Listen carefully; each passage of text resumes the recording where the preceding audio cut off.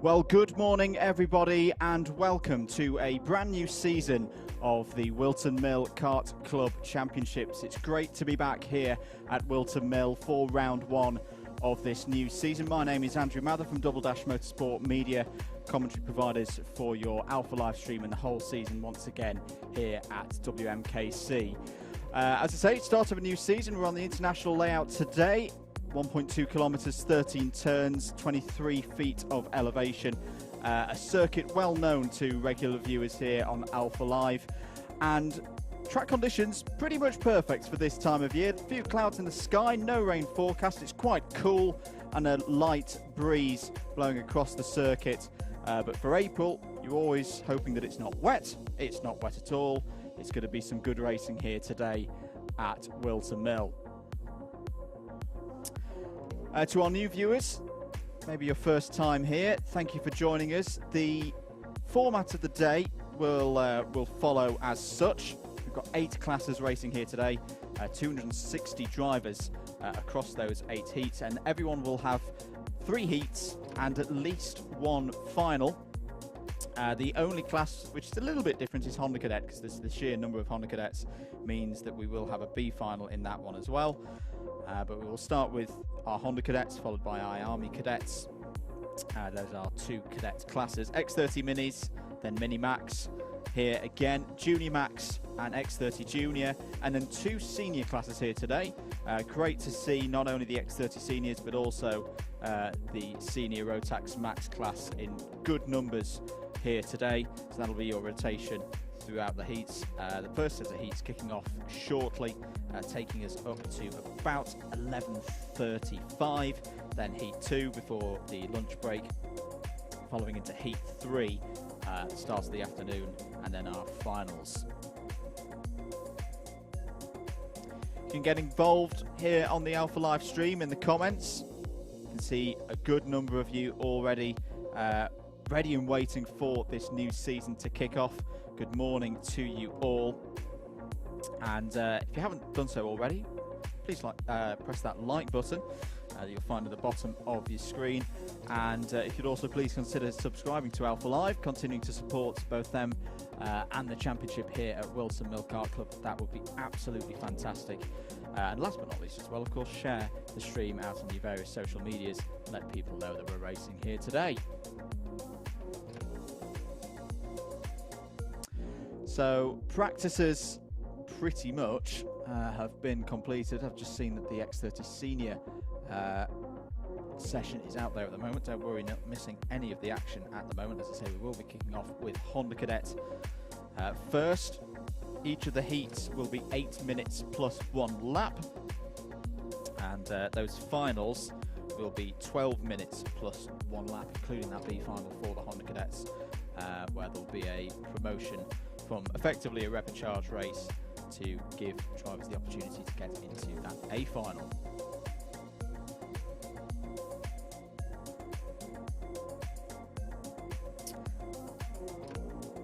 So just whilst we get ready then for the first race, let's have a little look then at this Whilton Mill Kart Club circuit, refresh ourselves at the start of this new season and what challenge lies before the drivers here today.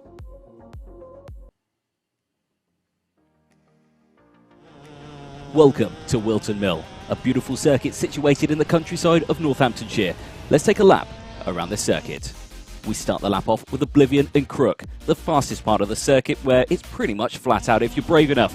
You come in and clip the first apex, clipping the second and not running out too wide onto that rough tarmac area. We then head uphill into the heavy braking zone of Christmas Corner, a very tricky corner on this one where it is very easy to compromise your exit speed as you fight for track position. You head round the kink and start sector 2 through Inkerman and the Ashby hairpin. Try to avoid that inside curb as it can massively unsettle the kart. Heavy braking in the downhill hairpin of Ashby, again not running out too wide. We head into the 2 left-handers now of Wilkins and Oisiers. Great for overtaking opportunities, but really easy to make any slight mistake. Downhill into the braking zone on this one, trying to watch that inside curb, slightly running out wide as you want a good exit onto the back straight. We start sector 3 and the boot, the trickiest part of the circuit now, as it's very high curbs, very bumpy through here as well as you hit both those apexes. Round the final corner, we head in towards Pit Bend, avoiding that inside curb and finishing the lap here at Whilton Mill.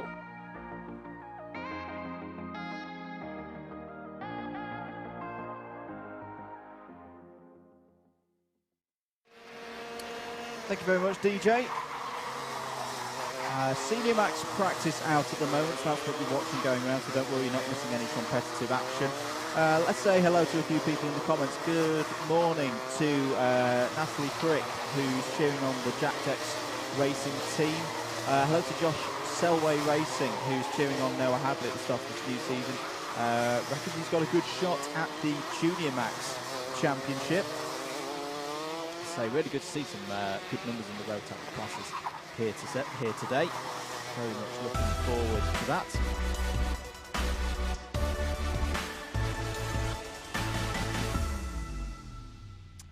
And we will get ready then for Honda Cadet Heat number 1. This is the first of 4 heats that the Hondas will compete in. If I don't read out a driver that you are following Honda Cadet in this grid, do not worry, because this is the heat that they sit out. Each driver does 3 heats. But as I say, as this senior rotax maps practice comes to a close, if it's going to be agreeable, let's have a look at the grid for that first Honda Cadet heat. So we've gone out for this one.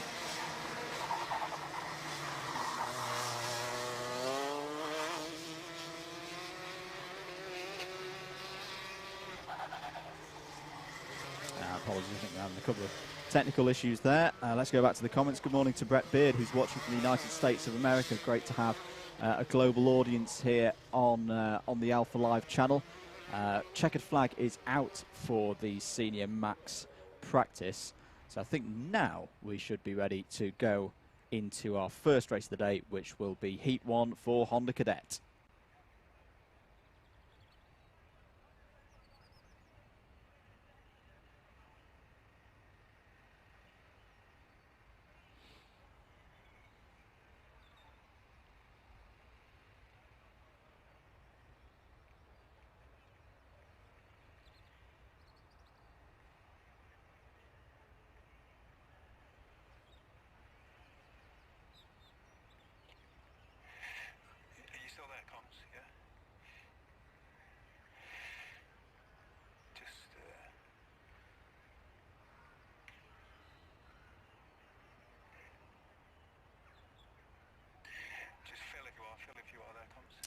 Apologies, having a couple of technical issues at the moment. Just to run through some of those practice results. Senior Max Axel Laflamme's just done a 46.05, which was one of the fastest lap times out there in that practice session. Who else has been strong this morning in the practice? Jensen Chalk in IAME Cadet, see them surely. Macaulay Bishop stepping up to X30 Mini was fastest in his practice. William Ray, fastest in the Mini-Max practice this morning. I've not quite got all of the practice session results through at the moment. Jude Fernerhoff, fastest in the X30 Juniors. Not had results confirmed though for the X30 Seniors. Drivers were here yesterday as well for testing. And track conditions pretty much the same as they were yesterday, which is good news for anyone who's, say, starting in a new class, maybe here for the first time, getting experience around this Whilton Mill circuit, which, as we saw with a hot lap earlier, has its challenges in separate parts. The first part of the circuit very fast, very flowing, some big braking zones as well. You can see the Honda Cadets being prepared in the dummy grid. The officials just checking over that everyone is ready to go. As I say, there will be 4 Honda Cadet heats here today at Whilton Mill. Let's go for our first one. First race up of the day will be Heat 1 for Honda Cadet.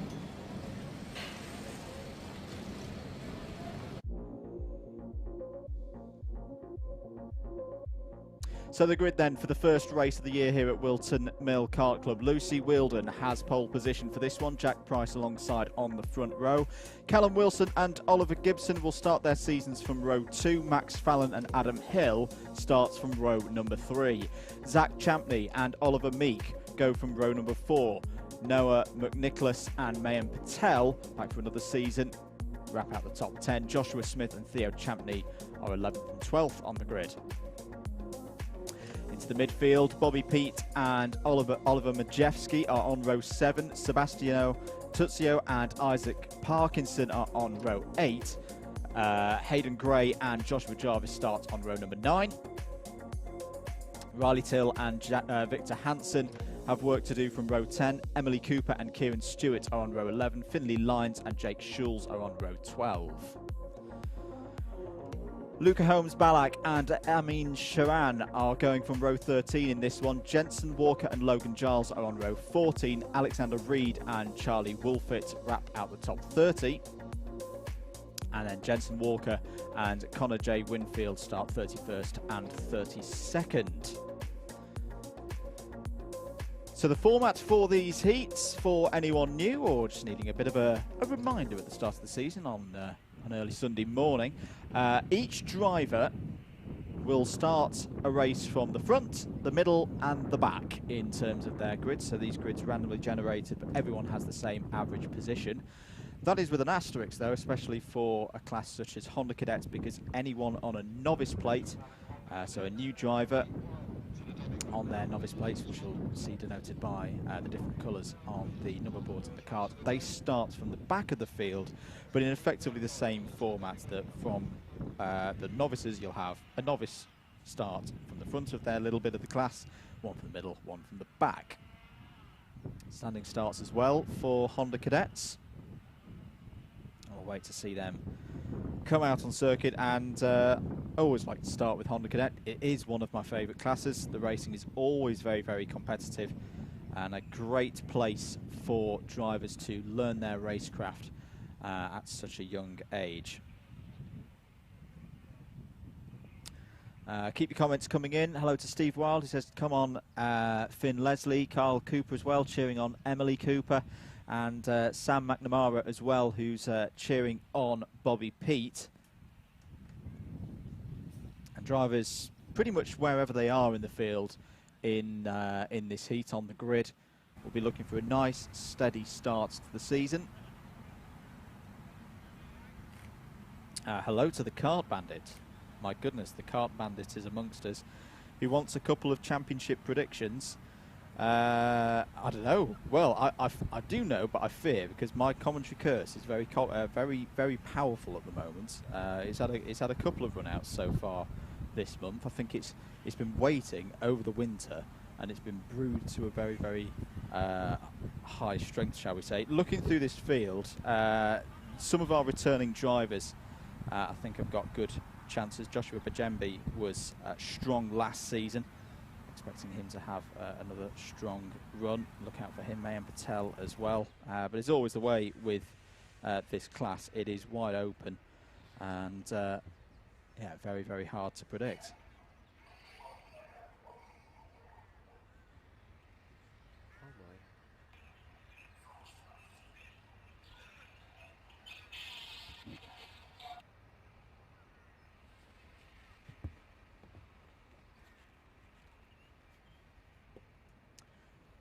So just waiting a few moments. We are slightly ahead of schedule. Time is 10:01. We'll expect to see the karts out on circuit shortly.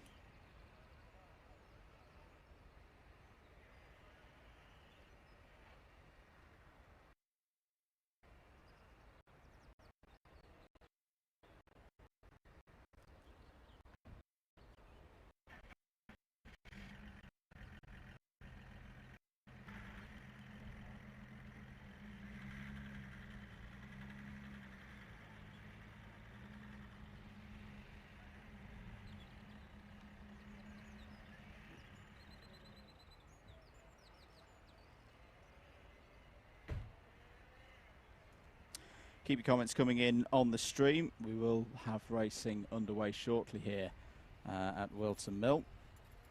Hello to Kirsty, who's cheering on Maciej Hitter in this one.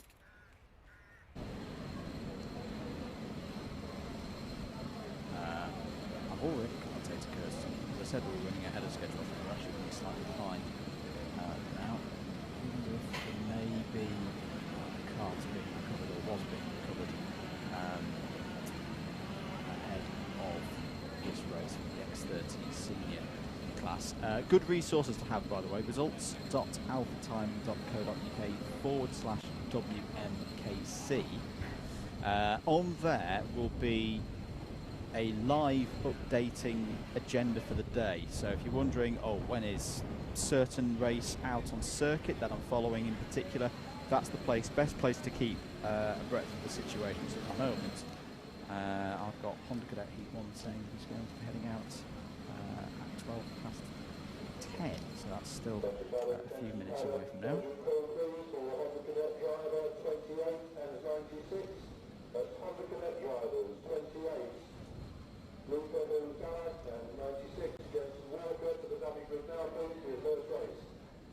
Okay, I think, if I'm hearing correctly over the tannoy, that there's a couple of drivers that we're expecting in this first race who are currently not present. That may be why we've got a bit of a hold-up at this stage. Just to run quickly through that grid again for this first race. Lucy Wilden and Jack Price on the front row. So this is their race that they start from the front. Their second and third heats will be from the middle and the back. Of the grid, Callum Wilson and Oliver Gibson, row 2. Max Fallon and Adam Hill, row 3. Zach Champney and Oliver Meek, row 4. So Champney could be another good shout for a potentially good season. Noah McNicholas and Mayim Patel, as we mentioned. Mayim Patel has raced in previous editions of the Whilton Kart Championships, so we'll wait for him. Joshua Smith and Theo Champney, row 6. Bobby Pete and Oliver Majewski, row 7. Sebastian Otuzio and Isaac Parkinson are on row 8. Hayden Gray and Joshua Jarvis, row 9. Riley Till and Victor Hansen are on row 10. Emily Cooper and Kieran Stewart, row 11. Finley Lyons and Jake Schulz, row 12. Luca Holmes, Balak and Amin Sharan are on row 13. Jensen Walker and Logan Giles, row 14. Alexander Reed and Charlie Wolfitz, row 15. Jensen Walker and Connor J.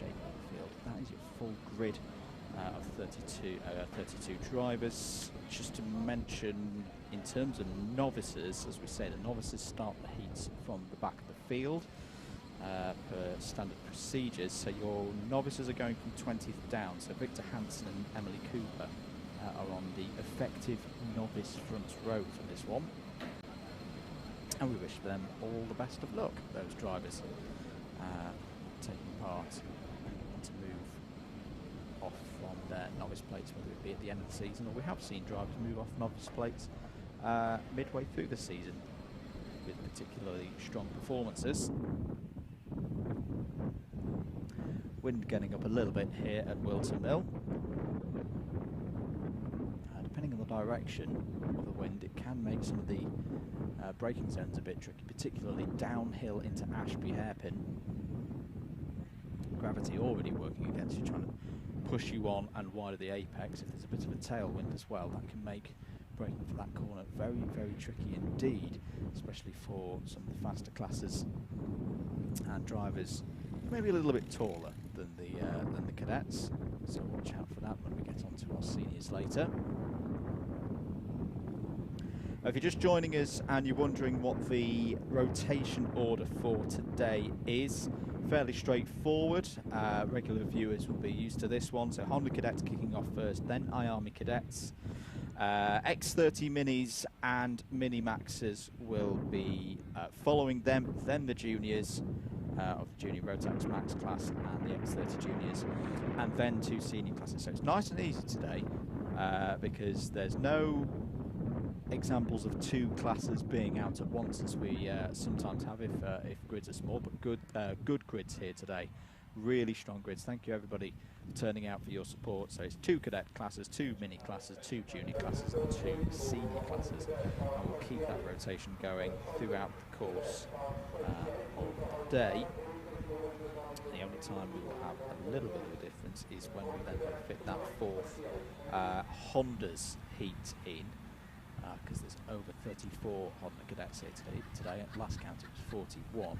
So there'll be a Honda Cadet Heat 4 at the end of all the heats, and then we'll run into the finals, which will start with IAME Cadet. But as I say, all of that can be covered on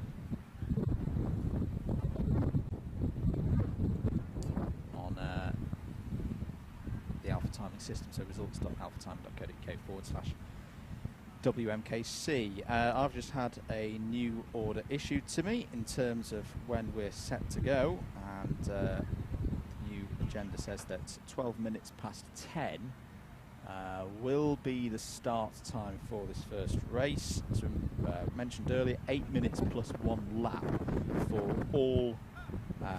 all heats today. So if you're new to the series, what that means is if there's 2 seconds to go on a lap, they'll go round again at least another 2 times, and we'll keep track of that. So it's the point at which there's no time on the clock, time has expired, the next time they cross start finish, that will be the last lap of the race. So that's what we mean by 8 minutes plus 1 lap. Just trying to find our Honda Cadet practice points from earlier, just to remind us what the situation was over there. They've not come into us here in the commentary box. In terms of normal lap times for the Honda Cadets, you're normally looking at lap times around about the 50-second mark.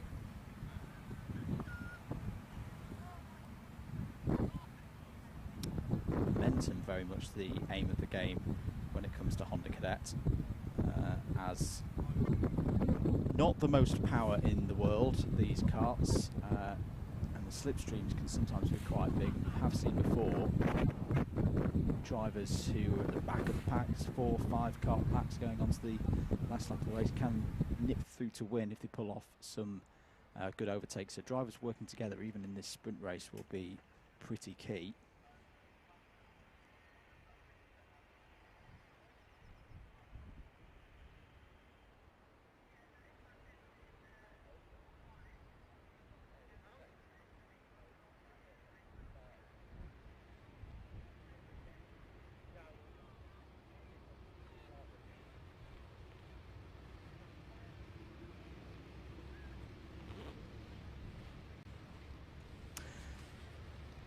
So finally, we have some karts out on circuit getting ready for a race. Here come the Honda Cadets on their formation lap. First vision of some racing action here at Whilton Kart Course 2021. Thank you for your patience.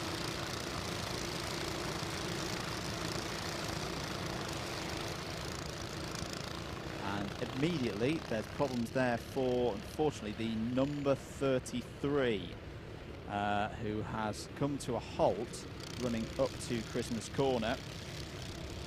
It looks to be one of our novices. So it's Logan Giles, who is meant to be starting this race from 28th position. There is the number 99 of Lucy Whilton, who will have pole position for this first heat of the day. Good opportunity to get some points on the board. 36 points available for a heat victory. 34 for second, 32 for third. We're not really going to talk about points today too much because it is the start of a new season, and it's a very, very long way to go in this one. So it'll be a standing start as always with Honda Cadet. Drivers being assisted by parents, guardians and mechanics there. So Lucy Whilton on the right-hand side of your screen, Jack Price on the left-hand side of your screen. There's one driver in the middle of the circuit who just needs to be repositioned for this first heat of 8 minutes plus 1 lap.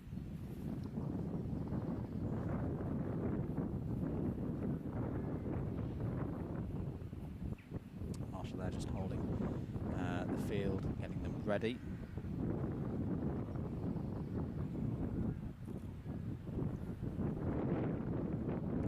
just about set to go here for this first race of the season, of the round, first round for WMKC 2021.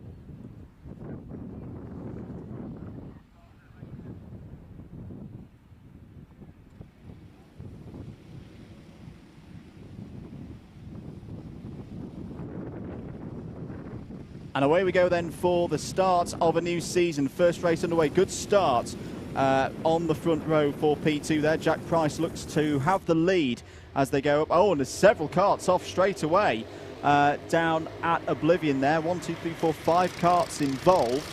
So already some drivers are going to be off the back of the field. We'll track who those were in a few moments. It was a mix, though, of novices and regular drivers.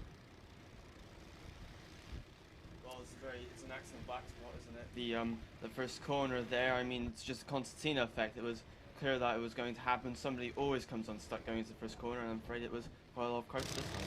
Yeah, as I say, we'll track them through as they complete lap number 1. There's number 20, Maciej Patel, racing for Total Karting this season. And number 6, diving down the inside. That's Hayden Gray. Great move, but contact with the number 81. And there's another driver following in there, the number 61, one of our novices.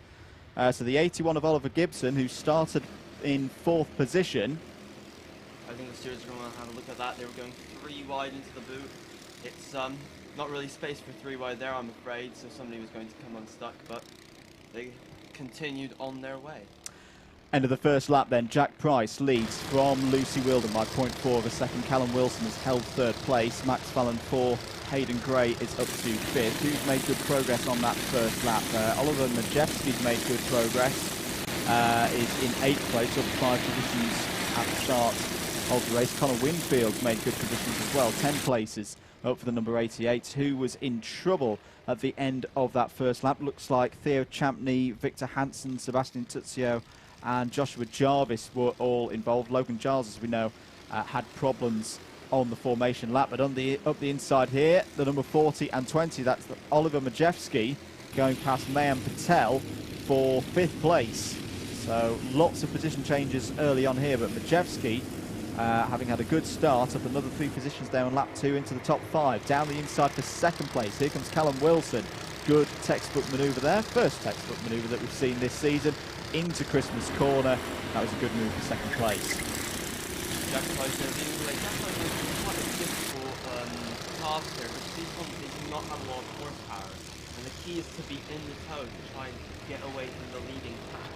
And here Jack Price is kind of in his own air, has to try and stretch that gap, but he's actually doing remarkably well. He was 2/10 quicker on that last lap, and he's just trying to open up that cushion. Still 5 minutes to go though, so a lot can happen. Good move for down into the boot. Joshua Smith gets past Adam Hill there for 8th place, so the JDR kart moving through the field. 5 minutes and 10 seconds to go. Confirmed Callum Wilson is now up to 2nd place, and Hayden Gray has followed as well on that lap into 3rd place. Oliver Majewski, though, is setting purple lap times at the moment, 53.70, the fastest lap of the race so far. And there is a move by Majewski for 4th place, so the number 40 looking on good form here in this first race of the day.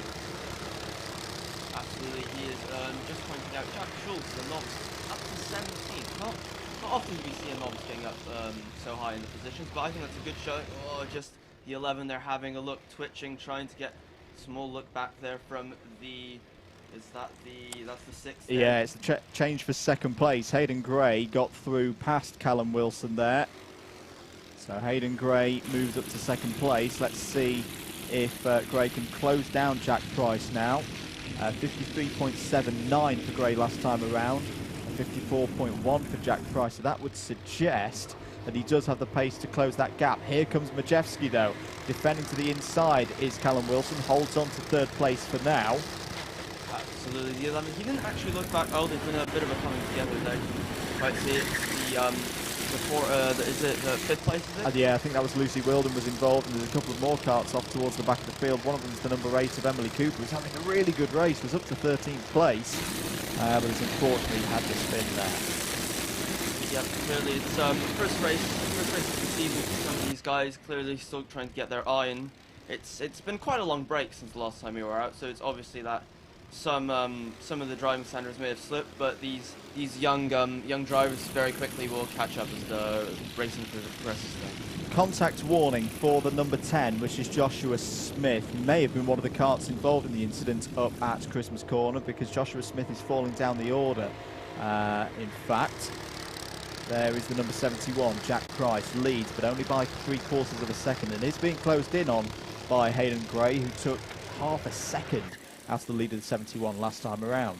Half a second, that's quite a bit, I'm afraid. I mean, he's got two and a bit minutes left on the clock there.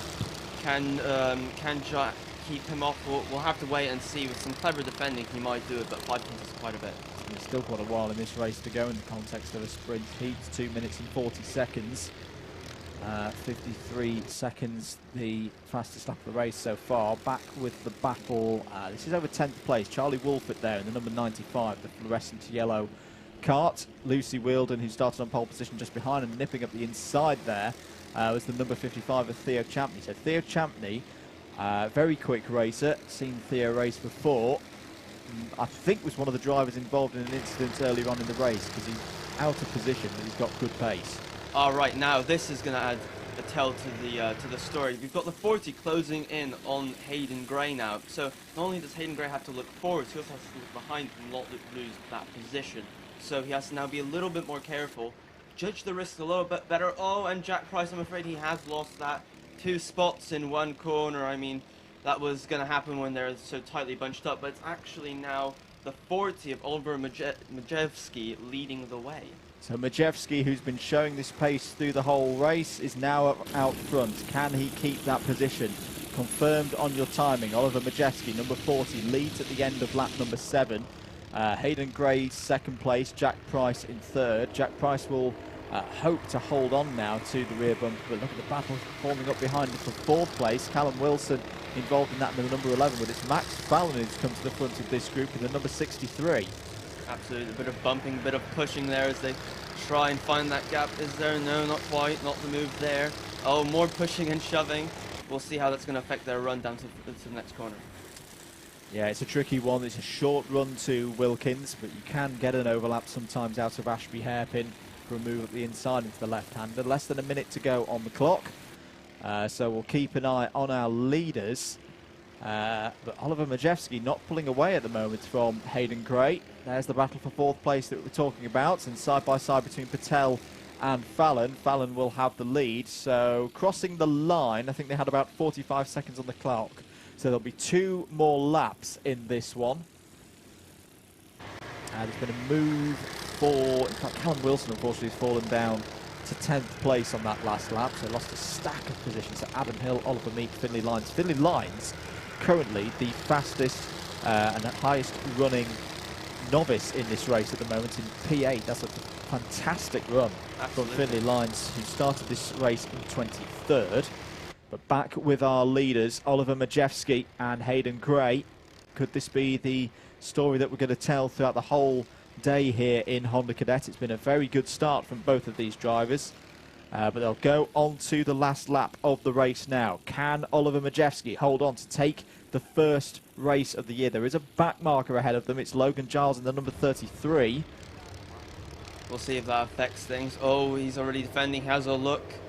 The 40 to the inside. He's looking, moves back across, textbook stuff there into Christmas.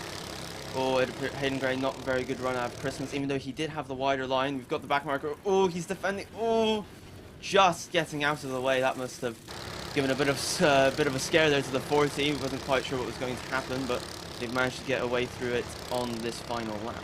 Yeah, that was well dealt with by Maciej to not panic there and pick his line and get through. Both of these drivers started towards the back of the field of regular drivers, non-novices.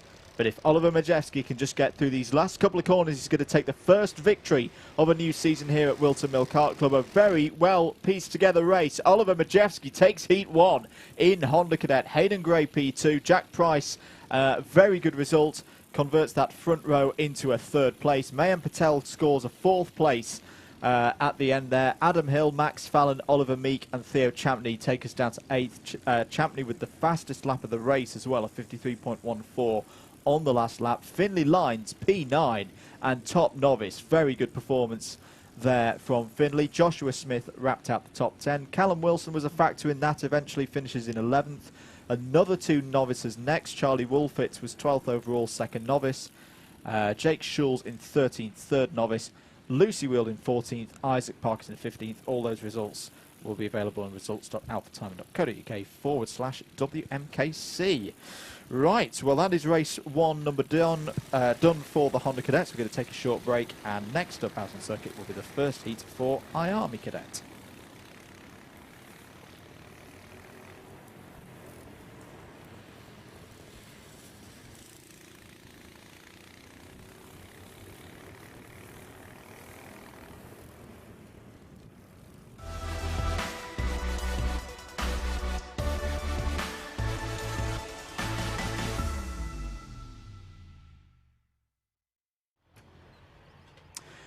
IAME Cadets out on circuit next. Let's have a little look through the grid for this one. This first heat of 3 for the IAME Cadets.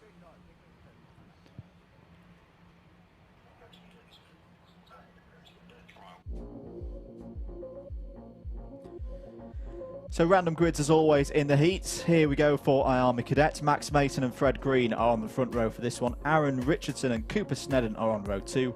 Max Ewell and Will Green on row number 3. Zach Green has looked quick in practice so far. He starts this one on row 4. Braith Murdoch alongside on that row. Morgan Moore and Ryan Gill are on row 5. Jacob Anslow and Archie Lovett, 2 experienced drivers there, on row 6. Kit Bolowski and Blair Smith go from row 7. Henry Carter and Max Hollor are on row number 8. Flynn McDermott and Kanish Rao are on row number 9. Joseph Katsantonis, last year's champion, starts his championship defence on row 10 for this one. Freddie LaRossa alongside him on that one. Antoni Witkowski and Jesse Phillips start on row number 11. But Noah Baglin, very impressive to see him hit here today. He starts this one on row 12 alongside Jacob Ashcroft. Quinn Cross and Jason Chalk go from row 13. Jonty Restrick and Henry Clark are on row 14. Levi McGrath and Finley Hines are on row 15. We are into the novices now. Logan Howes and Jensen Ackerman form out the 32 kart field. Big grid today in IAME Cadet, which is good to see because, quite frankly, they were slightly behind in terms of numbers compared to Honda Cadet. So it's good to see that both classes are equally popular today at Whilton Mill. And hopefully yeah, I echo that. IAME Cadet numbers really have improved over the last couple of years here at Whilton Mill Kart Club. It's great to see. And this class as well, Macaulay Bishop, having moved up from this class into the minis, I think is going to be quite wide open this year, which is good to see. There is a kart off at the that's the number 75, just had a problem running up to the top of the hill. not what you want to have on the formation lap of all things. I mean, quite clearly not pleased with what has happened, but I think we are getting ready for a start. I don't think we're going to go around, depending on how they get themselves in order. Oh, yeah, no, we are going around, actually. It's Max Ewell, the number 75. Sorry, it triggered me for a moment there because he was on a black and white plate, and he's a yellow plate on our timing screen. For those wondering why some of the drivers are choosing to wave their finger around in the air for the false start, that is to signify to the driver behind that it is a false start. Oh, 2 cars. That's going to be why. The 34, which is Ryan Gill and Jacob Anslow, the number 29. So something has happened there between those 2 drivers. Ryan Gill getting back in the kart, Jacob Anslow getting going. We'll see if they wait for the start for them to catch up to the field, depending on where they are on the grid.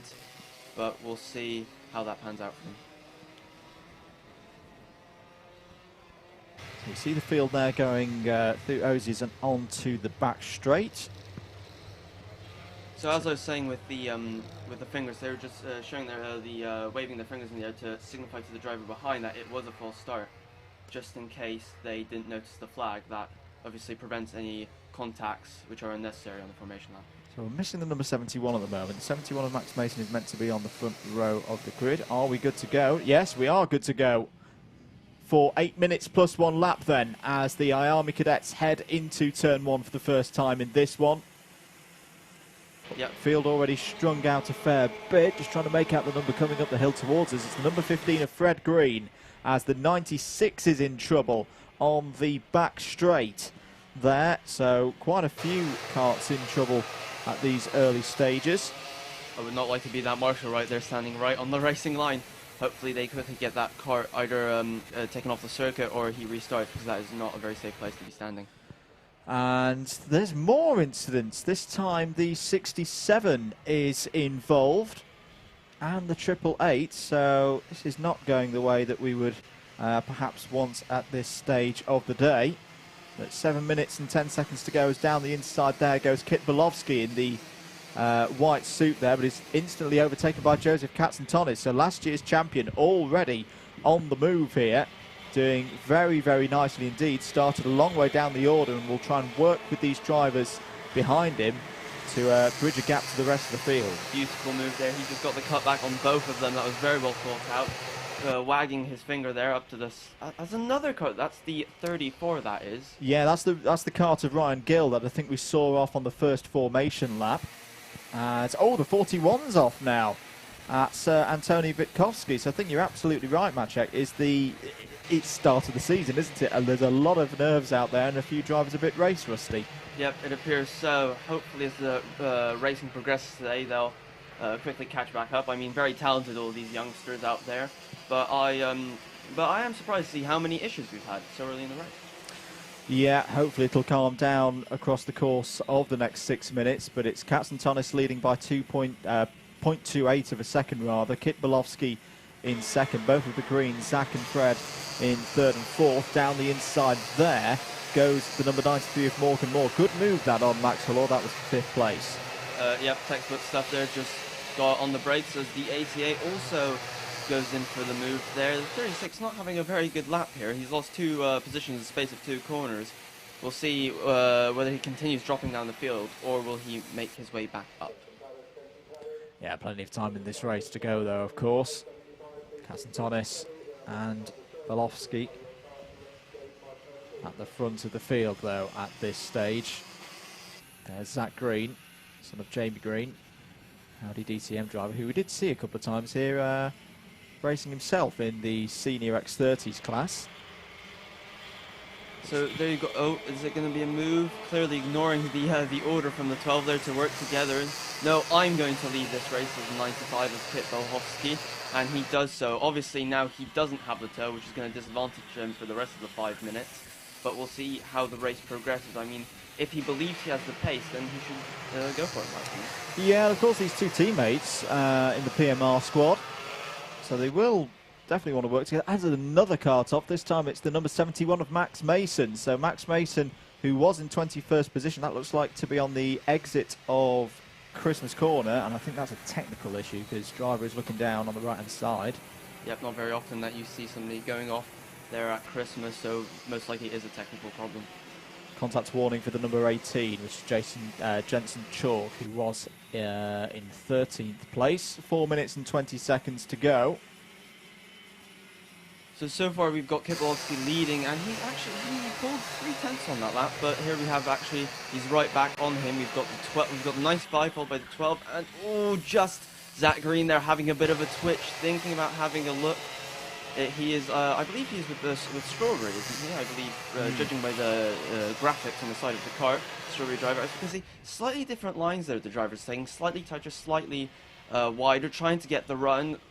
Oh, Zach Green's going for it. Oh, the 12 just shutting the door there. That was a little bit close for comfort, in my opinion. They've managed to get away with it. Still 3 minutes, so no desperate moves yet. No desperate moves yet, as you say. And to be honest, I'd keep working together as a 3 at the moment, because Fred Green is not that far behind, 1.5 seconds being the gap. But here comes Zach Green down the inside of Joseph Katzentonis for P2. Can he get the move done on the exit? Yes, he can. Really good stuff there from Zach Green. Gains another position.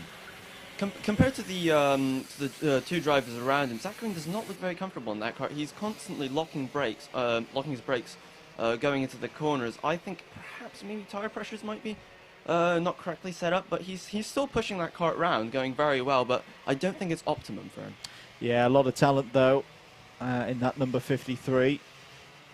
This is a circuit where there are quite a few big stops, running up the hill to Christmas Corner and then down again into Ashby. Yeah, just look at the lines, the different lines coming out of the book. Zach Green, much wider than Kit Wolofsky, and whether that's advantaged him, well, he was actually, it actually hasn't. He was about 300 slower. Well, that was a bit aggressive. Oh, the back marker there, just getting out of the way. But that was a bit close from Zach Green, but he made it stick very late move going down into Christmas. And but Kit Bolofsky there did the right thing, gave him plenty of space, and Zach Green now seems to have put a little bit of a gap. Yeah, this is a crucial lap now for Zach Green to see if he can pull away from Joseph Katzentonis behind. So Cooper Snedden, according to our timing, the 888 there that you saw getting out the way. Paying attention to the blue flag. Well, here's your second group on circuit. Morgan Moore has come to the front of that one now, but Archie Lovett and Fred Green still involved. Jacob Ashcroft has got a move done on that lap, so 21st place, the number 21 up to 7th place rather, getting past Canish Rao in that one. And here we see the problem again. Zach Green has taken lead, but he cannot pull away. That is how powerful the tow is in these little carts with these, the engines aren't actually that powerful, around 6 or 7 horsepower in these IAME carts, as we can see Zach Green just trying to keep it neat. Notice he isn't defending yet. There is still a minute and a bit on the clock left. He's not defending yet. Has a little bit of a look over his shoulder, judging where they are. Do I need to defend yet? Yes, no. As you can see, coming out of the boot. Look at how much wider Zach Green is, all the way to the grass. Nibbled a little bit of the curb on entry, but absolutely identical coming onto the straight now with just under a minute to go. Yeah, so they had about 55 seconds on the clock, so there's probably going to be 3 laps now. Will Joseph Katzentonis go for a move down here? Zach Green defends slightly and really breaks really late, but too late. And that's going to offer the opportunity to Joseph Katzentonis to get underneath through Inkermans and retake the lead. Very nicely done. Zach Green there losing 2 positions in the space of about 3 corners there. I really did think he was going to defend going into Christmas. I mean, he only has about 2 or 3 laps to go. He did have a little bit of a feint to try and stop Joseph Katzentonis getting through, but I'm afraid that it wasn't quite enough.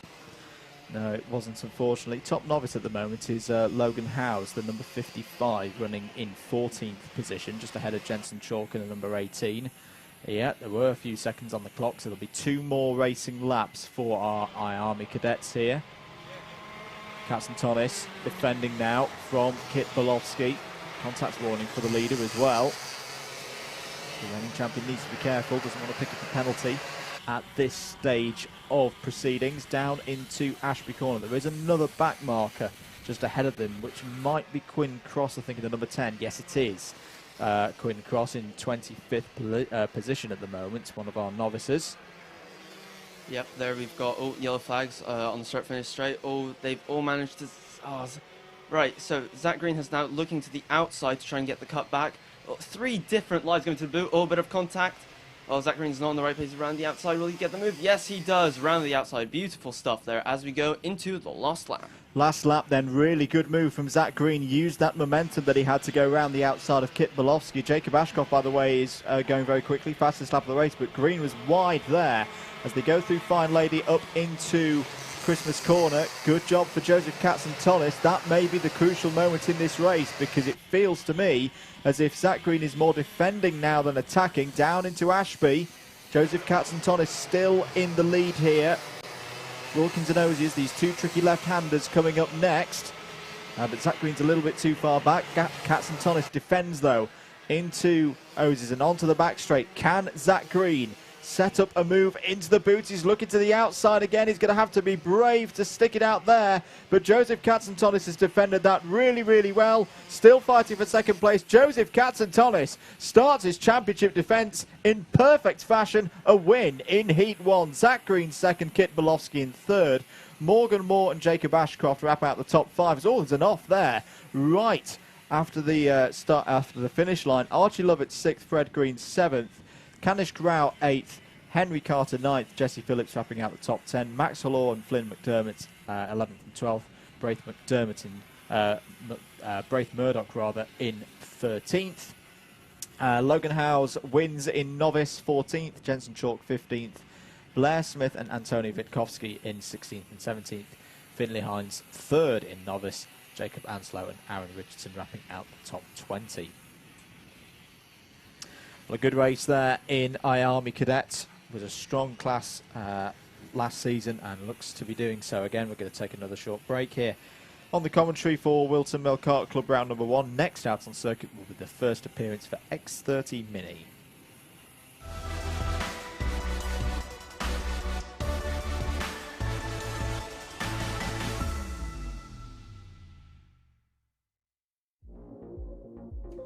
Let's look at the grid then for this first heat in X30 Mini. Henry Jocelyn and Izzy Wolfett will be on the front row. Morgan Hill and Charlie Mills on row 2. Jacko and Drawbridge stepping up to this level starts on row 3 alongside Tommy Harfield. Rylan Etchberg and Luke Fleming are on row number 4. Jack Mowat and Oliver Bockhook are on row number 5. Marley Parejo and Ashton Wiggins start on row number 6.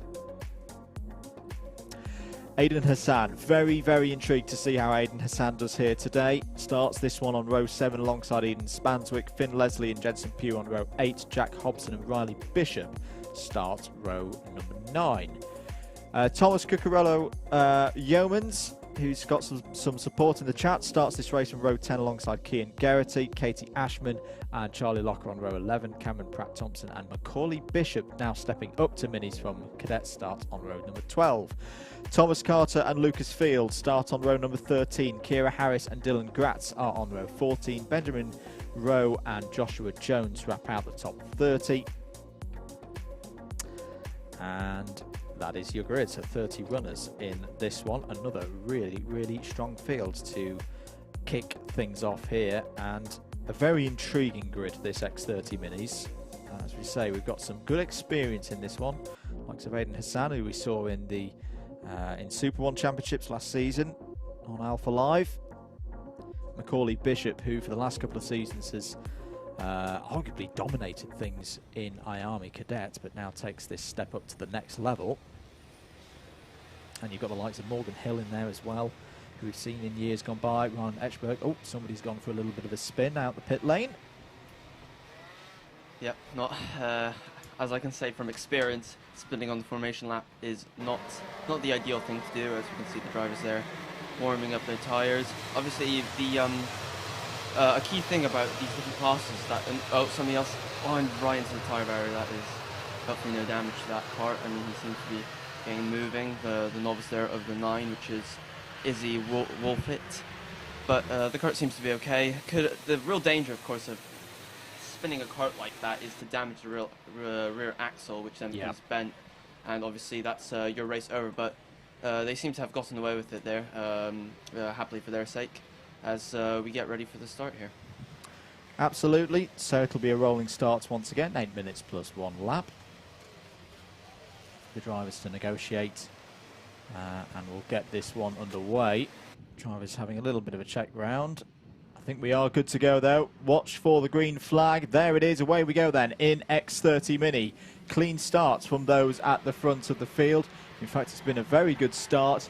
I think for Henry Jocelyn there. Yeah, the number 26 has a good lead up into Christmas Corner for the first time. There's a couple of karts on the grass in the background. But apart from that, pretty clean start there.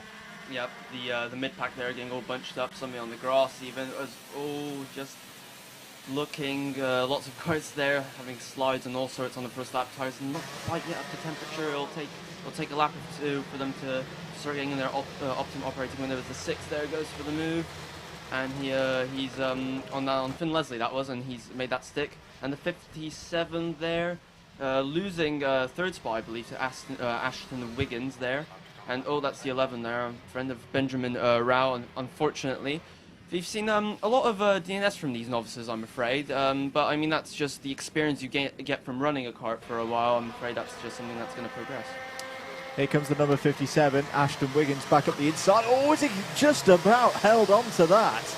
And Rylan Etchberg, who finished 7th in the British Championships last season, cuts back underneath and holds on to his second place, but that was a good hold by Ashton Wiggins to recover that situation. Ashton Wiggins, he's a very lucky boy there. That kart was completely broadside. Not often that you get away, and he's having another go. Oh, that was a bit early in my opinion there. Just in his visor there, quite clearly furious at himself for that mistake, wherein he should have quite easily gone past the 7 of Ryan Eschberg, and he's having a look. Oh, contact! A little bit of brush. But he's gone past, so I mean, if it works, it works, and he's up to the second. This is good news for Henry Jocelyn. He has a 1.8 second lead now at the end of lap number 2, as second and third place have been fighting it out. Number 20 was having a look at the inside there. It's Kira Harris on Marley Parejo for 18th place. Joshua Jones, our single running novice now in 20th place in the number 84. Running through there, they see the number 64 of Aidan Hassan. Yep, you've got to remember these Mini X30s. A lot of these drivers coming through from IAME, I believe that is the 23, they're losing some positions. A lot of these drivers, oh, the 6 is having a look, and he's past the 35. Good move. I believe that was 2 spots in the space of 2 corners. Very neat driving there. But as I was saying, these drivers, a lot of them are coming from IAMEs or even Hondas, and there's much smaller karts, so the brakes are different, the tires are different. There's a lot to get used to, and judging that this is the first race of the season, there might be a couple of a lot of learning to still do. There is indeed. We're seeing that experience coming through there. There's Jack Hobson, another driver, top 10 ranked from the British Championships last season. Down into Ashby Hairpin, 5 minutes on the clock. 1.9 seconds is now the lead as we have a look at the battle over 6th place. Thomas Cucurello Yeomans, that's a really nice move by Thomas. Great stuff there, and that will be 6th place for him. Yep, Ozier's a classic overtaking spot. You can actually lunge down there very late due to how the corner, it's kind of we call it kind of like a snail shape, because it kind of loops around on itself, so you can actually get very late moves there, but clearly using very good overtake, and he's gained himself in position. Henry Jocelyn then continues to lead, 1.94 seconds as Aidan Hassan now up to 4th place, has a look at Rylan Etchberg for 3rd. Jack Hobson now your fastest driver out on circuit with a 47.93. So as you were saying, Maciej, these karts a lot quicker than what we've seen in the cadets. We're down into the 48s and the 47s with this class. Yep, you've also got to remember how the G-force is much higher, and physical fitness is also going to be a factor for some of these drivers as the race progresses. Oh, spin! Spin for Aidan Hassan, a very uncharacteristic mistake there. He's recovered it well to get it back on the circuit, but has lost a huge number of positions. There's the number 73 of Cian Geraghty going through in the Jack Tex Racing entry. But that was a very, very strange moment for Aidan Hassan. I just wondered, did he catch too much of the curb on the entry to the boot? I believe he, it's actually quite a flat curve going into the boot.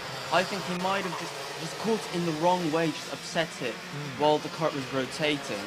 And I think that's quite frankly what happened. I mean, these are much wider karts than the cadet karts, so perhaps he didn't quite position himself where he thought he had and got caught out by it on the brake. Yeah, there is a little bit of a drop, a little cliff on the far side of that curve. I wonder if he just caught his rear left in that. We'll see if we can get a replay of that, but he's recovered now. There's the number 22 having a look. That's Morgan Hill. Trying to get past Lucas Field there. 3 minutes of this one to go. 2.3 seconds now the lead for Henry Jocelyn, who looks in commanding control at the moment. He's back in the fight now for 2nd, 3rd, 4th and 5th. And Cucurello Yeomans having a fantastic run here. He's just set the fastest lap of the race. Yep, he's doing very well. We'll see, we've got 2 and a bit minutes left on the clock. We'll see how much further he can get. I mean, his gap is to the leaders.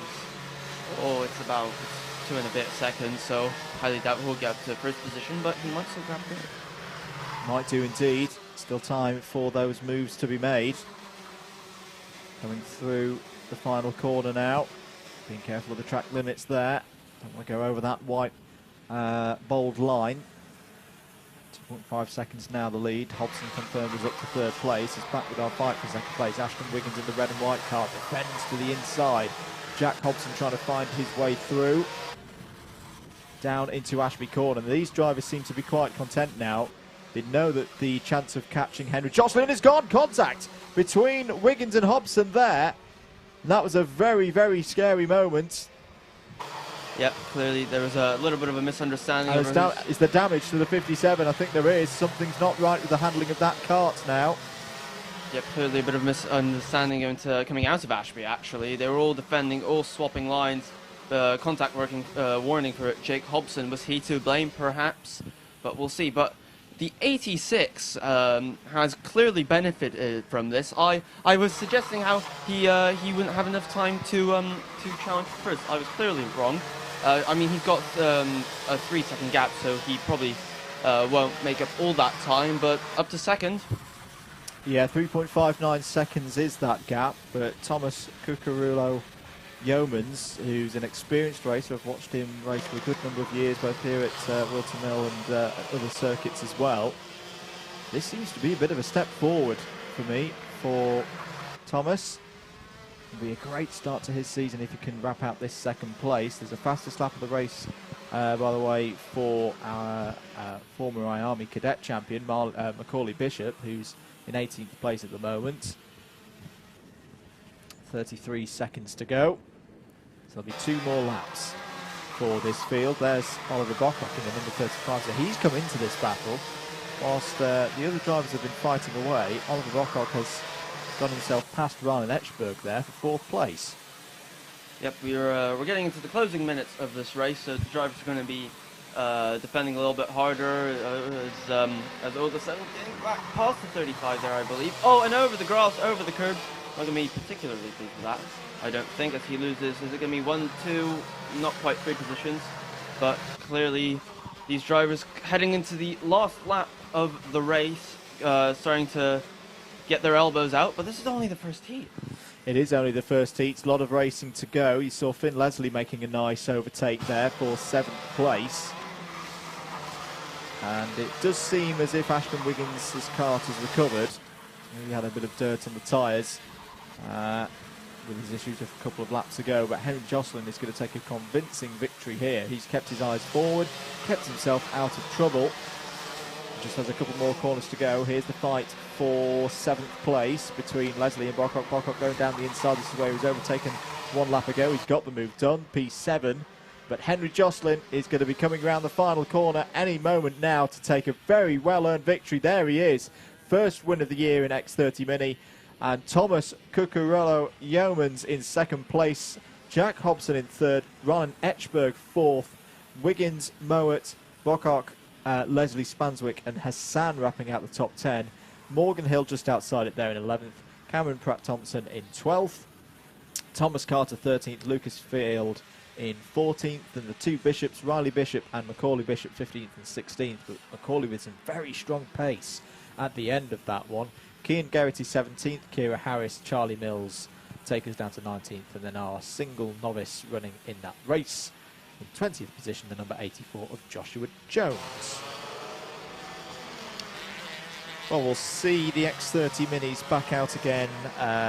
We reckon around 20 past 12. So 12:22 is what I have on our sheet. That is subject to change. We'll see them back out for their second heat at that time or around that time. Could take another short break. Next out on circuit, it is Minimax.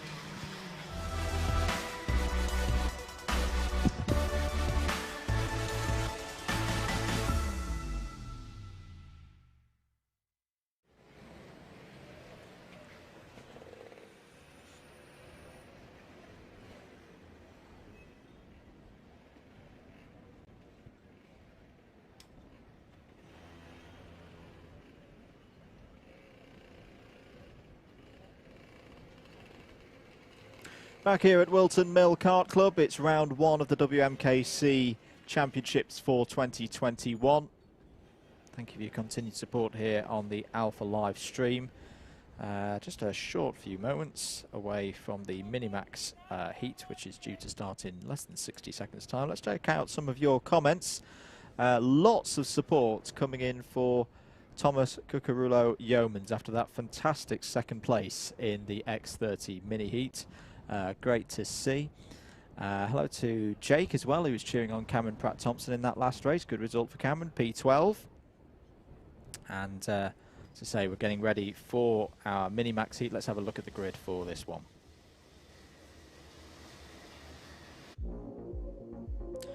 So mini-max heat 1, first of 3 heats, same story as before, 8 minutes plus 1 lap. Front, middle and back starts for each of our drivers. Harrison Morrow will have pole position alongside Michael Dalton, Ronnie Coburn and Mac McFarquhar on row 2. Edward Rose and Lena Somers Kelly on row 3. Oliver Sander and Daniel Amor on row 4. Woody Radford and Sasha Bailey on row 5. William Ray and George Barker are on row number 6.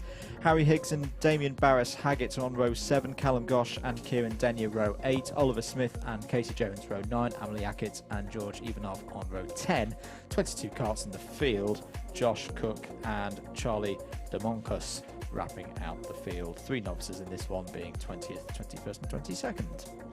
George Barker had a bit of a testing crash here a couple of weeks ago, I'm afraid to say, and he wrote his kart off. So it's very good to see him back in the as we go for a restart, back on the grid. I mean, there were talks that he might even miss the entire season over replacing. Oh, as a novice spun there. Is that the 98, I believe? Yeah, that's Charlie DeMoncos. Not to worry, he'll have time to catch back up to the end of the field. Yep, good to see the mini-match growing as well. We had, when I was racing, we had around 12 on the grid, so it's good to see that the grid has risen to around 22 carts. Yeah, as we say, we sometimes see this field combined with the Junior Max field, but both of them with good numbers today to have their own separate grids. We've got some support coming in for one of our novices. Hello to Francis Brennan, who's cheering on Josh Cook. Of course, being a novice, we'll start from the rear of the field on this one. We'll see if Josh can pull his way through the order. Looks like we are set to go then for Minimax Heat number 1. Looking for that green flag. There it is. Away we go for 8 minutes plus 1 lap. Good start from pole position for Harrison Morrow in the number 75. He's going to have the lead as they run up to Christmas Corner for the first time. The number 44 of Michael Dalton has also held onto his position from the front row. He's P2. Bit of pushing and shoving that. Oh, it's 50 clearly. I think he got a little bit of assistance there, and I think it was one of the novices that collected him. Couldn't quite see the number, I'm afraid. But that's just the concertina effect also going into Christmas. But it's also a great spot to gain positions as we have the 75 now. Harrison Morlow leading the way with Michael Dalton there. I believe, getting a bit sideways there, Michael Dalton, a little bit of contact until the car. He's going to lose literally the 77 over the curb there, and he has gained that spot, has he? 44 way out wide. A lot of marbles there, getting quite close to the barriers, so quite good that he's gotten away with that as we head into the second lap now. The field's had a bit of the 75 defending from the 77 going to Christmas. There's a little bit of the, as you see in the Tacoma Sport Kart, the 87 of Mac McFarquhar there, trying to gain a position, but seems to have been relatively calm compared to the other parties. Yeah, the top 4 have actually held their positions on the road at the moment. But Harrison Morrow continuing to defend from Ronnie Coburn, who we've seen win races at Whilton Mill Kart Club in years previous. Very solid young driver, applying his trade here in Minimax. Cross start finish end of lap 2. Morrow from Coburn, Dalton, Radford, but William Ray's had a good opening gambit of this race. He's up to P5, and that's the fastest lap of the race so far. But here comes Ronnie up the inside to take the lead. A very nice overtake into Christmas Corner. Simple as you like now. Can he pull away? Well, see, he was, as with Minimax, the horsepower is starting to gain in these classes, which means the toe doesn't become as critical. So if you've got the pure pace to get away, it's a little bit easier for these drivers to do so, as you can see, as they head out of Osiers and onto the back straight now. Having a little bit of a look there at 77 as he tries to keep Harrison Marlowe at bay, but he's doing a good job. He's not right on his bumper, is Ronnie Coburn, but we'll see. 5 minutes, that's still quite a while. We have to take into account tire pressures, of course, setup, see how the race progresses. As, Michael Dalton getting there very wide. Is he going to lose a place? The attack mode for Kart? No, not quite. Change for the lead. Harrison Morrow back to the front, so does the same move who was done on him a lap ago, into Christmas Corner. The field is pretty much split in two, by the way. The top 10 running down to Sasha Barkley in the number 61, clear of Lena Summers-Kelly, George Barker and Edward Rose Casey Jones in that group as well from 11th down. So that top 10 will look to consolidate their positions and fight later into the race, especially considering it's quite close still at the front of the field. Coburn looking up the inside, gets the move done, very nicely done through the boot there, takes the lead back, but it's William Ray now on the scene. He's up to second. Yep, William Ray there having the fastest lap of the races. He's going for the lead now down into Christmas. Quite a very good run there. No special need to move over anything on that quite easily. As this group of 10 cars is really starting to fight it out, as we see now. Is that the 27 going through? Yes, it is on the 41 of Daniel Amor as he's gained that position. I must say that Ronnie Coburn and Harrison Marlowe didn't really help themselves out there too much, battling over those laps. It really allowed William Rea to close up on them, and now we'll see if he can pull away. As I can see, William Rea is running the KR Sport engine there, which has become quite popular in the paddock actually. It has indeed. Oliver Smith, I don't know if you mentioned, is out of this race, unfortunately. The number 28 is in the pit lane, didn't complete a single lap of this heat.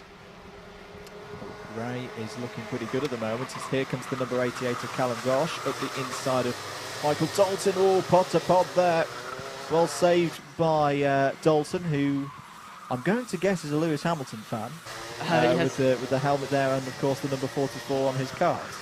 It would appear so. He's doing very well at defending. I don't think. Oh, that's a move. The 27 there, and that is what happened. As you could see, half a lap earlier, Gosh went for the move, lost out. Oh, somebody kicking up the grass there. Oh, there are going to be some dropped nose cones after this race. Let me tell you, folks. Is he going to shut the door again? Yes, again as he goes out wide.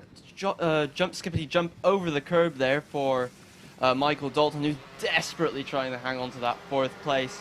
He's still got 3 minutes to do so. He looks one way, looks the other, but he's going to lose 2 spots, is he? No, he tries to, and he's held that position. He's really doing quite well at defending this, but obviously the frustration will be mounting from the drivers behind him, and I'm afraid that's not good news for him.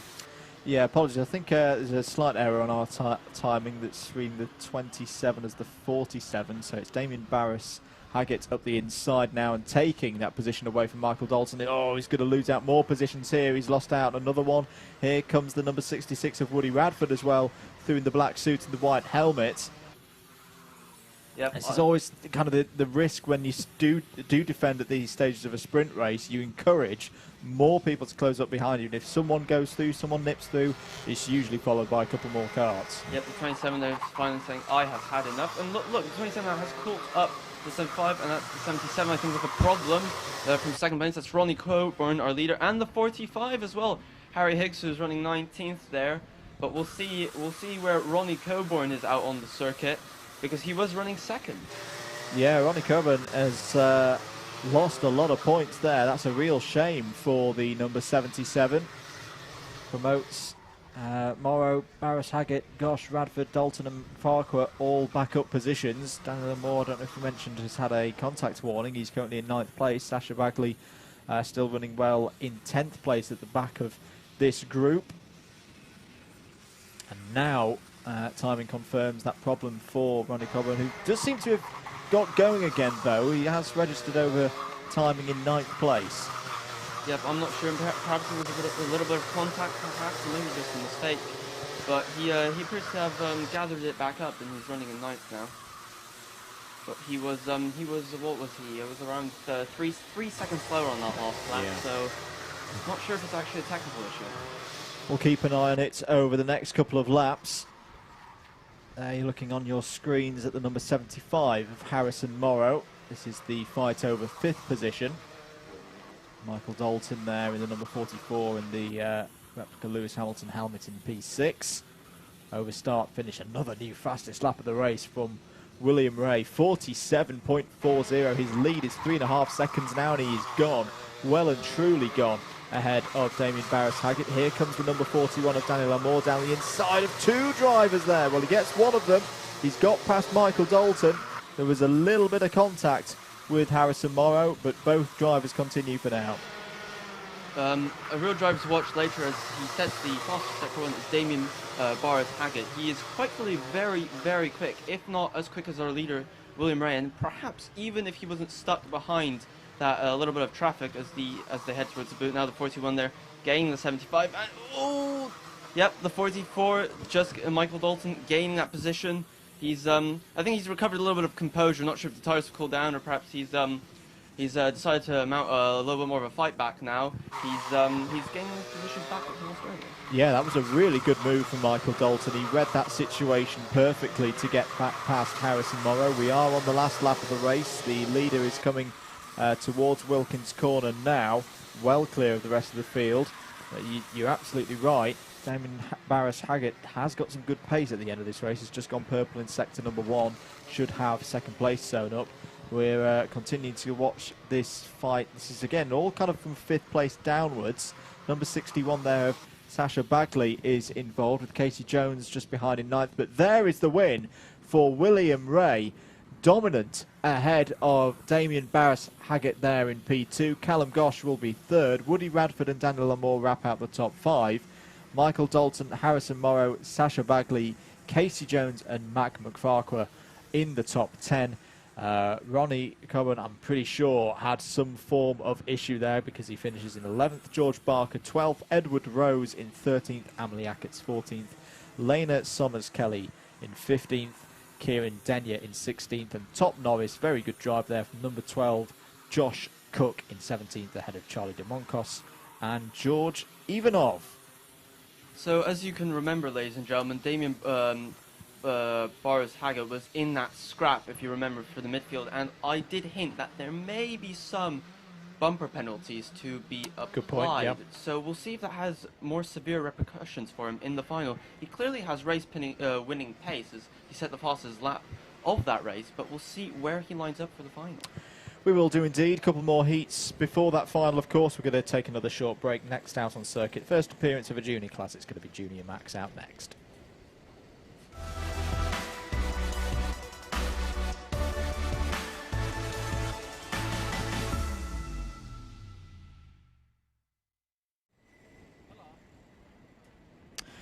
Junior Max out on circuit next. We've got, in fact, it's just turned to 11:04. Let's have a look at their grid. Spencer Brown is on pole position alongside on the front row Jack Cooper, Noah Hadley and Callum Davies on row 2. Murphy Aldridge and Leo Purchase are on row number 3. Rory Burke and Lexi Belk go from row number 4 in this one. Freya Belk and Kai Pacini are on row number 5. Jessica White and Ronnie Mansfield on row number 6. Max Lee and Alfie Bray are on row 7. Oliver Kerr and Jensen Charles are on row 8. Joe Garraway and Michael Morgan are on row number 9, starting from the midfield. Jensen Weston and Luke Ringham are starting in the top 20 there on row number 10. Daniel Sabula back for another year here at WMKC, starts alongside Ollie Goodyear on row 11. Bobby Rosier, another returnee for 2021, starts alongside Riley Brown on row number 12. Ronnie Smith and Ollie Ward on row 13. Lincoln Bailey Arneson and Miles Dawn go on row number 14. Daniel Gwinchard and William Young are on row 15. Jacob Jukes and Jacob Rhodes are on row 16. Alex Warnaby is 33rd. Another really big field, especially for Junior Max. I don't think I've ever seen 33 Junior Maxes here at WMKC. It's absolutely fantastic. Yeah, clearly the Junior Max as gaining strength year on year. Two drivers to watch out in this race are Noah Hadley, who had a particularly strong display at Forest Edge, and that's the driver off. That is Vision Motorsport of Jessica White, I believe. Not too sure who she's running with today, because Vision are actually at Dunksville, or Mansfield Raceway, as some people prefer to call it. So we'll see who. So it remains to be known who she's running with. But as I was saying, Noah Hadley, one to watch, and of course Daniel Ginchard, who has raced in Europe on multiple occasions. And is really a very rounded driver, but we have to wait and see. He's starting from 24th on the grid, which is going to be a bit of a challenge to climb up in the 7 or 8 or so minutes of this heat.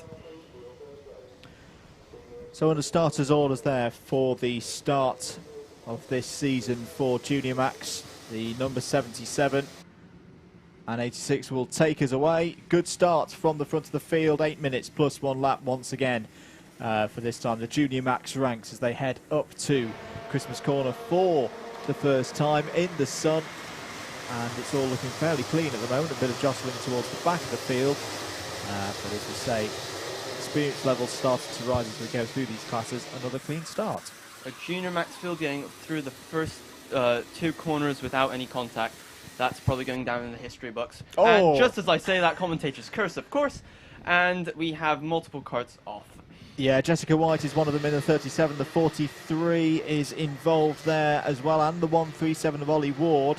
The 53 of Riley Brown. So yeah, that was all towards the back end of the field. Looks like everybody's okay, which is the most important thing. But in terms of getting good results, none of those drivers are going to be taking big points. Yep, Noah Hadley up to 2nd position. Daniel Ginchard already 9 positions, up to 13th. We have Squabble here. Over, I believe it's 95, getting some positions, who is in 11th place. As we have another move into Ashby. Heavy braking zone, of course. Excellent overtaking spot, and I believe that's worked. Spencer Brown leads then, 0.2 of a second ahead of Noah Hadley. Leo Purchase in 3rd. Spencer Brown, of course, a former Honda Cadets champion in the Whilton Mill Kart Club ranks. As who's that going around the outside? It's the number 88 of Rory Burke. I like that move. That was a strong one. And another move up the inside. Wow, moves being done everywhere here in Junior Max. Rory Burke up to P6. Excellent racecraft there. Really good opportunistic stuff. As we have the leader, that's Spencer Borham, getting very sideways. The 12, oh, the 14, just going straight on. And it was in avoiding action of the number 88, so Rory Burke spins. Kai Bacchini had to take avoiding action there, racing for the new X-Karts team. And that's the end of what's been a horrible race for Jessica White. Had an issue on the formation lap, an incident on lap 1. Oh, big off! Into the tyres at Ashby Corner. That's the 96 and the 51.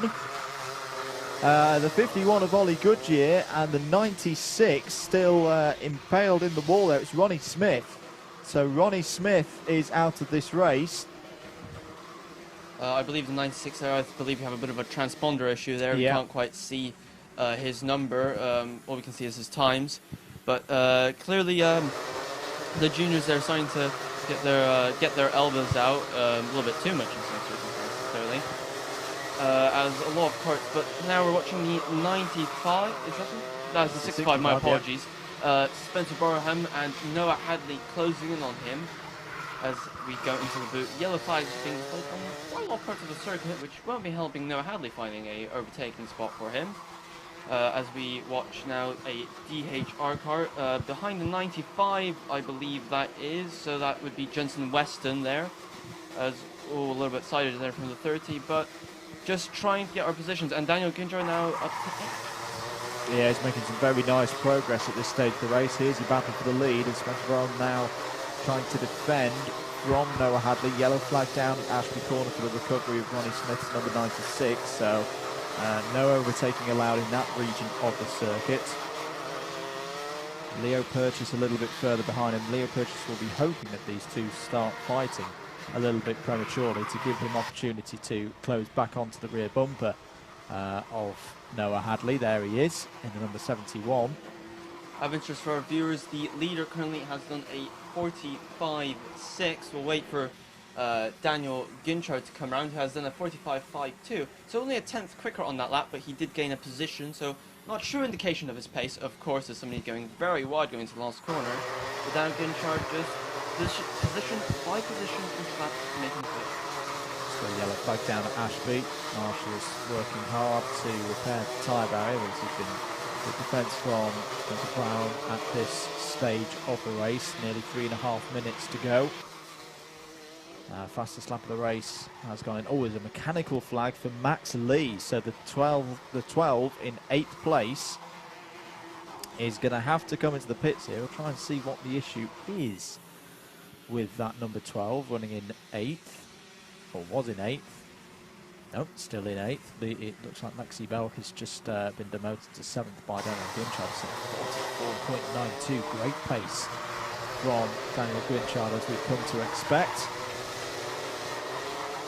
53 minutes now, just under, as Noah Hadley continues to shadow Spencer Barham, and he was 2 tenths quicker on that last lap, but can't quite find a way past yet. No, unfortunately not at this stage. Personal best sector 2's going in for both of the leaders. In fact, all top 6 have set personal best. There was somebody slow, I think it might have been Kai Bacchini, and there's another meatball flag, this time for the 1-2-2 of William Young. A bit of attrition. That's up the inside. Here goes Noah Hadley fighting for the lead, and they're wheel to wheel. That's a very robust defence by Spencer Brown, but it's worked. But look at this. This is pulled Leo Purchase. So this is absolutely what the driver of the 71 wants to happen. He wants these two to fight. But up the inside now into Wilkins goes Noah Hadley, and will defend to the next corner. Supremely done by the number 74. He has the lead. Yep, he fought quite valiantly there to try and defend that lead, but I'm afraid Noah Hadley just had that pace advantage. But we'll see if his teammate Leo Purchase puts a little bit of pressure on him now, as he's quite used that little bit of a scrap there to catch up onto Noah, and we'll see whether he will pressure him in the remaining minute and 40 seconds. Yeah, still a few laps of this one to go. Just keep an eye on Daniel Gwynchard, because he's benefited from that last lap as well. He's now only 1.6 seconds off the race lead, 90 seconds to go. Max Lee has dropped 4 positions, but I don't think has come in to serve that mechanical flag yet. And that's the 1-2 William Young. Rear bumper is not in the right position there. That is why the ex-Kart driver has been pulled in. Yep, we'll see how Daniel Gwynchard's progress continues in this last minute of the race. So remember, as a European driver coming into what is essentially a club round, it might be, it can have 2 effects. One of those effects is that they might feel a little bit intimidated. You know, he's quite a big star in there. Second of all, it's like, this is Dan Gwynchard, I'm not going to let him pass, and the fence might be quite robust actually, but he made his way up to 4th, clearly driver of great experience, and he might, well, probably won't take the lead as such, but definitely will get onto the podium for this race at least. Yeah, there's going to be 2 more laps after this one with 30 seconds on the clock. There is your leader, Noah Hadley, going into the boot as Spencer Brown looks down the inside of Leo Purchase, and that's all the opportunity that Daniel Gwynchard needs to go through and take 3rd place. Maybe a little bit of impatience there for Spencer in the number 65. Move wasn't really on, if you ask me. Adjustment being made there. On the flap there by Leo Purchase, wanting a bit more air into the radiator. Time has expired. Can Noah Hadley hold on to this victory? He's 0.57 of a second clear. In fact, a little bit more now, because he's just gone and set a personal best in Sector 1. But Daniel Gwynchard has gone faster than anybody in Sector 1 and is right in it now and has got through to 2nd place. Into the boot. So Gwynchard up to 2nd place. There's a back marker involved for our race leader. They're going to go on to the last lap now. Can Noah Hadley hold on to this lead? He's got a second, or best part of a second. But how much will he lose because of that back marker? Not a lot at all. Good driving there from Alfie Gray in the number 43. I think Daniel Gwynchard is going to have to settle for 2nd. He's too far behind to make a move, and even if he did catch up Noah Hadley, he has sufficient experience to notice and to defend the appropriate corners. So I think this will be a win for Noah Hadley. Yeah, it's been a good race from Noah. He was patient in those early stages when running in 2nd place. Of course, this is the race where he starts from the front of the field, as battle raging on for 2nd place as Leo Purchase gets one back. Great move by Leo Purchase, but round the final corner, Noah Hadley is going to take the first victory in Junior Max here today at Whilton Mill. Daniel Gwynchard does finish in 2nd place. Sorry, it was a fight between Leo Purchase and Spencer Brown that we saw at the end there. But it's Leo Purchase in 31, Spencer Brown in 4th. Ronnie Mansfield is 5th, Lexi Belk 6th. Jack Cooper, Joe Garraway, Rory Burke and Oliver Kerr wrapping out the top 10. Daniel Sabula, solid result there in 11th place. Max Lee in 12th, but did have a mechanical flag, so there may be some post-race changes to the result as a result of that. Callum Davies 13th, Jensen Weston 14th, Bobby Rosier wrapping out the top 15. Miles Dawn, Luke Ringham, Jacob Rhodes following up. Jacob Rhodes, your top novice in 18th overall, followed in by Jacob Jukes, your second novice. Michael Morgan wrapping out the top 20. Alex Warnaby, your third novices there in 21st. Yep. A bit of a race of attrition there in Junior Max. We'll see them back out again for their second heat at around 12:48. We're going to take another short break. Next out on circuit, it's X30 Junior. Let me tell you, there's going to be some head scratching going on behind the scenes, with Daniel Gunter being 3/10 quicker than the second fastest Kart on track, which was Noah Hadley. It's going to be, I think, a bit of a challenge to gain that time in the later races of the day. On to X30 Junior then, which was another one of my favourite classes last year. Let's see how they line up for their first race of the year. Micah Taylor starts on pole position alongside Lorenzo Cordell on the front row. Kian Gohill and Henry Gregory are on row number 2. Jude Fernerhoff and Luke Sintler back in again for 2021 starts on row number 3. Leo Brown and Jake Yanagisawa are on row number 4. Zaki Hussain and Finley Harrison on row 5. Sam Baker and Brandon Templeton are on row number 6. Aidan Line and Thomas Reddy start from the midfield on row number 7. Dane Tucker and Sam Shaw behind them on row number 8. Macy Hitter and Harry Ewell are on row number 9. Jack Cox and Jaden Gregg, another very experienced WMKC racer, are on row 10. Archie Heron and Sam Longley on row 11. Gabriel Stilp and Harvey Ribby, that's a bit of a row there, on row number 12. And Benjamin Doherty is the last of the non-novices in 25th. So here we are now into the novices. Oliver Harris starting in 26th. Lily Jeffs and Luke Taylor row 14. Tiger Dixon and Remy Gilbert on row 15. Hugo Gilbert and Jack Collins on row 16. Kian Gamio and Kai Counton on row 17. A maxed out field for a 3-heat setup. 34 runners in X30 Junior here today. Yep, the X30 Junior class is as popular as ever, as we can see. Oh, that's an interesting approach to warming up your tyres on the grass. I don't think that quite worked there. But nonetheless, all the drivers trying to get their tyres up to temperature, prepared. Somebody banging the, I believe that was the actual engine, or perhaps it was the battery cover of the Kart, trying to get it to work. As we can see, all the drivers now trying to position themselves. Let's see. As you can see, I believe they are pinching the fuel pipe there to try and get a little bit of a better start. Whether that actually works is debatable, but we are waiting for the start here. Very, very neat, one of the neater starts we've had. As we're getting ready now, and it's green flag, and green means go, and away we go as we go into the first corner, Oblivion. Now we've got the classes here, and oh, it's a very clean start. Well done, chaps and ladies, of course, as we get through the start, all 3, 4 wide even. We get through Christmas alright. We appear to have done so as we now head down into Ashby. A lot of defensive carts. Oh, there was a spin and a car off. That is a Croc promotion car, I believe. That is the 42 of Gabriel Stilp there. I believe he raced in Mini X30 last year. I'm not. I believe so. And he's clearly learning the tough road in Junior X30.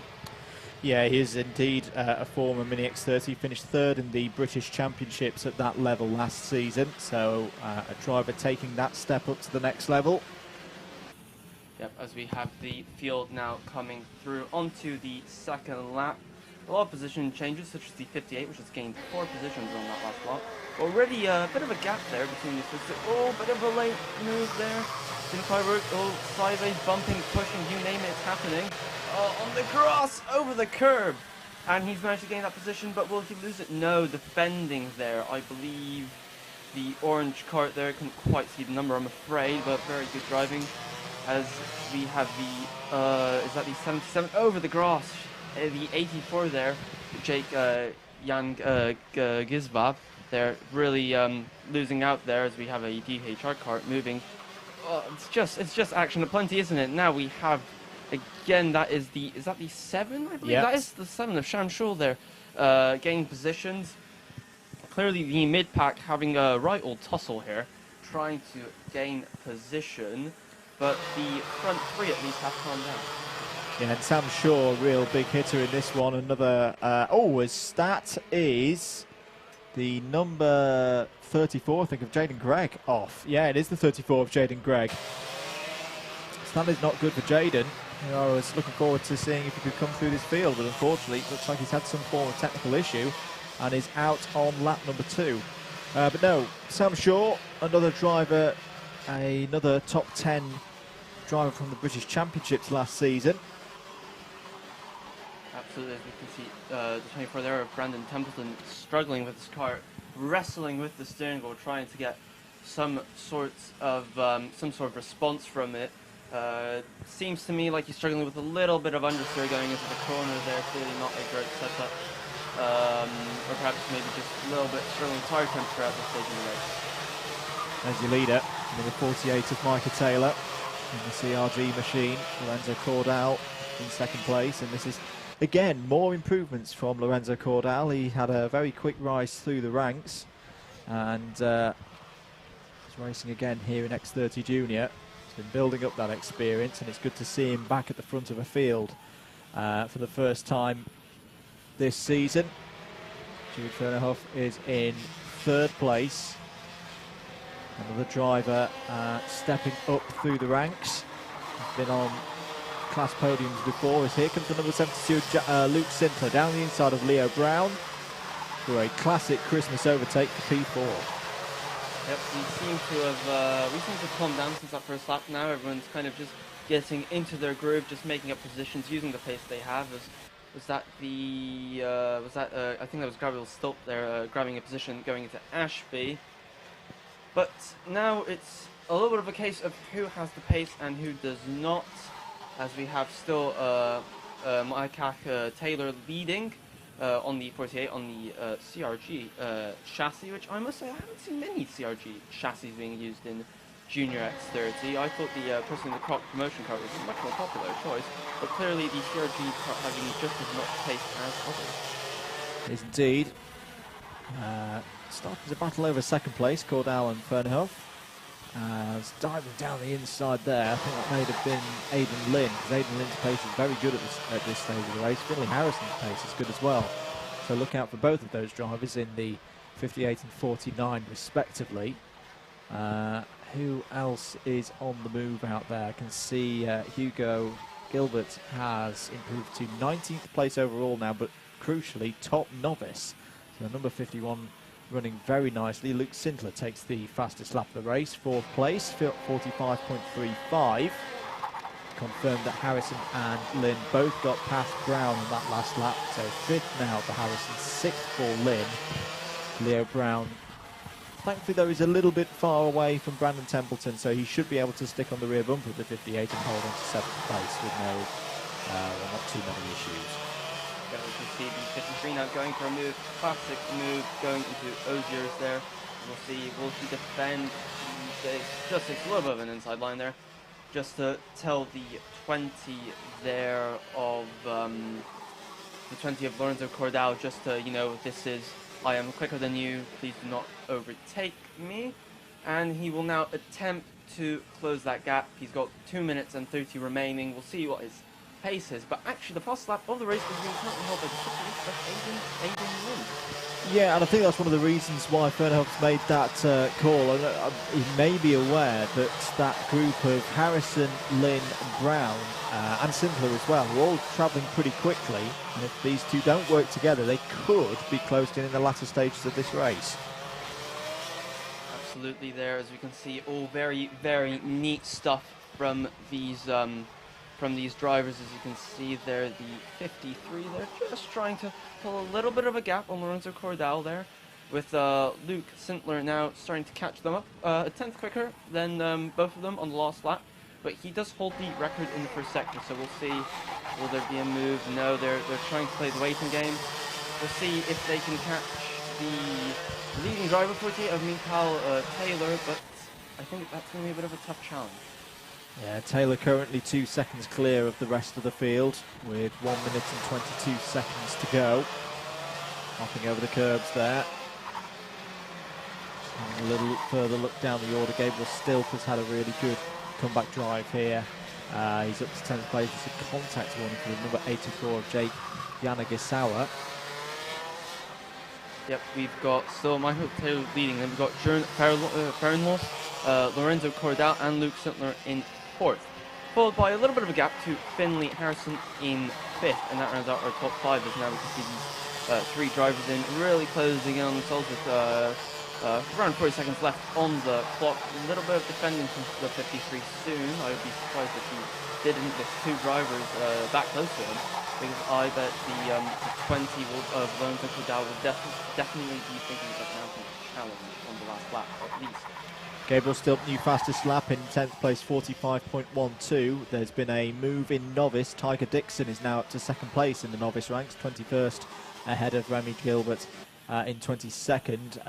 Benjamin Doty has also got past Jake Yanagisawa on that last lap, and Harvey Ribby on the move as well, up to 13th place. All moves in the last few moments. But here comes Lorenzo Cordal down the inside of Jude Fernhoff, goes for 2nd place and takes it back. So Cordal back into the position he held earlier in the race.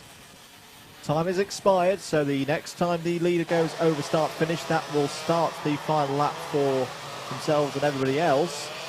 Another contact warning for the number 84 of Jake Yanagisawa, coming in a fight with Maciej Hitter in the number 33 over 16th place, but round the last corner for the penultimate time in this race. There is your leader. Micah Taylor starts the final lap. Lorenzo Cordal and Jude Fernhoff fighting over 2nd place. He seems to have dropped Luke Sintler, who's lost a bit of that pace that he had earlier in the race. Cordal, always a bit of contact there between Cordal and Fernhoff, and Cordal did well to hold on to that one. Defends 2nd place well, will defend it again down into Ashby. Luke Sintler, though, is back on the scene there in the silver helmet. One wide, no, 72 trying to look to the outside to gain the cutback on the run down towards the boot. Both drivers are going to defend, there's no question about it. Will he try around the outside?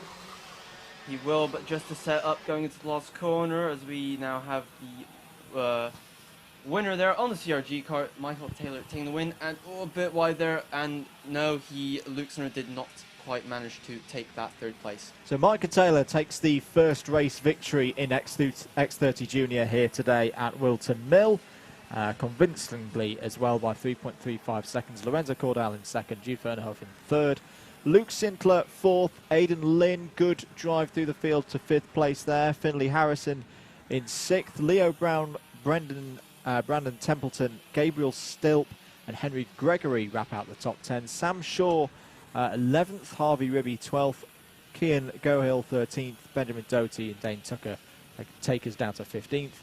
Jake Yanagisawa is 16th, Maciej Hitter 17th, Thomas Reddy 18th, and then the 2 top novices in that race, Hugo Gilbert and Remy Gilbert 19th and 20th. Right, well that's the juniors done for this rotation. We're going to take another short break. Next out on circuit, the first of our 2 senior classes here today at Whilton Mill. It's going to be the X30 seniors up next.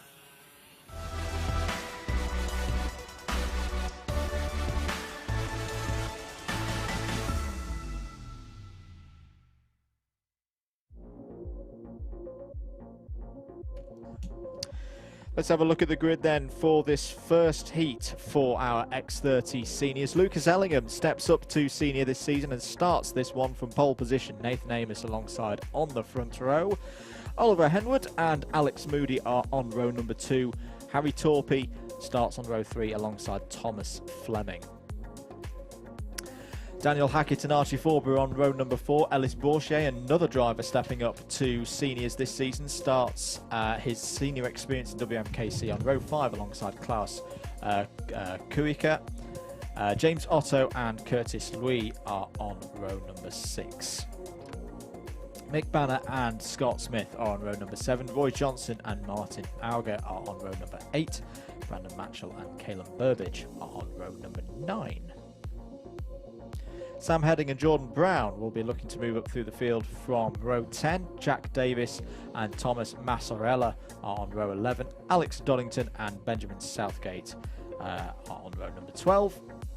Oscar Joyce and Jolie Petit are on row 13. Benjamin Watts and Anki Stenning on row 14. Vishal Patel and Ben Klukas wrap out the top 30. and Matthew Herbert, and Joseph Aarons are on row 16, followed by Alex Johnston and Joshua Torpey, another 34 cars field. Angie Stenning was fastest in the 3-lap practice. I personally have known Angie Stenning for many, many years. We were actually both novices together back in my Minimax days, so good to see him back. He did take a little bit of a break from karting, but it's good to see him back, especially as he previously used to race in senior rotax. So to move over to senior X30 is, the engines are a little bit different, the throttle response is different as well, different tires to learn, so it's good to see him progressing, and we'll see how well he goes in this race. So the driver's heading out onto circuit now. As I say, we've got 3 drivers on my records as moving up to seniors this year: Alice Bourchier, Lucas Ellingham and Alex Johnston. And a lot of returning drivers as well for another season here at WMKC, in particular the 2 Torpeys. Harry starting this one from 5th place. He won the championship last season, if I'm not mistaken. Joshua Torpey, who finished in 2nd in the championship, starting this one from the back of the field. So he'll be looking to just gain as many points as he can in this one, not worrying too much about race victories or top 5s, top 10s at the moment. He'll have a better chance to get a result of such a description later on in the heats. Yellow flag is out on the run up to Christmas, I think, just to show a driver through the cut through. So there's Lucas Ellingham, the number 99, Jack Dex Racing with the green and red helmet. On the right of your screen we'll have pole position, Nathan Amos in the Litchfield Motorsport colours of green and orange. Alongside on that front row in the number 36. And this is going to be quite a ferocious race. Absolutely, senior, I almost said senior rotax then. X30 senior as we get ready for the start. As you can see, look at all those cards, and it is green flag as we go into oblivion there. Will everybody behave themselves appropriately? It appears no contact, or maybe just a little bit of squabbling. Somebody's run wide. There's 99 leads. Let's just look at the pushing and shoving going on in the mid-pack. Oh, yep. Someone's a little bit wide, and there's contact. There's a 10 involved, the 304, the novice of 78. 78 is Mick Banner, I'm afraid, being involved, as well as the 304 of Alex Johnson and the 10 of Benjamin Southgate, all getting caught up in that particular incident. They seem to have going to no kart damage as we go now onto the back straight, over the curb. Everyone takes it to have the maximum trajectory. Someone launching down the inside there. The 8 there of Thomas Fleming there. Oh, do you mind there? A little bit of contact as they kind of drifted towards each other. That was the 14, I believe, and of Archie Forbear and Scott Smith. And as we can see, all the other carts going through. Who's been Matthew Herbert gaining 8 positions, I believe, as the most he's gained on that particular lap. And we'll see over the curve somebody taking the short way across that particular corner. We have the 88 now going down for the move into Ashby. We'll see how the pack rearrange itself. There we have Alex Mooney losing 7 position. That's not going to be helping his race. It's the 32 having a bit of a nibble of the back bumper, and that's severely affected his run out of that corner with the 32 of Caleb Burbridge nipping by, as we can see.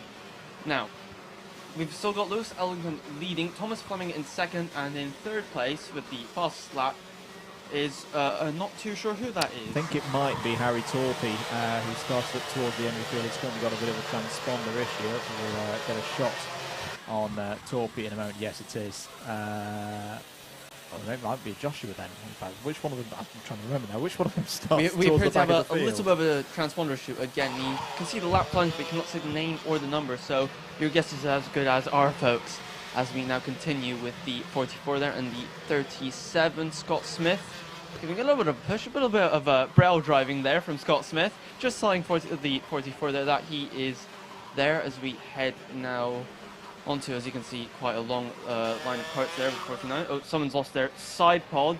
That will be a mechanical flag when the officials spot which car it is. I believe it's the black car, I believe, of the... I think it might be Jack Davis. Yep, there it is, number 69, Jack Davis. Missing a side pod, will have to come into pit lane.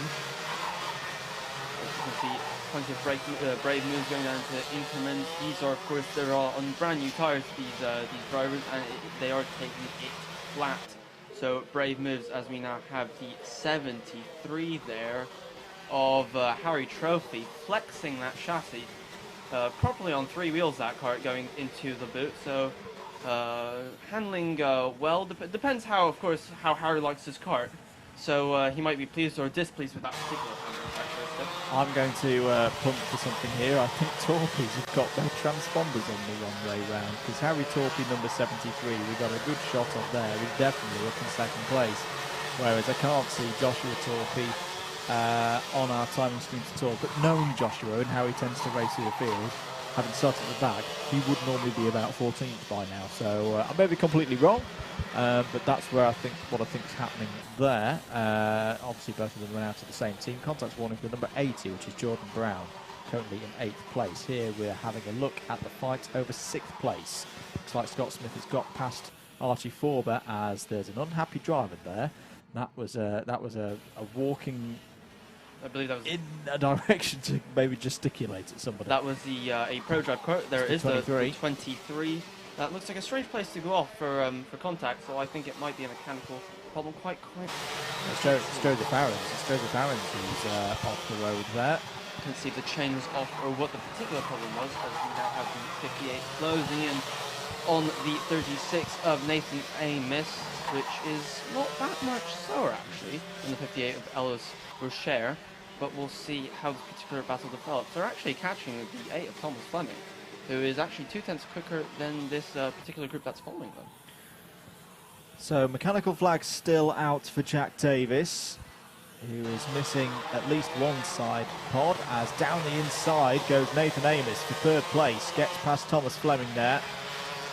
Yep, the 58 there of Ellis Rocher, just having a little bit of a push there, just to try and see whether they can make something work. Afraid not in that particular instance. You can see there all the other drivers coming through. The 58 there of Ultras being now heavily pursued by Scott Smith, who is on his way into the boot. Slightly wider entry now, coming into it and indeed out of it, as we head now down onto the straight. We do indeed. Position change confirmed. Nathan Amos back up to 3rd, fastest lap of the race so far for him. There's another driver just in the middle of our screen there who's off the road. As here comes the number 58 of Ellis Bourchier.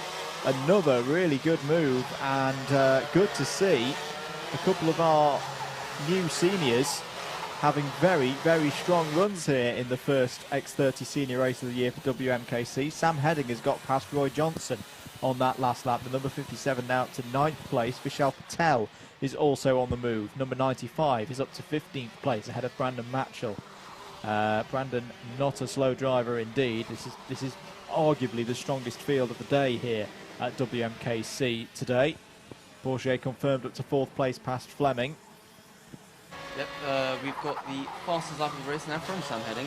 As we head now, that's the 5 now from Sam into another position to the 37 of Scott Smith. There, textbook stuff as per usual into first place. And I think Thomas Fleming will fall through the field slightly more, as he is using 8th place, of course, which means that he's 8th in last year's Senior X30 Championship in the British Karting Championship, and I'd expect him to be going slightly stronger than that. Yeah, apologies, having a couple of timing issues at the moment. Harry Torpy does not have a 6-lap lead. He's currently in 2nd place. There is your leader, Lucas Ellingham, over start finish in the number 99. Then Harry Torpy in the number 73. Nathan Amos in the 36 follows. The rest of them filing through. Scott Smith has got past Thomas Fleming now. Caelan Burbage, as here comes Ellis Bourchier again. Another really nice move through Christmas Corner. So Bourchier is up to 3rd. Absolutely there, the timing screen is starting to sort itself out. I mean, I'd like to tell you who's going fastest, but I'm afraid that Harry Torpy's lap time of 6 seconds isn't actually accurate, I'm afraid. No. So we'll attempt to tell you who's actually fastest on circuit when the timing screen sorts itself out. Well, indeed. Big off. Now that's Benjamin Southgate, the number 10.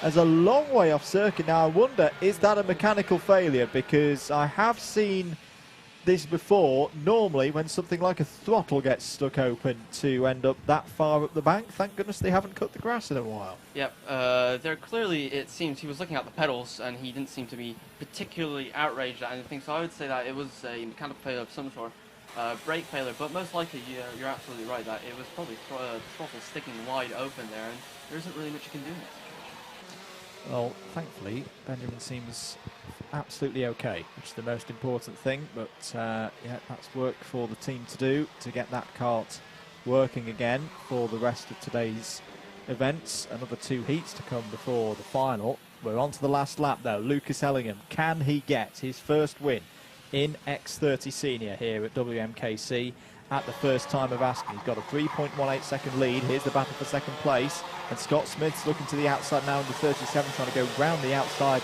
with Nathan Amos, but Nathan is wise to that. I don't think that's going to work on him through there. Down into Ashby. Nathan Amos defends again, side by side for second place now. Could we have 2 newcomers to the seniors, first and second, in this X30 senior class? That would really mix things up. Lucas Ellingham is looking like he's going to win, but can Ellis Bourget find his way through for second place? He's hustling the rear bumper of Harry Torpey, but Lucas Ellingham takes the win in X30 senior. Very, very well done. Second place to Harry Torpey, third to Ellis Bourget, fourth Nathan Amos, fifth Scott Smith. Thomas Fleming, Archie Forbert, Sam Heading, Roy Johnson and Jordan Brown all get top 10s. Caelan Burbage, Matthew Herbert, Oliver Henwood, Vishal Patel, Brandon Matchell were your next 5. Alex Johnston, Alex Moody, Thomas Massarella, Oscar Joyce and Anki Stenning wrapping out the top 20. Yep, as we can see, a very strong grid of top-class drivers from Britain. We're getting notified that there's a little bit of a headwind apparently at Christmas. Yep. I can't particularly see the branches of the trees moving particularly much, as we can see the Pro Drive kart there, the 23 there being recovered. It doesn't look particularly pleased, I'm not at all surprised. But apparently a bit of a headwind. We'll try and keep you updated. We'll try and find some flags for you to kind of gauge how strong that wind actually is. We're going to take another short break because there you can see in the dummy grid is our last of our first heats. Is going to be Senior Rotax Max out next.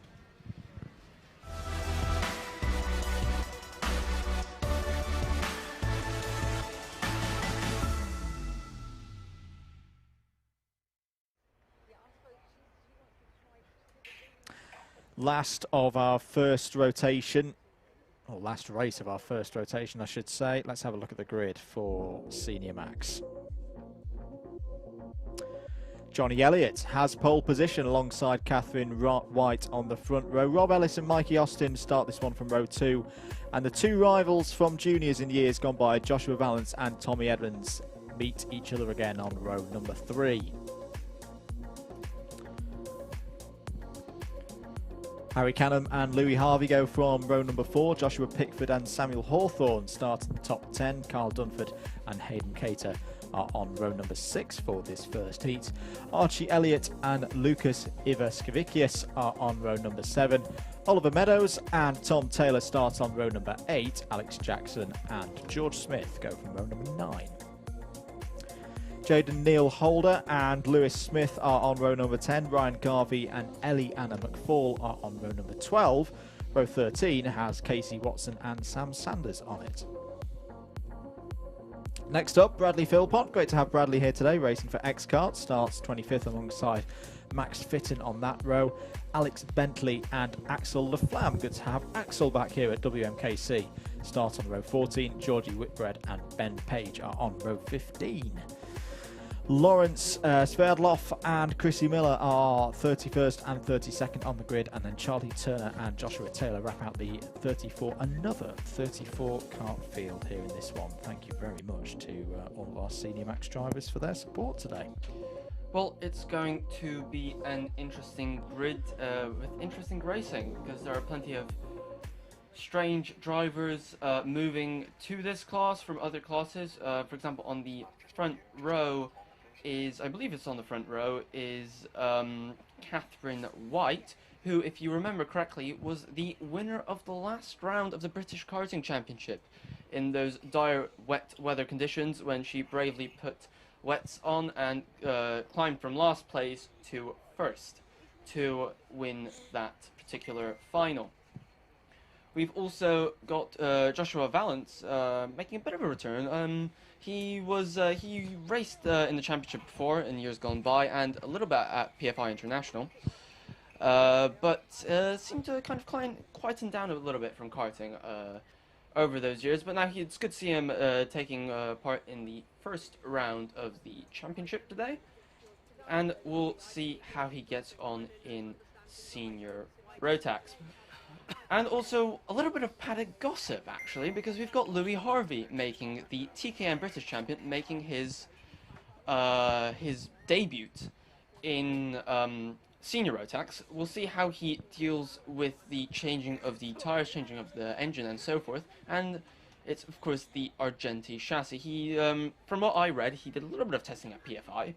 But what I wonder is the complexities of that. Is he, because for our viewers listening, the drivers, of course, it's not like Formula 1 where you get paid by the teams. You pay to be in the team. However, some of the teams do allow free drives or at severely reduced cost to some drivers if they can raise the prestige of the team, which of course invites more people to race with them. So the question is, has Louis Harvey made that move from TKM, where he was extremely successful, to senior rotax on his own accord with his own budget, or was it actually Argenti Motorsport luring him away to try and have a big name to replace the outgoing Morgan Porter, who was last year's British senior rotax champion? Could well be. I can hear engines firing up, which means the driver's heading out on circuit. Oh dear. Johnny Elliott, what's going on, mate? That is Johnny. Oh, come on. I should say, I do know Johnny from the Club 100 circles, so everyone's going to love that down at Sitting Board HQ. That's going to get clipped. And I'm sure, well, at least Johnny's going to have time to get back onto his grid slot. Oh, I couldn't make that up, could I? His grid slot of pole. And, yeah, he'll get back to the front of the field. For comparison, ladies and gentlemen, I did once even spin when I was on pole back in my Minimax days, and to this day, it was over 3 years ago now, I still haven't heard the end of it. So you know what it's like to spin from that position. But everyone regaining their grid spot, including Axel Laflamme, who was actually in Europe racing the electric karts, making his return. Is that a start? I think it is. Away we go then. Go out. Away we go then for the start of this Senior Max heat. 8 minutes plus 1 lap. Some big drivers in this one. And running up to the first hairpin, it's going to be Rob Ellis leading us into Christmas Corner. 3 wide as they go through the hairpin of Christmas for the first time. And it looks like everyone's made it through. Yep, Rob Ellis, a superb start on the, that's the 24. That's Johnny Elliott spinning again. So, yeah, not a good start for Elliott there. Yep, maybe a little bit of tyre troubles perhaps. You can see Louis Harvey there gaining a position on the 66 of Kyle Dunford. Kyle Dunford, who has, of course, great experience at this circuit and raced here in the past. So Rob Ellis on the Praga chassis, which is quite underused actually in British karting. They've really ramped up their operation in this year as they launch an attack on the British Karting Championship and the Ultimate Karting Championship. See that? Contact! 3 wide was never going to work. I'm afraid Carl Dunford there, lucky to escape with that. Somebody was not quite so lucky. That was, I believe, was that Harry Cannon, I believe? Yeah, and there's a driver off on the inside of it. In fact, there's 2 drivers off on the inside of Inkermans, and one of them is the number 57 of Axel Laflamme. So Axel Laflamme looking exasperated there, his hands in the air as if to say, what on earth happened there? That's one of the big runners in this race out of it, and will have work to do through heats 2 and 3. Not a good start for the Sturdy Kart team. Of course, the 18 is also Alex Bentley, also lost 8 positions on that last lap apparently, or perhaps he's gained some. We'll see. He's up 3 positions from the previous lap, but not a good day for the Sodi squad, I'm afraid. Louis Harvey there, is he going to lose to the 15? As we can see, the 84 there coming in damaged. That is Lewis Smith, who was, I believe he was actually involved in that axle offense. Yeah, I think that's what's happened there, because both of them out on that lap. Ellie Anna McFall, unfortunately, has also had some kind of incident because he's currently in 31st position. We're having a look at the number 96 of Joshua Pickford, 32 of Ryan Garvey just behind. Through the final corner, 5 minutes and 37 seconds of this one to go. Rob Ellis leads, Joshua Valance is second. Sam Hawthorne is up to third place, has the fastest lap of the race. Warning is out for Georgie Whitbread, number 26. So there's been a little bit of contact out there for Georgie to receive that warning. As you can see, the cart's bouncing up, something going a little bit right there. That's the 27th of George Smith. It's the 91, getting his elbows out, and oh, yep. The 71 there being pushed onto the grass is on 12 positions from that. You can see side of his car covered in rubber and muck. That's Casey Watson there. But we've got Samuel Hawthorne now up to 15th. I believe he raced in X30 Senior last year, and he has a fastest lap of the race, around 0.3 of a second quicker than anybody else on the circuit. Oh, and there's been another coming together. I don't believe it. It's the Sodi team again. They're having a disastrous first heat today. 71. It's quite a big crash. Yeah, it's Casey Watson, the number 71, and 18 of Alex Bentley. So that's them out of this one. Yep, the front bumper getting ripped out. You don't see that very often, not sorry. Here's the number 52 of Harry Cannon, who I just saw on our screen there. Having a good race at the moment. He's in 8th position as we approach the halfway stage of this first heat. You can see the Mika Hakkinen-like helmet there, number 34 of Sam Sanders, who I saw racing last weekend at Clay Pigeon in the British University's Karting Championship. If you want to go and watch that back, the 2 rounds at Clay Pigeon, as there's contact there between the 26 and the 27. George Smith being in the 27, the 26 being not currently showing on time, but it's Georgie Whitbread. I believe that was a little bit of tit for tat there, because a little bit of contact pushed him wide, and then he waved his fingers as in either that was your fault, mate, or that's what you deserve. We'll see if the officials have a look at that later on. But meanwhile, we've got the 96 followed by the 45 of Lucas Ivan Oskvich, I believe. As we have now the... Oh, and that was a late move over the curb, and he's passed. That was the... was that the 96 of Joshua Pickford, I think? Meanwhile, we still have Rob Ellis leading, but he's 4 tenths out compared to Samuel Hawthorne, who is chasing him. We'll see how that battle goes down. Now we've got the 32, my apologies, another position, gaining position, who is Ryan Gravely, who's doing very well. And there you can see the remains, rather, of the 71 of Casey Watson's kart being pushed in. That's going to take a little bit of repairs, I'm afraid. Yeah, quite a few repairs to the front of that number 71. So Rob Ellis leads by 1 second ahead of Samuel Hawthorne, 46 over the 15. Louis Harvey third, but has just set a personal best on that last lap, 44.62, 1.95 seconds behind. Still a little bit of time to go in this one as someone runs very wide. I think it might be the 91 of Ben Page. Indeed it was, who's gone down to 24th position. Here we're having a look at the fight between the 66 of Carl Dunford and I believe the 44 of Hayden Cater. This is over 5th position. Apologies, no, it's the 28. So that's Joshua Valance. So Dunford has got ahead of Joshua Valance there. Yep. Up to 4th place. It seems like Joshua Valance is a little bit struggling with the handling of that kart. He's moving the wheel quite aggressively to try and turn in comparison to Carl Dunford, who's quite a bit smoother on the wheel there, and it shows he was actually 3 tenths quicker on that last lap. We'll see if Josh Valance will mount an attack. Right, we now have him again going down into Christmas hard on the brakes. Late apex, of course, now over the curve on the left, over the curve on the right, and down to Ashby. Josh Valance doesn't have much time on this lap, being a little bit more at rest, I would say, but still losing time out. Good run so far from the number 88 of Oliver Meadows. Started this race in 15th place, is now up to 7th, and has got some good pace as well. trying to close in on Hayden Cater, who's best part of 2 seconds up the road. 1 minute and 10 seconds to go. Rob Ellis continues to lead ahead of Samuel Hawthorne, and I just feel, again, this is one of those situations in heat racing where your top two working together at this stage, because they've got some worries behind them in the shape of Louis Harvey. And just as I say that, Samuel Hawthorne decides to dive down the inside to try and take the lead. Maybe he was listening to me and decided, no, we don't want any of that, Andrew. We want to go for the lead of the race. But it was a clean move. Now can he pull away?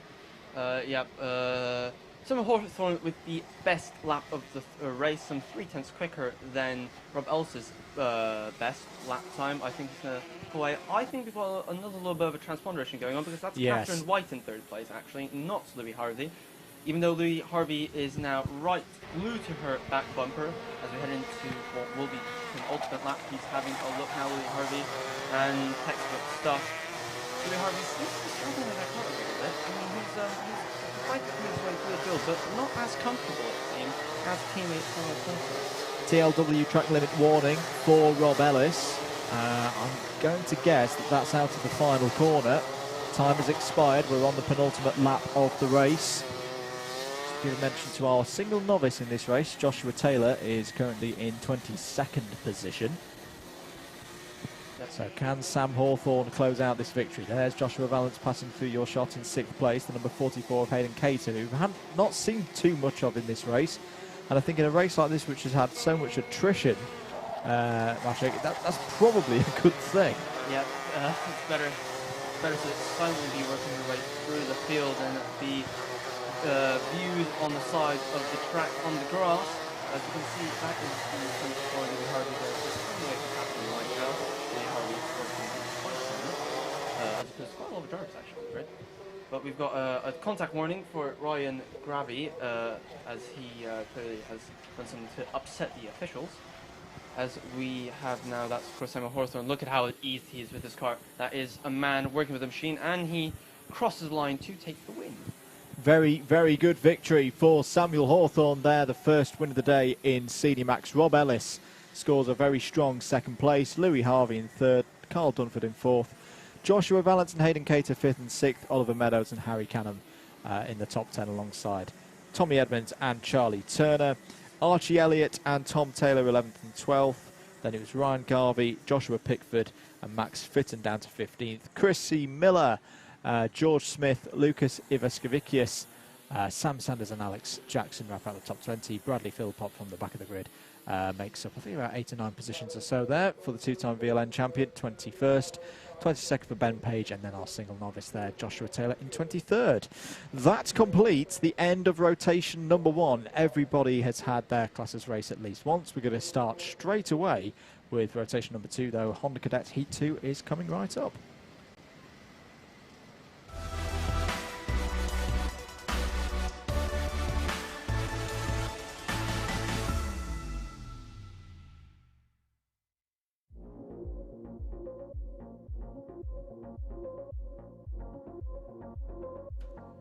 Let's have a look at the grid for the 2nd heat of the Hondas. Remember, if you're following a driver that I don't read their name out, this is the heat that they are sitting out. Jacob Lee has pole position for this one alongside Hayden Gray. Christian Stefanov and Joshua Smith are on row number 2. Sebastiano Tuzio and Noah McNicholas are on row 3. Sergio Wirtz and Joshua Jarvis on row 4. Joshua Bajambi and Oliver Gibson row 5. Riley Till and Alessio Lamalfa are on row number 6. Row 7 has Jack Price and Bobby Pete. Adam Hill and Zach Champney go from row number 8. Max Fallon and Charlie Warren are on row number 9. Oliver Meek, and Jensen Walker are on row number 10. Zach Starbuck and Connor Winfield are on row 11. And Jensen Walker and Finley Lyons are on row number 12. Finley Lyons, the first of our novices. So these are all novices from now on. Alexander Reed and Daniel Butcher on row 13. Emily Cooper and Tyler Davis on row 14. Luca Holmes Balak and Riley Thatcher on row 15.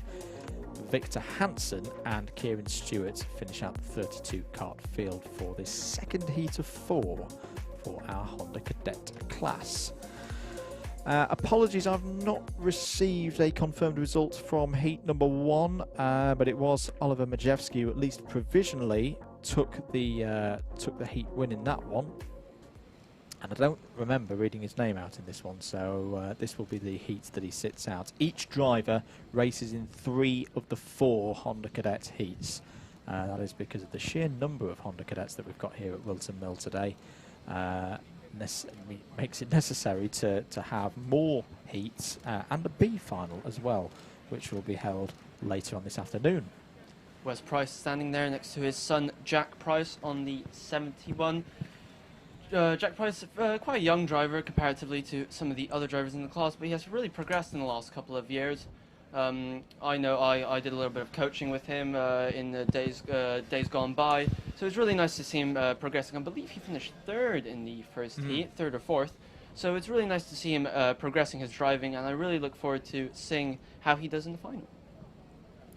Absolutely. Still a fair amount of racing to go before those finals. This heat, which for some drivers will be their second, for some drivers will be their first.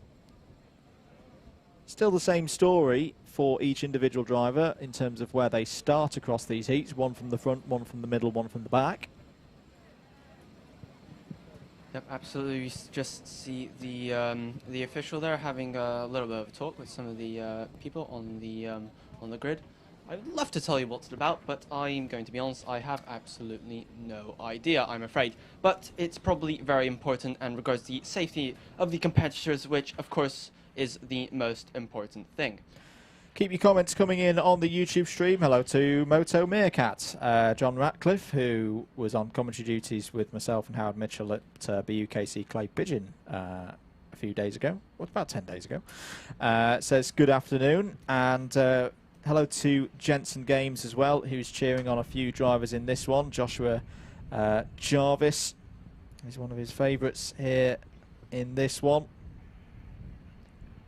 Finn and Tyler as well, so keep those comments coming in, and if you've not pressed that like button already, please do so.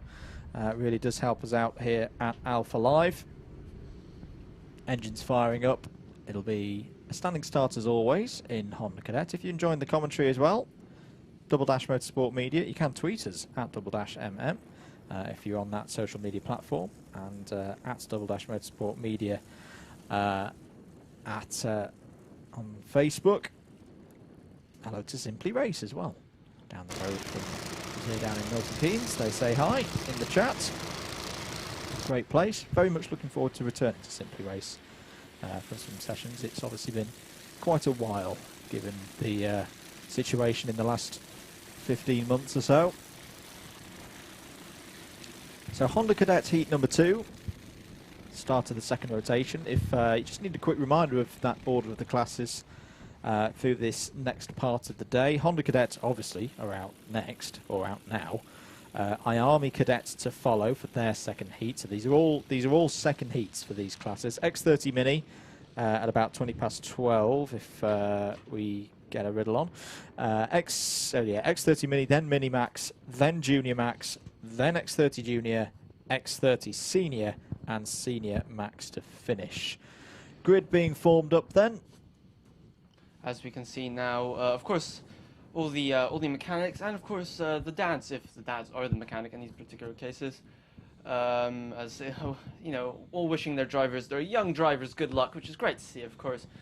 It's good to see the drivers as well as the fathers, of course, being involved in this, as this can be viewed as a team sport, as all the other staff now leaving the grid as we await for the green flag there. As you can see, we're getting some okays. Yep.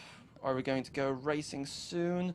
Yep. Looks like we are ready. Yep. Red flag is shown, which will indicate that the drivers can watch the lights. Are we ready? Are we steady? And away we go.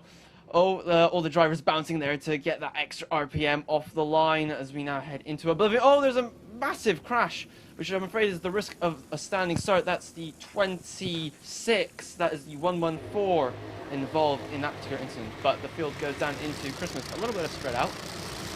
The drivers have, as we now head out of Christmas Corner and down into Ashby.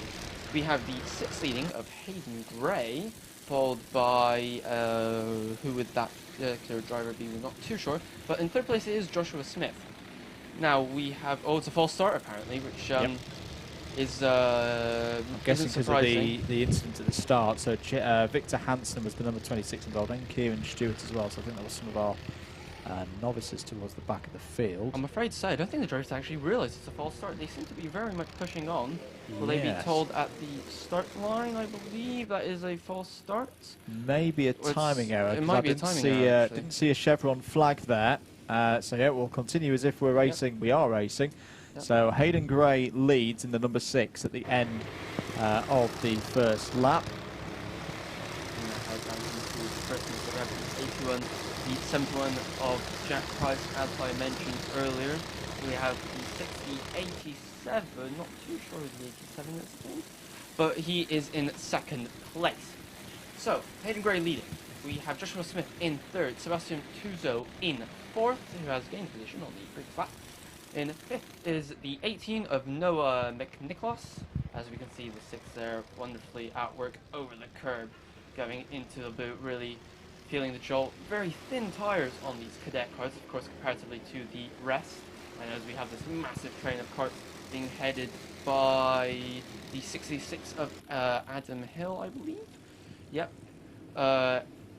And as we head on to, we're still going a little bit of timing issues. It is not a false start. We are racing, ladies and gentlemen. But we now have the 24, and that's the 52 challenging, and that is a position. 52 of Joshua Bajembi there, going through past Sebastian Tuzio. Apologies for the timing issues there. But Joshua Bajembi, a driver who took a good step forward in 2020. Absolutely, as he goes over the curb in Wilkins and now into Oziers, as we have this group headed by the 81 there with Jack Price pushing the 92 of Charlie Warren, as we have now again the 6. Look at how close he gets to that grass. Absolute millimetric precision from the 6 of Hayden Gray as we head now onto the next lap of this race. Looks like it's the number 97 of Jacob Lee who's made his way up to second place. Absolutely. I hope this is just a timing error on our side, and that the drivers can see how much time they have left of the heat. Oh, and there's been a bit of an incident. Yes, that is the 12 and the 81 being involved. The 82. Oh, and again, the 45. That was a bit of a problem with the rejoin. 45 certainly not pleased about that particular incident being caught out there, I am afraid. But that was Oliver Gibson being involved, and the 12, I believe, of Asio Lamalfa. Yeah, so Lamalfa there, not having the best of races. We cannot There's the top 3. We cannot tell you how much time is left, but we can tell you that apparently 4 laps have passed. So, if anybody behind the scenes can... Oh, the race has ended, apparently, which seems rather short. Yeah, I think timing is having such a bad time here that race control are not able to officiate. So, we'll just see if... Now, that was a race end message on the digi-flag, but was it a checkered flag? If it's not a checkered flag, we continue on. Well, the thing is that these drivers are just pounding ground, and some of them have obviously probably reacted to the checkered flag, and others have not. So is this perhaps race control saying we need to stop the race, they can't carry on for safety reasons? Then it remains to be seen. However, Hayden Gray is still pushing. He's not taking, if nobody else is slowing down, I'm not. So We've had a checkered flag message on our timing screen in the commentary box. Let's see, is there a physical checkered flag being shown at the moment? No, I don't think there is. So I think timing really has gone and had a wobbly of its own. And we'll continue. We'll do this old school with no electronic timing at all. There is a number 6 of Hayden Gray, leading from the number 97 of Jacob Hill. The drivers will not be too pleased. Jacob Lee, sorry. The drivers will not be too pleased to be seeing this this confusion regarding the flag signals. To be honest, I think the drivers will just be cracking on. They'll be completely unaware of the situation. They'll be focused on the racing. Coming onto the back straight then. Just trying to identify the driver behind. I think if it's the number 10, it's Joshua Smith. Of course, the drivers like keeping an eye on the clock to see how much time is left and when the appropriate time to start defending is, and it's a little bit too early of course, so I don't think they're going to be particularly pleased with that. However, they carry on until they get quite forceful wave of the flag from one of the officials, but apart from that, they are carrying on racing. Timing looks like it's sorting itself back again, because we've got laps being counted once more. We're at the end of lap number 7. I believe there was a little bit of shenanigans going on in the midfield because Jack Price has cut a little bit of damage on his Nassau panel, not enough to be mechanical flagged or anything. It just seems to be perhaps his action just now undone. But regardless of what the actual issue is, that's not going to be helping his straight line speed any with that aerodynamic drag. However, it is still Hayden Gray leading with Joshua Smith in 3rd place, with Sergio Wers now in 4th on the 51 kart, as we have still the race end being displayed, but the drivers are quite correctly choosing to ignore it completely. So as we now line up onto the next lap, which is lap 8 according to the timing, with the 6 now obviously just a little bit of different lines there going on between the two drivers, but the 97 can't allow himself that luxury due to him being in tow. Now this is what's a really key issue of the kart, whether you're in the tow or you're not. So clearly, so a great benefit of the 97 being in that tow is he can kind of pick and choose his lines and really decide his move. Meanwhile, Hayden Gray kind of just has to go for it, quite frankly, and try and pull a gap, but he's not succeeding in that at the moment. Yeah, it's always very hard in Honda Cadet for a leader to pull away a gap, but the top two trying to shake off Joshua Smith at the moment. There they go, across start finish.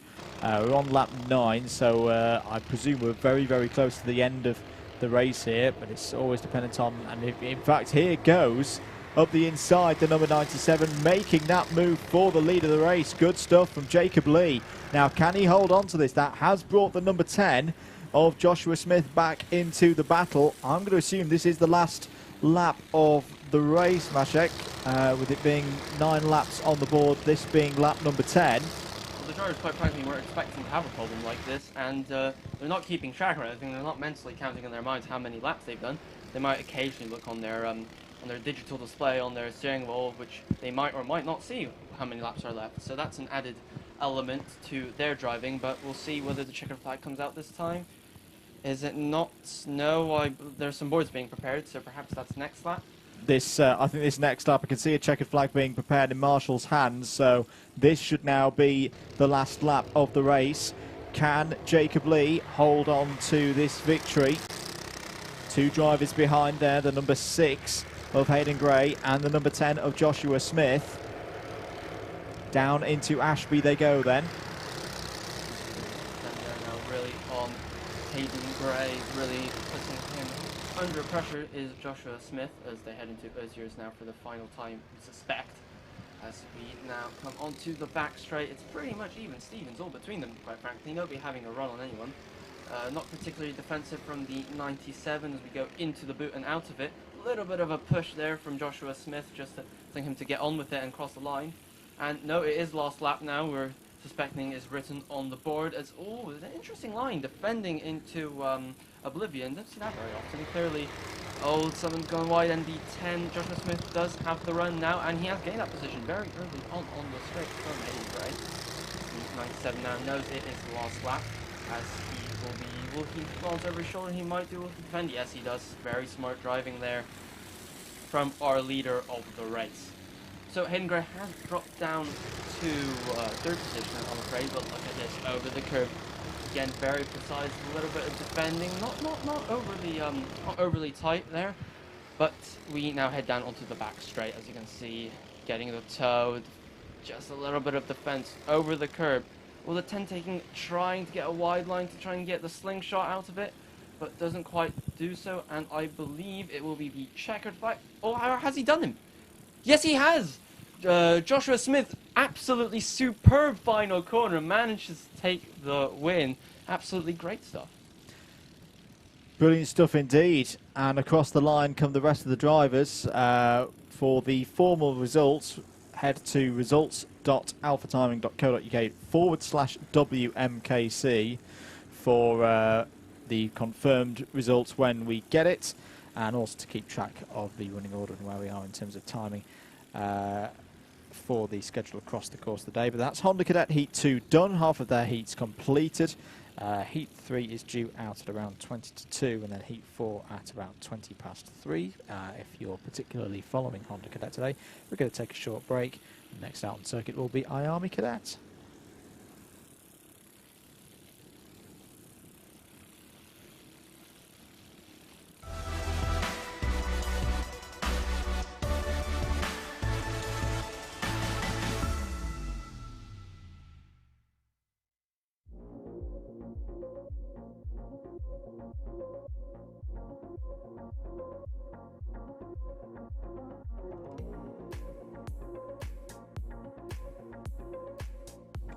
Let's have a look at the grid for the next race, which will be IAME Cadet Heat number 2. Kit Bolofsky and Blair Smith start on pole on the front row, I should say. Harry Carter and Max Hollor on row 2. Flynn McDermott and Canish Grau on row number 3. Joseph Katzentonis had a great race in race number 1. He starts in the middle of the field here in this one, alongside Freddie Lavosa on row number 4, Anthony Witkowski and Jesse Phillips on row number 5, Noah Baglin and Jacob Ashcroft are on row number 6. Row 7 has Max Mason and Fred Green. Row 8 has Aaron Richardson and Cooper Sneddard. Max Ewell and Will Green start on row number 9. Zach Green and Braith Murdoch wrap out the top 20 for this Heat 2 grid. Morgan Moore and Ryan Gill are on row 11.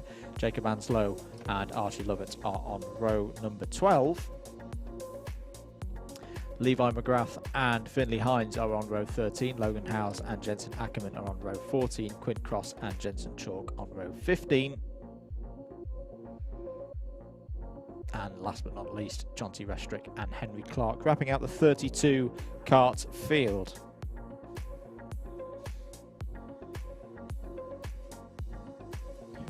We're waiting for the start here at Whilton. We're preparing for the IAME cadets to go out.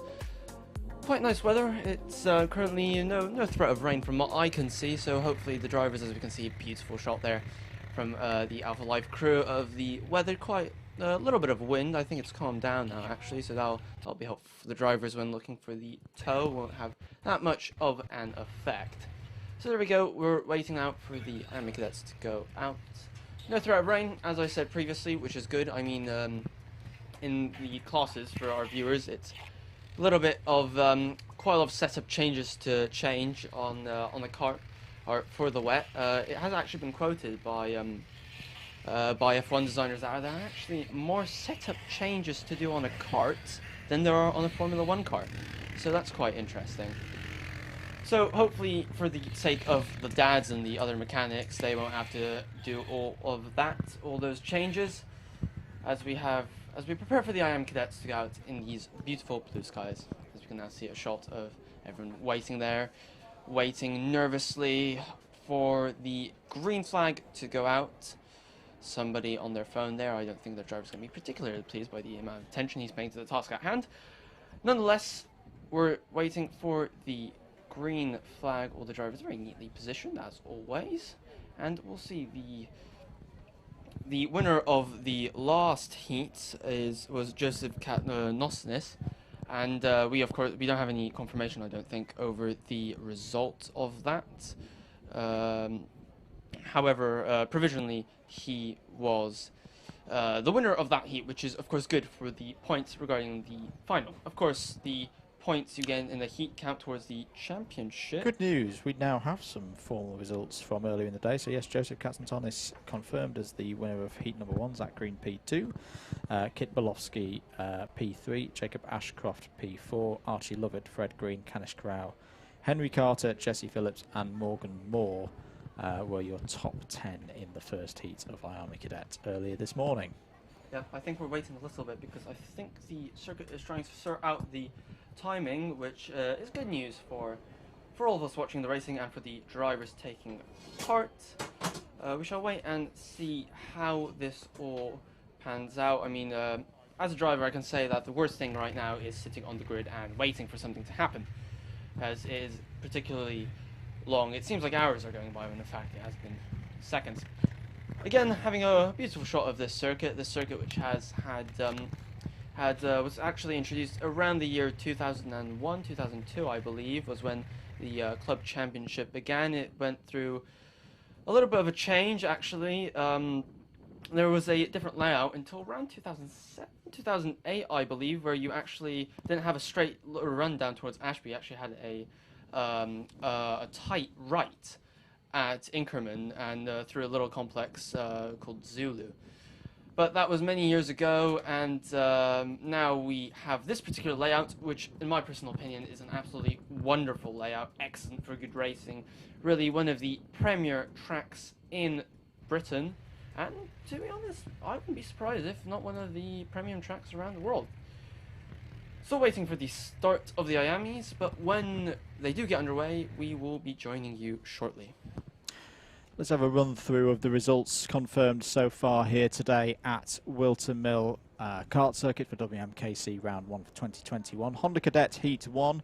Oliver Majewski won that one by a quarter of a second ahead of Hayden Gray and Jack Price. Mayan Patel, Adam Hill, Oliver Meek, Theo Champney running down to 7th. Finley Lines was the top novice in that one in 8th. Joshua Smith and Max Fallon wrapping out the top 10 in that first race of the day. IAME Cadets Heat 1. We're hoping to see Heat 2 very shortly. Joseph Katzentonis, Zach Green, Kit Bolofsky, Jacob Ashcroft, Archie Lovett, Fred Green, Kanish Grau, Henry Carter, Jesse Phillips and Morgan Moore all got top 10s in that one. Jensen Chalk was your top novice. X30 Mini had their first heat, and it was taken by Henry Jocelyn. Thomas Cucurolo Yeomans took a very good second place. Jack Hobson was in 3rd, Ryan Etchberg 4th, so some big hitters in terms of British seedings from 2020 in this one. Ashton Wiggins 5th, Jack Mowat 6th, Oliver Bocock in 7th, Finn Leslie, Eden Spanswick and Aidan Hassan, who had a spin in that race as well, wrapped out your top 10. Minimax and their first heat looked a little bit like this. William Ray took the win by 3.5 seconds ahead of Damien Barris-Haggett. Callum Gosh following in 3rd. Woody Radford and Daniel Moore 4th and 5th.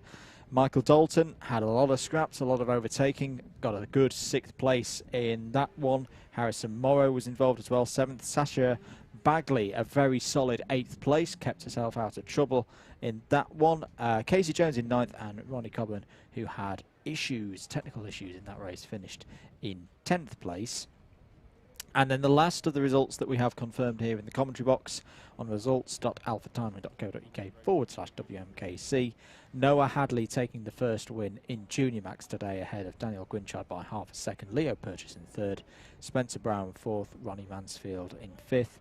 Jack Cooper 6th. Rory Burke 7th. Lexi Belk 8th. Daniel Sabula 9th. And Max Lee in 10th. For all those results, results.alphatiming.co.uk/WMKC and then click on 2021. In fact, let me try and post the link into the chat and see if this works. Hopefully YouTube doesn't shout at me. There we go. So keep an eye on all of those. WMKC.alphatiming.co.uk/entry list as well for details of all the drivers here today. Thank you for the continued support of all the drivers, parents, guardians, entrants, mechanics, teams here at Whilton Mill for 260 entries today for round number 1 of this championship.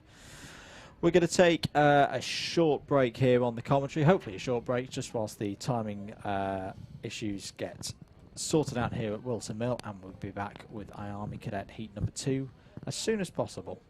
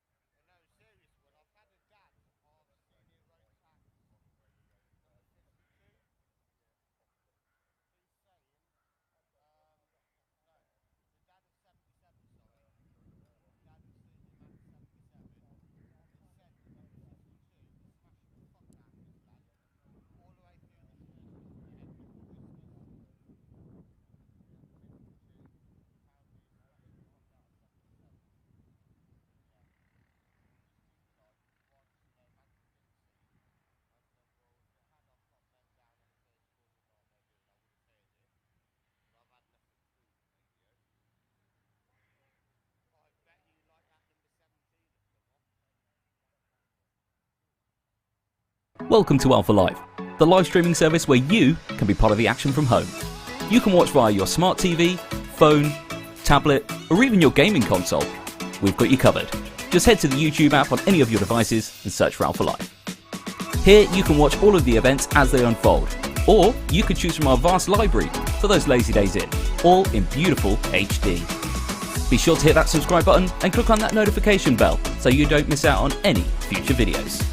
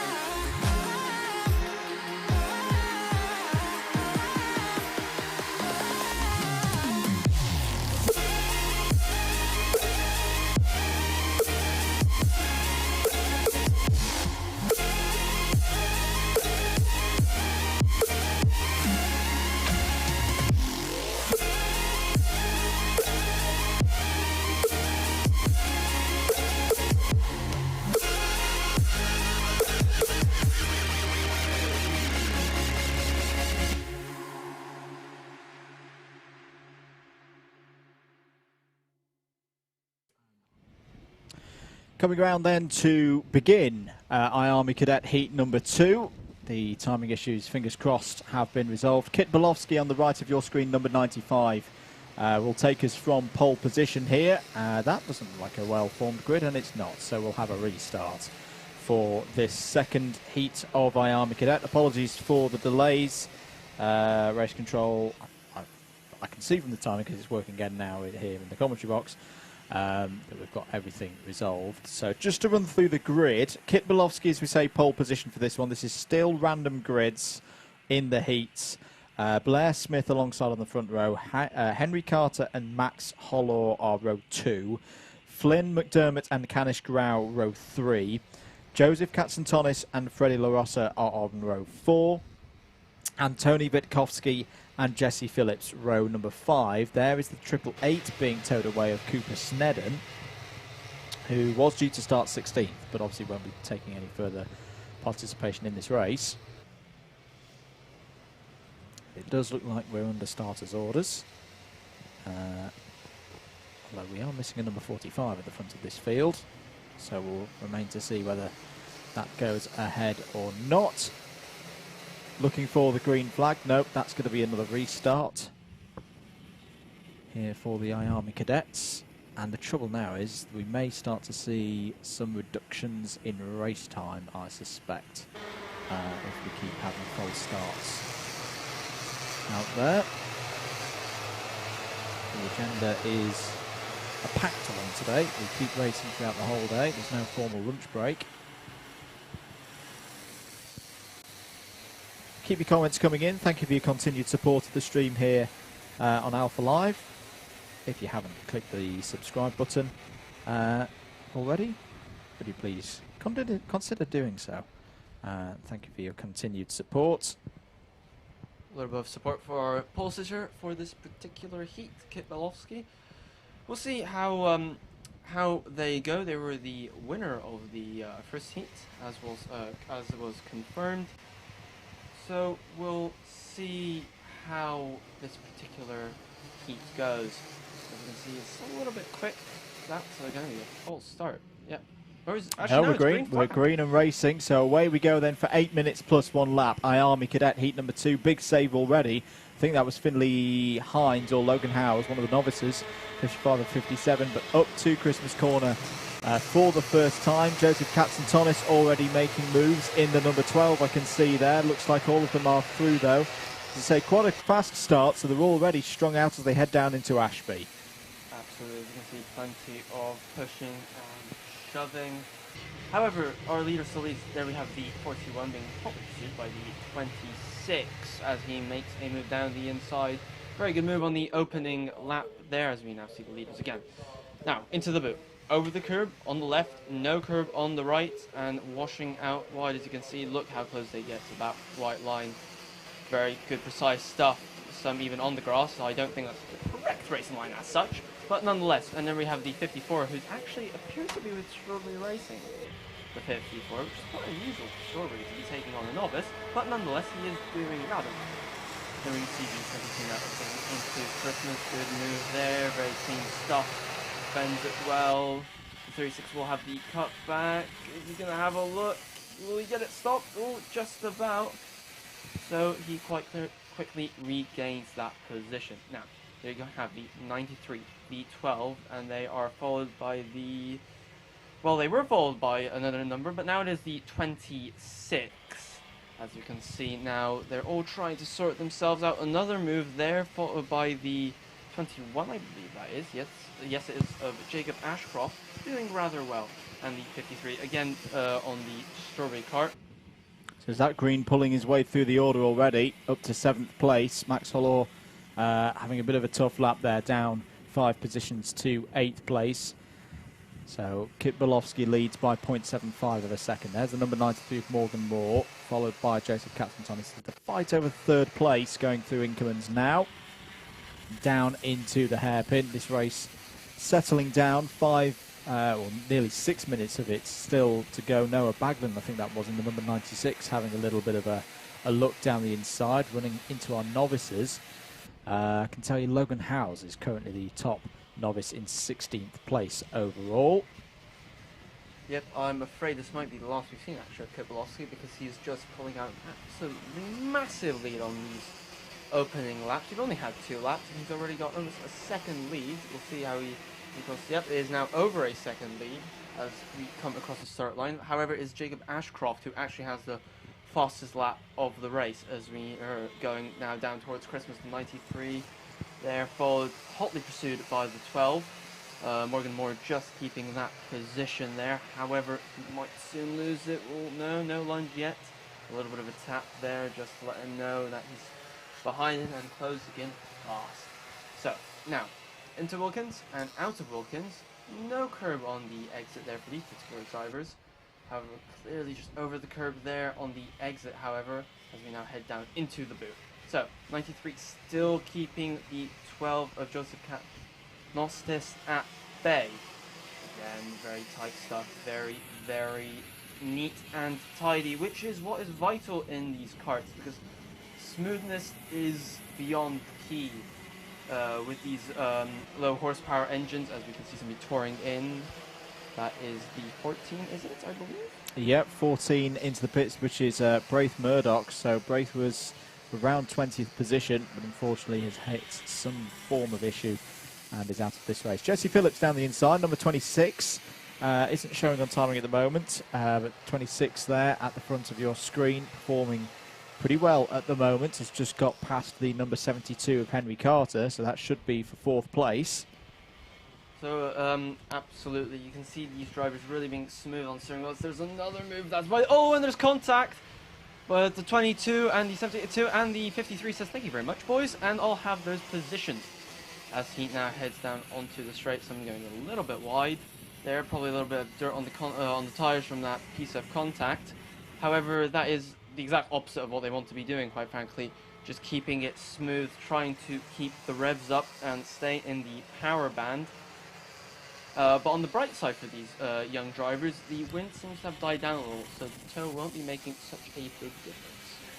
It won't indeed. Joseph Katzentonis, fastest lap of the race so far, 52.02, as there's a move being done there in the middle of the field. It may have been Jensen Chalk having a look for a position. Into the boot go the number 95, leading this race at the moment, Kit Bolofsky.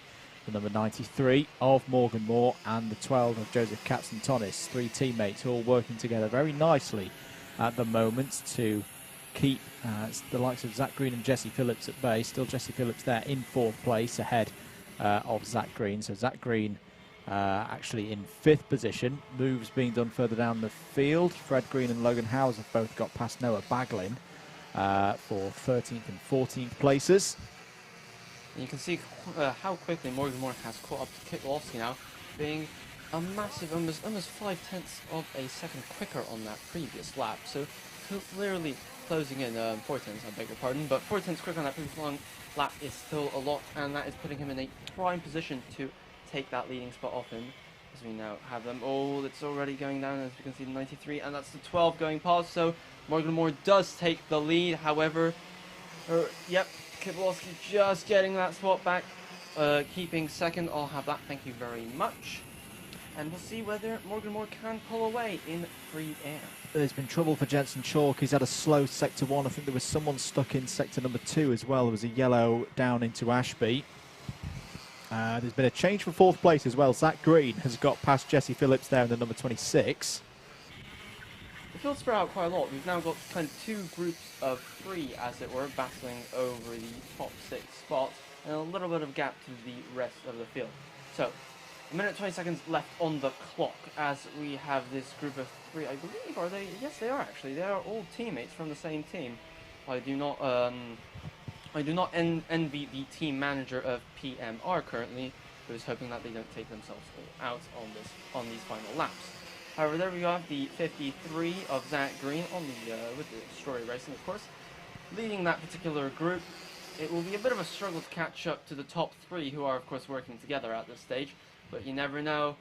As the 95 pulls out now on the 93, takes the lead there. Kibelowski, you can see the difference the toe makes. Morgan Moore is much faster on previous laps than Kibelowski, but in the toe he just managed to reduce that deficit quite significantly.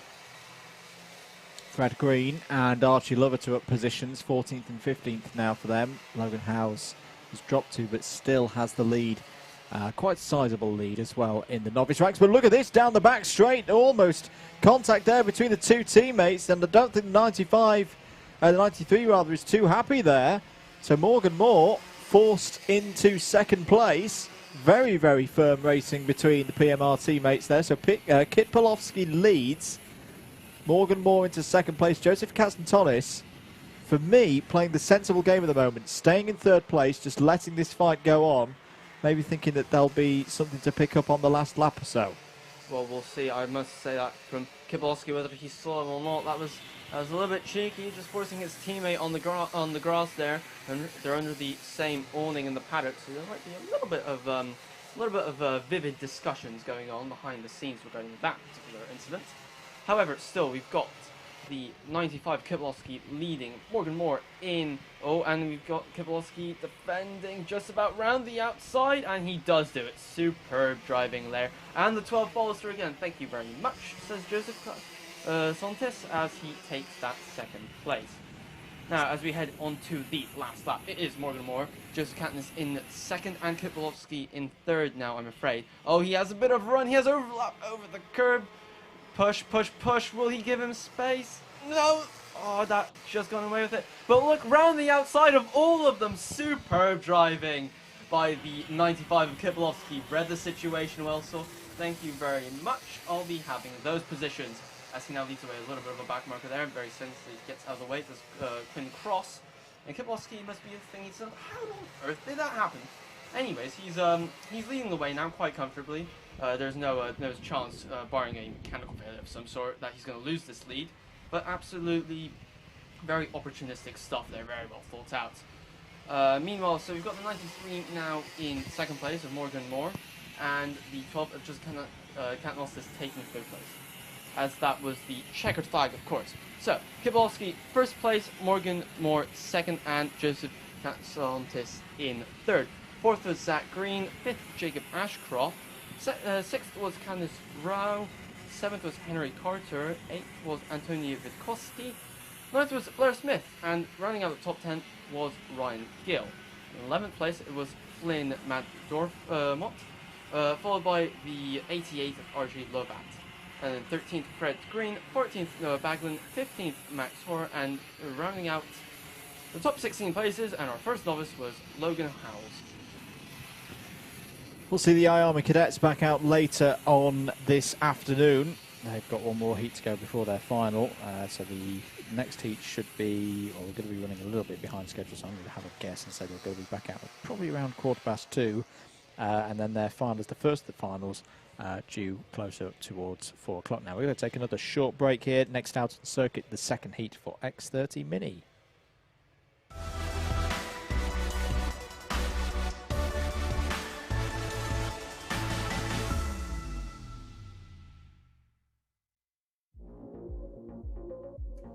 Let's have a look at the grid for the second heat in X30 Mini. Finn Leslie is on pole position alongside on the front row is Jensen Pugh. Row 2, Jack Hobson and Riley Bishop. Thomas Cucurulo-Yeomans and Cian Geraghty are on row number 3. Katie Ashman and Charlie Locker are on row 4. Row 5 has Cameron Pratt-Thompson and Macaulay Bishop on it. Row 6 is Thomas Carter and Lucas Field. Kira Harris and Dylan Gratz start on row number 7. Jack Owen Drawbridge and Henry Jocelyn are on row number 8. Izzy Wolfett and Morgan Hill are on row number 9. Charlie Mills and Tommy Harfield will be looking to go forward from row number 10. Rylan Etchberg has work to do alongside Luke Fleming on row 11. Jack Mowat and Oliver Bocock are on row number 12. Marley Parejo and Ashton Wiggins start on row number 13. Aidan Hassan will be looking to recover from the spin in race 1 from row 14 alongside Eden Spanswick. Joshua Jones and Benjamin Rowe are on row 15. And that is your field, 30 karts in it. Keep your comments coming in on the YouTube stream. Thank you for your continued support. According to the numbers, 424 of you watching right now. Thank you very much, guys, for tuning in. Do please share the stream on your various social medias if you can. And we'll get set for this second heat in the X30 Minis. We saw Henry Jocelyn take the win in heat number 1. And again, I'm really intrigued by this field here today because there's a lot of key runners. There's drivers who perhaps aren't Wilton Mill regulars, but very, very fast drivers in their own right. And then you've got your experienced drivers who've been in this class for a year or so, looking to get better results than they've achieved before. There's a lot to play for in this one. Exactly right, especially when you consider as we start to get out on the circuit now. Of course, with the randomized grids, there's a problem for the 32. They're not quite getting started. We'll see whether I think he actually has got going now. Of course, with these randomized grids, that means all these drivers of various experiences and abilities are mixed in together, which provides for some absolutely exciting racing and very, very competitive action. As you can see now, they're really warming their tires now. And you might be thinking they're weaving so much. Is it actually important to have your tires up to the correct optimum temperature? And it is absolutely vital, ladies and gentlemen, because having tires which are up to temperature, ready to go, can be the difference between going from 5th to 1st on the first lap or going from 1st to 20th. So it is absolutely, of course, it's not quite, of course, Formula 1 levels. However, it is still very, very important. As we get ready now for the start, we'll see. Hopefully, we'll have another flawless start here with no need. And I believe the racing has begun. Yes, it has, as they go into oblivion for the first time. A little bit of confusion, I think, there. So we think it was a false start, but however, it is not. So we've still got our leader, which is Finn Leslie, leading the way, followed by Jack Hobson with the 6th place. Oh, there's been another coming together, I'm afraid. Couldn't quite see who that was. I think Kira Harris was involved, the number 20, yes, and the number 37 of Charlie Mills. So Kira Harris, unfortunately, is out after a matter of a few corners. I hope Kira's okay as well. Looking at a little bit of distress there. Did look as if the number 37 had ridden on top of the number 20, which I can say from experience is an uncomfortable position to be in. Cian Geraghty there, number 73, yellow helmet, well and truly involved in this one as the drivers come round to finish lap number 1 then here in X30 Mini. Finn Leslie leads from Thomas Cucurulo-Yeomans, who's having a stonker of a day so far. He's up to 2nd again. Cian Geraghty now being challenged by Jack Hobson and Macaulay Bishop. Now, this is interesting. The first time we've seen Macaulay Bishop in this X30 Mini class towards the front of the field. We've seen his exploits in IAME cadets over the past couple of years. Good to see Kira Harris there walking away seemingly fine. But Macaulay Bishop is very diminutive, of course. He's a much younger driver down the inside of Finn Leslie there for second place. Macaulay Bishop actually took 2 spots in one corner at Christmas, as we can see a little bit of pushing and shoving in, going into the boot there. The 73, which was Cyan Garrity, who's lost some positions up. He's down to 5th now on that lap.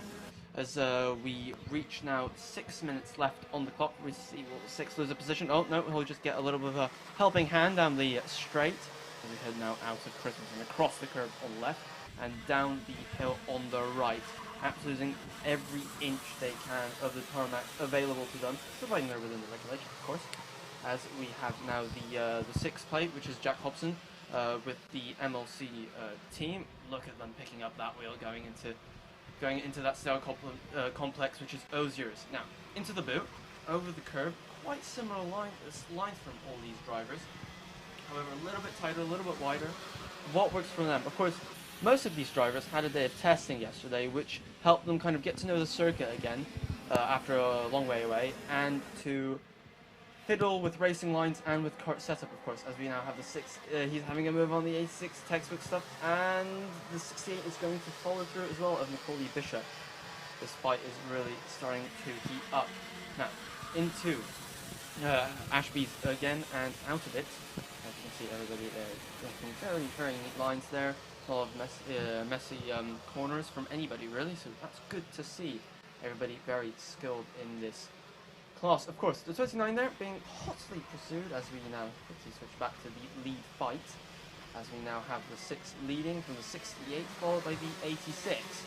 So, nice numbers there, quite similar all in all. As we have, so, it is Jack Hobson first, Macaulay Bishop in second, and Thomas Kurlo Yemens in third, as we now have Macaulay Bishop. Oh, having a look there, the Jack Hobson had a little bit of look, saw that coming, could position himself appropriately, of course, to try and get the cutback. Hasn't worked, I'm afraid. Oh, he's having a late lunge! There's a little bit of contact. I think Jack Hobson, is he going to lose a spot? Is he going to round the outside? Great move from the 86 there, who quite confidently takes that position away. However, now, down the back straight again, as we can see the 86 now. You see, Lance is left and then moves to the left, to the right, sorry. So he knows he's got a good run, and look at how that run has helped him. And down the inside into the last corner, a little bit of curve, but nonetheless, great move. Very, very intelligent driving there from the 86. And they take the lead. So now, down the road into Christmas with just under 4 minutes left on the clock. And again, Jake Hobson has a look, and he's through. This is really starting to heat up, and it's not helping this group, quite frankly, because Lucas, the group led by Lucas Field, is now visually closing on this group of 3. There you have the 6, there you have the 86, and then you have the 63, all very close stuff. It appears that Jack Hobson has a little bit of a lead opening up. Perhaps it's just the 86 of Kurlio Yemens just taking a little bit of a breather, letting his tires cool down to the correct temperature to mount a attack. Oh, and there's a late lunge there, and that didn't quite pay off. They were lucky to get away with that. I'm not too sure who that was. It was Aidan Hassan, the number 64, who, was very, very lucky there to not have a little visit with the tyre barrier. Back with our leaders, though. The number 6, Jack Hobson, leads from Thomas Cucurolo Yeomans by just under 2/10. Lucas Field is crossing a gap, though. He's got away from Cian Geraghty. Ron Etchberg's had a good drive so far as well, up to 6th place. But 2 minutes and 40 seconds to go. Critical stage of the race for this top 3. Lucas Field, as I say, last time 47.76, and has just gone and set a personal best in sector number 1. He's going to need to dig really, really deep. He could do with some help behind, because Ryan Etchberg has gained another position. Macaulay Bishop, though, has just set the fastest lap of the race at 47.06. As you can see, 2 minutes left on the clock as the 68 has a look now, gets past, and Macaulay Bishop actually getting past there. Getting into second, the mechanical factor is the Wolfit. I'm afraid that's their race over. However, this group of 3 is still scrapping away. Thankfully, Jake Hobson seems to have a little bit of breathing space. I highly doubt that's going to last long, especially given the speed of Macaulay Bishop, but in all actual fact, they're actually very close. There's only about 500ths of a second all between these top three drivers. However, Macaulay Bishop now a little bit of a messy boot. They had a little bit of a struggle there to try and get the kart to turn in properly. They've not lost position, of course, which is a good thing for them, and their quest for those very important points for the final. Here comes Macaulay Bishop, though, down the inside into Christmas Corner. How many times have we seen him do that in IAME Cadet? Well, he's now doing it in X30 Mini. He's got to defend, though, down into Ashby. And Hobson's looking. Oh, now, was there a bit of contact there through Ashby? How did that all shake out? Did Hobson get the lead back? Did Bishop hold on to it? Cucurello Yeomans is still there as well. Well, there is Jack Hobson. And, yes, he's been dropped. So the 68 and the 86... maybe battling this out now. Now let's keep an eye on the timing. Oh, contact between Bishop and Cucurello Yeomans there. It's going to be very tight this as to whether it's going to be final lap or not. No, it's going to be 2 laps to go. 2 laps to go then for the drivers. Macaulay Bishop leads. Well, let me tell but you, it's really changed now as Rylan Etchberg's gone down the inside of Jack Hobson there for third. Well, let me tell you, there's clearly something more to that tale than we saw. There was clearly a further confrontation at Wilkins, with it really all starting at Ashby, where a little bit of a crude move, in my opinion. Jake Hobson just a little bit of a push there going into the braking zone at Ashby, which forced Macaulay Bishop slightly wide, and he attempted to gain the position. As I said, I'm not too sure I'm at Wilkins, but I think there was further contact for sure. Yeah, I think you're absolutely right. So keeping an eye on that clock. If it ticks 20 seconds before they cross the line, yes it will. Final lap board is out then. Macaulay Bishop, can he take his first win in WMKC at the X30 Mini level after 2 dominant years in the IAME Cadets? Into the hairpin they go. There's the number 77 of Lucas Field continuing to have a good race. The 26 of Henry Jocelyn, who won the first heat. Down into Ashby they go. Cian Geraghty having a good fight there with Aidan Hassan over 8th position.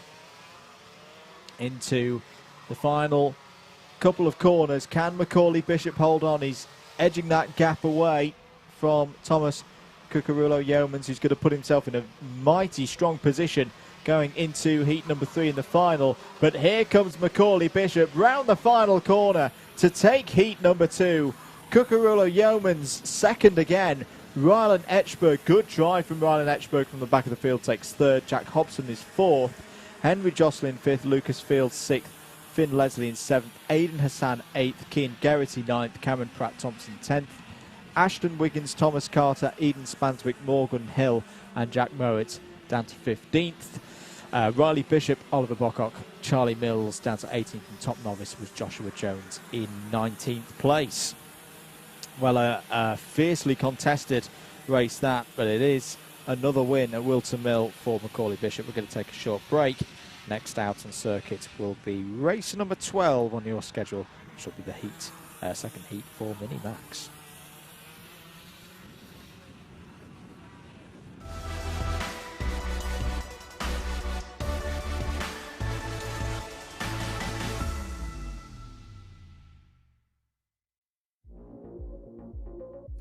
Let's have a look at the grid then for this next heat, the second heat for the Mini Max class.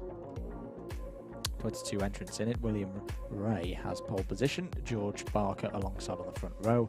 Harry Higgs and Damien Barris-Haggett on row 2. Callum Gosh and Kieran Denyer on row number 3. Oliver Smith and Casey Jones row 4. Amelie Ackett and Harrison Morrow on row 10. Michael Dalton and Ronnie Coburn are on row number 6.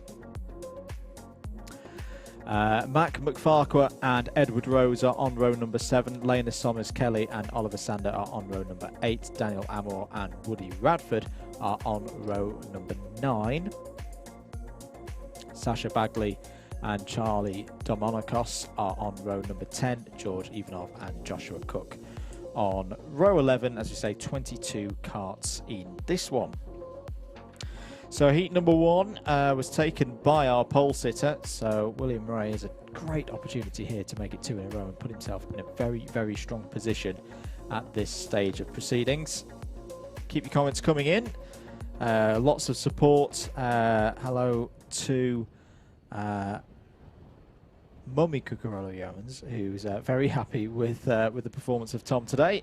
So another P2 there. Hello to Fallon Warren as well, who's cheering on the number 22 in that last race. And I think it was about a 14th place finish for the number 22 of Morgan Hill. So another driver we've been seeing coming through the ranks here at Whilton Mill Kart Club. And especially as the drivers move up through that order, you know, drivers who have been in cadets can sometimes take a bit of a while to get up to speed in minis. Yes, absolutely. You have to remember that it's a much wider car actually in Minimax due to the chassis they use. Of course, completely different manufacturers being favoured in Minimax. For example, in Honda Cadet, for example, the Project One chassis is very popularly used. Whereas in Minimax, you know, it's OTK, which is mainly used, quite frankly, for all the drivers. So it is quite a lot to get used to. Also, the tires are very, very different. Now in Minimax, they use, of course, D2s. Several years ago, they used D1s, which was a slightly harder compound, which was actually quite a bit more similar to the harder tires they use on the Honda Cadet carts and on the IAME carts, IAME Cadets, of course. So now we have the slightly softer D2s in Minimax, and that can take a little bit of time to get used to due to the temperatures you need to bring those tires up to. They come in at a different point, really.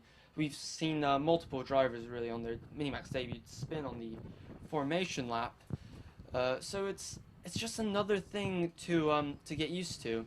As we can hear the engines firing up outside the commentary box, we should have the formation lap underway very shortly. Absolutely, there they are, with our with William Rear, which was, I believe, was the winner of our previous Minimax heat, starting from pole position. That, of course, isn't being carried over from the first heat. That's just how he was randomly selected, which for William Rear is quite good news, probably.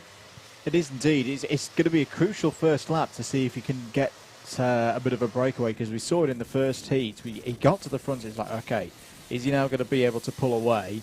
It's often, you know, we see drivers sitting in P2 in the slipstream and not letting the leader get out too far out front, getting them back later in the race. But that definitely wasn't the case with William Ray in the first heat. 8 minutes plus 1 lap yet again. As you can see now, all the drivers forming up on the grid, various engine, of course. One of them being used by George Barker there. That is the time racing engine, which is actually DHR who carries out the work. They use the time there as kind of a brand for themselves. So we get ready for the start here. I believe they're happy with that start. And yes, the green flag goes. William Ray takes a commanding lead into the first corner. He should have a very good run out of the first two corners. Yes, he does. Comfortably leading the way. There's a little bit of pushing and shoving as they're 2-3 wide at certain places, but they should get away with it without any contact. Yes, it appears so. So we've got William Rea leading, and that is not George Barker in second. That is actually the 27 of Damon Boris Haggett, who's in second with the yellow and blue graphics on his car. It's the 88 in third of Callum Gosh, and George Barker has dropped down to fourth, unfortunately. So into the boot now, as we can see, the 13 being hotly pursued by Michael Dalton, who gives him a little bit of a helping hand out, almost just to raise his revs. How kind of him. And there's further contact. Oh, yep, that's an exhaust. That was bound to happen. That was Michael Dalton running into the back of, I believe that was Callum Gosh, actually. Actually, my apologies, no, it wasn't. As you can see, I think somebody having a little bit of damage, and that's, again, who's that off the road now? I think that was Dalton, the number 6, and there's the number 13 off as well of Kieran Denyer. So Kieran Denyer looking to the right-hand side of the kart. I think that may be a mechanical. I don't think there was any severe contact causing him to be ending up off the circuit. But yeah, you just saw Michael Dalton there, the number 44, recovering from a separate incident. Michael Dalton has a little bit of damage on the car. I believe the front fairing is wrapped underneath the cart, which is dragging on the circuit after that first incident he had, which ripped the exhaust off the cart. Actually, I didn't see the exhaust fly off, so maybe it was just slightly this position. You can hear, as we can see now, the battle for the lead now. Contact warning for Michael Dalton. I've got to be brutally honest, I'm not at all surprised about that. But still, William Ray is leading the way with the 27 following in closely behind. Then it's Callum Gosh and then George Barker. And then the 87 of Attack Motorsport was Matt McFarlane.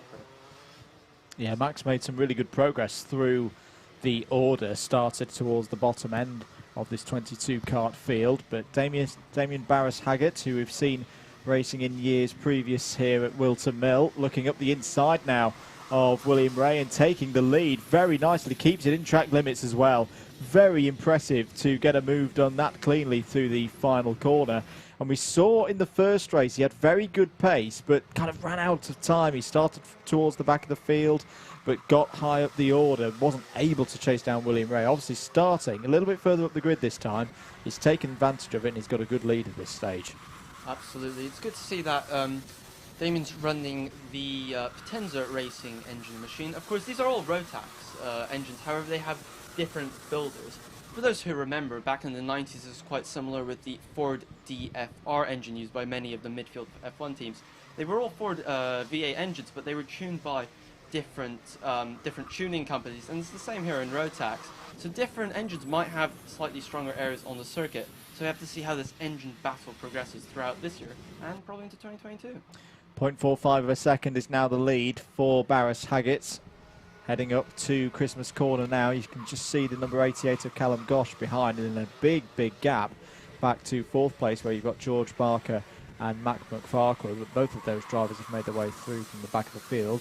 Quick note into the novices. Charlie de Moncos currently is your top novice in 18th place on your timing tower side-by-side. Is side-by-side also out on circuit. Here are Barker and McFarquhar. McFarquhar looking to the inside now into Ozier's very nice move, and that will be fourth place. Yep, textbook stuff there by the book, essentially. He's got the run and got the move done. So we've got George Barker now being hotly pursued by the 77 of Ronnie Coburn as he attempts to... Oh, there was a little bit of contact there. Oh, he waves his hand. Do you mind? Says George Barker in a slightly aggrieved tone, no doubt. However, as we now look at this battle, he's going to have another look at George Barker. Will George Barker lose 2 positions? Yes, he does. And he might even lose 3. Probably has, I'm afraid. Yes, he has. 28 also getting past Oliver Smith. So not a great Christmas corner by George Barker. However, still we have the 77 there and the 41 of Daniel Amor pursuing him very tightly. Interesting thing of note to also see, of course, we're having a little bit of temperature change now at the circuit. Some drivers are opening their cooling flaps, some aren't, which is giving you kind of a an indication of what the temperatures are like for the engines. Of course, some are choosing to run a little bit hotter, some a little bit cooler, depending on what they believe gives optimum performance. We come across now with 3 minutes just under remaining. And we have the 41 now starting to pull pressure, and that is indeed Michael Dalton. He's come in, no doubt some damage. Clearly the bumper is in, and the 41 has gone past the 77 of Ronnie Coburn. Good move there into Ashby, our heavy braking zone on the circuit, one of our heavy braking zones, in fact. And the 28 of Oliver Smith will no doubt be sniffing an opportunity. Well, just a little bit. It seemed that the 41 of Daniel Amor didn't have a great exit coming out of Ozier's, but he has regrouped and is hoping to be tackling Mac McFarquhar next. Yep, absolutely. It's a very heads-up driver is Daniel Amor and Ronnie Coburn there. And you see the 77 making that adjustment as down the inside goes Oliver Smith. So Oliver Smith is now on the scene. He just ran out a little bit too far there on the exit of Christmas and falls back to 7th place. Woody Radford's on the move in this race as well. He's up to 9th place, following through Oliver Sander. Harry Higgs has made an overtake for 12th place. 1 minute 40 to go. Damien Barras-Haggett leads the race. William Ray has just set the fastest lap of the race so far, though. As coming through here, we're having a look at Mac McFarquhar. 4th place at the moment for Mac in the number 87. But he's got a big train of karts behind him, and he's got to play this wisely. He doesn't want to fight too hard, because there's a lot of drivers there who want that 4th place. And what would you say, 4th down to 10th place is currently covered by about 3 seconds.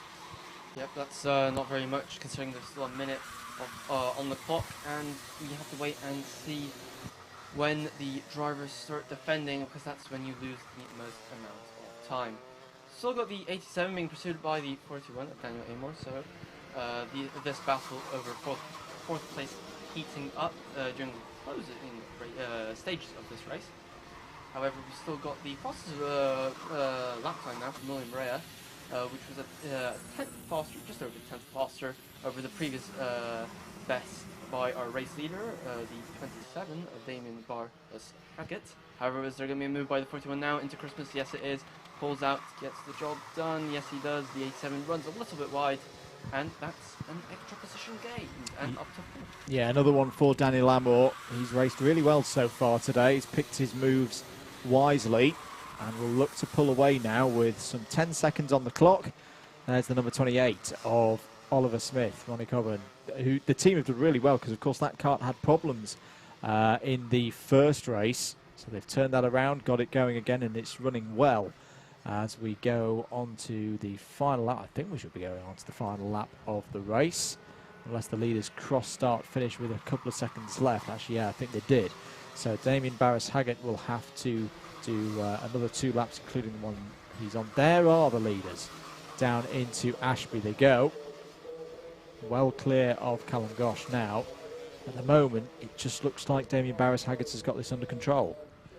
Key point of note, we can see the 27 of Damien Barras-Haggett sporting that bright green neck brace. The neck brace is actually an optional part for the regulations. Not every driver has to wear it. William Rea chooses not to wear one. And it's a safety thing, quite frankly. There is a little bit of debate, especially at FIA level in Europe, whether it actually makes a difference. As we can see now, the 27 defending, moves back across onto the last lap. William Rea might be sensing an opportunity, judging he has just put in the fastest lap of the race.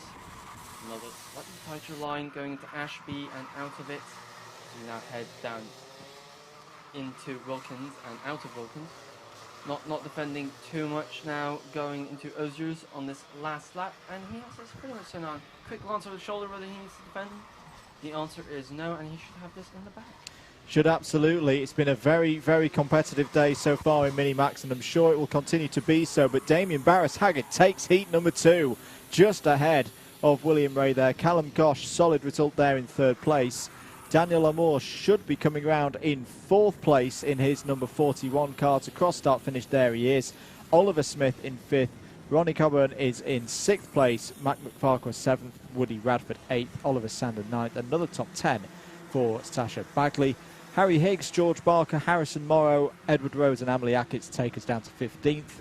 Top novice, great result there for Charlie de Moncos in the number 98, followed by the 89 of Lena Somers-Kelly, Josh Cook and George Ivanov 2nd and 3rd in novice. Katie Jones finishes in 20th place in the 76, 2 retirements in that one, Michael Dalton and Kieran Denyer. One of our viewers has just asked what adjustments can you make to make the engine run hotter, which is obviously what we mentioned beforehand, judging when trying to reach that optimum temperature. The difference is, quite frankly, and it's a little bit a simple solution, but they do say those are the best solutions. The radiator just has it's quite a big radiator, of course, for hot and cooler conditions, and it's quite simple. You can either put a little bit of tape on it, or there's that handy plastic flap that drivers use to just open it during the race. They have the display on their digital dashboard while they're driving along, which tells them what temperature the engine is at and when they should adjust it. Absolutely. Keep your questions coming in on the chat. We're going to take another short break here on the commentary. Next out on circuit will be heat number 2 for Junior Max.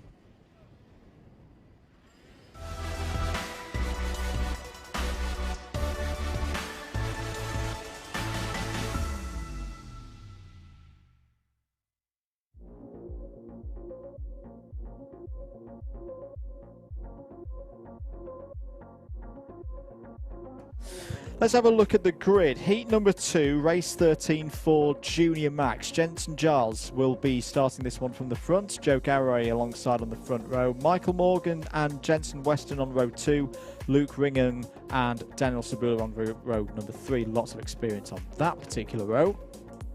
Row number 4 has Ollie Goodyear and Bobby Rosier on it. Riley Brown and Ronnie Smith on row 5.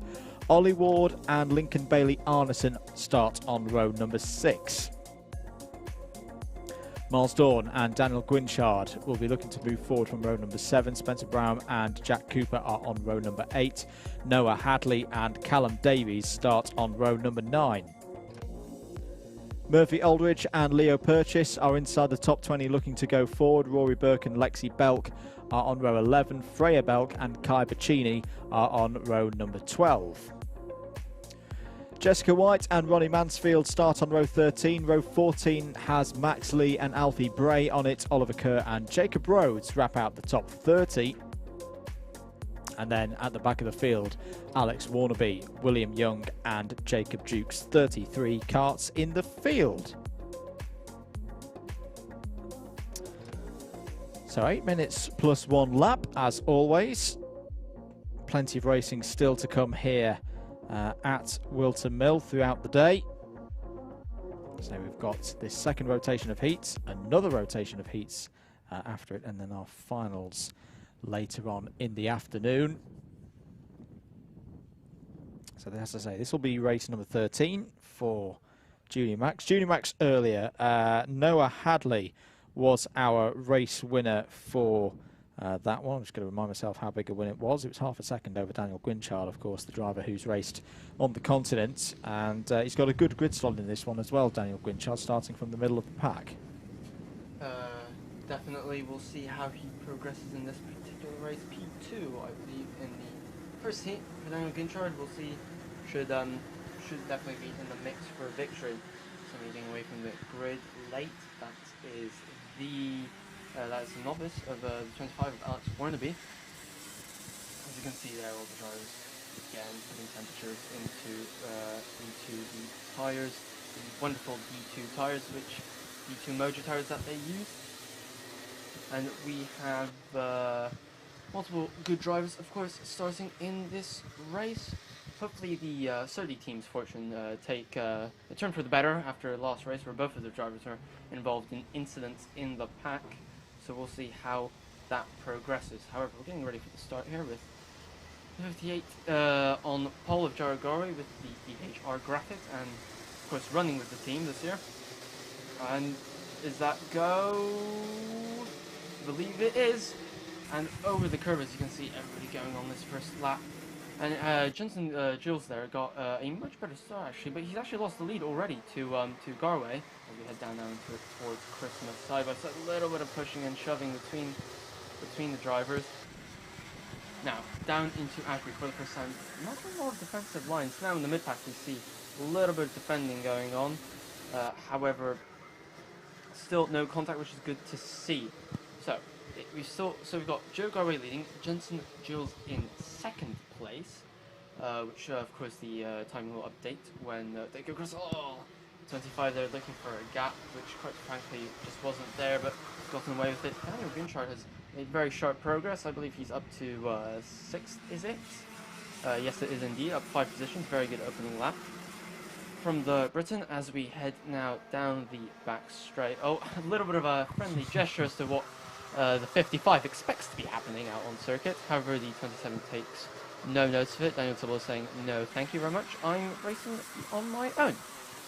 I believe that was Gwynchard having another move, this time on the Riley Brown, I believe. Yes, it is indeed. Running, and that's someone off. That's 85, which is it the 85? It might be the 95. Another driver off as well. That's the 137. Clearly a big piece of contact there. The Nassau panel. Solly Ward. Clearly being ripped off. Yeah, it's the 95 of Callum Davies who was off the circuit as well. So just to confirm, at the end of lap number 2, Joe Garraway leads, Jensen Weston second, Daniel Gwynchard already up to 3rd place and fastest driver in the field there in the Kart Republic suit. He's looking very, very racy. He's going to go down the inside of Weston here for second place and take that pretty easily as they go through Ashby Corner. Daniel Sabula's had a good start. He's fourth at the moment. Riley Brown fifth. Jensen Giles sixth. Dawn, Rosier and Burke taking us down to ninth place. I see all the drivers having a little bit spread out, the drivers now, as Darren Gunther continues climbing up through the field. He has set a fast lap by 45.73 now. He's quite on a bit of a charge. I think nobody else is. Oh, someone's in the pit, and Gunther now taking lead of the race. That was Jessica White in the pit again, just like in the first heat. She had a little bit of trouble there as well. So Gunther leading with the first driver to be in the 45s in this race, and he should stretch that lead to the end, barring any mechanical maladies, of course. Joe Garraway in second place, and Jensen Weston in third. As you can say, actually, I think Daniel Tabula has actually now jumped up into third place. We'll have to wait when they come round, but you can see Daniel Gunther working away on the Kart Republic chassis. Yes, indeed, Daniel Tabula has risen up to third place. Oh, that's the number 89 off the road. This is, I think that's that coming out of towards Inkermans. The 89 of Freya Belk there, unfortunately out of the race. Clearly not pleased with what has happened. Yellow flags out. Oh, and they now have overtaken under yellow flags. One of the key rules of motor racing: do not do it. So the 17 overtaking under yellow flags. I don't think the marshals will be particularly pleased with that for Miles Doran. He might have to see some officials after the race. Yeah, and that can carry quite a significant penalty as well at this level.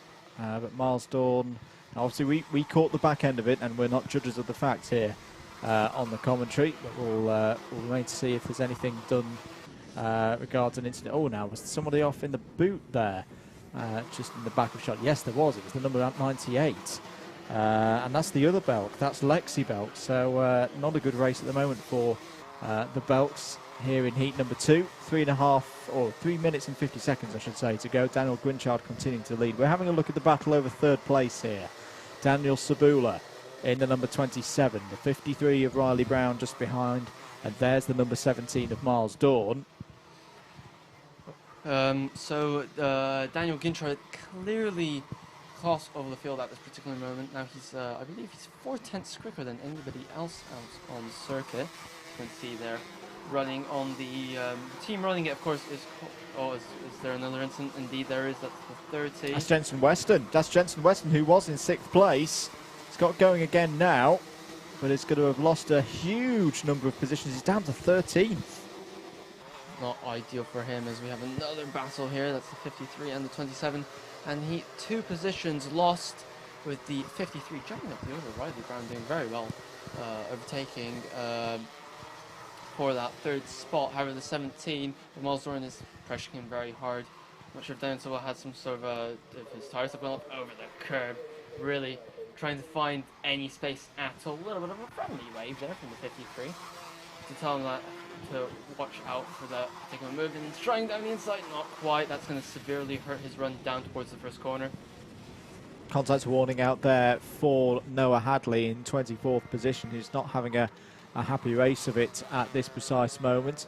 Here with the battle for 3rd place. Down the inside goes the number 17 of Miles Dawn. Very, very nicely done move. He likes that overtake into Christmas Corner. He's feeling it on the brakes. Down the inside, here comes Daniel Sabula in the number 27. He's got the move done through Ashby Corner and gives the point to say, let's go. We've got to work together.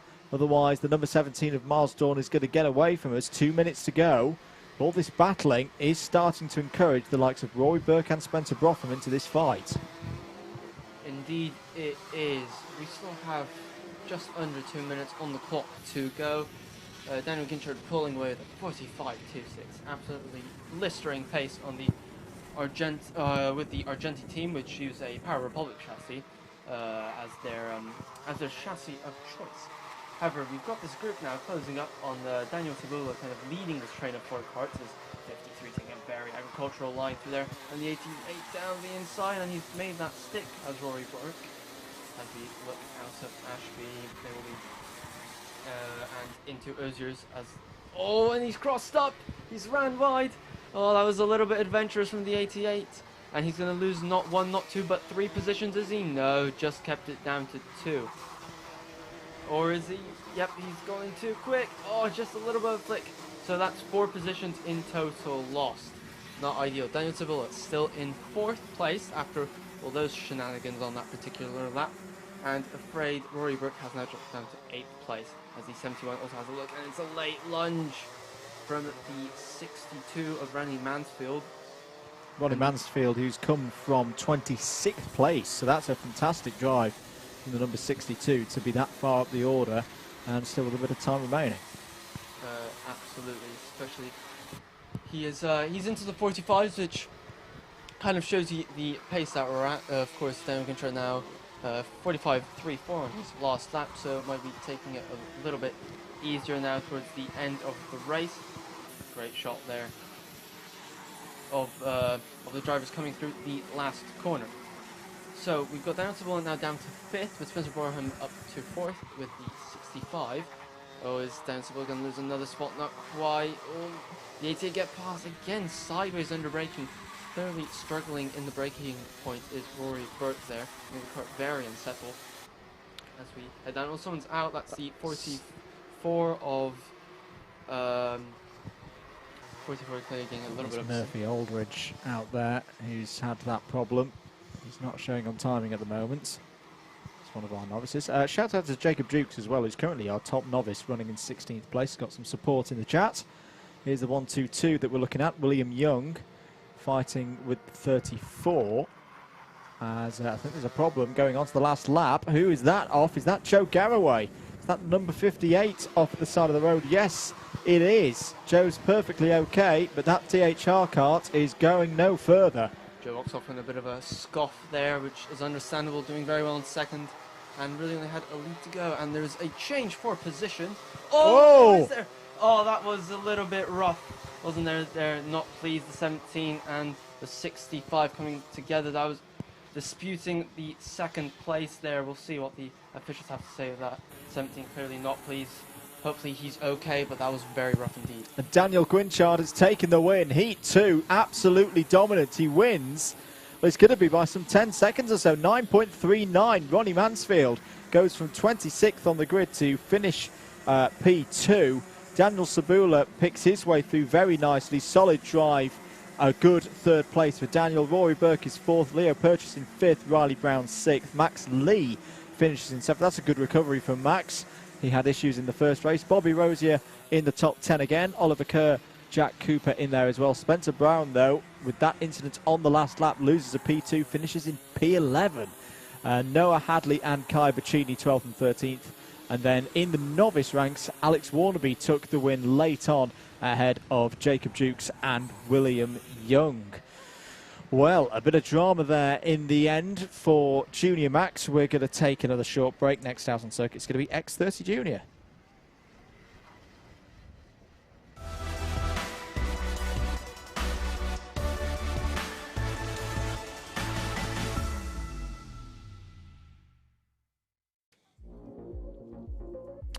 Let's have a look at the grid then for our next race, X30 Junior Heat 2, race number 14 on your schedule. Thomas Reddy. Is he ready to win this race? He's got a position on that front row to work with. Dane Tucker is on the front row alongside him. Sam Shaw and Maciej Hitter row 2. Harry Ewell and Jack Cox row 3. Jaden Gregg and Archie Herring are on row 4. Sam Longley and Gabriel Stilper on row 5. Harvey Ribby and Ben Doherty are on row number 6. Micah Taylor took a good win in the first race, goes from the middle this time on row 7 alongside Lorenzo Cordell. Cian Gohill and Henry Gregory are on row number 8. Jude Vernehoff and Luke Sintler start on row 9. Luke was very quick in the first race. Leo Brown and Jake Yanagis-Sauer are on row number 10. Zaki Hussain and Finley Harrison are on row 11. Sam Baker and Brandon Templeton are on row number 12. Aidan Lynn and Hugo Gilbert are on row number 13. Jack Collins and Kian Gamio are on row 14. We're into our novices now. Kai Carrington and Oliver Harris wrap out row number 15 and the top 30. And last but not least, Lily Jeffs and Luke Taylor on row 16. Tiger Dixon, who had a great race in the first race, starts on the last row of the grid alongside Remy Gilbert. So 34 karts in this one. Max field for a 3 heats plus 1 final grid. And just to remind you of the results from earlier, race number 6, X30 Junior Heat 1, it was Michael Taylor ahead of Lorenzo Cordal, so those two start alongside each other if I'm not mistaken. In this one, Jude Fernerhuff, Aidan Lynn, 3rd and 4th, Finley Harrison and Leo Brown wrapping out the top 6. If you've been with us since the start of the day, you'll know the score by now. 8 minutes plus 1 lap for this heat. Coming up after this one, we've got the X30 Seniors and the Senior Maxes, and then we'll be getting into our final set of heats.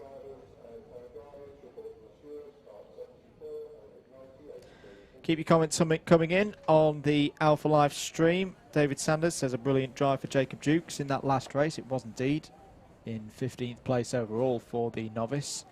So good drive that from the back of the field. And not so good news, I can see there from Kira Harris, who is on the way to hospital. Obviously we saw that incident a few races ago and the rider over the top. Hope Kira's okay. Hopefully it's just precautionary checks and not anything serious. So drivers heading out on circuit for this next one, X30 Junior Heat number 2. Results.alphatiming.co.uk, remember, /WMKC, if you want to keep a track of all of the results as they come in officially.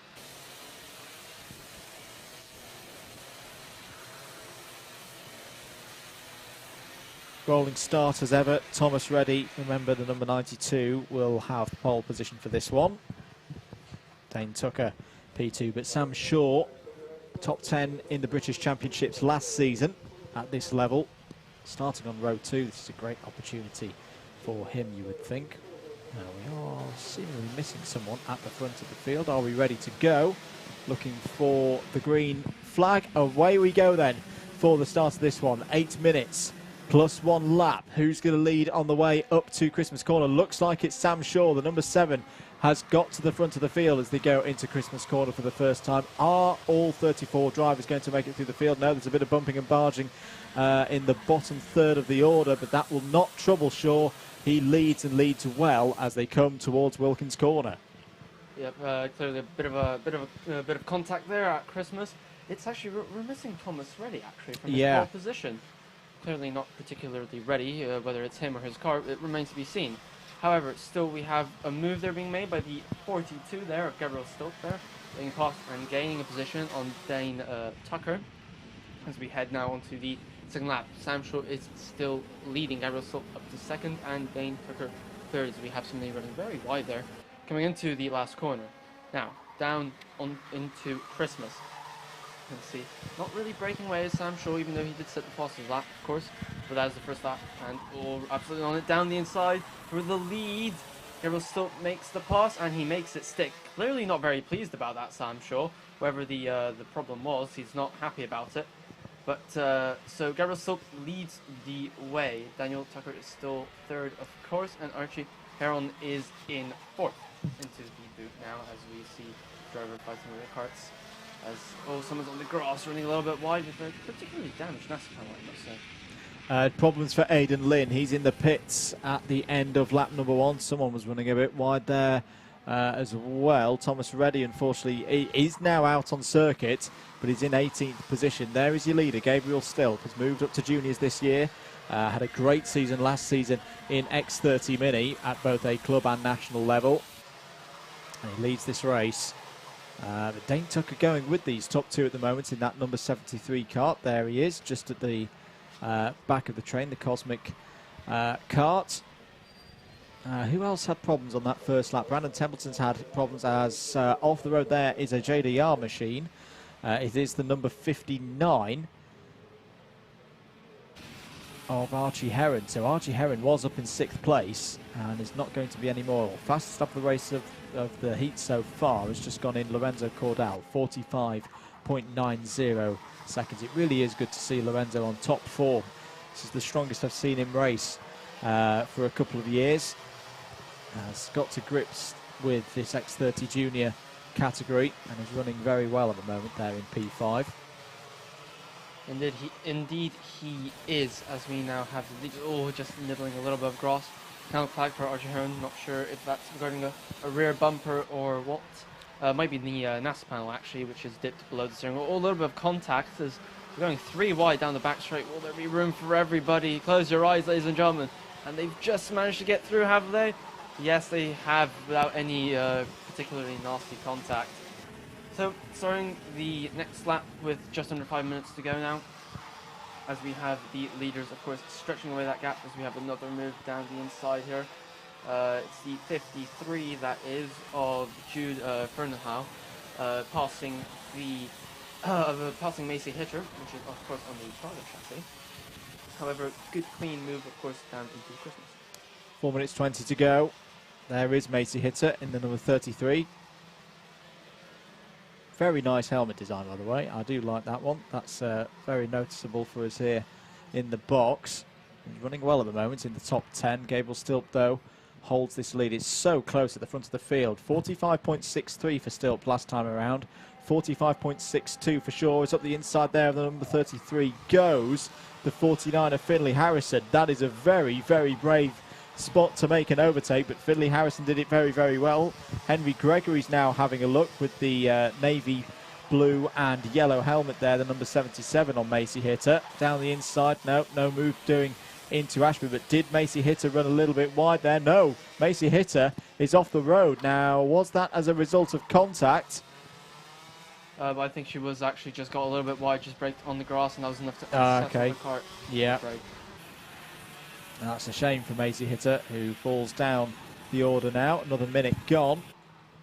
Change for 4th place. Lorenzo Cordal has got back up to 4th place, but here are your leaders. Gabriel Stilp ahead of Sam Shaw. Things have, these top two have put a little bit of a gap now. It's around a second a gap. They have pole, which will be good. They have a little bit of breathing space, particularly on the last lap when they want to do any sort of battling, as it's always bad news when more carts get drawn into such a battle. However, it's still the 42 leading, of course, being a little bit of breathing space, around 2 cart lengths, which is not too much all in all, considering all factors. However, the 7 does have the toe, Sam Shaw. He does have the toe, which is helping him a little bit along, of course. But Gabriel Silva is doing very well to hold that off, especially on the last lap. They had exactly the same lap time, which shows how competitive these classes are. And I go into Christmas and out of it, over the curb, both drivers. They're quite similar lines, however, Sam Shaw really positioned slightly wider, getting onto that exit curb there.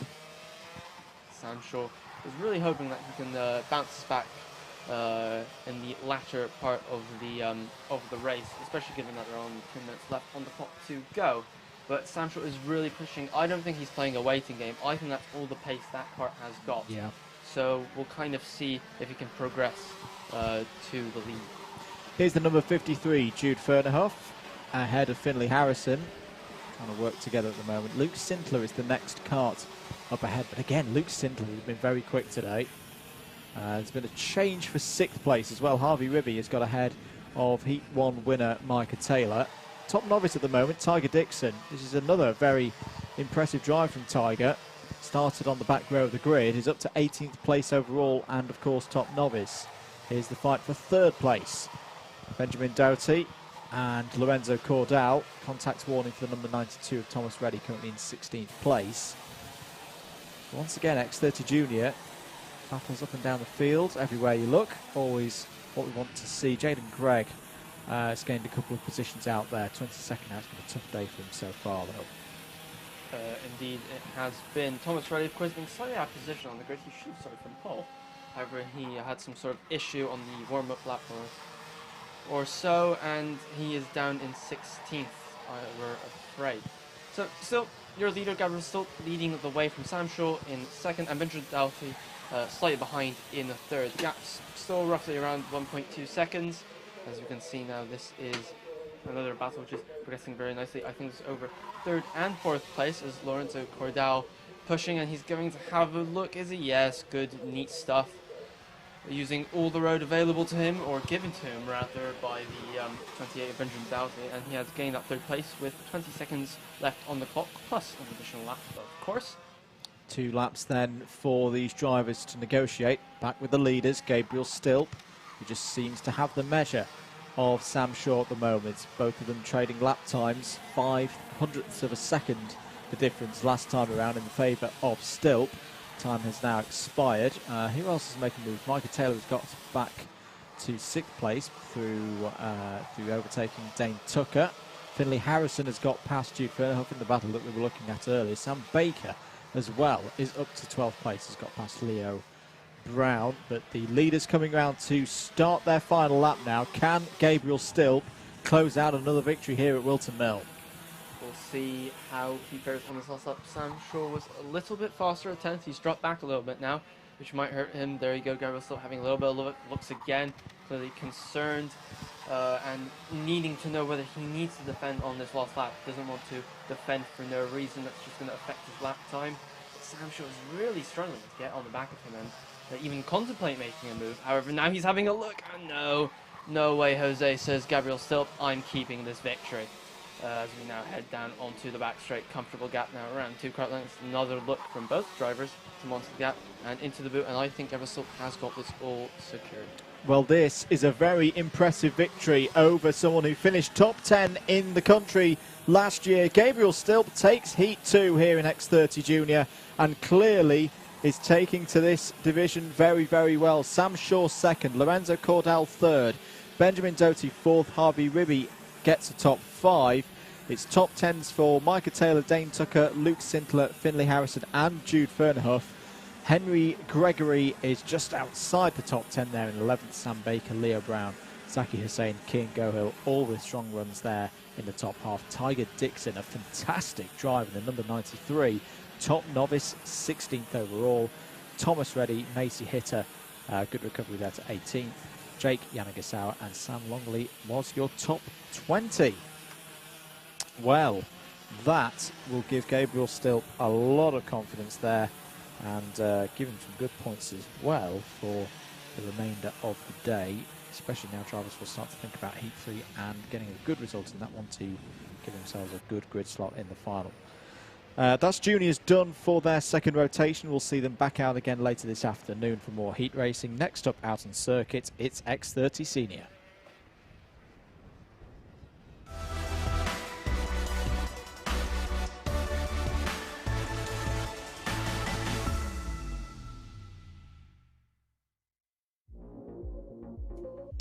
X30 Senior heading out on circuit shortly for their second heat. Let's have a look at their grid.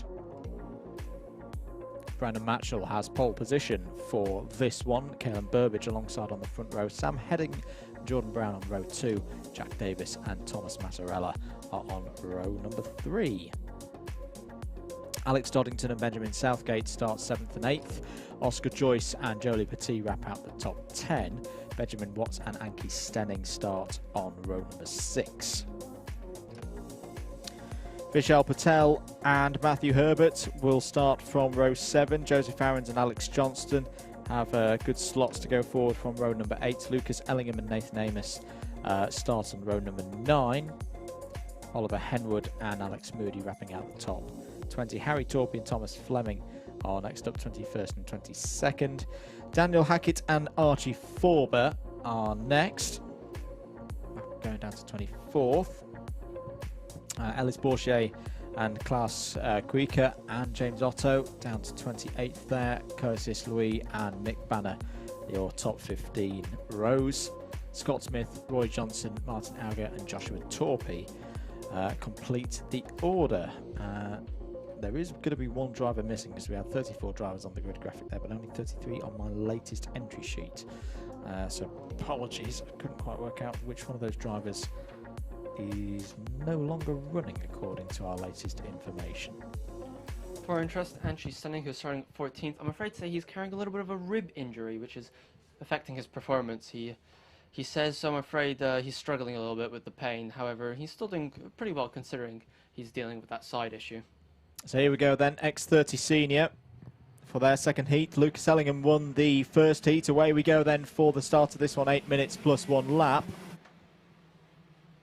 Through the first couple of corners, a couple of drivers tripping over one another in the midfield there, but it's been a good start there for the number 28 of Brandon Matchell. Sam Heading has held himself at the front of the order, and it looks like just about they've got through Christmas Corner unscathed. Thomas Massarella has had a good start. I think I saw him there up to third place, the number 73 out wide there is the number 26 going for a little bit of rallycross. In fact, recovers that pretty well. That's a tough place to be on lap 1. That was Curtis Louis.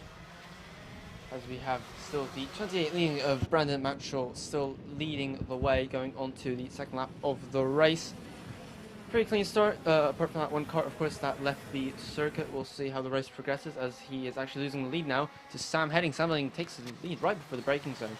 As the 80 goes over the curb and further contact still with the 21. Really trying everything in the book to get past, and it hasn't worked, I'm afraid. Another move there being made by, was that the 36 perhaps, making that move into the higher positions. So, we've got our leader, which is Sam Heading, followed by Brandon Mitchell, followed by Thomas Mazzarella and Jordan Brown. So, coincidentally, Sam Heading is heading the field, isn't that useful for our commentary? So, he's starting to pull a little bit of a gap. Now, we'll see what kind of time he does. 45.70, which is not the fastest lap of the race. The fastest lap of the race actually held by Alex Johnston in P7.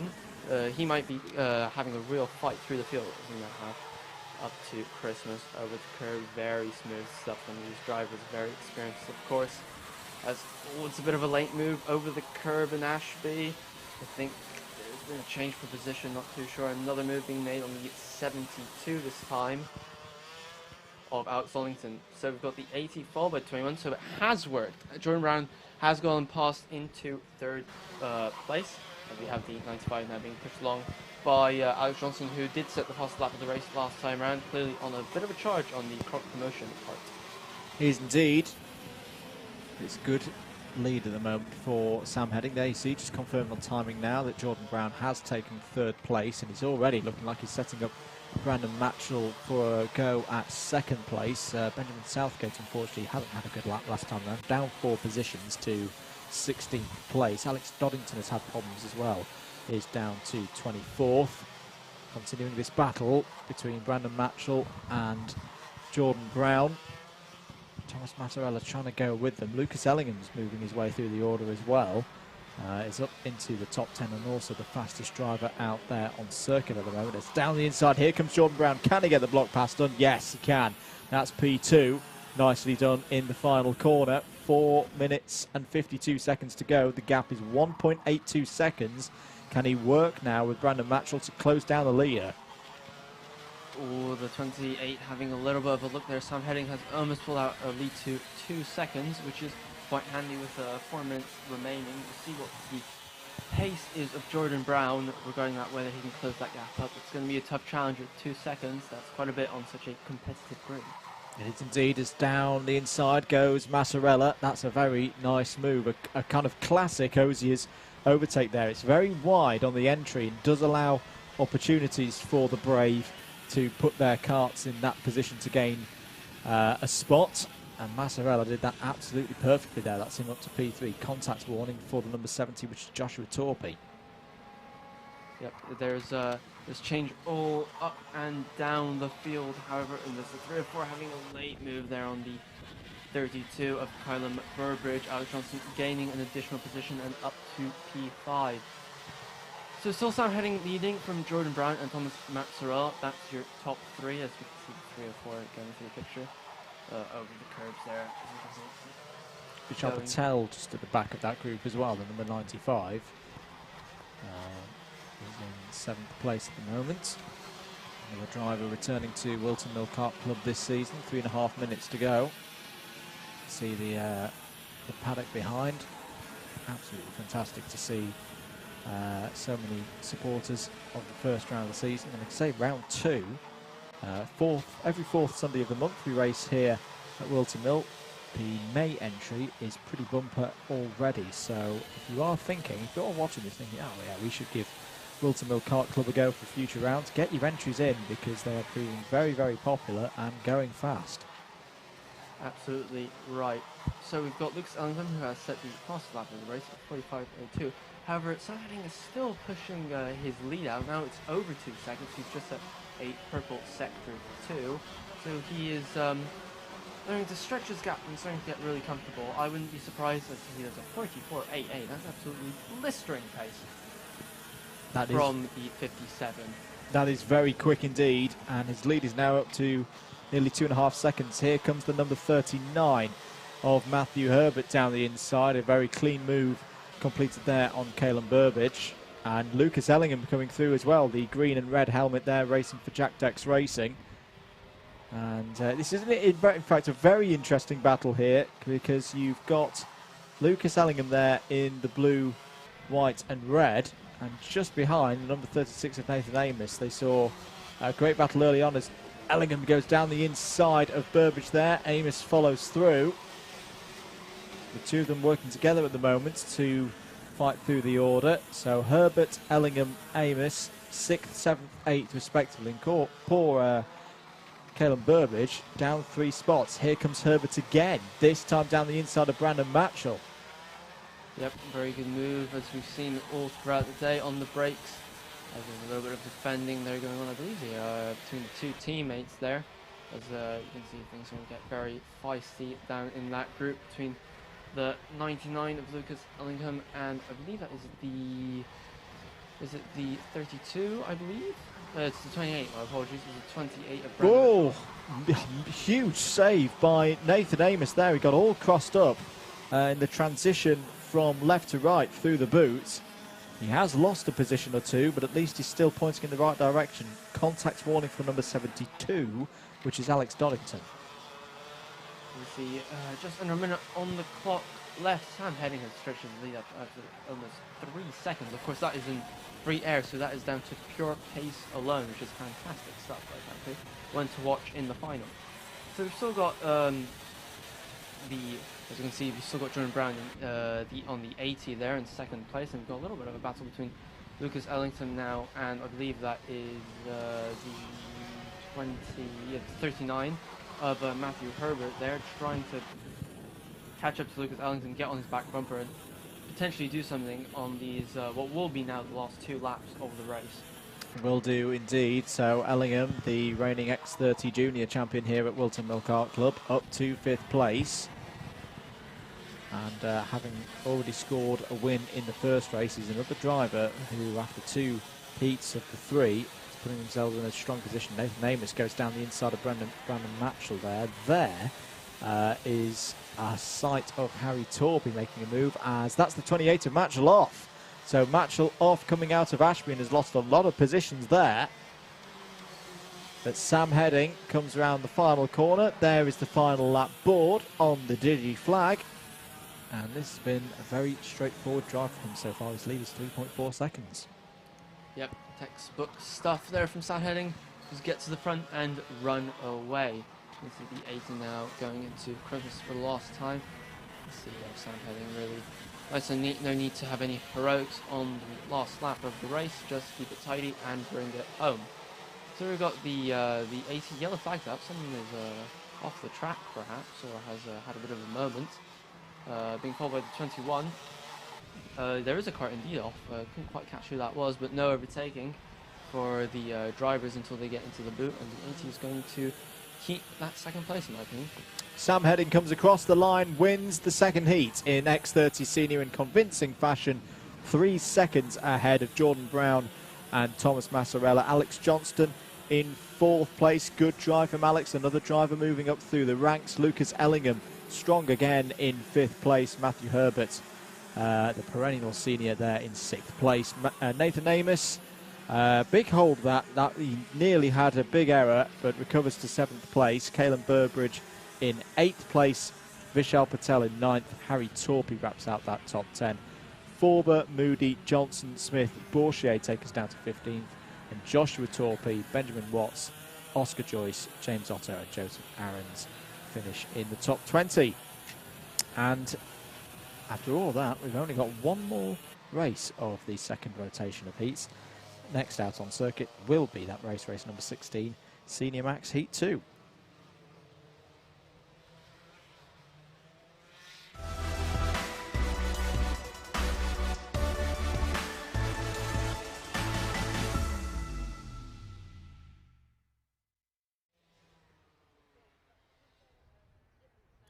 Getting ready then for race number 16 of the day here at Whilton Mill for WMKC round 1 for 2021. It's the second heat for our Senior Max class. Let's have a look at the grid for this 8 minutes plus 1 lap race. Bobby Peets has pole position alongside Oliver Meek on the front row. Oliver Majewski. Hang on, apologies. I've just seen that that's a Honda Cadet heat number 3. That's not the grid that I was expecting on the graphic. Let's just try and find manually our grid for Senior Max Heat 2. So ignore the graphic on your screen for the moment. George Smith will be your Senior Max pole position holder for this one. Jaden Neal Holder alongside on that front row. Lewis Smith and Ryan Garvey will be 3rd and 4th on the grid. Ellie Anna McFall, who had a tough time in the first race, starts this one from 5th on the grid. Casey Watson alongside on the 3rd row of the grid. Sam Sanders and Bradley Philpott. There we are on row number 4. Max Fitton and Alex Bentley on row 5. Axel Laflamme did not have a good first race. Starts this one on row 6 alongside Georgie Whitbread. Ben Page and Lawrence Sverdlov are on row number 7. Chrissy Miller and Charlie Turner are on row number 8. Johnny Elliott and Catherine White start on row number 9. Rob Ellis ran very strongly in the first race. Starts this one from row 10 alongside Mikey Austin, Joshua Valance and Tommy Edmonds. Ever familiar with each other, start this one on row 11. Harry Cannon and Louis Harvey are on row 12. Joshua Pickford and Samuel Hawthorne are on row 13. Carl Dunford and Hayden Cater are on row 14. Archie Elliott and Lucas Ivaskevicius are on row 15. Oliver Meadows, who raced strongly in the first race, starts this one on row 16 alongside Tom Taylor. Alex Jackson and Joshua Taylor wrap up the 34 kart field. So, as I say, this is the last race of the second rotation of heats. After this one, we start all over again with rotation number 3 and Hondas. We've still got this race to enjoy. High quality field. Great to have such a huge group of senior Rotax Max drivers at Whilton Mill. Eyes on the flag. There it is. 8 minutes plus 1 lap begins for Senior Max Heat number 2, flowing through Oblivion Corner and the Crook. Are they all going to survive? Yes, I think just about. That's a good start as the number 27 will lead us up front. George Smith is a spinner in the middle of the field. It's the 17 and just about. Ellie Anna McFall has managed to not be collected there, but that's not a good start to the bottom of the field. Yep, the little bit of a Constantine effect yet again, getting caught out there by a little bit of pushing. George Smith is in 2nd place now after losing his pole position at the start now. Or is he actually leading? Difficult to tell actually. He's actually leading, my apologies. It's the 75 who is in 2nd place, followed by Ryan Gravy in 3rd. Casey Watson has lost place and he's down in 5th position. Axel Laflamme has gained 4 positions on that lap up to 9th. Very good start. You can see another change of position there for 13th. Losing a position to the 29 of Max Fitton there, gaining a position and up P6 as a little bit of a contact warning actually for Max Fitton.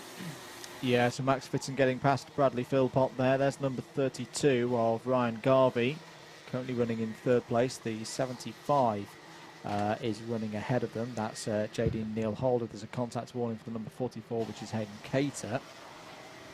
As you can see there, George Smith, who is leading the way, raced a little bit against George, who actually raced at PF International quite a bit. That's kind of his local track. He's come down for the first round of the Whilton Mill Karting Championship, probably just to blow a little cobwebs off. We'll see how he does today, but so far so good. I don't think he's driven this track particularly much. I certainly haven't seen him all that often, but he's doing very well. He's indeed. Axel Laflamme has had a good start. There's the number 24 off the road. That is Johnny Elliott. So Johnny Elliott's having a tough day so far. Had a spin in heat number 1.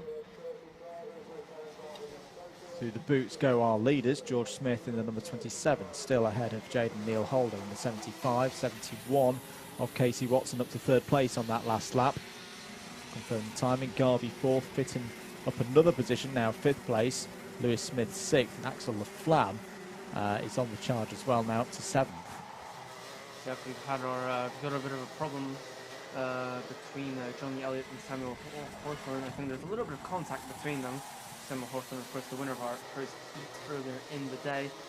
That's not ideal for his placing in the final in terms of points. However, his teammate, who is currently in P17, is on the move.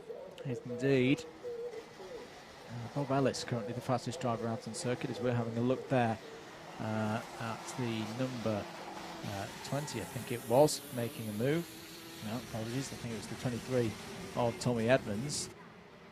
As Chrissy Miller was, for a moment, registering as in the pit lane, but has had some form of issues. Down the inside goes Casey Watson on Jaden Neil Holder. So that's 2nd place now for Casey Watson. Axel Laflamme there made another move up to P5. Axel Laflamme, of course, a very experienced driver, as he makes a late big hit. contact. Well, I think that was a little bit ambitious for me by Axel Laflamme. The gap was clearly not open there, and that's big contact and big damage to Ryan Garvey's kart. I hope Ryan is okay. I'm afraid Axel Laflamme made a little bit of a harsh rejoin. There was a driver had to take avoiding action, and he's just been spat off into the scenery as a result. Yeah, so both of those drivers falling down the order. And that benefits Charlie Turner, who's jumped 3 positions on that last lap, is now up to 5th place. Axel Laflamme has rejoined the circuit, but is now down in 20th position. Ryan Garvey, sadly, well, there he is, and yeah, that's going no further. That's big damage to the number 32, and that's going to be a frantic repair job to get that kart ready for the 3rd and final heats later this afternoon.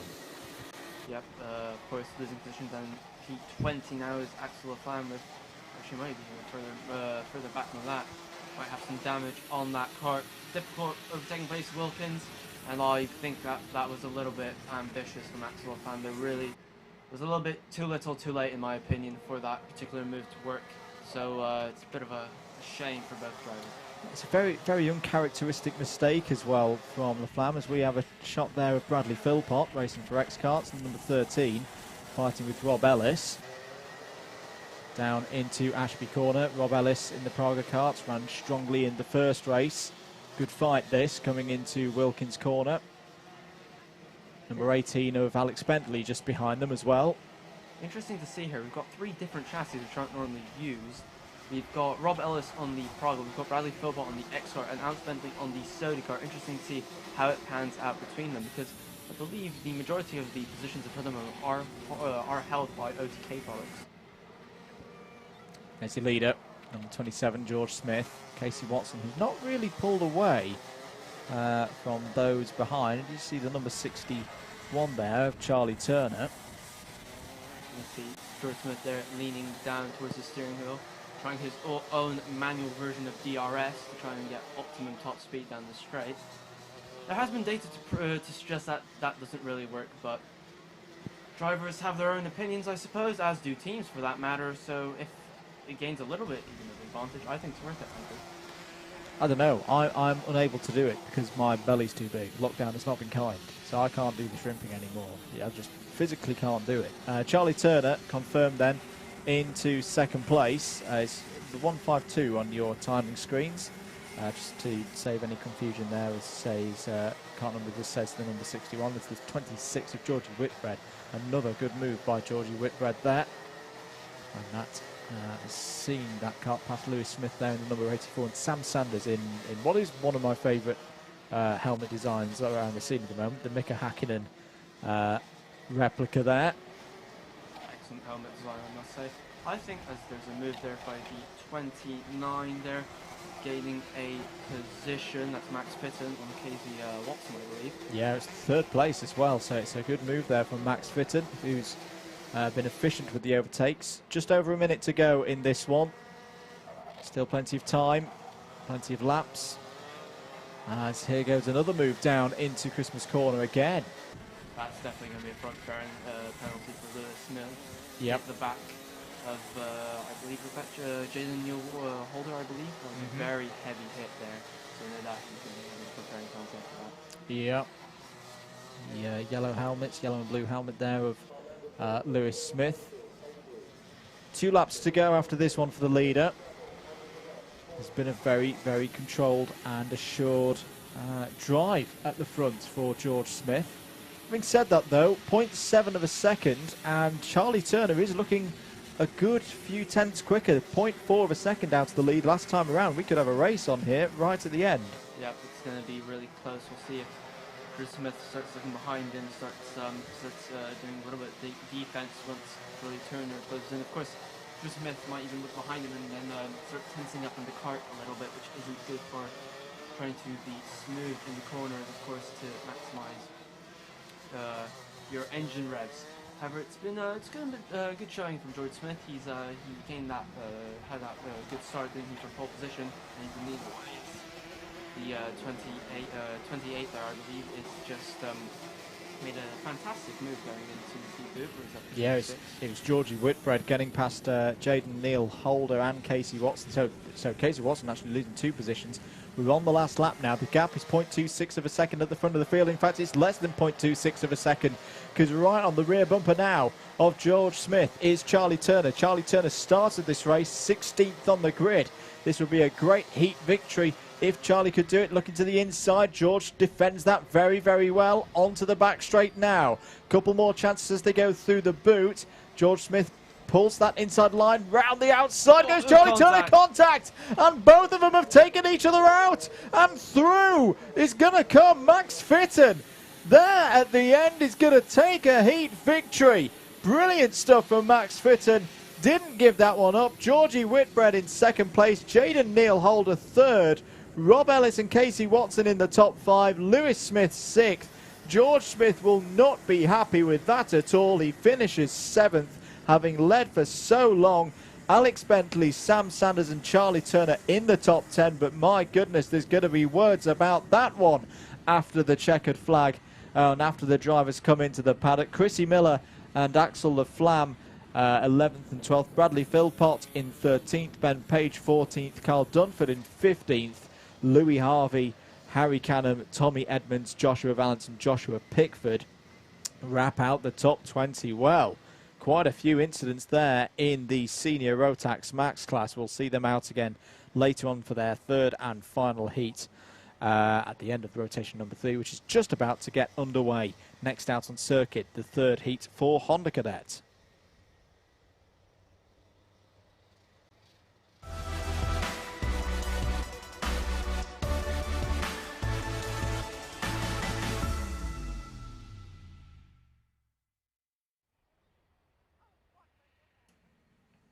Getting ready then for the third heat for Honda Cadet. This will be the final heat for some of our drivers. Remember, if you're following a particular Honda Cadet driver and their name is not read out, it's because they are sitting this heat out. Bobby Pete and Oliver Meek are on the front row of the grid. Oliver Majewski and Isaac Parkinson on row 2. Alessio Lamalfa and Sergio Wirtz are on row number 3. Zach Champney and Charlie Warren line up on row number 4. Hayden Gray and Callum Wilson are on row number 5. Sebastian Otusio and Lucy Whilton are on row number 6. Mayan Patel and Theo Champney, plenty of experience at this level on that row, on row 7. Row 8 is Oliver Gibson and Jack Price. Jacob Lee and Christian Stefanov are on row number 9.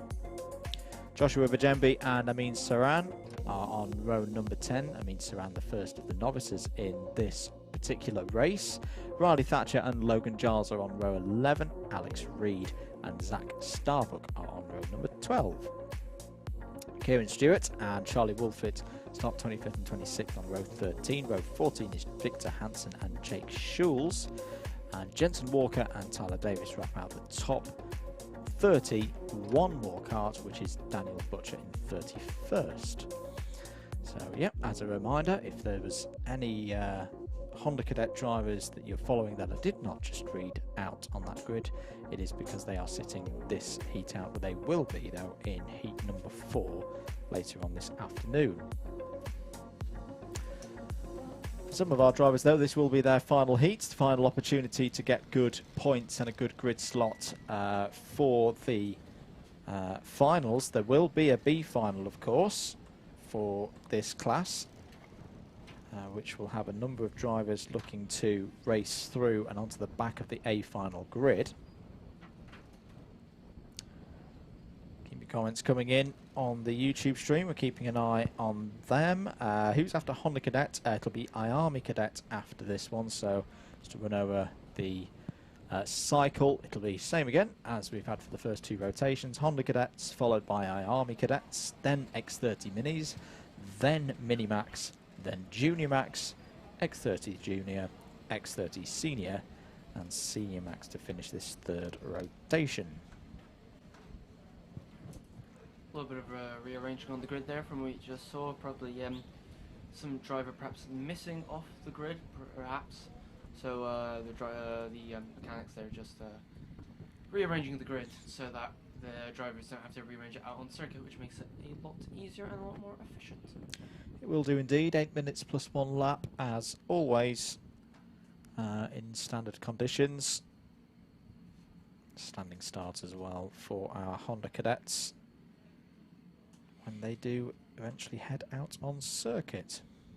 The wind's picked up a little bit from what we can see again, which will make that all-important toe in Honda Cadet even of greater value to the drivers. So we will see how that plays its effect into the race. If you're enjoying the stream and you haven't already, you could click that like button. That would be greatly appreciated by us here at Alpha Live. Plenty going on today with Alpha Live, so if you're watching this one and missing out on any of the other streams going on, don't worry. Well, A, don't leave here, and B, don't worry, because all of the streams are available to watch on demand, full length, free of charge on their YouTube channel. All the more reason to subscribe, of course. And plenty to come over the next few weeks and months as well, as we get into a very busy spring and summer of motorsport. Of course, future rounds of Whilton Mill Kart Club every 4th Sunday of the month, apart from, if I'm correct in saying, July, which has an extra round in the middle to catch up on some of the lost racing earlier in this 2021 calendar year. Every single round streamed with pictures from Alpha Live, the commentary from Double Dash Motorsport Media, as you see our Honda Cadet drivers out on circuit now for their formation lap. Indeed, they are, as you can see, just quite nicely, just having a very slow lap to just get onto the grid. Just no need just for rotax, just easy mechanics there, and fathers and mothers, because there are actually quite a few mothers helping out their sons or daughters in the karting world, which is great to see. Of course, the entire family getting involved. As you can see now, everyone just getting ready. A little bit of last-minute advice. Hopefully it's not the last-minute advice I usually get, which is go fast. Hopefully it's a little bit more detailed than that. But we shall wait and see how the drivers get ready. We've got quite a lot of novices in this race, and we've got some we've got some drivers who aren't novices starting behind them. Now that is not an error on our timing screens, I hope, but that's actually due to late entries. So as we get the flag has been shown to the lights, the starting lights have been prepared, and we're away. As the leader gets a very good start as we head down to the first corner, someone's on the grass. As we seem to have gotten away quite well. No particular incidents. The leader still, which is the 40 Kart there, has Oliver Majeski taking the lead. Doesn't defend too much. There's a little bit of pushing and shoving. Someone's over the curb, around the outside. There's not going to be much space, but he has gone away with that. Very good move. by that particular driver. It's just a sea of blue and red, really, isn't it? Just skittles going down. We'll try and get some info. Oh, there's a little bit of contact, and that's the youngster Jack Price there on the 71 there, getting some positions. Very nicely done. As he doesn't, he loses a spot here. No, he doesn't. Shuts the door. No way, he says, and he keeps his position. So now we've got the 71 on the Project 1 chassis, as you can see, and he is there in second place. That is Alyssa Lamafa, who is in third, and Overmeek is in second. A lot of changes up and down the order, especially for our top running novice, Alexander Reen. Someone's off. That's a long way off circuit. Looks like our driver's going to be able to recover. Is that number 6, Hayden Gray? Yes, it is. So Hayden Gray's had a problem there, running up to, well, through Fine Lady. Just seen him trying to bounce up and down to get momentum going again. And grass and dirt and all sorts coming out of the rear bumper now. But that's a very uncharacteristic mistake there from Hayden Gray. And it's going to cost him a lot of positions. He's lost some 9 or 10 seconds with that error. Yeah, but 35 there of Sharon has just passed the 6 and will no doubt be rising home. Look at me, Mum, I've just passed a top British driver. So meanwhile, the leaders are on their way. Oliver Majeski is in first, of course, as previous lap. Overmeek is in second, and third is Asio Lamafa, and fourth has gained a position is Charlie Warren. Yeah, Charlie having a good start to this race. Here we're looking at the fight between the 12 and the 92. So Warren up the inside. Can he get the move done? No. Good defence there from Alessio Lamalfa, just holding that outside line, which he can do through Christmas Corner. With the slight camber that it's got down the inside there, was that Isaac Parkinson going for a move. We've not seen too much of Isaac so far today. No, it's the 55 of Theo Champney. Of course it was, yes. So Theo Champney down the inside gets the move done in the green and black Kart there with the grey helmet, now tucked under the rear bumper of Alessio Lamalfa. So in fact, is that 2 positions for Theo Champney on this one? Make that 3. Theo Champney is flying through the order here, bumping over the curb there on Paddock Corner exit on pit bend.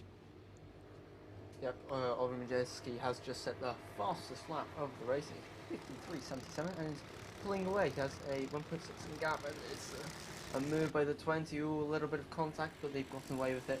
As Malin Patel there, just getting away with a little bit of contact, but nothing too severe as we head down now into Ashby. More pushing, more shoving. It's really not ideal when you're trying to maximize your exit speed and really trying to be precise when choosing a line, but there we go. As we have the 20 now. Good run. He's having a look on the 12. Asio Lamafa is always going to try and shut the door, but yep, the 20 is through. Good move. Was a good move indeed. Alex Reed's having a good race so far in the novice ranks, is up to 14th place overall, and of course our leading novice, you can see that on the left hand side of your screen on a timing tower. Novice is denoted by black number boards with white numbers. 4 minutes and 10 seconds to go. Here comes the number 12 of Lamalfa back up the inside of Patel. Patel holds that outside line really well though, and will retain 4th place. But what this is all doing is it's handing more and more time to Theo Champney in 3rd place, who is also starting to close in on those ahead of him. The 2 Olivers, Majewski and Meek, 1st and 2nd, both in the mid 53s. Champney, meanwhile, in the low 53s. Is down the inside there goes Charlie Warren. That's an overtake being completed on Isaac Parkinson for, I think, 6th place. Yep, and that's Jack Price right behind him. Jack Price is ranked 16th on the grid, has made up 8 positions since the start of this race in 5 minutes, and that's very good going from the youngster. And he's still got 3 minutes to make more progress, so we'll see where he finishes up. He might have a very good starting position for the final. He may do indeed. Jacob Lee's on the move, has just set a 53.27. In fact, Joshua Jemby, just behind him, has done exactly the same time.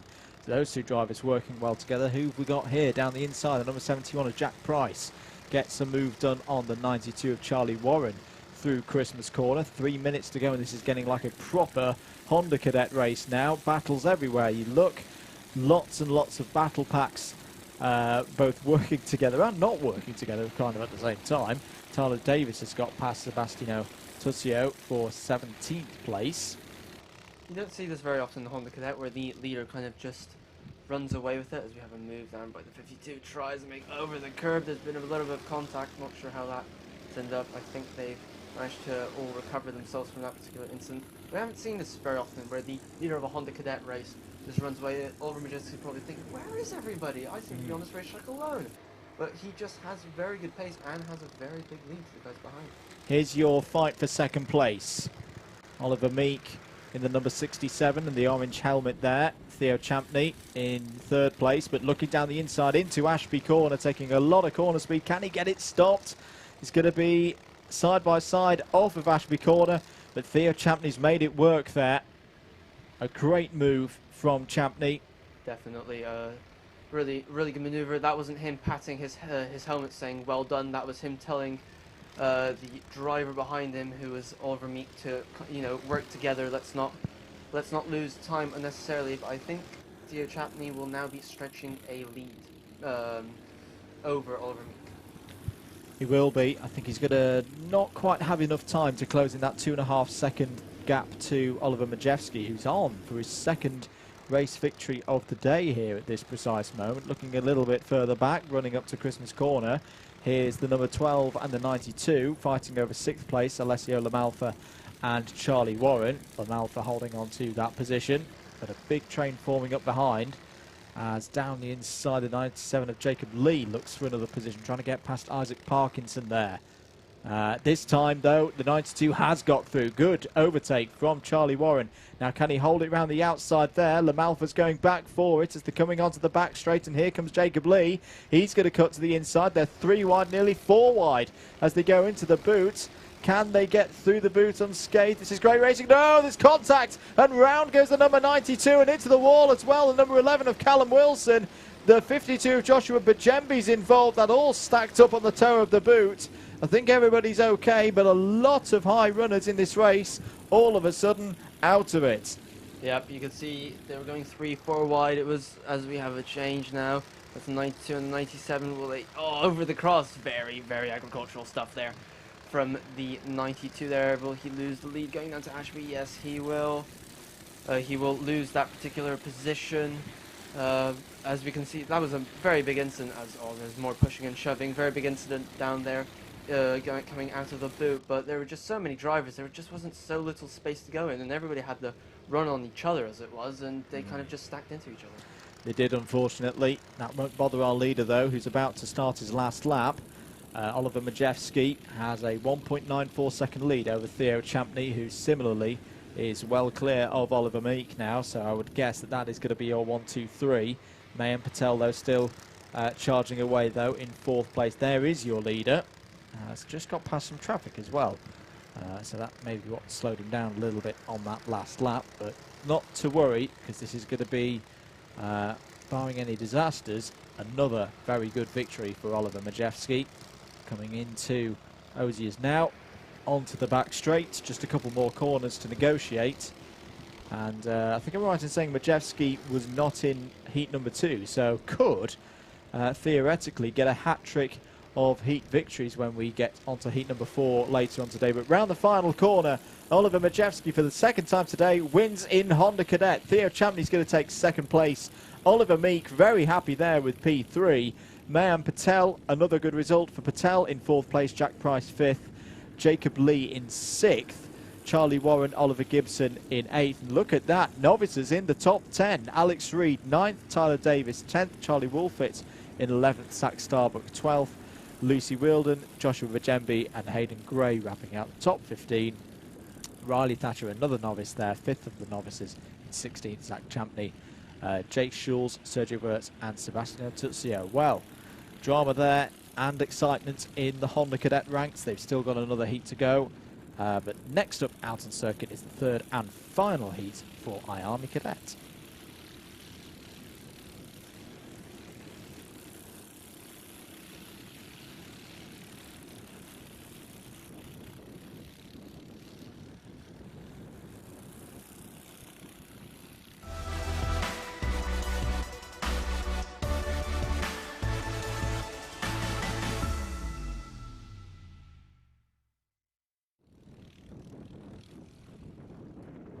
Welcome back to coverage of Whilton Mill Kart Club, round 1 of the 2021 championships, heading into our third and final heat for the IAME Cadets class. Let's have a look at the grid for race number 18 on our agenda here today.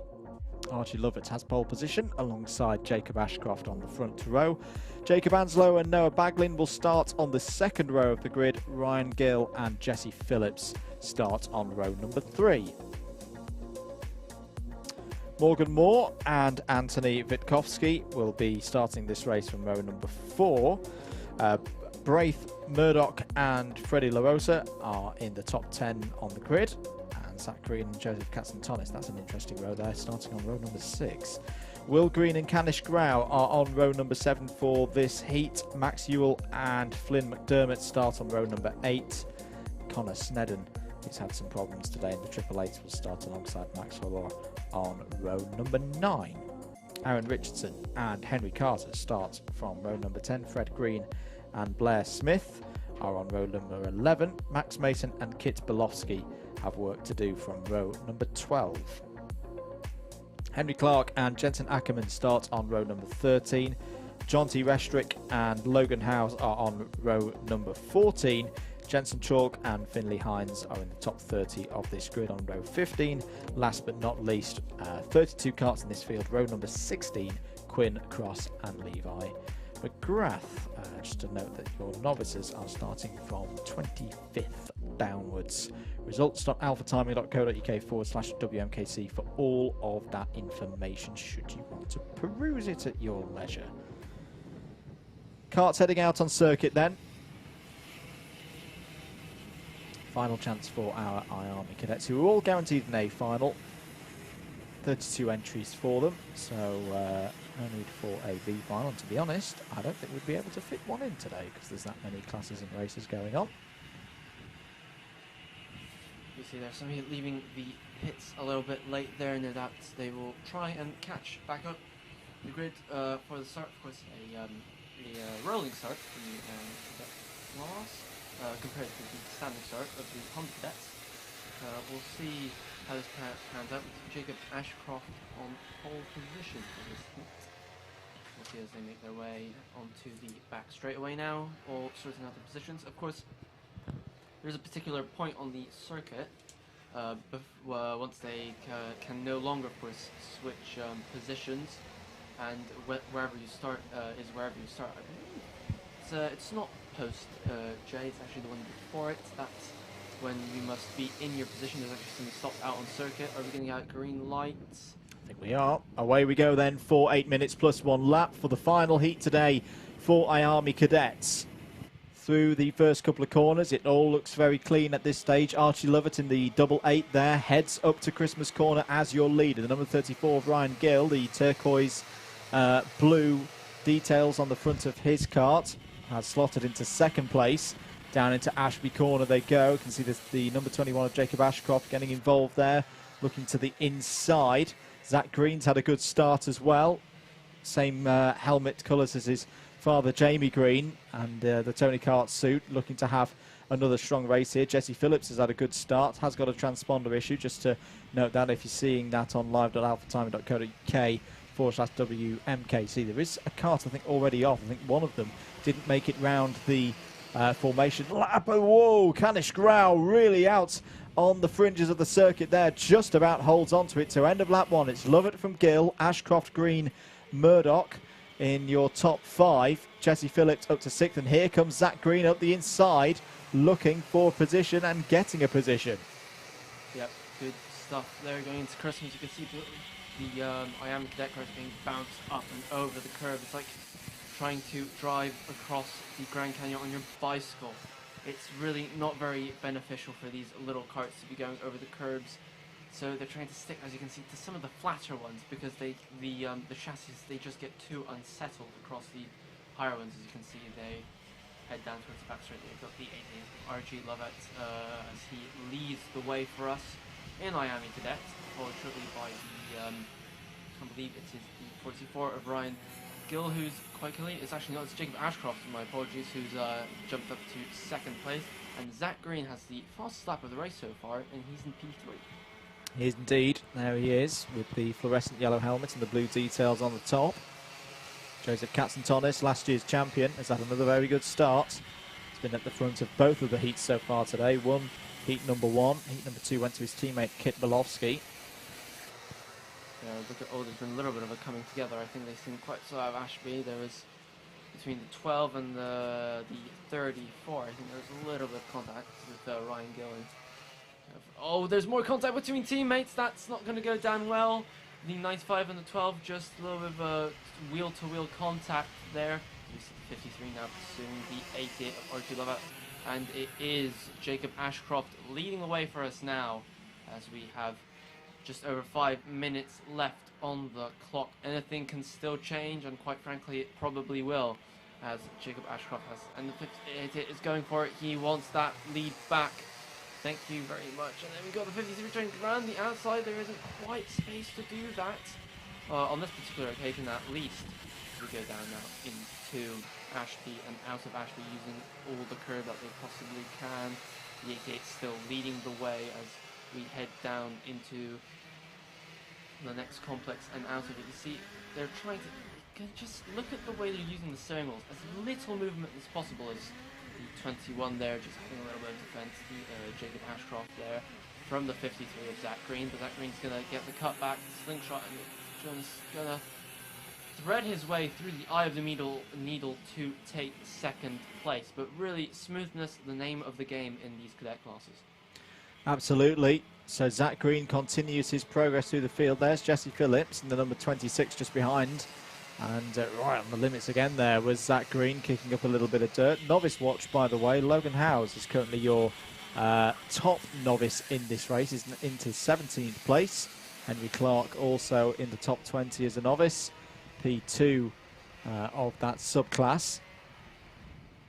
But Jacob Ashcroft trying to find his way back past Zach Green. Trying to get onto the rear bumper again of Archie Lovett, and down the back straight there, Zach Green looks like that kart's got a good amount of go to it, good bit of power, closes the gap in a little bit. 3 minutes and 35 seconds to go in this one.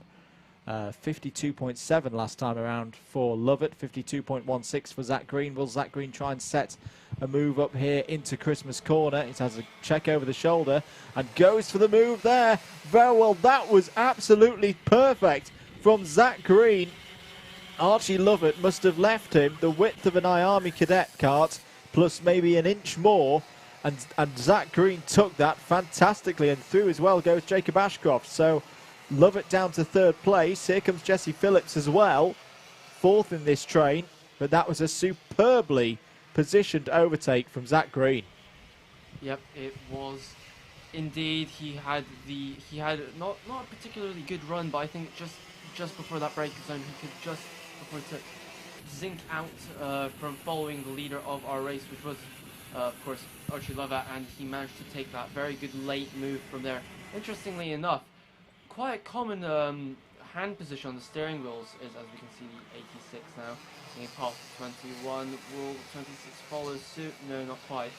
But most commonly is to hold the steering wheel as another cutback from to gain a position there. Really, interestingly enough, in these cadet classes, it's quite common for drivers to hold the steering wheel quite low, as you can see from this shot right here. Whereas Zach Green holds the steering wheel very high up compared to everybody else, which is quite an interesting driving dynamic. And you have to wonder whether the kart's set up in such a way that he can really exploit that high driving position. Yeah, it's well observed there, the difference between the different drivers. The PWR karts are also coming into this, because Kit Belowski is up to 5th place. Joseph Katzentonis is now in 6th place. There's been a change for 10th place as Kanish Grau has got past Henry Carter for that position. Here comes the 88 again, almost being forced through there by Jesse Phillips. So Lovett and Phillips both go through, and here comes Kit Belowski as well. And poor Jacob Ashcroft is being shuffled down the pack here. Jesse Phillips now down the inside of Archie Lovett, going for 2nd place through Ashby Corner. Did the move stick? Yes, just about. Here comes the 88 back again, Archie Lovett. And it's all breaking down here. Joseph Katzentonis is now on the scene in the number 12. Pushes Jacob Ashcroft through there. Well, I think there was about 10 overtakes in the space of 4 corners there amongst that group of drivers. Blue flags out for one of the back markers. And a little bit of contact there between Ashcroft and Katzentonis. A cross start finish they go then. It's Green from Phillips. Bolofsky now up to third. Katzentonis fourth. Ashcroft and Lovett wrapping out the top six as the back marker dutifully gets out of the way. That's good driving from Quinn Cross. Down the inside there goes the 95. Kit Bolofsky gets by Jesse Phillips. It is all happening here in this final heat for the IAME cadets. Yep, Zach Green can't believe his luck. He's going to stretch that lead up to 2 seconds now. Looking behind himself and watching this scrabble going on. He really must be thinking, oh, well, that's great, that'll do me, thanks. As he stretches away from the lead. However, we've got 51.9 from Kit Bolofsky there, fastest lap of the race. Might really still mount a challenge for that P2.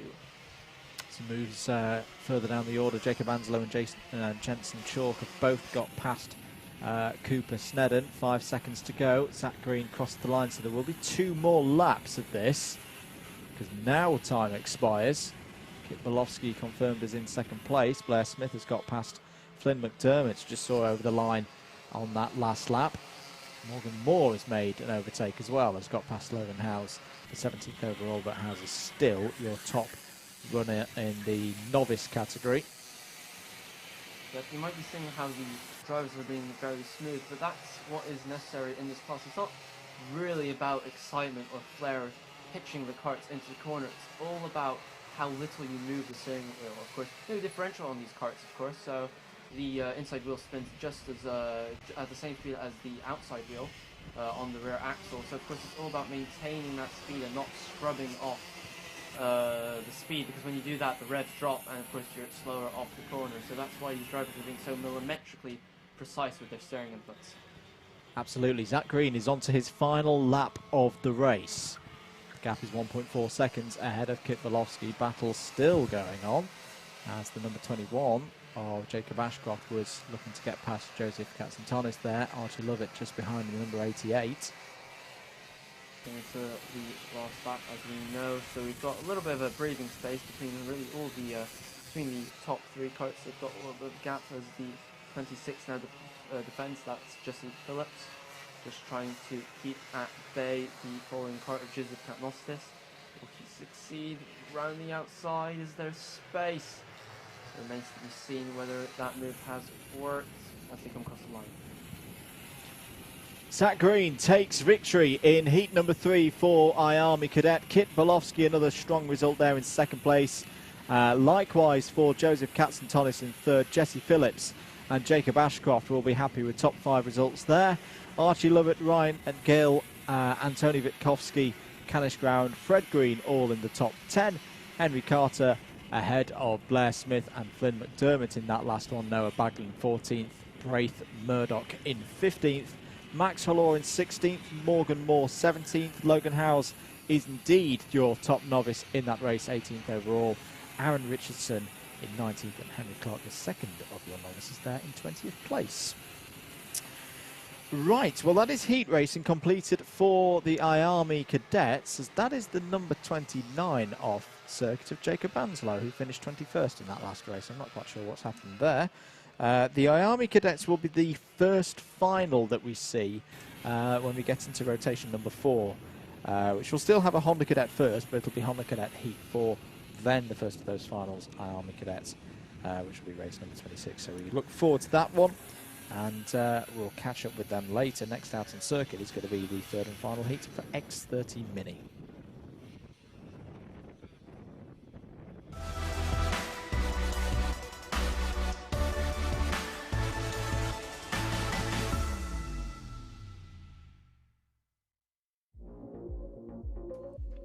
Grid time for X30 Minis and their final heat today here at Whilton Mill Karts Club. Eden Spanswick has pole position for it. Dylan Gratz alongside on the front row. Aidan Hassan has a good chance here to get some strong points. Would have been around alongside Kira Harris, but Kira Harris has had to, unfortunately, withdraw from the event. Ashton Wiggins and Lucas Field are on row number 3. Marley Parejo and Thomas Carter start this race on row number 4. Oliver Bocock and Macaulay Bishop are starting inside the top 10. Jack Mowat and Cameron Pratt-Thompson are on row number 6. Luke Fleming and Charlie Locker starts from row 7. Ryan Etchberg will be looking to pull off some overtakes again from row 8 alongside Katie Ashman. Tommy Harfield and Keane Geraghty start on row number 9. Charlie Mills and Thomas Cucurulo Yeomans, who's had a fantastic day so far with 2 second places, start on row 10. Morgan Hill and Riley Bishop are on row 11. Izzy Wolfett and Jack Hobson are on row number 12. Henry Jocelyn and Jensen Pugh start on row 13. Jack Owen Drawbridge and Finn Leslie row 14. Benjamin Rowe and Joshua Jones on row 15. That is your grid then. 30 karts in this X30 heat. And this one, of course, very crucial in deciding who will be towards the front of the grid for their final. And as I say, there's been a couple of drivers so far who've got some strong results in, but have the challenge now of starting towards the back of the field. Say Thomas Cucurulo Yeomans is one name that springs to mind in that regard. Results so far today in X30 Mini. Macaulay Bishop took heat number 2, so we're working backwards here, and Henry Jocelyn took the heat 1 result as well in this class. You can see the sun's come out a little bit, so that must be a good reason for the drivers to put their tinted visors to use as we get going now for the formation lap of this heat. Lots of support coming in for drivers in this one. Thank you. Keep your comments coming in. Hello to Pro Gamer Channel, who is cheering on Macaulay Bishop and Cameron Pratt-Thompson in this race. Both of them starting from around 10th position, because remember, everyone hops up one, as Kira Harris, if I'm correct in saying, is not in this race, has had to withdraw as a result of an incident in race number 2. We do hope Kira is okay. So getting ready for the start now. Everyone's forming up, taking their positions on the grid. As you can see, a little bit of a tire weaving, which isn't really allowed, but you know, getting away with it for taking away what they can, these drivers, for the sake of extra performance in those opening laps. We'll see what's at the start of this race. Quite a relatively quick formation lap currently. We'll see as they head into the last corner and the start. We'll see tram lines being observed there, and it's go! Into the first corner we go for this third heat, and as we can see now, the drivers in Mini X30 now coming out. It's getting all really close. Defending 64 is looking, no space there for that move, with Ethan Spanswick leading the way still over the curve. As you can see, the 64 there trying to get the cut back. No, not quite, because Ethan has that covered. Someone's off there. That is, can you see what car that is? No apologies. It might be the number 9 of Izzy Wolfett towards the rear of the order. The number 68 of Macaulay Bishop already on the move. Look at that, decisively past Lucas Field there in the number 77. Yeah, plenty of arm waving and about to show their displeasure at that move. As you can see, the 68 now down the inside going into the last corner. Has he gained that position? I think he has. So Aidan Hassan to the front of the order then in X30 Mini. You can see the 64 now leading the way. The 68 of Macaulay Bishop. Nice. And someone's off. Oh, it's the 57. Not please put his hand up in the air. Very good idea. Shows everybody where they are out, where he has spun. That's very good. Remember that being told me back when I was passing my arts test. Now, the leaders are still on their way. There we go. We've got, actually, that's Macaulay Bishop has taken the lead. Excellent stuff. Leading the way. Couldn't quite see the move, but appeared to be very clean, judging how little time Aidan Hassan has lost. Into the last corner now and onto the next lap. Into oblivion we go. So Macaulay Bishop back at the front of the field. We've, of course, seen him win heat number 2. Bit of defensive work being done there by the number 12, but round the outside goes Cameron Pratt-Thompson. That's a fantastic overtake by Pratt-Thompson. Gets the move done, gains another position. Great move there, absolutely. Someone's off. That's the 77 of Lucas Field there, quite literally out in the field, but he's managed to recover that, just Try and get a little bit of the dirt off the tyres. However, we've still got, that's the 33 there, up into 5th position. Cameron and Pratt Thomas there. I remember him from his IAME days in cadets when he used to race in the British Karting Championship. So clearly a step, as he is in P4 at the moment. Clearly Mini X30 suiting his driving style. Thomas Carter had a not so good lap there, down 4 positions into 8th place. There is the number 42. The drivers are twitching, under braking, hitting that pedal very hard on that uphill run into Christmas, and now down into Ashby. There we have the red speed cart of number 35 over Bucock there, running strongly. You can see the 73 late lunge, little bit of contact with the 42 of Thomas Carter, but he has not lost any positions. The 23 over the grass, and just a little bit of contact. Oh, and they're round! But they've good save there. They're only going to lose 1 position. It's the 26 of Henry Jocelyn. That could have been a much more serious incident. Yeah, that really could have been a bad one, but Jocelyn just about held on. There's also been some fantastic overtaking done by Rylan Etchberg up to 6th place, is down the inside. Just the driver I was going to mention, Thomas Cucurullo Yeomans, is now up to 4th place with that move on Cameron Pratt Thompson. And I'm just going to remind where Thomas started, 20th place. So 20th to 4th in the space of 4 minutes. Very good stuff from the driver of the 86, who does seem to be at home here in X30 Mini. Yep, definitely on the move. As you can see, the drivers there. Currently, Aaron Eschberg has the current fastest lap of the race for 7:50, but that's quickly beaten by Macaulay Bishop, who's now in free air and pushing as hard as he chooses, which no doubt will be almost 100%, of course, as we head down into Christmas once again. Will there be a massive dent there in the 33 nose cone there? Not sure if that was already like that where the race started. Highly doubt it. Clearly some contact at the start. Hopefully that is not pushed in. Some changes for position further down the order. Riley Bishop has got past Lucas Field. Joshua Jones is currently your top novice. He's running in 18th. Has got past Dylan Gratz. National Wiggins is also up into the top 20, having got past Marley Perejo. There is the number 33 of Cameron Pratt Thompson, is currently running just ahead of Oliver Bocock there. 3 minutes to go. Macaulay Bishop has really started to get the hammer down now. 47.33. It's not the fastest lap of the race so far, but what it has done is it's got the gap ahead of Aidan Hassan to 0.9 of a second. Eden Spanswick is trying to hold on to 3rd here. He's got 2 of the best races of the day so far right on his tail. Yes, he does. So, still Macaulay Bishop, your leader, who now has almost a second gap to Aidan Hussein in 2nd place. As we're watching this battle, all the 7 there, launching it down the inside. Good textbook move, that Ryan Eschberg gaining that position up to P4. Oh, there's a little bit of contact and the driver off there, walking dejectedly away from his racing machine. Not too sure who that was. It might have been Jack Owen Drawbridge, who's not come around to complete the full allocation of laps. But we'll bring that information to you as soon as possible, because I think there was more than one kart involved. Here comes Rylan Etchberg down the inside in the blue and red suit.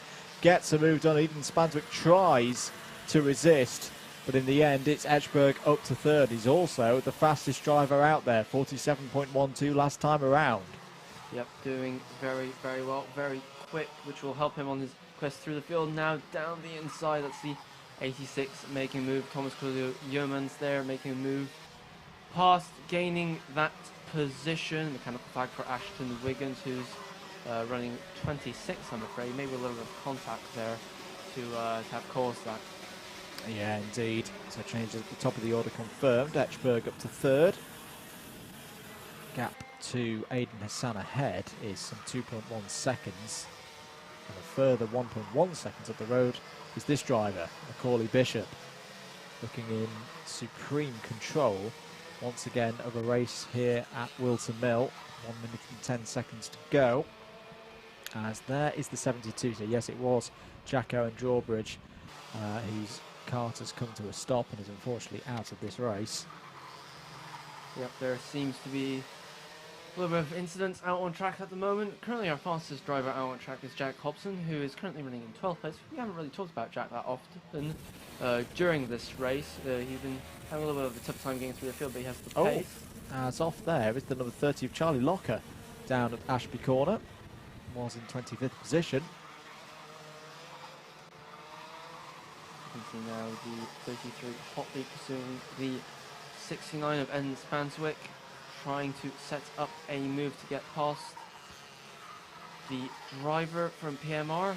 They are teammates, of course, so should be a little bit neater than perhaps on other drivers, just giving a little bit extra room. And yep, just like that, he goes past, and Cameron Pratt-Thompson has moved up to the higher positions. Has indeed. Not long in this race to go. Time is about to expire, and I think Macaulay Bishop just got to the line before time expired, so there's going to be 2 more laps here.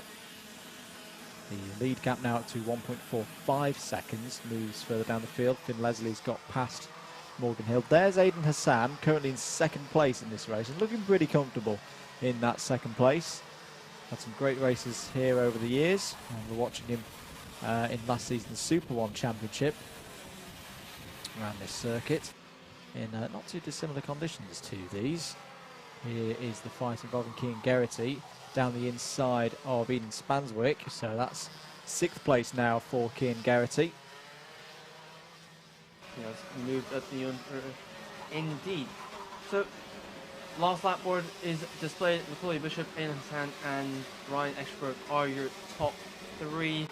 Got a bit of a gap between them. The top 4 are quite evenly spaced out actually, so not going to be a lot of difference here. But now we've got the 69 and 35 switches to the outside. A little bit of oversteer. That's not going to help his cutback attempt. But he tries to get the run. Will he try into Ashby? No, the 69 defends. Very well done.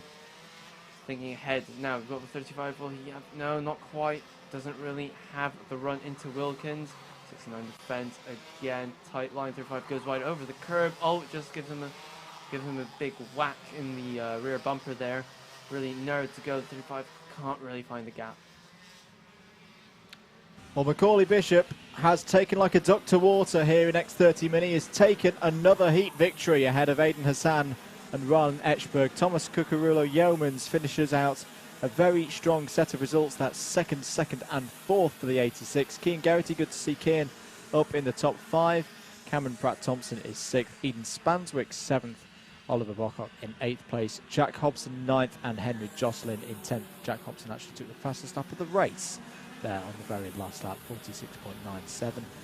Jack Mowat, Finn Leslie, Morgan Hill, Thomas Carter and Charlie Mills were next up. Riley Bishop and Lucas Field all ahead of the top novice in that race, 18th place. Joshua Jones in the 84, Dylan Gratz 19th, and Benjamin Rowe finish in the top 20. Rowe, the 2nd of the novices.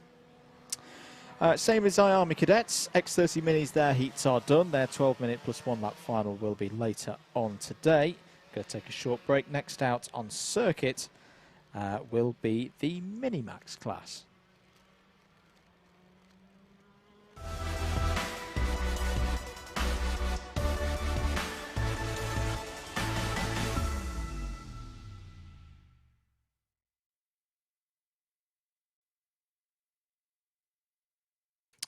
Here we go then for the grid for Minimax Heat number 3, race number 20 on your schedule. Sasha Bagley has pole position alongside Amelie Yackets, Woody Radford and Katie Jones on row number 2, Daniel Amor and Oliver Smith on row number 3. Oliver Sander and Kieran Dania are on row 4, Lena Summers-Kelly and Callum Gosh on row number 10. Edward Rose and Damien Barras-Haggett are on row number 6. Mac McFarquhar and Harry Higgs go from row number 7 in this one. Ronnie Coburn and George Barker are on row number 8. Michael Dalton and William Ray are on row number 9. Harrison Morrow and Josh Cook are on row 10. And last but not least, Charlie Demonkos and George Ivanov wrap out the 22 kart field.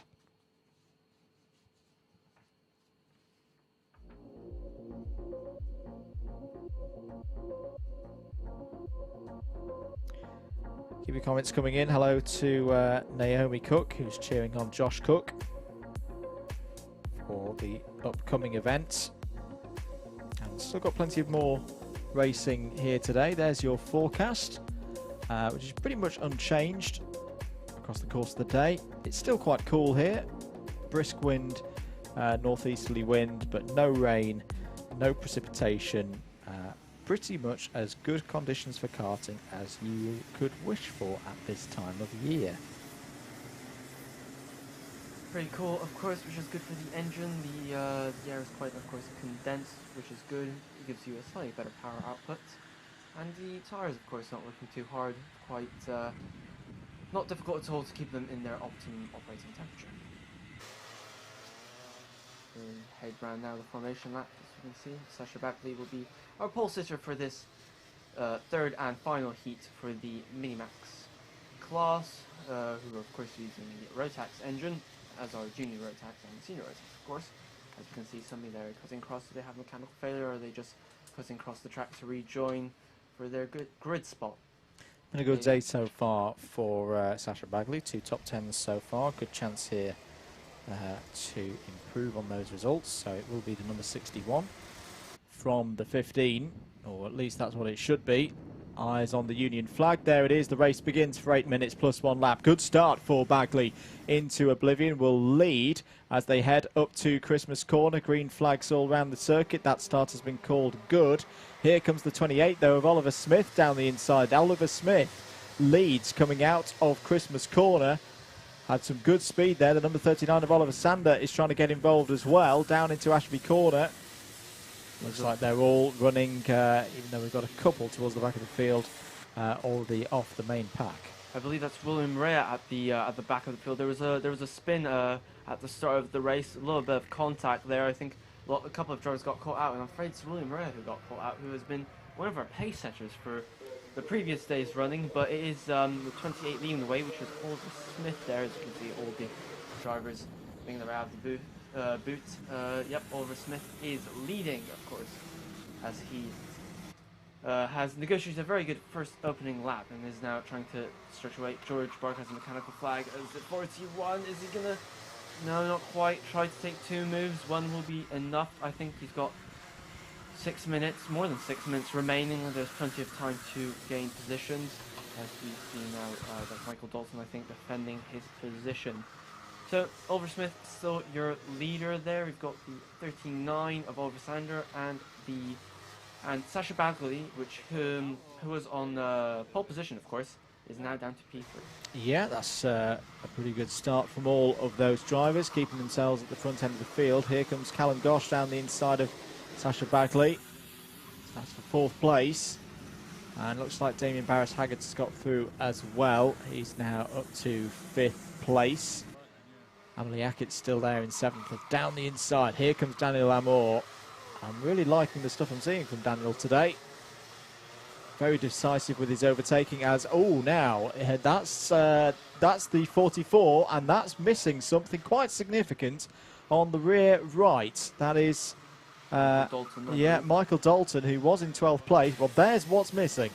The right rear wheel, I think that's been a stub axle failure. Just wonder, has that been a stub axle that's just caught on the curb on the inside of the crook? It's quite sharp and can do some damage. We have to see from our angle. It was actually just the stub axle with the wheel came off, not an actual axle breakage as it was, or else that would have been quite more significant. But to me, that looked like, quite frankly, it just came off the. It's of course a left-hand side curb there, and it was the right-hand side wheel that came off. And the drivers don't normally take any right.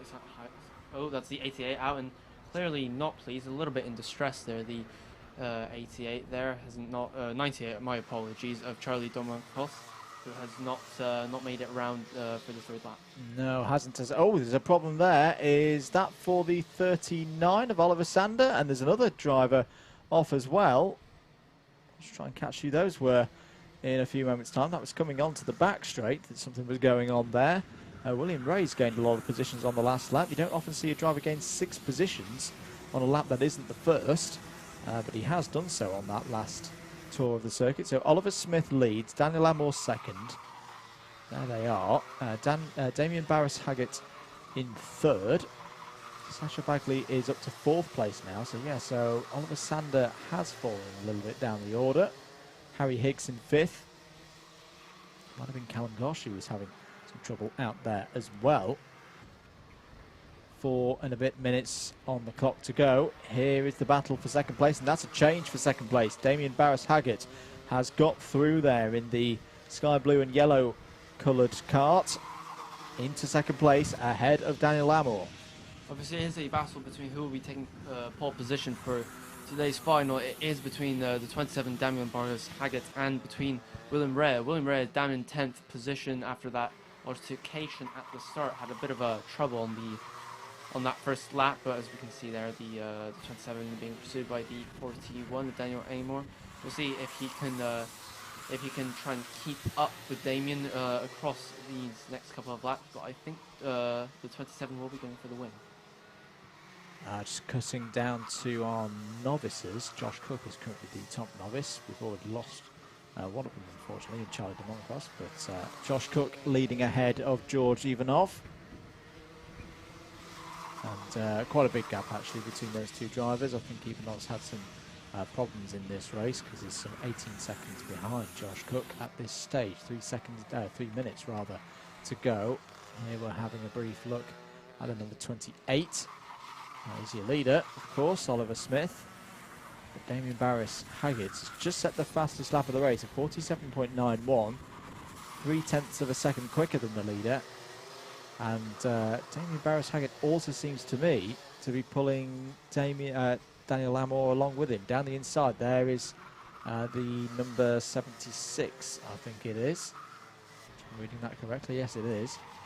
That was a good overtake down into Ashby hairpin by Casey Jones. Still got Oliver Smith leading, but Damien Barris-Haggett is closing that gap down, trying to attempt to take the lead when he finally does catch up. Still got 2 minutes left on the clock. A lot can change. There's a little bit of damage on that 27 Kart.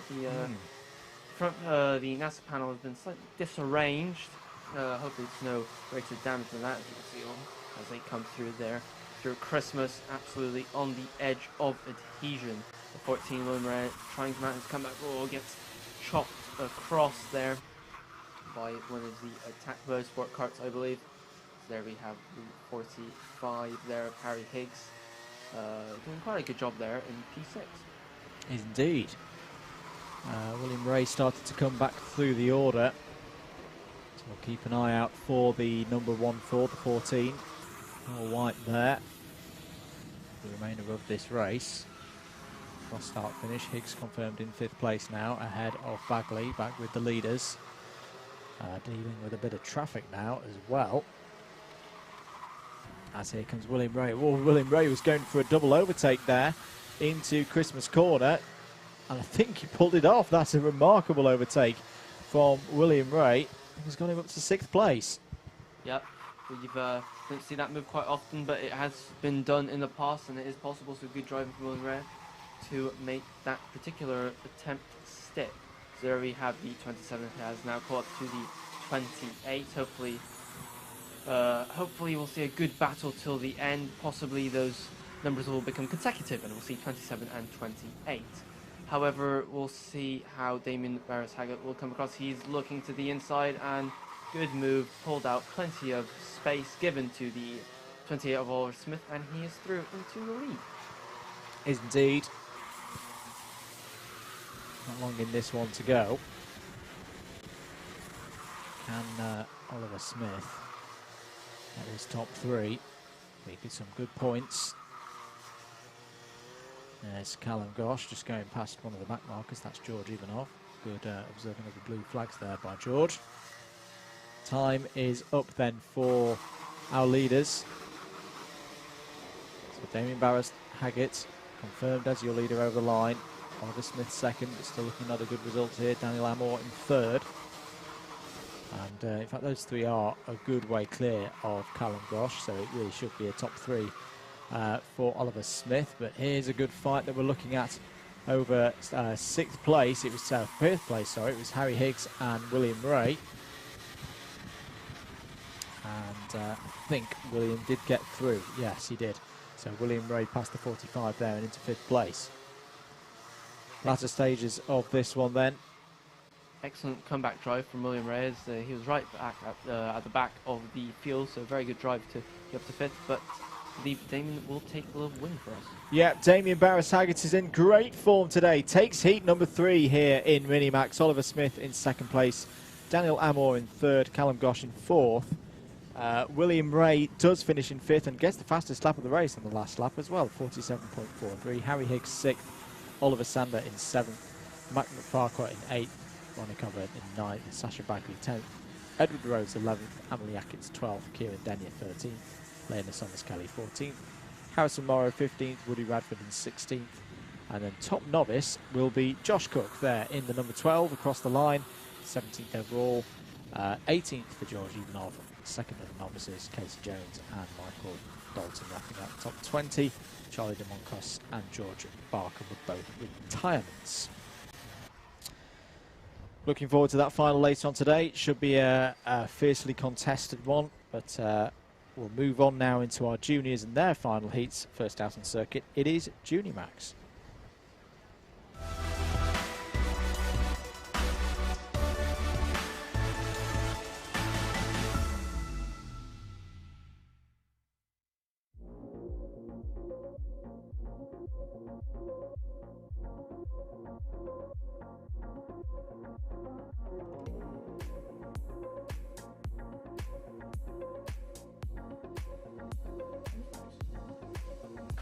Hello ladies and gentlemen, and welcome back to the 3rd and final heat of the day for Junior Rotax. We'll be having a look at the grid in a minute. As you can see, it is Oliver Kerr and Daniel Ginchard on the front row, followed by Alfie Bray and Miles Dorn, Max Lee and Lincoln Bailey Arneson on the 3rd row of the grid. We'll be seeing what Daniel can do. Ronnie Mansfield, P7, Ollie Ward on P8, Jessica White and Ronnie Smith on the next row, and Kyrie Anchi and Riley Brown in P12. Fred Belk and Bobby Rosier on the next row, Lexi Belk and Ollie Goodyear, who will be racing from 16th position, and Rory Burke and Daniel Tabula will be on the next row on the 9th row. Leo Purchase and Luke Ringham will be next up, followed by Murphy Adbridge, Jensen Weston, Cam Davies and Michael Morgan. Next up is Noah Hadley, Joe Garraway, Jack Cooper, Jensen Gilles, Spencer Barham and Jacob Dukes on the last row, and Alex Warnaby, William Young and Jacob Rose in P33. I'm, of course, Maciej Hamera, who will be your commentator for this race, and I hope you're looking just as much as I am to some excellent racing. The Junior Rotax class, of course, highly competitive. I know I competed in it in the past, and it was action-packed, to say the least. So we're just waiting up for the drivers to get out on circuit. I must say, the sunshine is particularly beautiful. Not that I can see it actually, because our windows don't show it. But we're getting ready for the start. I can hear the engines whirling away, and yes, we are. Look at that. There's beautiful blue skies as the drivers make their way onto the formation lap. Oh, and there's a spin already. Yep, that's the 62, I believe, who has gone around. Perhaps maybe it was the Ronnie Mansfield, I'm afraid, had a little bit of a spin there on the formation lap. Nothing damaged, just his pride a little bit as he now tries and set up his grid position, of course. So key to watch out for here is Daniel Ginchard on P2. Of course, he's been our pace setter in Junior Rotax for the day, and we shall see how he gets on. Should have a formidable lead by the end of the race, barring, of course, any mechanical trouble. However, other drivers may have caught up in terms of setup, and we may have a real race on our hands as we get around now. Oliver Kerr, who actually had a little bit of coaching from Guy Cunnington at PFI a couple of weeks ago, from what I noticed, so clearly we'll see if that has helped. Oliver Kerr there, very much in front. Will that be a green flag?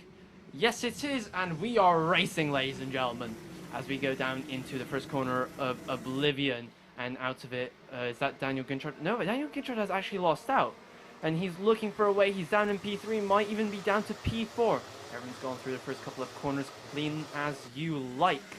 So, now, down into Ashby, and there's a little bit. Oliver Kerr has not defended that particularly well. He has lost the lead. Daniel Ginchard is mounting his comeback up to P2 already. And that is, and Daniel Ginchard through. I suspect that might be the last we've seen of him. Ronnie Mansfield is in P2, who had that little spin on the formation lap, and Oliver Kerr is in P3. There you can see wonderful different lines, and that's actually, and that's is that Jessica White, I believe, up into P5, I think that is. So good drive from Jessica, of course, sister of Catherine White, who races in senior rotax.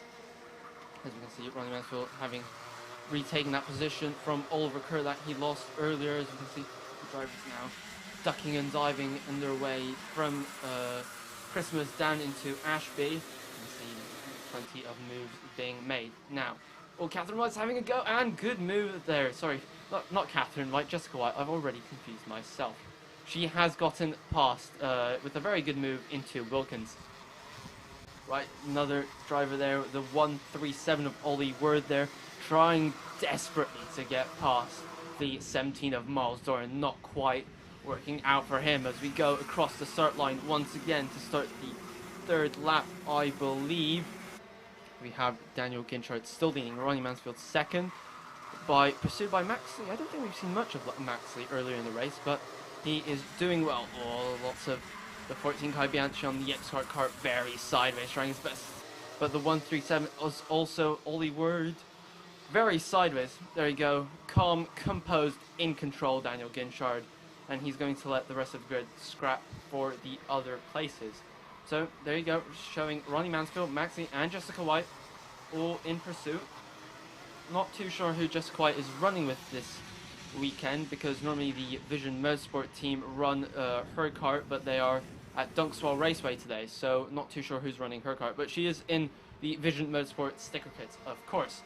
And we are having a move, that's Maxley getting past Zach Resman, Ronnie Mansfield, yes. Will Jessica White follow? She tries and sets up, but couldn't quite do it, I'm afraid. There you go, Daniel Ginchard on the curve, using all the racetrack he can. He wants to get away from this lot as quickly as he can. Over 5 minutes on the clock left, with Jessica White still pursuing Ronnie Mansfield. Might be thinking of a move, not quite into Oziers and out of Oziers, down the back straight. Not really pulling away is Maxley, struggling with the toe that he is giving to his teammate. Into pit bend now to finish this particular lap. Daniel Ginchard is almost out of sight for the majority of these runners. However, it's still not ideal. We haven't actually, I don't think we've lost any competitors so far from what I can see. All the drivers are still in the running, which is excellent to see. As you can see there, there's FastR Rage on for second place. Our highest novice is Jack Jukes, doing very well in P20, considering the competitiveness of this grid.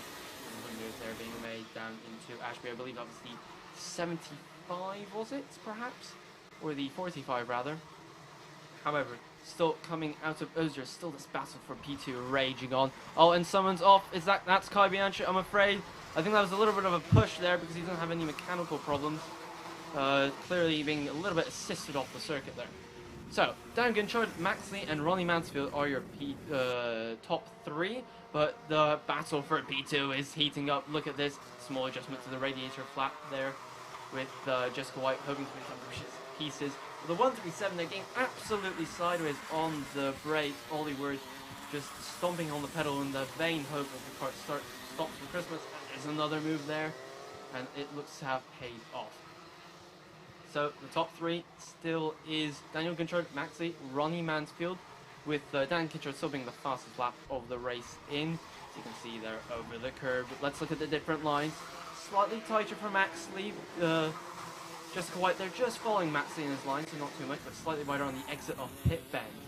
Right, so where are we now? We are with over 3 minutes to go. Daniel Ginchard is leading. Maxley is second, and no, he's not. And past goes Ronnie Mansfield, and Jessica White says thank you very much, I'm with you, and also takes the initiative to gain a position. And I'm afraid that hasn't gone very well for Maxley, who's now lost 2 positions. So, Jessica White having a very good showing there in P3. We'll see whether she can get past. She's very close. She's practically on the bumper. She moves out across. Oh, it's going to be tight. Yes, she's through. Excellent move there. Lower snap of oversteer does not help her exit speed. Over the curb goes Ronnie Mansfield to try and get the cutback, but I think that's been rather good showing from Jessica White. Meanwhile, we've still got further changes down the field. This battle for second place is really having... Oh, over the grass, they're really pushing up. The 17 they're going past, which is Miles Dorn on Riley Brown. They're gaining a position. And we can see this battle for second place is actually slowing them quite considerably down, as Oliver Kerr is really starting to catch up to the drivers. Oh, there's a little bit of contact. I think Jessica White was slightly wide. She's got dirt on her tires, and that's going to cost her. Oliver Kerr is going to try and find a way past. It has not worked. Whether there was contact or was it just driver error was difficult to see, but I think there was a little bit of a helping hand. Oh, and Oliver Kerr is going to lose even more positions now. Now he's lost 2 places. Oh dear, that was a little bit unideal. I don't think Jessica White is going to be particularly impressed with some of the other drivers. There you go. Daniel Kinchard is on an absolute storming drive. It looks like he's just pottering around the countryside, isn't he? Just without anybody near him, but still very good showing from him. Still got P2 is Ronnie Mansfield. Max Lee is 3rd, and Jessica White has been, of course, pushed down to 4th position. You can see a little bit more than 1 minute remaining on the clock. Ronnie Mansfield just pulling away a little bit from Max Lee there in 3rd position. We'll see whether this interesting team battle will be heating up in the remaining lap and a bit. There you go, Jessica White. There you got the 17 of Miles Dorn and the 53 Riley Brown. Close up shot. Noah Hadley has been given a contact warning. And is there somebody off? Yes, there is. Oh, that's going to be a big one. They've just managed to get... No, they haven't. There's been... That's Kai Bianchi off. There's been a little bit of a mess there, I'm afraid. A little bit of contact, and that spewed Kai Bianchi across the circuit. He seems to have been really unlucky there. Thankfully, it was just a little bit of a mess, and nobody got seriously involved in that incident. So, Dangenshort still leans over 5 seconds, and that's the 54 out. He's touring in with 30 seconds to go on the clock. The 54, just trying to find where he was. That's Michael Morgan who's out, and Oliver Kerr having a go into the chicane on 53, and he has made that decision stick. Oliver Kerr, of course, lost that position slightly earlier, so it's a little bit of redemption for him to gain that back. There, the 53 having a glance back. Riley Brown, as Leo Pritchard is closing in on him fast. So this will be our last lap but one, of course, because we will add an additional lap on. Oliver Kerr, there we go, and Leo Pritchard heading through our pictures as we bask in the beautiful sunshine here at Daventry.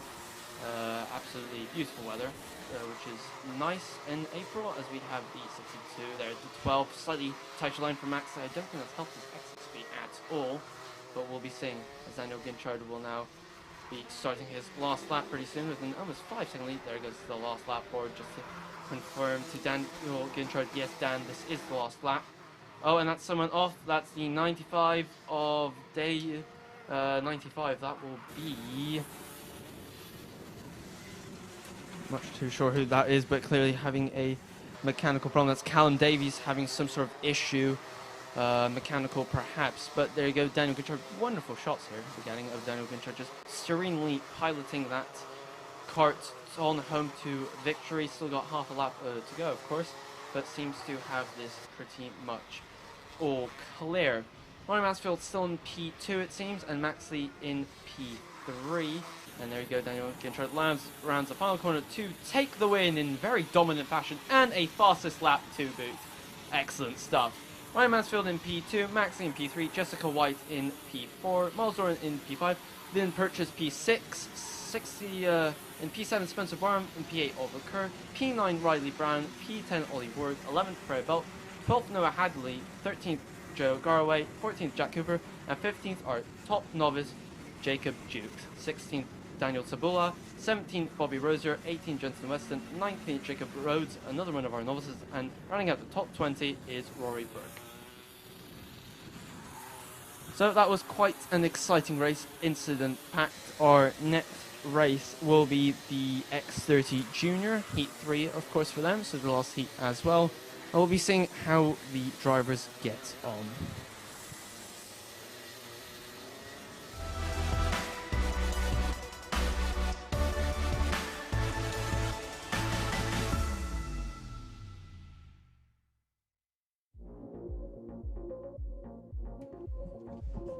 Welcome back to Whilton Mill. We're getting ready for our next heat out on circuit. Let's have a look at the grid. Aidan Lynn starts this one from pole position. Benjamin Doty alongside on that front row of the grid. Brandon Templeton and Harvey Ribby go from row number 2. Sam Baker and Gabriel Stilb are starting this one from row 3. Finley Harrison and Sam Longley start 7th and 8th on the grid. Zaki Hussain is 9th on the grid. Archie Heron has a chance of a top 10 here from row 5. Jake Yanagisawa and Jaden Gregg are on row number 6. Leo Brown and Jack Cox start from row 7. Luke Sintler and Harry Ewell start on row number 8. Jude Fernhoff and Macy Hitter start on row number 9. Moving down through the order now into the midfield, Henry Gregory and Sam Shaw have work to do from row number 10. Kyle Gohill and Dane Tucker starts 21st and 22nd places respectively. Lorenzo Cordal has had a good day so far, is on row 12 alongside Thomas Reddy for this one. Micah Taylor has a race win on the board so far today. Starts this one from the lowest of those not on a novice licence. Remy Gilbert is the first of those on a novice licence. Kai Carrington, Tiger Dixon, King Gamio and Luke Taylor wrapping out the top 30. Jack Collins and Lily Jeffs are on row 16. Hugo Gilbert and Oliver Harris form out the 34 karts in this race.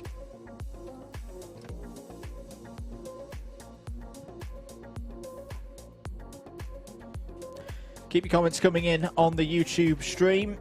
Thank you for your continued support. Hello to Katie Jukes, wishing on Jacob Jukes for that P15 in the top novice.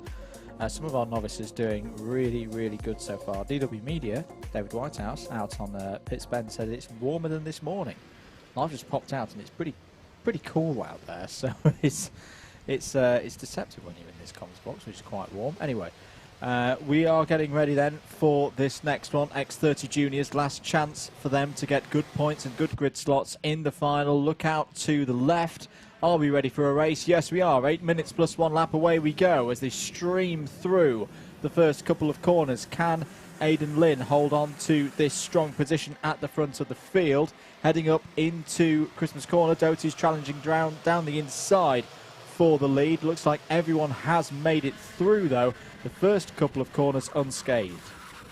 Everyone's behaving themselves at the moment. A little bit of a pushing and shoving. Oh, there is a car off, just as I said, of course, and more contact.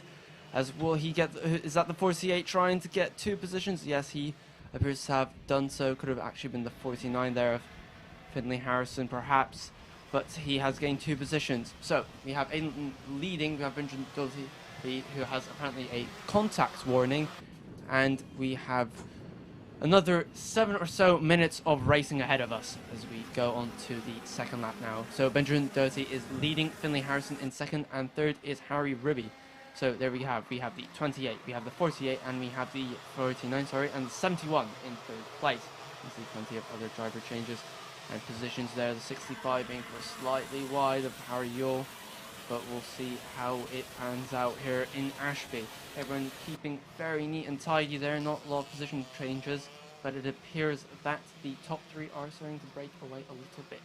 Great start again from Lorenzo Cordal, up 7 positions on that first lap to 13th, and I've already seen him pulling off a couple of moves on this lap as well.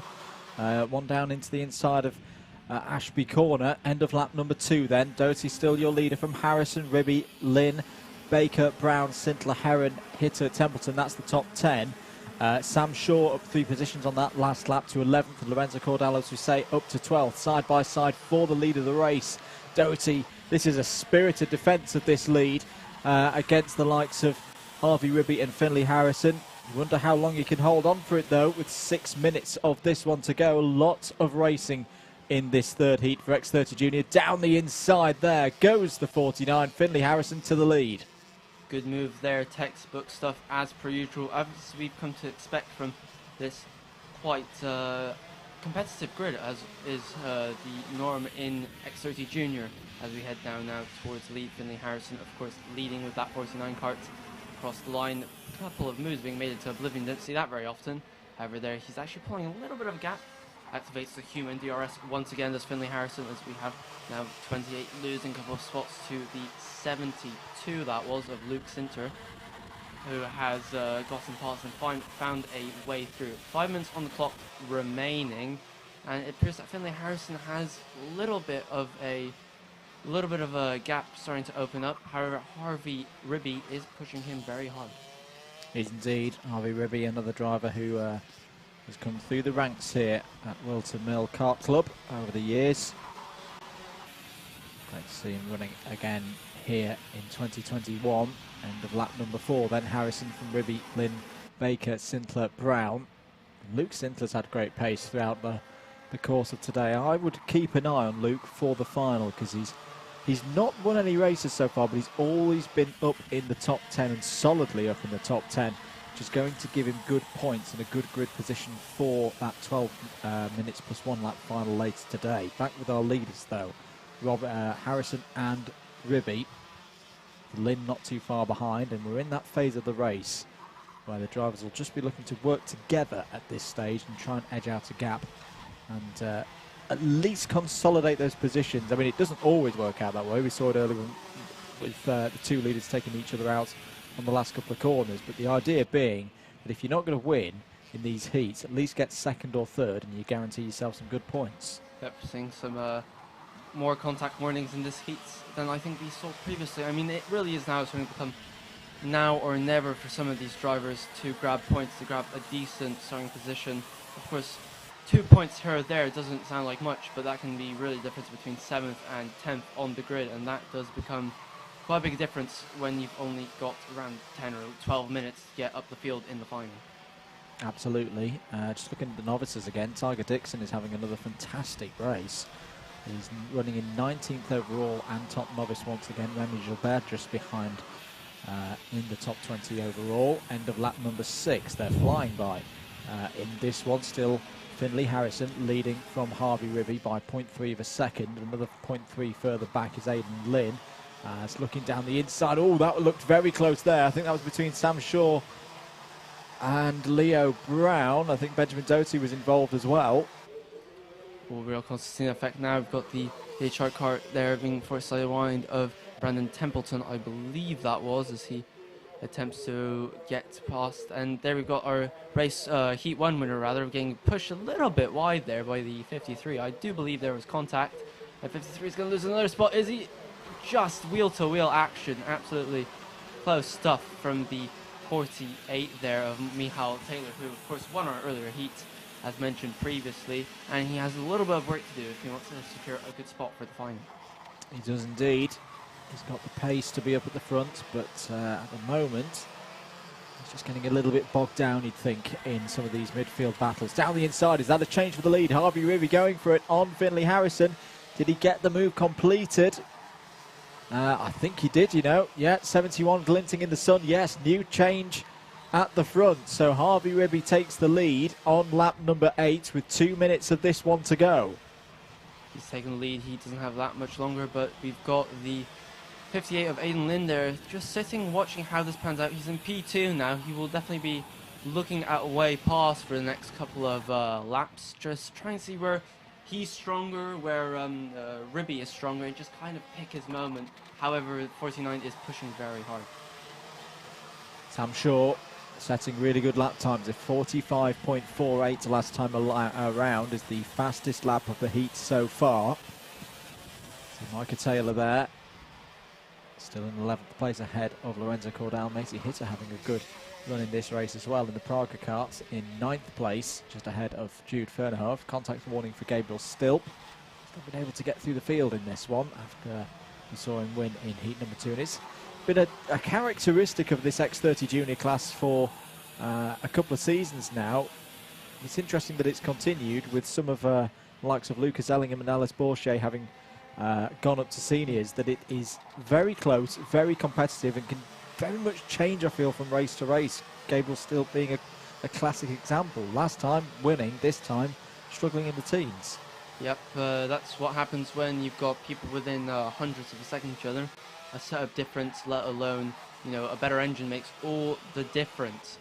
So we've got 30 seconds on the clock to go. We've got, of course, Harvey Ribby leading now. Fast lap of race from Ribby on the previous lap.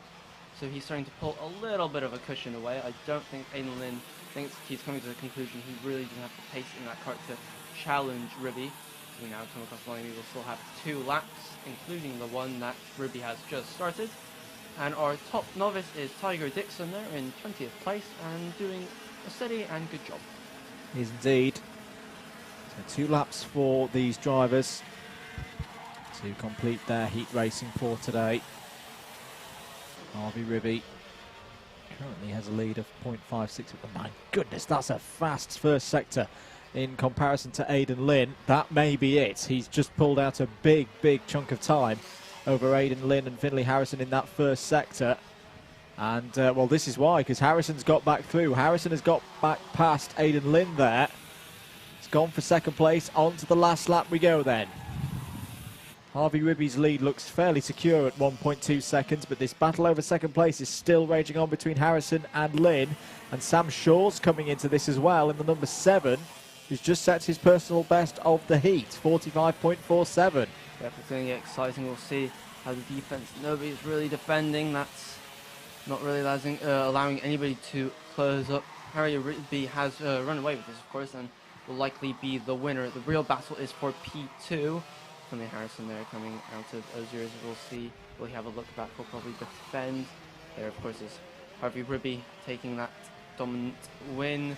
And it appears no trade. No, there has been a trade. Sam Shaw has actually gotten past. I believe he's gone past Aidan Lynn, has he? Indeed, he has on the last lap. Great stuff. Absolutely. So more points there for the number 7 seed from last season's British Championships. Harvey Ribby wins in heat number 3. Finlay Harrison in 2nd. Sam Shaw 3rd. Aidan Lynn 4th. Luke Sintler, another strong result there in 5th place. Sam Baker 6th. Jude Fernhoff's in 7th. Maciej Hitter, best result of the day so far for Maciej. In 8th place, Leo Brown and Lorenzo Cordal wrapping out that top 10. Micah Taylor, maybe a little bit disappointed with 11th place there. Benjamin Doherty was a factor early on in that one. Brandon Templeton 13th. Gabriel Stilp only 14th. May leave a little bit of work to do in the final as a result of that. Henry Gregory in 15th. Thomas Reddy 16th, solid there in the top 20, as well in the top 20 with Dane Tucker, Kian Gohill. Top novice Tiger Dixon and Jaden Gregg. 21st was Sam Longley, then it was Remy Gilbert, 2nd of the novices. Kian Gamio, 3rd of the novices. Jake Yanagisawa and Kai Carrington. Right, well, we will see the X30 Juniors again in their final, which will be in the middle of that group. If you want to keep track of the whole schedule, results.alphatiming.co.uk/WMKC. Click on 2021 and race day for round 1, and all those predicted times of those races will be on there for you. But we're going to move on. We're going to get into the next one, and it's going to be the X30 Seniors and their 3rd and final heat.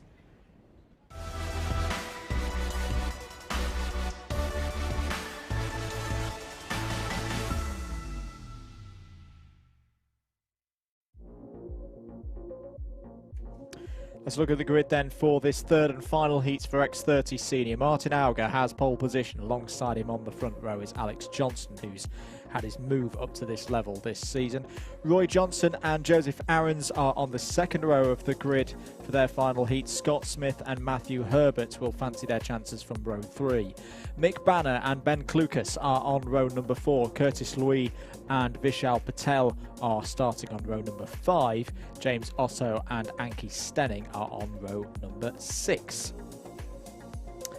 Klaas Kuijke and Benjamin Watts are on row number 7. Ellis Bourchier and Jolie Petit start on row number 8. Archie Forber and Oscar Joyce start on row number 9.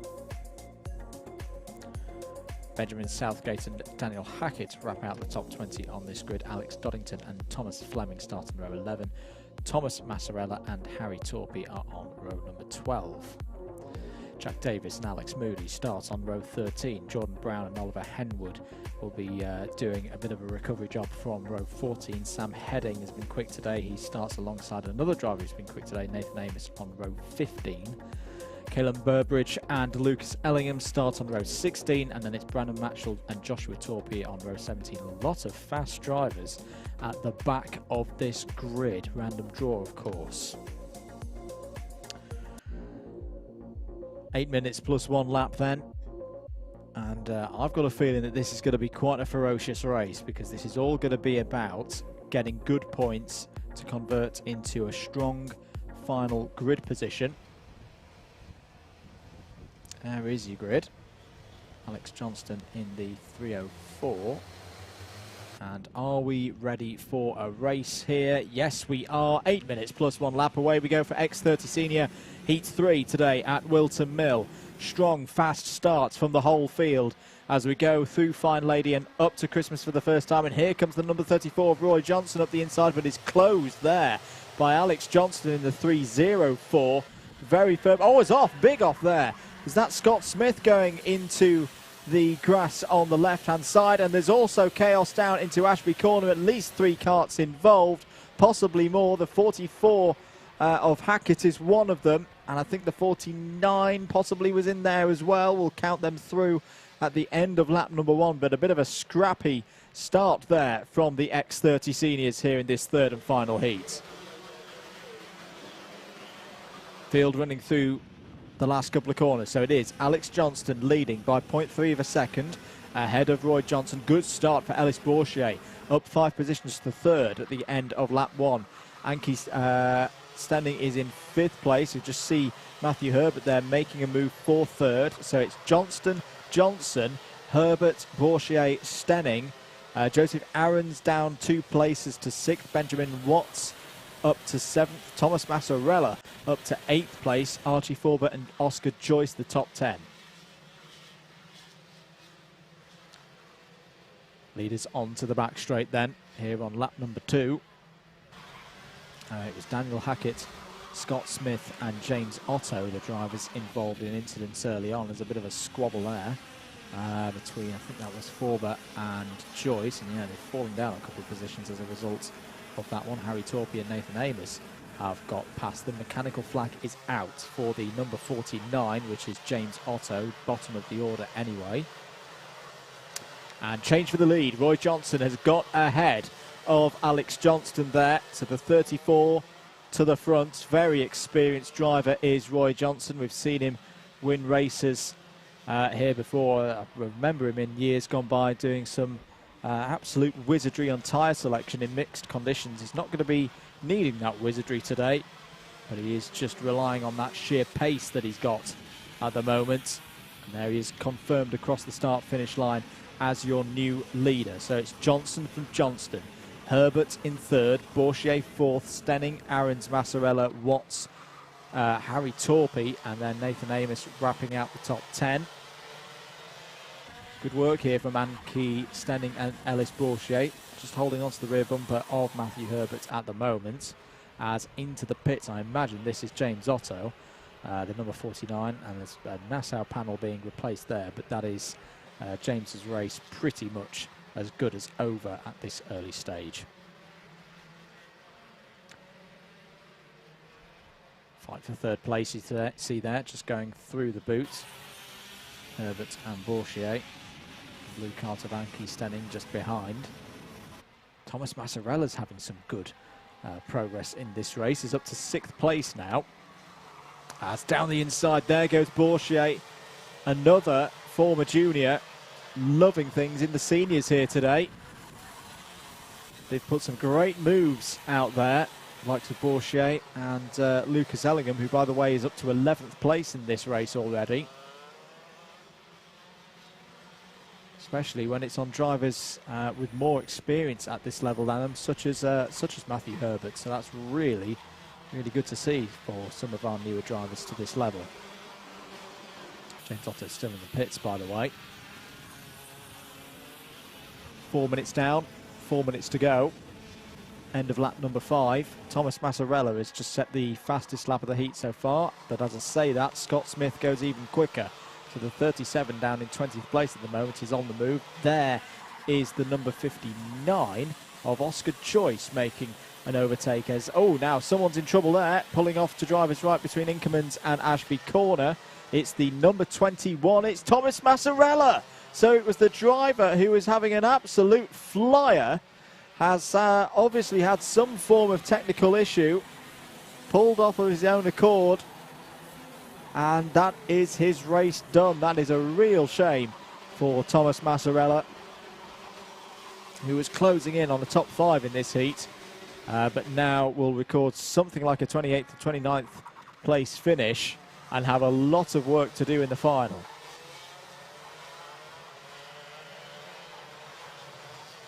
Three minutes to go. Alice Bourchier has just gone and set the fastest lap of the race so far. And in fact, look at that. He's closed right onto the rear bumper of Alex Johnston here. So the 3:04 followed by the 58. The 58 4/10ths quicker that last lap. This is a very good performance from Alice Bourchier. And it's gone quicker again, so 0.2 of a second between second and third place. And normally I would advocate working together, but I think Bourchier is going to go on the move here. I think he wants to try and get up the road and catch Roy Johnson if he can. He has got time on his side, 2 minutes and 20 seconds. Roy Johnson is pushing hard though. He's just set his personal best first sector in the heat so far. Lucas Ellingham is also starting to go even quicker. 45.01 for Ellingham last time around. Is now up to 8th place and has just gone quicker again in the first sector. This X30 Junior final heat is really starting to hot up now. 1 minute, well, 2 minutes of it to go. 2 minutes plus 1 lap. Two leaders with identical lap times last time around, 45.32, but here comes Alice Bourchier down the inside. Simple as you like. Nothing Alex Johnston can do about that. Alice Bourchier up to second place then. Now, can he get down the road and catch Roy Johnson here? He's got about a second to catch up here with 90 seconds plus 1 lap. It is doable, but he's got to be absolutely millimetre perfect on every single corner entry and exit between now and the end of the race. Alex Moody and Oscar Joyce have got past Benjamin Watts, by the way, so that's 9th for Moody, 10th for Joyce. Watts down to 11th. By my calculations, what was that, 67 seconds on the clock to go, so there'll be this lap, another time lap, and then one more, so 3 laps for Alice Bourchier to close in. There's Nathan Amos going down the inside of Harry Torpey. So that's 6th place now for Nathan Amos. And the number 99 of Lucas Ellingham not too far behind as well. And I think this is a real changing of the feel in this X30 senior competition as Ellingham goes down the inside of Harry Torpey. In previous seasons, it really has been all about Harry and Josh Torpey. I think they're going to have their hands full this season in 2021. Roy Johnson starts another lap, but my goodness, Alice Bourchier has taken 3.5 tenths out of Johnson on that last lap, and there's still 2 laps of it to go. This is going to go right down to the wire, you'd imagine. 0.7 of a second is the gap. Sam Heading has done a new fastest lap of the race, 44.87, but he's down in 20th place. Such is the strength in depth of this field. There is your leader coming into Osiers now onto the back straight. He's lost a little bit of time in sector number 1 in relation to Bourchier. Another 10th gone in sector number 2. But it feels like this third sector is where Bourchier is strong. Onto the final lap of the race. There's a yellow flag out through turns 1 and 2, and that is the number 73 of Torpey. So Harry Torpey is out of this race, and he's lost 8th place. Roy Johnson is digging in deep here. He only lost a 10.5 on that last lap. He's just keeping Alice Bourchier at an arm's length at the moment. May have enough here to hold on for a race victory in X30 Senior. Onto the back straight, just the boot to go, and I think Roy Johnson has got this under control. A lot of pressure. This has been a great performance from Alice Bourchier. We're looking forward to seeing how he does in the final, but Roy Johnson is going to take Heat 3 here in X30 Senior. Alice Bourchier second, third for Alex Johnston, 4th Matthew Herbert, Anki Stenning in 5th, Lucas Ellingham, Nathan Amos, Alex Moody, Joshua Torpey and Oscar Joyce wrap out the top 10. Archie Forber, Benjamin Watt, Scott Smith, Jordan Brown and Caelan Burbridge. That's a good drive from Burbridge from the back of the field into 15th. Sam Heading as well did a similar drive into 16th. Brandon Matchell, Oliver Henwood, Joseph Aarons and Alex Doddington, your top 20. Well, Alice Bourchier would probably have wanted one more lap because it was 1/4 of a second, 0.24 of a second the gap at the end, and he was 0.29 quicker on that last lap. But it's Roy Johnson who takes the race victory. We will see the X30 seniors again later on in their final. One more heat to go then before we crack into finals. It is, of course, our senior Rotax Max class.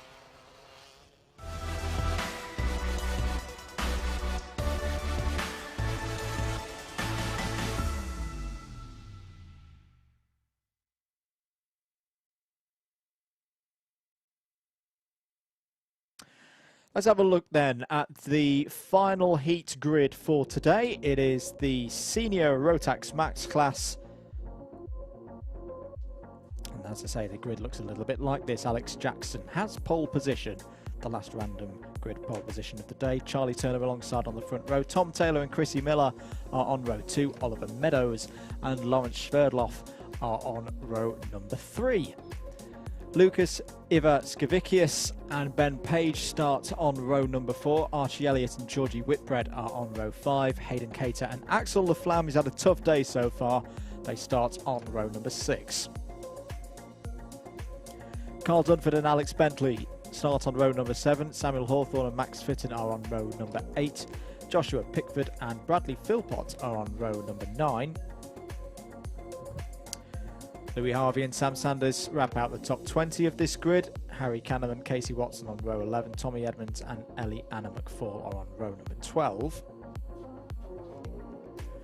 Joshua Valance and Ryan Garvey start on row number 13. Mikey Austin and Lewis Smith are on row 14. Rob Ellis, look out for him.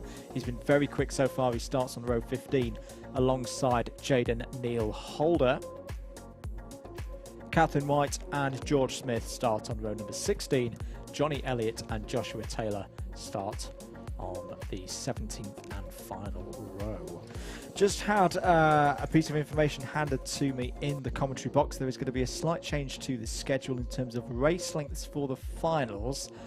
The single B final in Hodler Cadet will be an 8-minute race. The main A finals for all classes will now be 10 minutes plus 1 lap races. That's as a count of some of the delays that we've had across the course of the day so far. There we go. That is your grid for the final heat today.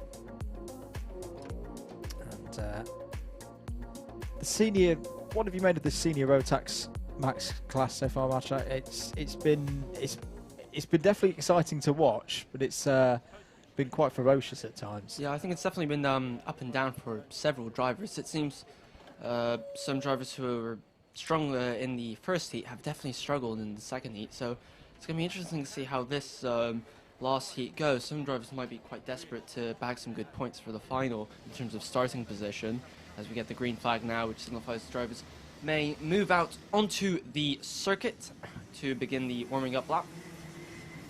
You can see the sea of brightly colored sticker kits moving out onto the circuit, and Charlie Turner is our pole sitter. It'll be interesting to see how the fortunes of several drivers turn out, especially drivers who have struggled a little bit. Watch out for drivers such as, let's see where he's starting from. We've got Alex Jackson actually is starting on P3. There's been a bit of an administrative error, and he's actually a novice.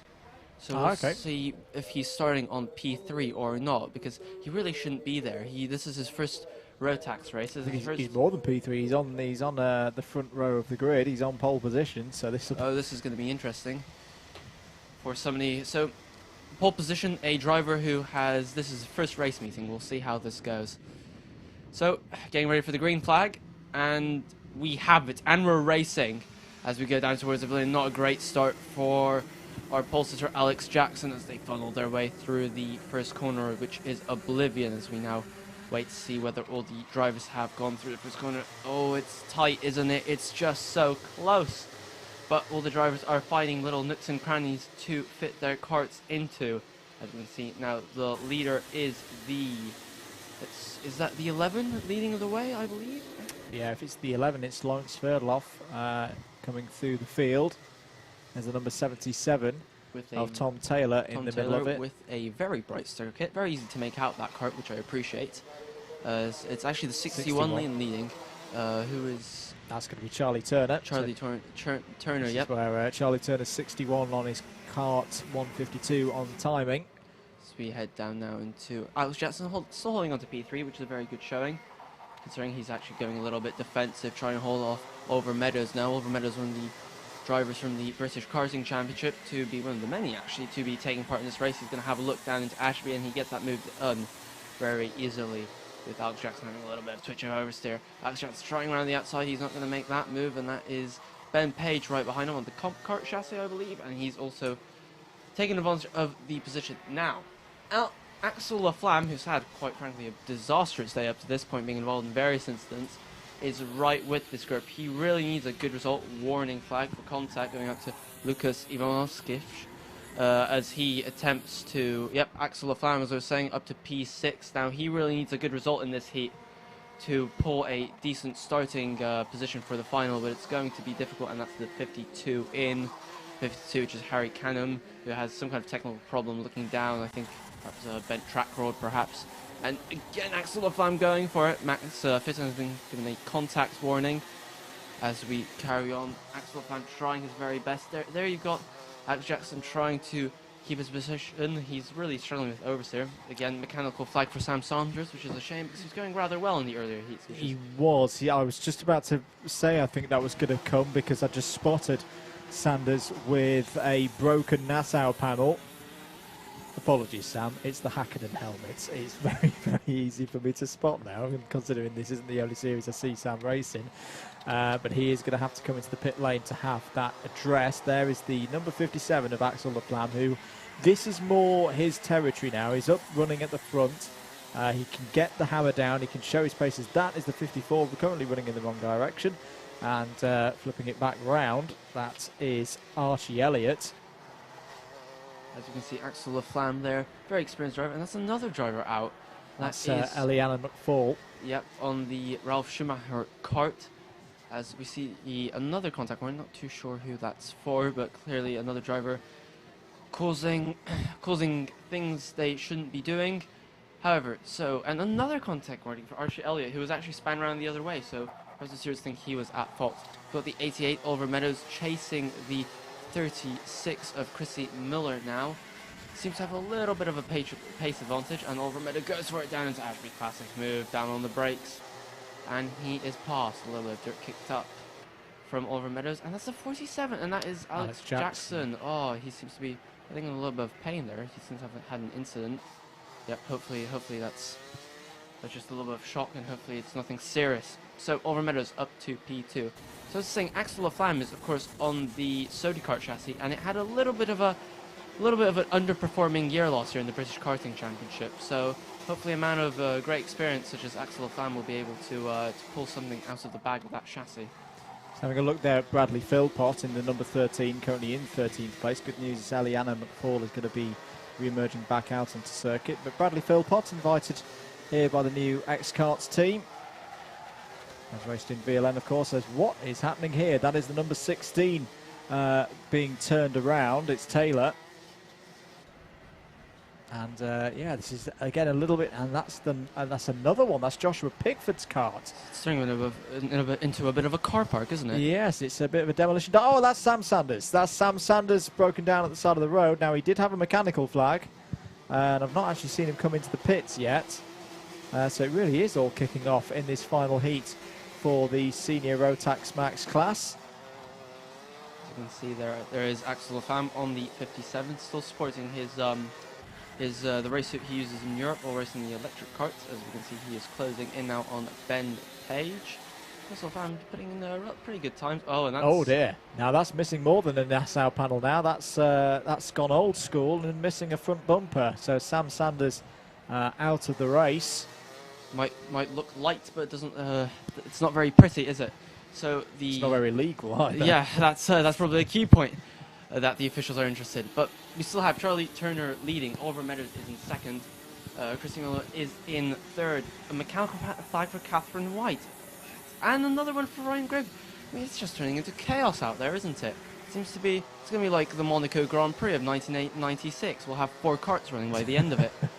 As we have still Charlie Turner, Oliver Meadows, and Chrissy Miller leading.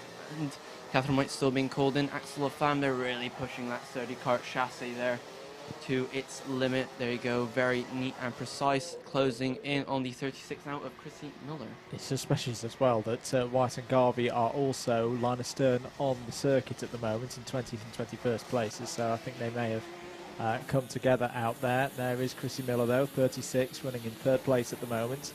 2 minutes of this one to go. Axel Laflamme confirmed as now past Ben Page and into fourth place. And it looks like Laflamme is going to go for a move here down the inside into Christmas corner. Easy as you like. That is more like it. This is more like the Axel Laflamme I've come accustomed to over the years. Fast, clean overtakes up to third. Yep, oh, that's another car. That's Garvey. Yep, that's Harvey coming in with that damage that he had sustained. It's a bumper, I can see it, dragging across the ground. There was damage to the rear as well. The rear bar was a bit askew, I think. As we have Charlie Turner, Oliver Meadows, and Chrissy Miller. That is still our top 3, not much changes in the top 3, but I think Axel Laflamme will be setting up an overtake to take that P3 away. I don't think that's going to be enough really to salvage his starting order for the final. He will be outside the top 15 in my opinion. Yeah, I think you're right on that one. New fastest lap has just gone in from Samuel Hawthorne, who had a really good first heat, because he won it, and then an absolutely disastrous second heat, and it's looking like this is more of the same in terms of good results. 7th at the moment, and a fastest lap of 44.74, the bit of time remaining. Seems to be a little bit of a guess game to see who starts where for the final. You'd have to count up everyone's points to precisely know. Thankfully, the officials will do that for us, so we don't have to do too much work. But we will know in plenty of time for the final to know where everyone is. So here we have this battle between that is the 41. Is it? It is the 36 and 91. I beg your pardon. It's Ben Page, and then we have the 26 battling away with. Is that 15? That's Samuel Hawthorne trying to get past. Who has a very, very quick running, but actually quite fast lap of the race by Axel Laflamme. Yep. Clearly getting that chassis dialed in on this complex and very technical Whilton Mill circuit. He has indeed. Time has expired, so the next time the leaders cross the start-finish, they will see the final lap board. Here is the battle for 6th place. Whitbread and Hawthorne. Hand aloft for Hawthorne there. Was there a yellow flag or a stationary yellow flag out there? Here is your leader, Charlie Turner, with the red helmet and the blue suit. Coming down into Ashby Corner and finishing with a flourish here. That's the fastest lap last time around, 44.70. Charlie Turner, and of course in his blue UK race suit, which of course means that he represented the UK on the International Rotax Games, which I believe, not too sure what year he took part in, but most likely it was either in Brazil or Portimao, as he takes the checkered flag. Very good win indeed for Charlie Turner, and that will give him a good grid slot for the final. Oliver Meadows is second. Axel Laflamme returned to form there in third. Chrissy Miller fourth. Ben Page fifth. Georgie Whitbread in sixth. Samuel Hawthorne 7th, Carl Dunford 8th, Tom Taylor 9th, and Louis Harvey 10th. All of those drivers doing well to make their way through a slightly chaotic heat there. Alex Bentley in 11th, Joshua Valance in 12th, Lucas Ivaskevicius is in 13th, George Smith 14th, Rob Ellis from the back of the grid finishes in 15th, Lewis Smith, Bradley Philpott, Casey Watson, Tommy Edmonds, and Max Fitton in the top 20. And with that, that is the end of the heat racing for today here at Whilton Mill Kart Club. But it's not the end of the racing completely, because we will now move Into our finals. No, I'm talking complete rubbish, aren't I? We've still got another heat to go. It will be the fourth heat for Honda Cadet. So Honda Cadet Heat 4 is next up.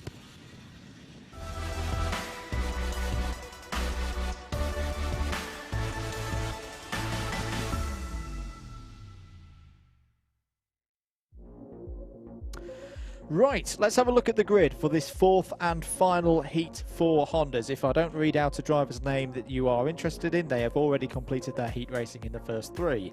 Riley Till and Joshua Bajembi are on the front row for this one. Joshua Jarvis and Charlie Warren row 2. Theo Champney and Mayam Patel start on row number 3. Max Fallon and Adam Hill start on row number 4. Isaac Parkinson and Oliver Majewski start on row number 5. Jacob Lee, Alessio Lamalfa are on row number 6. Noah McNicholas and Joshua Smith start on row number 7. Sergio Virts and Lucy Whilton are on row number 8. Callum Wilson and Tyler Davis are on row number 9. Daniel Butcher and Charlie Wolfitt are on row 10. Luca Holmes-Ballack and Connor J. Winfield start on row 11. Row 12 has Jake Schulz and Riley Thatcher on it. Jensen Walker and Logan Giles are on row 13. Emily Cooper and Fidley Lyons on row 14. Amin Saran and Zach Starbuck wrap out the top 30. That is your field. 30 karts in this one. This is the final heat for the Hondas. Reason why we've got a heat 4, if you're just joining us, is just the sheer number of Hondas. So we can only run 34 karts on the track at any one time. We've got 41 entries. Which means everyone takes a turn to sit a race out. This will be the class that has a B final as well, whilst the karts head round for their formation lap. This is your order of finals, which will commence after this race. IAME Cadet final first, X30 Minis, then Mini Maxes. Then we slot in the Honda Cadet B final. This is a slight change. Consider this is rotation number 4, as oops, the number 33 of Logan Giles has gone for a bit of a spin. Some exuberant tyre warning there. Honda Cadet B final gets slotted in between Mini Max and Junior Max. Then we're back to normal. X30 Junior Max final, X30 Senior Max final. And then it's actually missing off the bottom of my sheet, but I very much hope that we're finishing with a Honda Cadet A final, because it'll be one of the best races of the day. You can see the drivers making their way now onto the grid, standing start as per usual, getting ready to see all the mechanics and so forth, and getting really excited towards what is an extremely competitive class, and really seen as a key stepping stone for any young driver looking forward to being a professional racing driver in the future.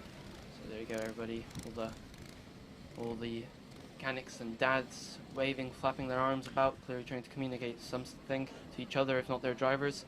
As you can see, wishing each other luck. I mean, you're absolutely right in terms of Honda Cadet. Just thinking over the years of some of the drivers that have been British champions at this level. Billy Munger was an example, Alex Albon, a recent-ish example as well.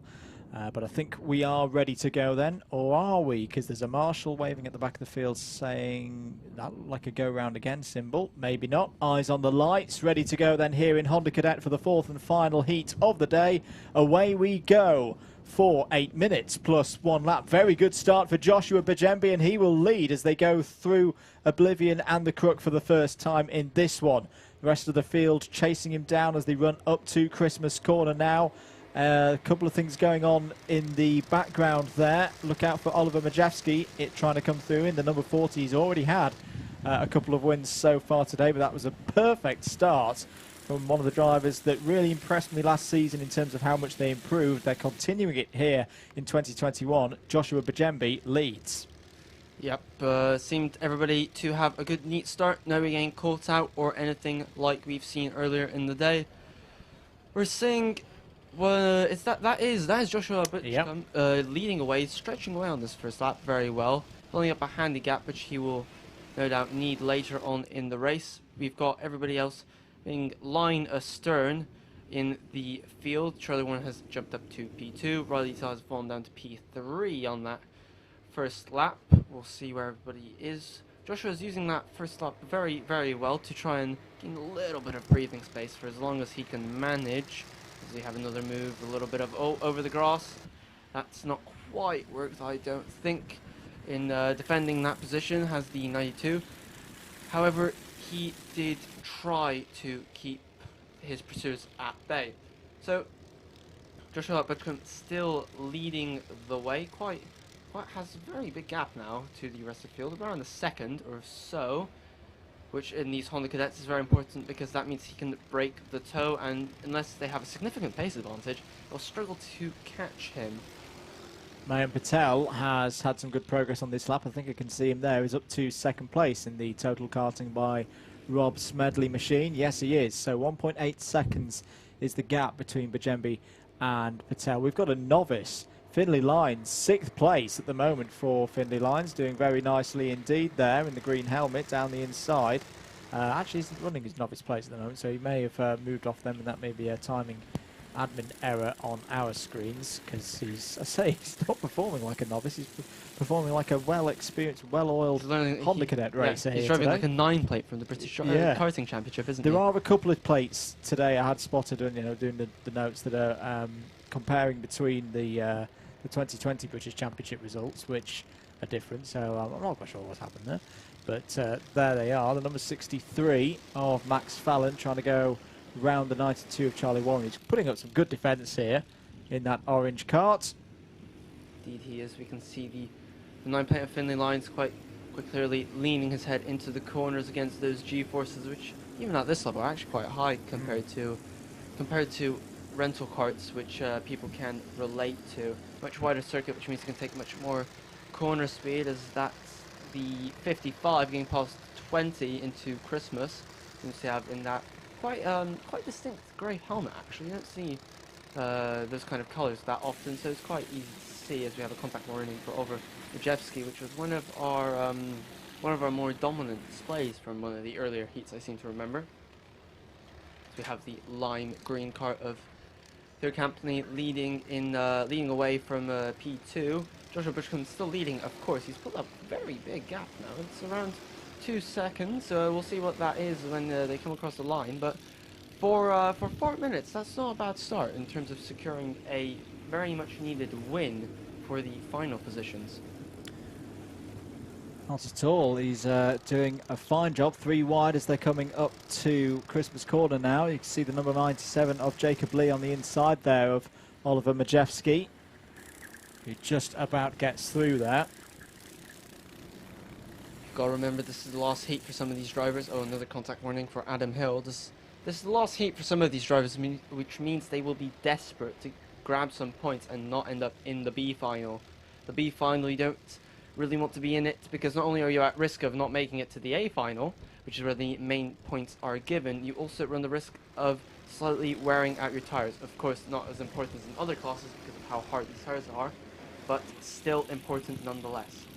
Yeah, top 30 across the 41 drivers get automatically into that A final as Majewski goes down the inside of Charlie Warren there through Oblivion Corner. That'll be 4th place for the number 40. Top 4 of the remaining drivers in the B final will be repcharged onto the back of the grid for the A final, so they will take places 31 through 34. But as you say, there's a lot of work to do there from those positions, and you'll have done an extra race on the kart as well. Yellow flag out, I believe, stationary yellow.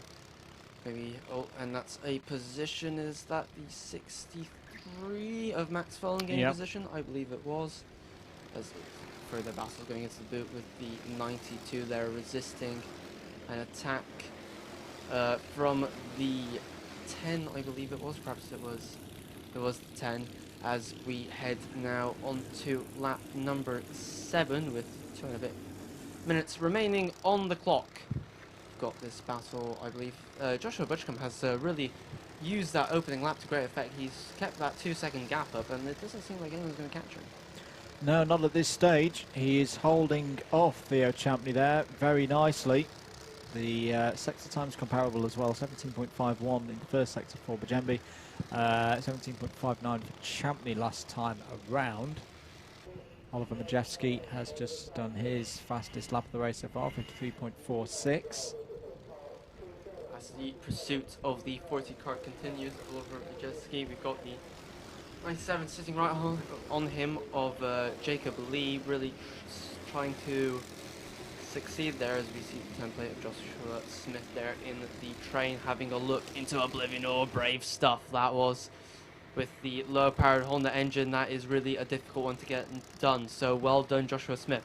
So we now head back to our 2 and 3rd place drivers as they continue to battle out. Sorry, 4th and 5th place drivers, my apologies, as they try and sort out, as we see this massive train of karts, one way then the other, trying to find any position they can, squabbling amongst themselves, and it appears that it is still the 92 at the head of this train. Yeah, I think this is 6th down to 15th all fighting there, with Charlie Warren at the front of the train, Isaac Parkinson at the rear of it, but Maciej and Lee here are doing the classic Honda Cadet tactics at the moment of working together, even at this stage of the race, because the rate at which they're pulling in, they're probably going to catch Mayan Patel, and with a couple of laps still to play, you could catch Theo Champney. It's all about momentum and all about using more than one engine in these kind of races, as there was more defending going on there. Charlie Warren trying to hold on to positions. I think Finley Lyons has got through, and Joshua Smith was having a look as well. And in fact, yes, I think Smith has now got through there in the number 10. And who else has followed him? Is that Adam Hill in the number 66? Yes, it is the number 66. As here we go, battle for 3rd place. Mayan Patel on the back straight. Oliver Maciej in 4th. Jacob Lee in 5th. So we have a change now. Oh, yep, just a little bit on the grass there. And the 97 takes advantage as well. Very wide from the 20, being really forced out to dry. Mayan Patel there, losing those 2 spots. Really wasn't ideal for him. However, he's still in the running, can still drive with this group in order to secure a good spot. So Joshua Bajembi is onto his final lap, 2.18 seconds, and if he can close this out, I'm going to say something quite rare for a Honda Cadet race, that this was won on lap 1. This was all that hard work off the line for Bajembi that put him in this position, this unassailable position, against the rest of the field, who simply could not catch him. This feels like another big step, as there was a driver there off in the boot for Joshua Bajembi. Round the final corner, number 52 is going to take heat number 4. A very nice win indeed for Joshua Bajembi here at Wilton Mill. Theo Champney finishes in 2nd place. 3rd place is going to go to Oliver Maciej. 4th, Jacob Lee. 5th, Mayan Patel. 6th for Finley Lyons. 7th for Joshua Smith. Adam Hill, Charlie Warren and Alessio Lamalfa wrap out the top 10. Max Fallon 11th. 12th, Joshua Jarvis, I think the true novice, top novice there. In 13th is Tyler Davis. Lucy Wilden 14th. Charlie Wolfett 15th. Isaac Parkinson, Noah McNicholas, Riley Till, Riley Thatcher and Jake Schules wrapping out the top 20. And that, ladies and gentlemen, after my early calling of it, that is now the final of the heat races here today. And we will swiftly get on to our first trophy final of the day. It'll be a 10-minute plus 1 lap race, and it will be race 26 for the IAME cadets.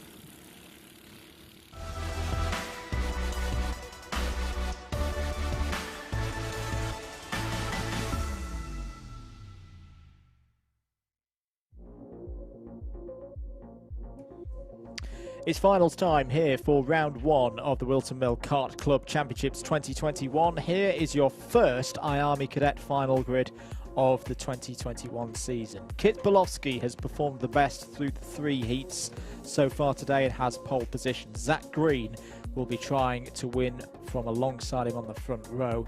Joseph Katzentonis starts his championship defence in the finals with 3rd on the grid. Jacob Ashcroft joins him on the 2nd row. Jesse Phillips will fancy chances from the 3rd row of the grid. Kanish Grau has scored one of his best heat results so far today with 6th on the grid. Henry Carter and Archie Lovett will start from 4th on the grid. Morgan Moore and Fred Green wrap out the top 10. Antoni Witkowski and Flynn McDermott will start from row 6 in this IAME Cadets final. looking for moves forward. Blair Smith and Max Hollor are 1 row further back on row 7. Ryan Gill and Logan House are on row 8. Jensen Chalk and Finley Hines are on row number 9. Braith Murdoch and Aaron Richardson starts this final from the 10th row of the grid. Noah Baglin and Jacob Anslow are on the 11th row of the grid. Henry Clark and Jensen Ackerman start on row number 12. Levi McGrath and Max Ewell are on row 13. Will Green and Freddie LaRossa row 14. Max Mason and Quinn Cross on row 15. And last but not least, Cooper Sneddon and Jonty Restrick are on row 16. There are 32 karts due in this final. Well, it's been a very tight day so far in the IAME cadets ranks. That's shown by the results at the front of the field in terms of this grid. Very, very open, this one. The starts will be important for the likes of Kit Bolofsky, Zach Green and Joseph Katsantonis. 60 points available for the winner of this race. Still very early stages to be talking about championship though. Are we ready for a final?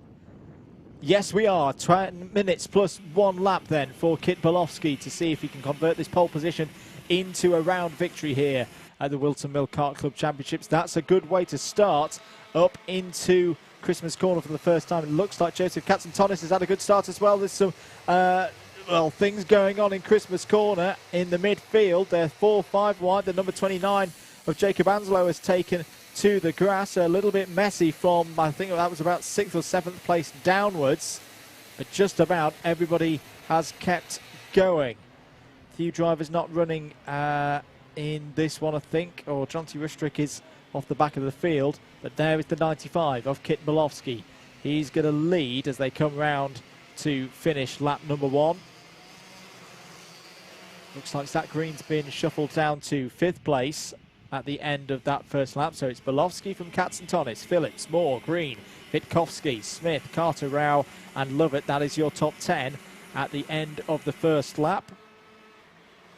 Longer race this, of course, than the finals that we've had so far today.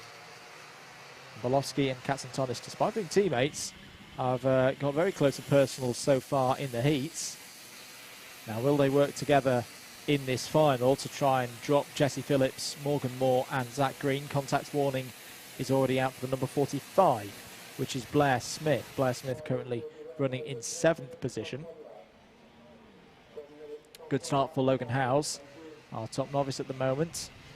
Number 55 is up 6 positions at the end of lap 1 to 12th. Oh, right out on the grass there was, I think that was Witkowski. Apologies, no, it was Morgan Moore. Morgan Moore who's dropped to 5th place. So Zach Green up to 4th. Here back with the leaders, Bolofsky and Katsantonis, who do seem to be happy to work together at the moment. I'm sure they've had their instructions and guidance from team supporters. Into the pits comes the number 51, unfortunately. And that is them out of the race.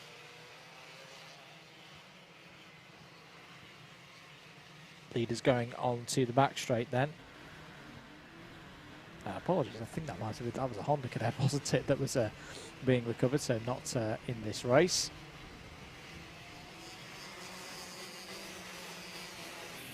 End of lap number 3, Kit Bolofsky continues to lead. Joseph Katsantonis in 2nd place.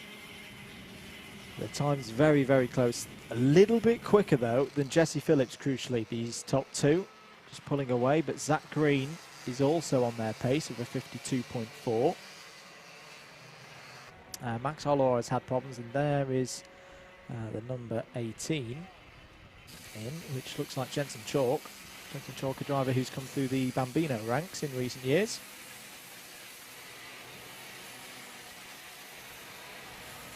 Six minutes and 47 seconds of this final to go. Reduced length. All finals reduced to 10 minutes instead of the planned 12 minutes at the start of the day. As who else is going into the pit lane there? That is the number 36, unfortunately, of Max Hollor, has already had a couple of issues. So Maxwell may be coming in for a retirement, I'm fearing. That's a real shame. A couple of moves in the top 10. Kanish Grau is up to 7th place. Jacob Ashcroft into 8th. They've displaced Henry Carter and Archie Lovett for those positions. There is the battle for 3rd. Or is it a battle? I think at the moment, Jesse Phillips and Zach Green are happy to work together until that moment there. Zach Green down the inside. Very nice move. Dad Jamie would have been very, very happy with that one, I'm sure. And that's Zach Green up to 3rd place. Now, crucially, can Green chase down these two drivers? As I say, they've raced each other hard through the heats, but this is a different kettle of fish, a final, worth more points, of course. 52.21 last time around for Bolofsky, 52.26 for Katsantonis. Zach Green of 52.51, but that, of course, was with an overtake in the middle of it. Contact warning for the 55 of Logan Howes, who's currently our top novice in 13th place. Archie Lovett has got past Henry Carter on that last lap for 9th place. Max Mason past Ryan Gill.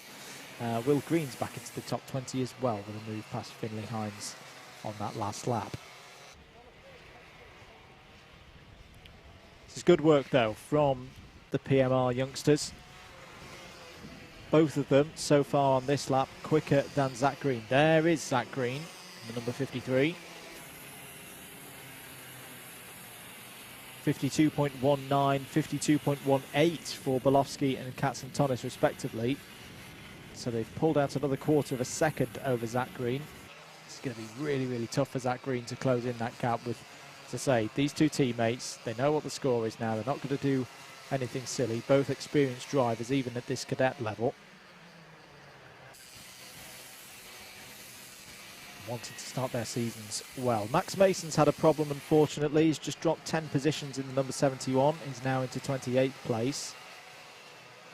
Blair Smith has had an issue as well on that last lap. Has lost a number of positions. He's now 18th.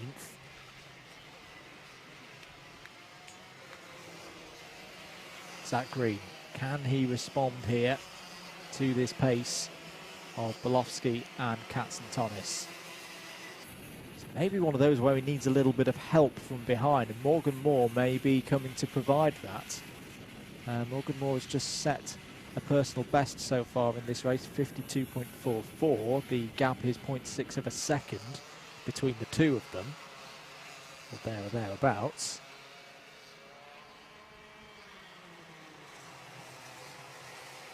Here is your top novice, number 55, Logan Howes.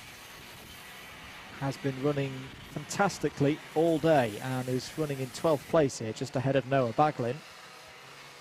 Noah looking to the inside in the 96, side by side through Wilkins. That's a very nice overtake from both drivers in their respects. We saw in the seniors class earlier a quite sizable accident between two drivers in close proximity through that corner. So for those two drivers to race firmly, fairly, and come out of the corner pointing in the right direction and nobody off the circuit, that was good stuff. That was good racing between Noah Baglin and Logan Howes. Back with our leaders though, Kit Bolofsky and Joseph Katsantonis, who continue to just work together. The pace has dropped off a tiny bit though. They're back into the mid-52s now. They were in the 52.1s a few laps ago. Maybe the tyres just starting to feel the wear a little bit. And it does mean that Zach Green is almost back onto their pace now. The damage may be done. 2.76 seconds. Now that might be why they've been a little bit slower. If they've had to get past a back marker. It's Jensen Chalk, another driver who has come through the Bambino ranks. 2 minutes to go. You're watching the IAME Cadet Final here at Whilton Mill Kart Club for round 1 of WMKC 2021. Andrew Mather from Double Dash Motorsport Media on commentary duties for you today. Support coming in for Zach Green on the chat. Do keep your numbers, do keep your support coming in.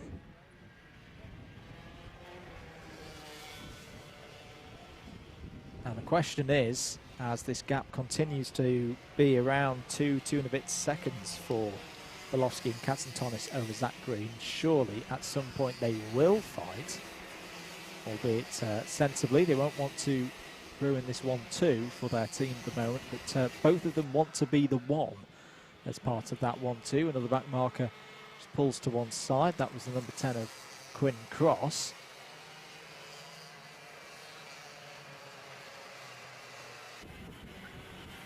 Joseph Katsantonis, as I say, who won this championship last season in 2020.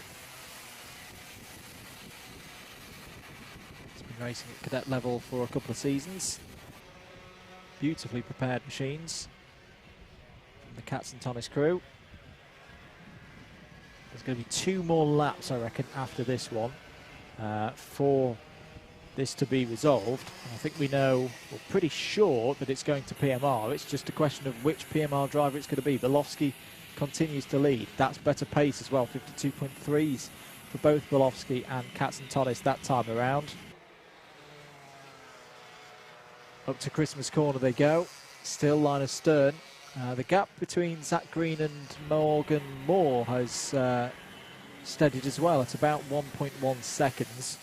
So Zach Green at least is looking for a podium here.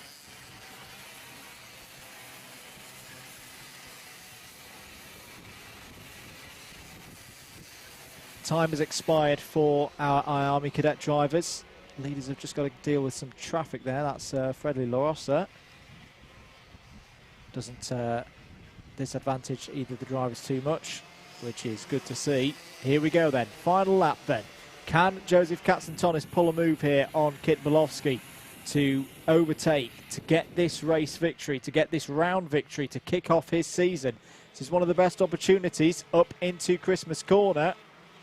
They stay line astern for now. Being teammates, it's got to be an absolutely dead-on move. It can't be one that's risky.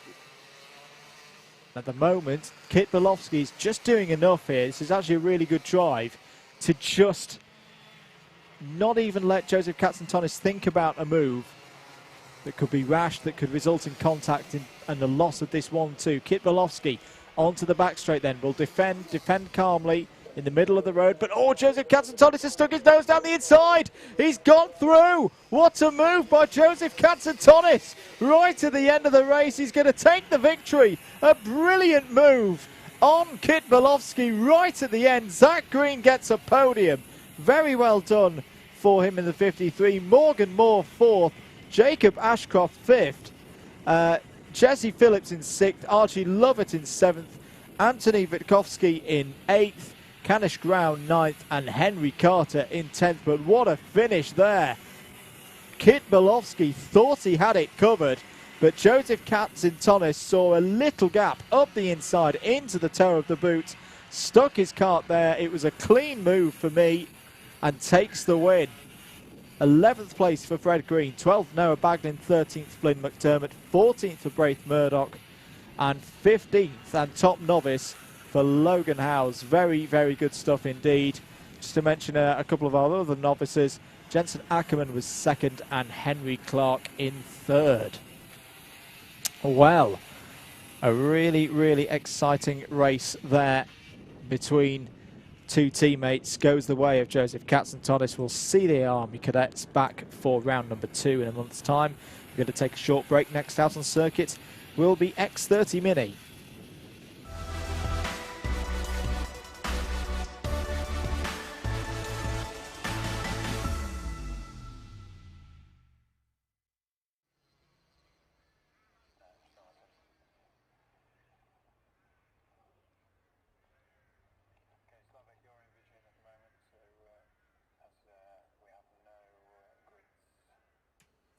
Welcome back to Whilton Mill, and we're getting ready for the X30 Mini race. Apologies, we have no grid actually for this race, so if you're wondering where the grid is, if you're looking at results.alphatiming.co.uk, we're having exactly the same challenge. It's not a problem, it's a challenge as yourselves at home to work out who is on pole position, or know who is on pole position for this X30 mini final. I'm sure it is. I'm sure race control know, which is the most important thing. We'll see how the drivers consider choosing their grid positions. They're probably just waiting on the grid being told. Normally these things are given first to an official on the grid, just old school piece of paper, and they dictate where everybody goes. But they seem to be sitting in position, so it seems that they do have the grids. It's just that we don't have it here in the commentary box and on live timing. It's because we're not worthy. We are not worthy of the information. No, we joke and jest. I'm sure it'll be on shortly. In terms of X30 mini heats and who we've had at the front so far, Macaulay Bishop, who long-time followers of WMKC will know from winning many races, many heats, many finals in the IAME cadets. Obviously he's now stepped up to X30 mini, and he's been having a very good day so far, taking 2 heat wins, heat 2 and heat 3. Henry Jocelyn took the other one, which was heat number 1. I'm just trying to remind myself where Macaulay finished. He was okay, now that's going to be interesting. He was disqualified from the first heat, so I was about to say I would suspect Macaulay Bishop to be towards the front of the grid in this one, but having a disqualification in one of the heats is probably going to make that statement untrue. Thomas Cucurullo Yeomans then, yeah, he probably does have pole position because he's had a second, and a fourth so far today, and he has at least emerged out onto circuit first. Some wonderful shots we're getting now of the Christmas corner as everyone warms their tires up, as we have been accustomed to throughout the day. As you can see, everyone's just taking up their positions on for the final. Of course, the final is worth more points than a heat, so a win in the final is worth more championship points than a win in the heat, which is convenient if you're on pole, probably not so convenient if you're starting 22nd, for example. However, the drivers are getting ready for a start. So it looks like, yeah, the 86 of Thomas Cucurullo Yeomans on the right of your screen has pole position, Ron Etchberg alongside on the front row of the grid. We're going to go around again. So Henry Jocelyn and Jack Hobson up towards the front of the field. Aidan Hassan, yeah, these are all drivers I would suspect from the results that they've had so far. Macaulay Bishop looks to be around in 12th position, which a win and a disqualification. Yep, that sounds about right. Good to see Joshua Jones 16th on the grid, or maybe 17th. Novice, so very, very high up for him. Yeah, absolutely. 2 novices in this race. Joshua Jones, as mentioned, and Benjamin Rowe. Benjamin Rowe starting from 23rd position. So the drivers will go around again and have another attempt at this start. There's been a lot of support for the number 86 so far today, and yep, sure enough, it is in again. So this is a good chance for Thomas Cucurullo Yeomans to take a round victory. 10 minutes on the clock, plus 1 lap. Away we go then for the X30 mini final. Good start from Cucurullo Yeomans. He will lead through the first couple of corners at least, and hold the lead, a big lead actually, up into Christmas Corner, not even having to defend there. In through Christmas Corner, that is a perfect start. As, big off straight away, the number 23 and Macaulay Bishop. So Macaulay Bishop involved there, the number 23 off the road, that's Jack Mowat. Yep, clearly an incident between those two in Christmas Corner. Perhaps Macaulay Bishop was trying to have a little bit of, trying to overtake a little bit too many carts to make up for the time lost. Whatever the case was, he is down the field now, as we can see more jostling. Oh, the 78 there, just squeezing through. Very quick move there, the 73 there of Chin Garrity there, gaining a position, and he might be up to P7 now, so a very good first lap from the 73. Yeah, very good stuff from Cian Garrity, another one of the drivers who's come through the ranks here. As up the inside there is the number 6 of Jack Hobson on the number 26 of Henry Jocelyn, so that's 3rd place for Jack Hobson at the early stages of this final, running down into Ashby. The 0.75 of a second is the lead for Cucurella Yeomans, and it's growing as well. Another 10th in the first sector ahead of Ryan Etchberg. As who's that moving down the inside? Was that the number 22 of Morgan Hill trying to make an overtake? There is your leader, number 86, Thomas Cucurella Yeomans. Then Ryan Etchberg in the number 7. Number 6 rather is Jack Hobson now in 3rd place as the rest of them file through. Eden Spanswick on the move, up 2 positions on that last lap to 6th. Yep, we've got just over 8 minutes to go, and Jack Hobson is the fastest car out on track as there's a move there down the inside, the 64 there. That was a change for 4th position there, and he has successfully made that stick. But Jack Hobson currently the fastest car out on circuit, 0.3 faster than our 1st and 2nd place drivers. We'll see how he gets on. Absolutely, he does look to be motoring along. First sector's pretty quick as well. There's Aidan Hassan, the number 64, now in 4th place. In Spanswick, just behind, another one of the PMR entries. We've just seen them have a very good race in IAME Cadet. Now that's Ryan Edgeberg. What has happened there? The Nassau panel is sticking straight up in the air, and that's Ryan Edgeberg out of 2nd place. He didn't seem to be near anybody. No. It seems like it perhaps just came undone, and due to the speed these guys are travelling at, it just flipped up on its own, possibly. Well, that is truly bizarre, and well, we saw it from his reaction. I think Rylan has every reason to be quite annoyed at that, because that is a very, very good final race finish on what's been a good day through the heats. Up in smoke, 2nd place will not go to Rylan Etchberg. Jack Hobson now really pushing on 0.3 quicker than our leader on that previous lap. So it remains to be seen. We've still got 6 minutes to go, so that's plenty of time for Jack Hobson to catch up and make a move. As there's a move down the inside, that's the 69 passing. That's for 4th place now, so the 69, a little bit of a charge there, and it's going quite well, gaining position as he goes. His pace is okay, so he's doing 47.74, so we'll see how much further he can get up the grid in this final. Yeah, the pace of Eden Spanswick is very, very strong.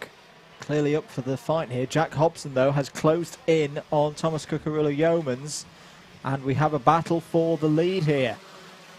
Purple sector 2 for Jack Hobson on this lap so far. Purple lap overall, 47.23 for Jack Hobson. Yellow flags out for Rylan Etchberg's car. Oh, there's somebody else, I think, off there. Down the inside, going for the lead. Jack Hobson takes it. Classic move into Christmas corner.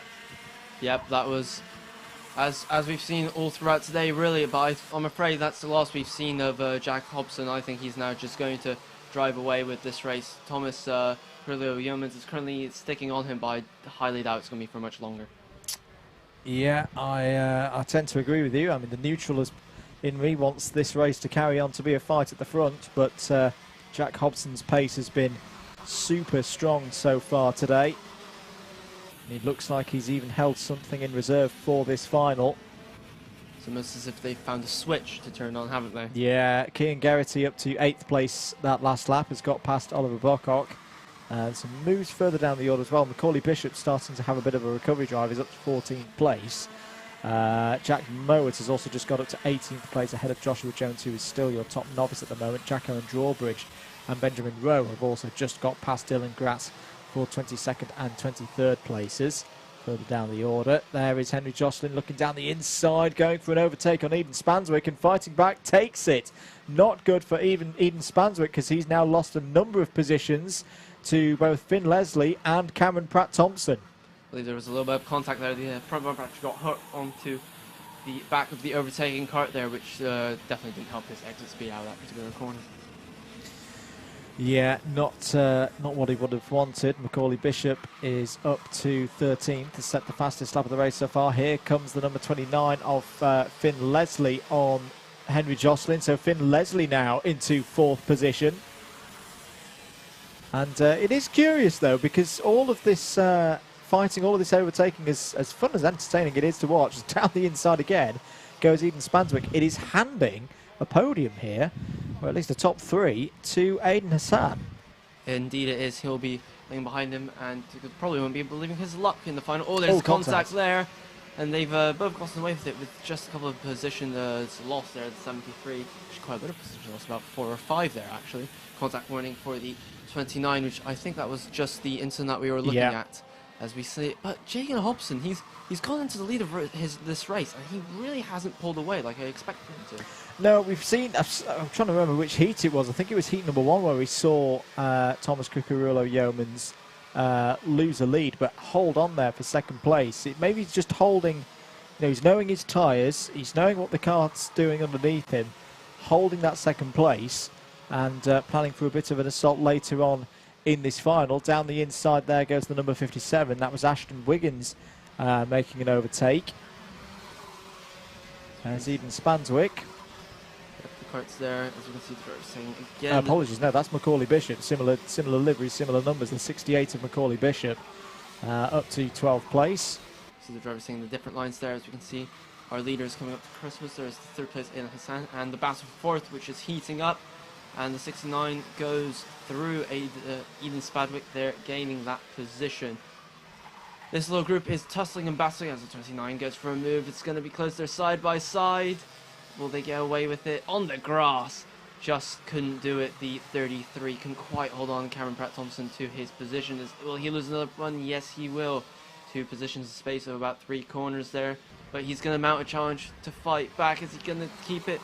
And he slots through. No, he's actually lost it. He hasn't managed to keep that position on the 57, but he gets the cut back going into pit bend. They're side by side coming out of the corner, but Cameron Pratt-Thompson, I think, has just edged in front. As indeed. So Bishop, good lap there. 3 positions. There's the fight over 4th position. Maybe they're trying to work together as a trio now to break a gap away from the next group behind. Perhaps as we see now, Jacobs is still stretching away his 3/10 that was. Shutting the door there is Macaulay Bishop, I believe, on the 68. Absolutely stamping his authority. This is my corner. Meanwhile, we've still got this little group of karts, which is headed by Henry Jocelyn. This is P4 down to P6. And now we've got a little bit of spreading out as we head into the closing stages of the race. However, Thomas Cucurullo is going for it in Christmas, and he's done the move. Will Jake Hobson get the cutback? He's looking right, he's looking left. Now he's going to try and get the cutback. Will he get there? Doesn't defend, so yes, that should be a move. Now, will he have the cutback? He does have to try. Looks behind to see where he is. A little bit of contact there. It doesn't matter really at this stage. And Jake Hobson has successfully defended his lead. But the question is, for how long? This is great stuff from these 2 leaders. There's been a contact warning for Jack Owen Drawbridge in 23rd position. There's going to be 2 more laps of this X30 mini final. Can Jack Hobson hold on to this victory? Thomas Cucurullo-Yeomans is looking for a big result here to kick off this 2021 campaign. Can Cucurullo-Yeomans, and now this time Jack Hobson defends into Christmas corner. I think he was a little bit surprised that Cucurullo-Yeomans went for the move last time around, but now he's wise to it. But Aiden Hassan will be enjoying this because he's closing in all the while. Oh, little bit of contact between the 6 and the 86 there. Cucurullo-Yeomans did well to hold on to that, but look out for Aiden Hassan. The gap was 2.5 seconds last time around. It's going to be a lot smaller than that this time, but here comes Cucurullo-Yeomans on the inside again. It's a pit bend side by side, both of them going wide there of track limits. They may get warnings for that, but through goes Cucurullo-Yeomans into the lead on the last lap, but they've lost 1.4 seconds to Hassan on that lap. Here comes Hobson going around the outside. Surely not, yes! What a move. That was absolutely incredible stuff. Round the outside of Christmas. Great job, Jack Hobson.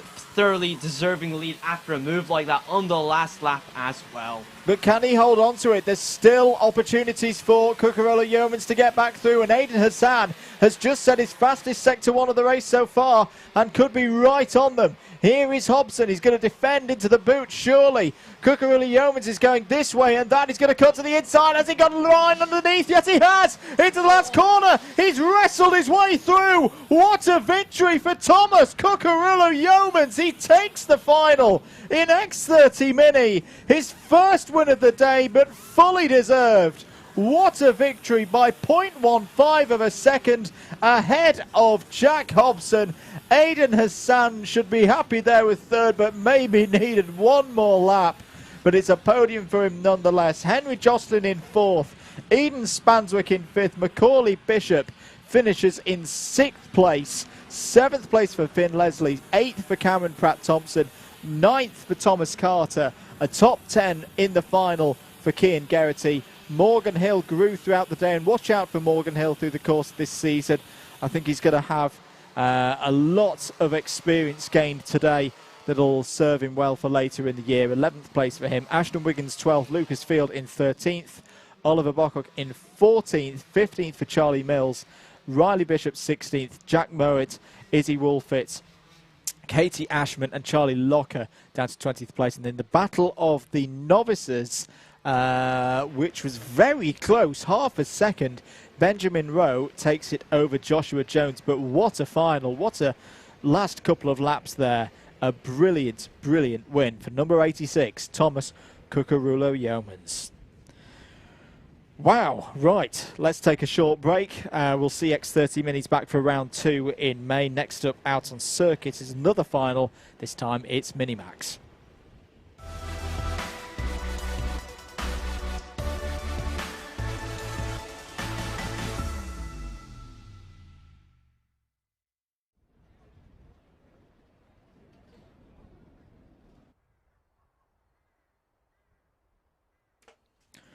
Welcome back, everybody, to a resplendent Whilton Mill. Look at this weather. We don't always get this at this time of year, so we're very, very glad to have it today. We're moving into the Minimax final. Apologies, we haven't got the grid in the commentary box at this precise moment of proceedings, so we'll just have to kind of guesstimate as they come out from dummy grid as to who we've got at the front of the field. In terms of results so far today, that we can tell you. Minimax Heat 1 was taken by William Ray in the mid-morning. Heat number 2 was taken by Damien Barris Haggett, and Heat number 3 was taken by Oliver Smith. So it's been a very, very competitive class so far today.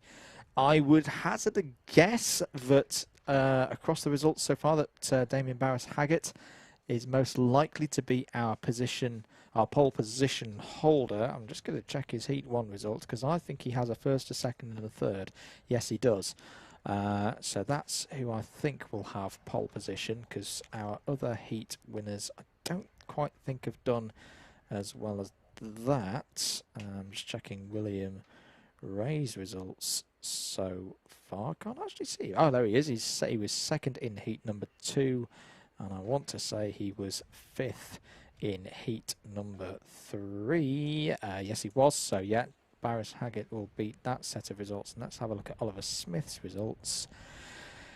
Across the course of the day so far, Heat number 1, Oliver had, where have you gone? 21st. Right, so yes, that takes him out of the equation for pole straight away. But we'll wait and see for this one. Another great field. This has been one of the really enjoyable bits of the day. All of our classes with good entries. Minimax here with 22 drivers ready to go. You can see them down there in dummy grid on the left-hand side of your screen.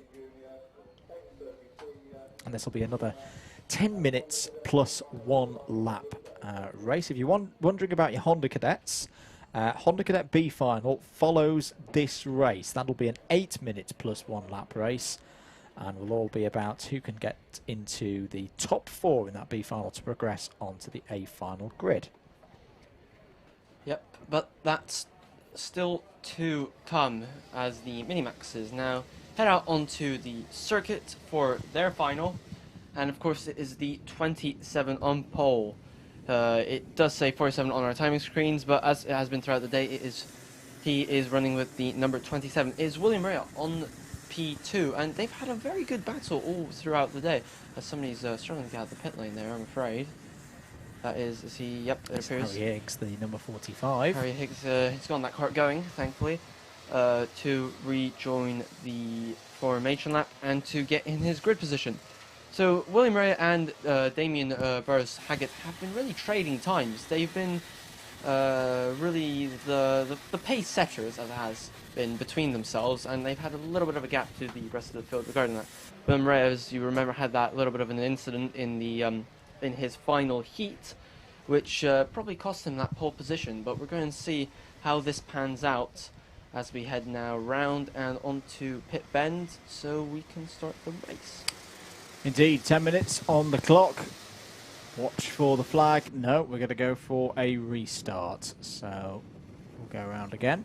A couple of carts off the back of the field there. Yep, I've noticed that. I think we're still using, for some of the classes, we've been using the start lights, and for everybody else we appear to be using the Union Jack to start the racing. So we're having a little bit of the technical problems here at the circuit, or otherwise we would be always using the starting lights. But nonetheless, these are very young, very quick-witted drivers. They know what to do in these situations, and we will see for the next 10 or so minutes a very, very exciting final, I think. We definitely hope so. So Damien Burris Haggett there in the blue and yellow cart, just on the outside of your screen there. We'll have pole position. William Ray in the all white will be P2. Ready to go then here at Whilton Mill for 10 minutes plus 1 lap. And oh, big hit straight away, the number 15. Oh, that is not what we'd like to see. And that was a really, really bad crash for Amelie Hackett's off-start finish. And I would not be surprised if this may be our first red flag of the day if Amelie needs, yeah, there it is, medical attention. That was a hard, hard hit into the wall. And there's a few other drivers off, I think, in reaction to the red flag there. There's a big crash coming off the start finish line. Another driver there in quite considerable pain. He looks to be the number 50 there. Yeah. Clearly a big hit, as the red flag is clearly being shown. The drivers will filter either into the pits or stop out on circuit if it's unsafe to proceed.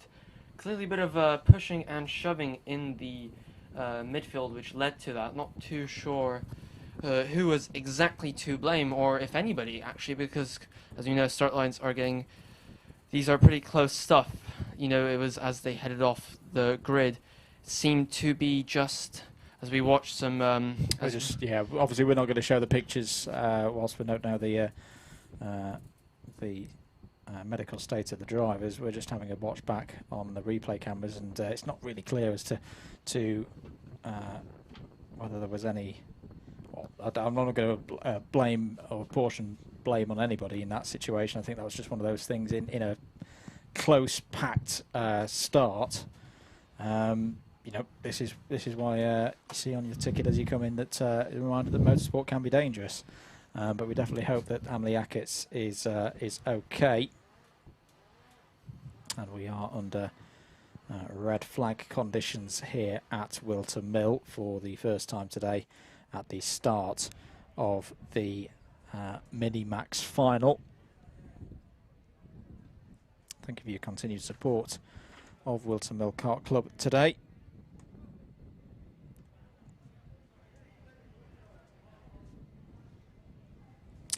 Good observations from David Whitehouse out there on Pitts Bend. Lights plus flag being used, I guess in case technical issues come back, so both working. Yep, absolutely spot on with that one. So this will be a slightly further delay to proceedings here at Whilton Mill,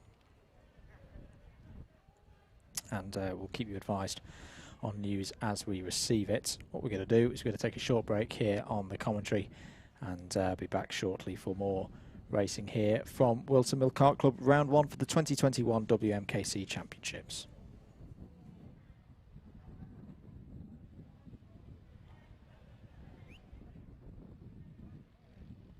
Welcome to Alpha Live, the live streaming service where you can be part of the action from home. You can watch via your smart TV, phone, tablet, or even your gaming console. We've got you covered. Just head to the YouTube app on any of your devices and search for Alpha Live. Here you can watch all of the events as they unfold, or you can choose from our vast library for those lazy days in, all in beautiful HD. Be sure to hit that subscribe button and click on that notification bell so you don't miss out on any future videos.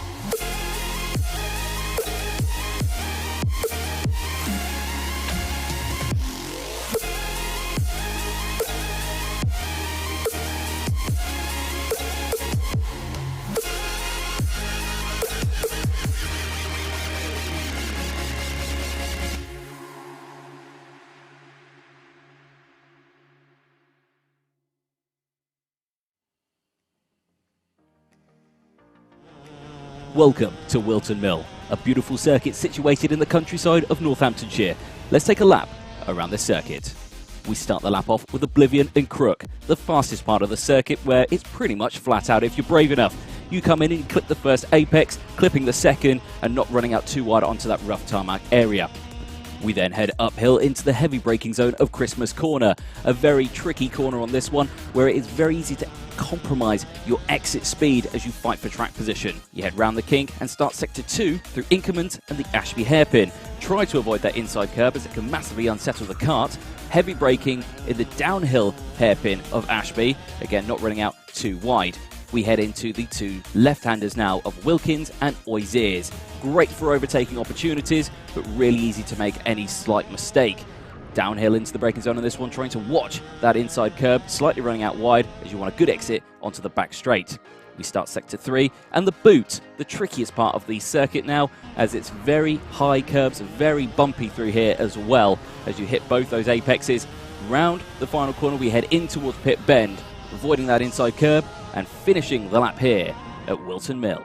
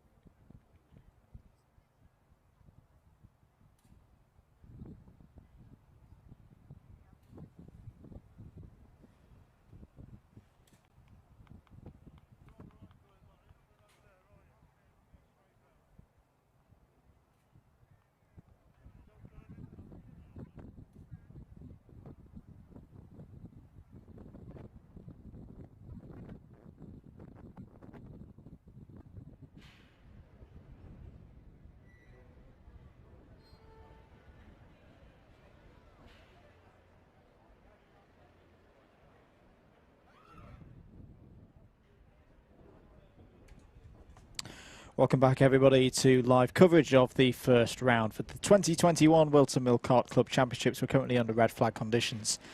for an incident at the start of the Minimax final. Thank you very much to David Whitehouse, one of our cameramen out on the circuit, stood at Pitts Bend, who's reported that both drivers have walked to the ambulance, which is always a good sign. So I imagine that Ameliakis and I'm sure if we identified the other driver involved, but I'm guessing we will now be down to 20 karts running in this final instead of the 22 that we were expecting. But I think for all intents and purposes that the drivers involved are minor injuries at worst. Maybe a little bit of whiplash because it was a hard hit into the wall on the left-hand side off the start line for the number 15 of Ameliakis. I think, yeah, Edward Rose is the other driver involved. So this race will be a brand new race, as if the first start never happened, because there was no racing laps completed. So we will go again with the number 27 on your screen. You can just see the blue and yellow kart on the right hand side. That is Damien Barris-Haggart. Damien will have pole position again for this final. I would apologise if you can hear my alarm going off in the background. That was to indicate 10 minutes. I suspect, or I would not be surprised if we have a reduction in time for remaining races today, as the time is already up to 3 minutes to 5, and we've still got a number of races to go. This can sometimes happen.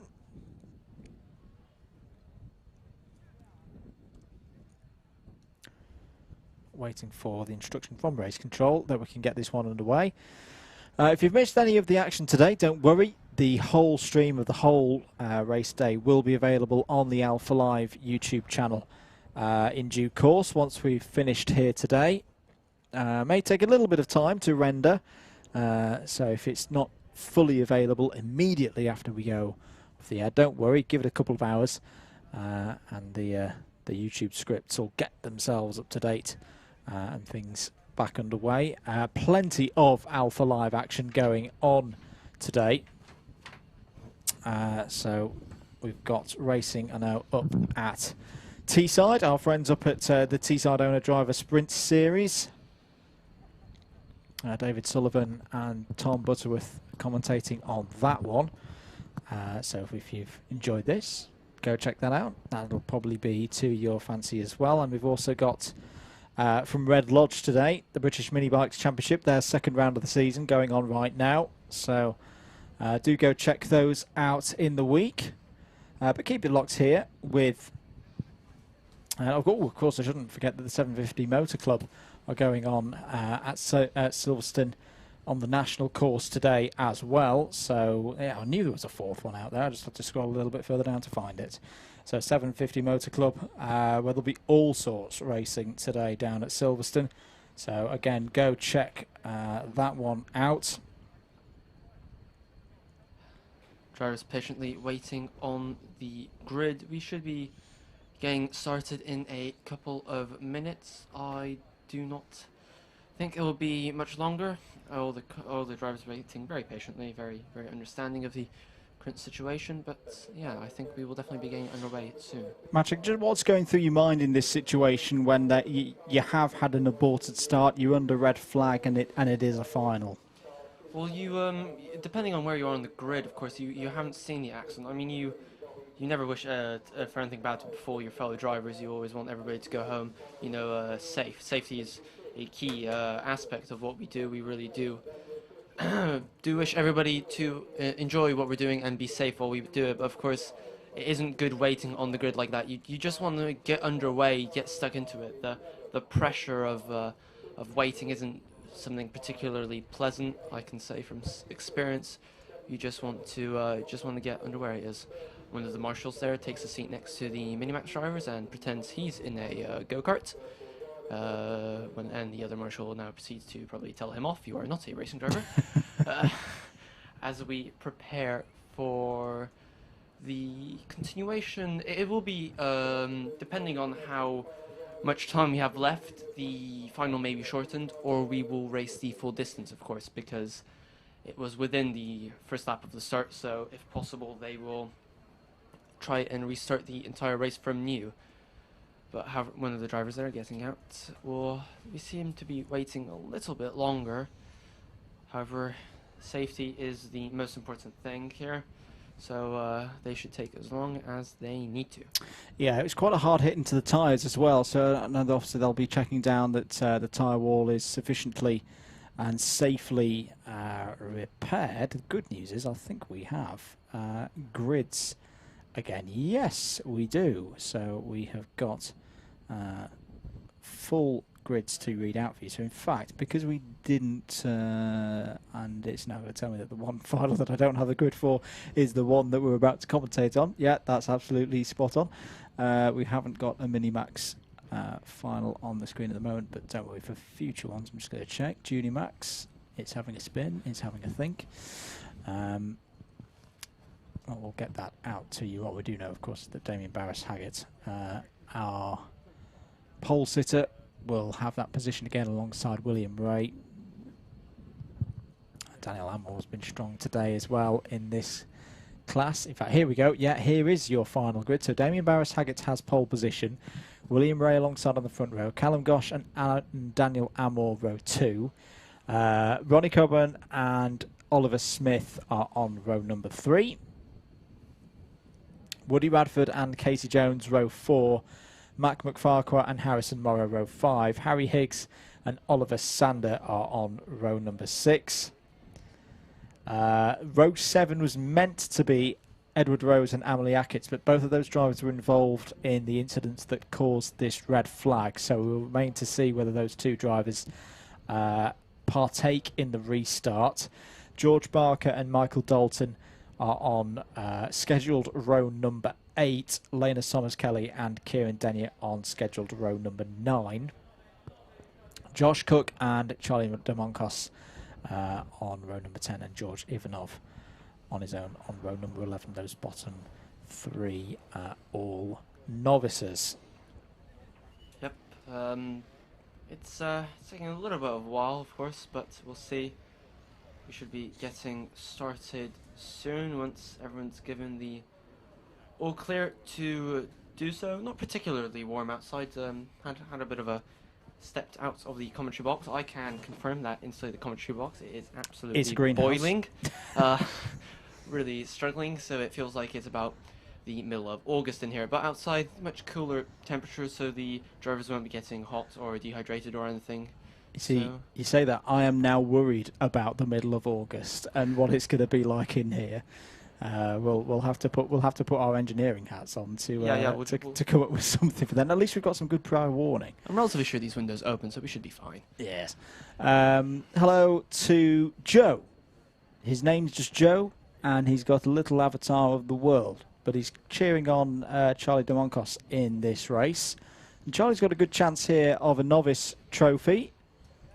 The novice ranks have been back and forth across the heats so far today, pretty much reflecting the whole class. It's unlike other classes where you've had a dominant driver or two drivers at the front pretty much all the way through, which is good to see. Good to see for us neutrals.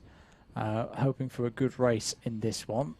I've got some people cheering on Josh Cook, our novice in 19th position. Mm-hmm. When we finally get going underway, of course, it seems highly likely these finals will be shortened at this rate. Yeah. We have many more races to go, and it is already 5 p.m. here in Britain, in Daventry, which is where the Whilton Mill track is located. We shall see when the racing gets underway what will happen, no doubt. DW Media makes a very good point. Did Butters make it? He had a nail in his tyre on his way to Teesside this morning. I'll be honest, I don't know. I've been a bit preoccupied, but I hope he did make it. But yes, when I saw that this morning, it did make me just, give the car a good check over on the short drive here to Whilton Mill. Well, ladies and gentlemen, that's the first I've heard of this incident, but I would just repeat what Andrew said. Yeah. I have broken down on the way to a karting event before, but that was one I was meant to be competing in, and it was in Wales, and it was incredibly wet at the track. So it was one of those that, like, well, is that really that bad a miss? I don't know. But yeah, more support coming in for some of our novices. Thank you, everybody, for the support of the novices. I always like to give them shout-outs because I think it's good to encourage them into the sport. And I know from experience when I started in karting, some people would say, oh, those battles outside of the top 3, top 5 don't matter. Well, to me, they very much matter. And I know some of those drivers will be fighting their hearts out to get their first trophies or maybe a first top 10 or whatever it may be. So thank you, everybody, for your support of them. Yep, absolutely. I think we've got quite a few people tuning in for Junior Max as well. Junior Max is 2 after this one. So we've got this one when it gets going. Honda Cadet B is next up on the schedule, and then Junior Max. So sit tight, everybody, waiting for that Junior Max final. The grid is available if you do want to check it out. results.alphatiming.co.uk/WMKC. For those who can't make out, that is not the 27 starting his engine. He's actually just rocking forwards, backwards and forwards with his tyre. Just trying to do something while he waits is Damien Barros-Haggett on the grid, but we should get going in a minute. Or, well, I say that. The majority of the marshals are kind of just sitting on the grass. So it might be a little while longer before we start. Just to remind you of the calendar going forward, as I say, every 4th Sunday of the month, but we've also got an extra round in July on the weekend of the 10th and the 11th of July. So this is so we can get a 10-round championship in before December. I actually tell a lie, December's round is different as well. December's is the second weekend as well, because I imagine folks are pretty busy at the 4th weekend of December. I imagine so as well. But yeah, this is obviously because we lost March, we lost February, and we've lost January as well. So at least we can get a 10-round championship in this season with those 2 extra rounds being put in on, let's say, the 10th and the 11th of July and the 11th and 12th of December. Apart from that, it is the normal 4th weekend of each month. And if you have been watching today, and you have got your appropriate Motorsports UK permits, and you want to get involved, then head over to wilsonmill.co.uk. There's a whole dedicated bit to WMKC on there, so it's under the banner of individuals, and get your entries in. I'm not going to read out the entry list for round 2 because 1 is very, very long, and 2, there's some quite special things in there which I'm going to keep about for now. But if you're particularly attentive, you can go check it out. 229 entries already for round 2 on the 23rd of May. And I'm just going to read through the number of entries in each class. IAME Cadet already has 31. Honda Cadet already has 34. X30 Mini, 15. Minimax, 13. Junior Max, 34. So that's arguably booked out already. X30 Junior, 34. Booked out already. X30 Senior, 34. Booked out already. And Senior rotax, 34. Booked out already. So especially if you're in those junior and senior categories and you want to race here at some point this season, you might not be able to race for May, but definitely for later rounds in the season. Get your entries in now. It's going to be a busy year. Have to bear in mind, of course, that the British Karting Championship are coming to Whilton Mill, which is probably why the entries are so high. I, for one, will be competing at Whilton Mill in due course, of course, in Senior rotax, which is something I'm particularly looking forward to. So we'll wait and see what happens, especially with all those British Karting Championship stars coming over to this wonderful circuit. I can't wait. We await to see what the restart procedure is from race control. It's like waiting for Boris. and what he's going to say next. What may be about to happen, we'll wait to see if it's confirmed. I just had it whispered in my ear, that they may be having some timing issues with restarting this Minimax final. So what they might be able to do is pull Minimax off, run Honda Cadet B, get that one done, and then bring Minimax back to have their A final repeated. So watch this space on that one. And of course, we won't go anywhere. You won't miss any of the action. We'll keep the stream going for as long as the meeting is open. Of course, not much action at the moment, but still, nonetheless, hopefully, we'll think the officials will quickly clean this up, because it's a little bit of a situation we've got on our hands, but it's just precautionary, of course, before we can get the racing back underway. So yeah, we're under red flag conditions if you're just joining us here at Whilton Mill for an incident off the start line for the Minimax final. That is your Minimax field out on circuit at the moment, obviously held on the back straight. It's a standard red flag procedure. It is unfortunate that we've had a red flag. We were doing really well as well. We had this is the first red flag of the day so far, and fingers crossed it will be the last. While we're waiting here, waiting for the racing to begin again, we can show the viewers that if you look behind where the Minimax drivers are, where the two cones are, that is where the old circuit was. That was where pre-2007, of course, the racing began. The British Karting Championships did race on that layout. It had that kind of much more curvy design to it, of course, and then it was extended around 2008 to the layout we use today. Mm-hmm. Which is your favourite of the layouts between International, Zulu and National? Well, I never raced on Zulu because I would have been about 4 at the time. Yep. So I don't really know, but it's a great circuit in my opinion, the current layout, especially for club racing and the British Karting Championship. It really works, but you know, trying some different layouts, you never know. Okay, so the karts are running again.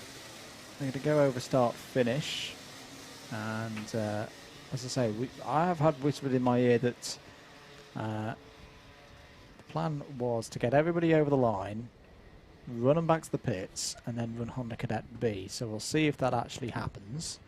Did just see the 27 of Damien Barris-Haggett slowly crawling over the line. I hope he's not got some form of technical issue. That is our pole man for the race, of course. Yeah. If they are not coming into the pits, that's a bit of a problem. That is a big problem for Damien Barris-Haggett, but the fact that they're not getting into any form of... well, we'll know in a few seconds. If they get into a formation, we know they're going for a race. If they're not getting into a formation, well, it looks like they're getting into formation. Oh, and Damien Barris-Haggett is still crawling around at the back. He hasn't gotten that car started, and the 14 of William Ray currently can't believe his luck. Let's see if this is waved green. Yes, it is. So we're going to have a race in the Minimax final. No pole sitter. So we're down to 18.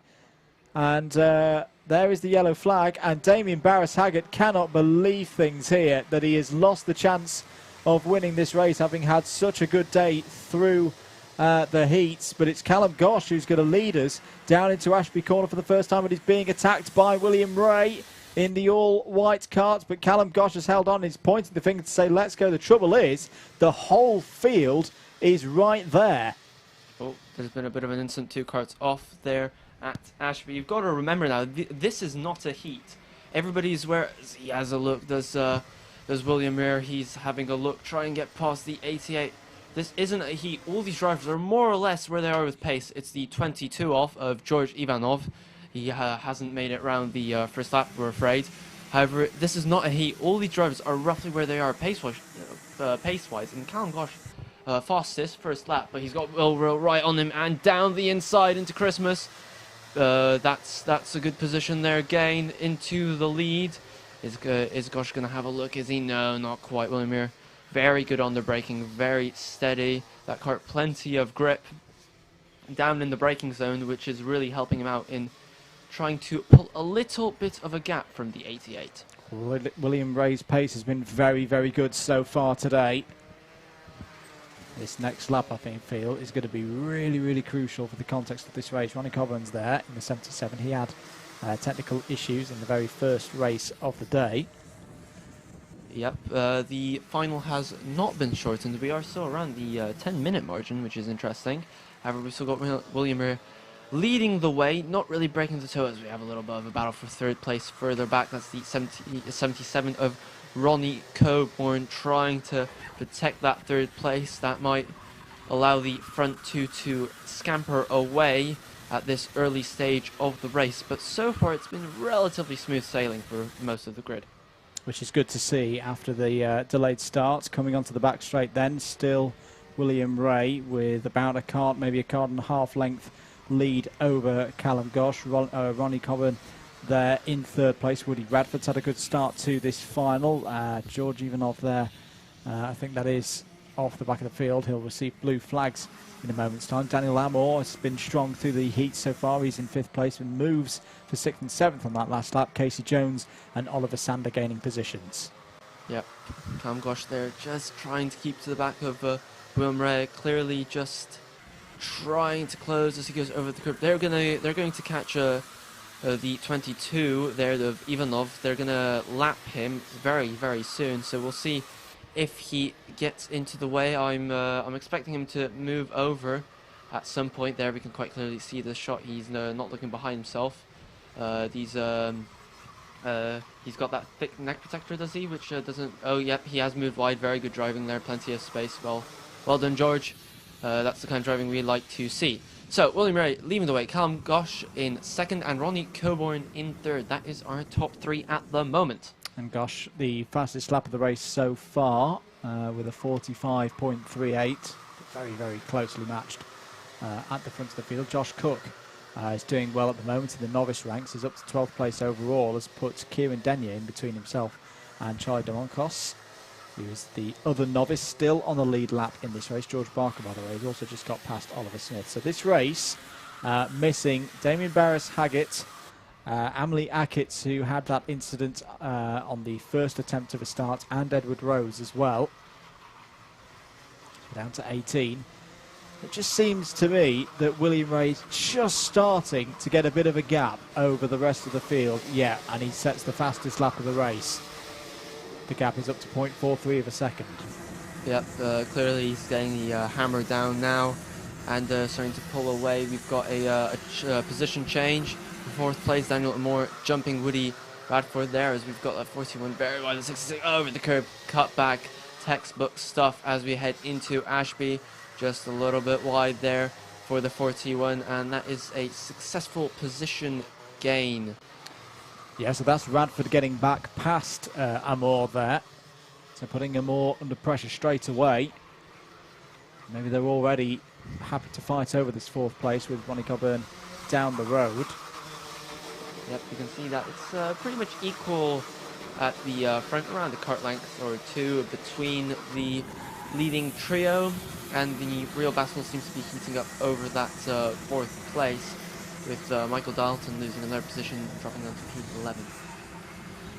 Absolutely. Charlie Demonkos has gained a position. He's up to 13th place now, so he's 1.5 seconds behind Joshua Cook, who he's racing for the novice trophy here today.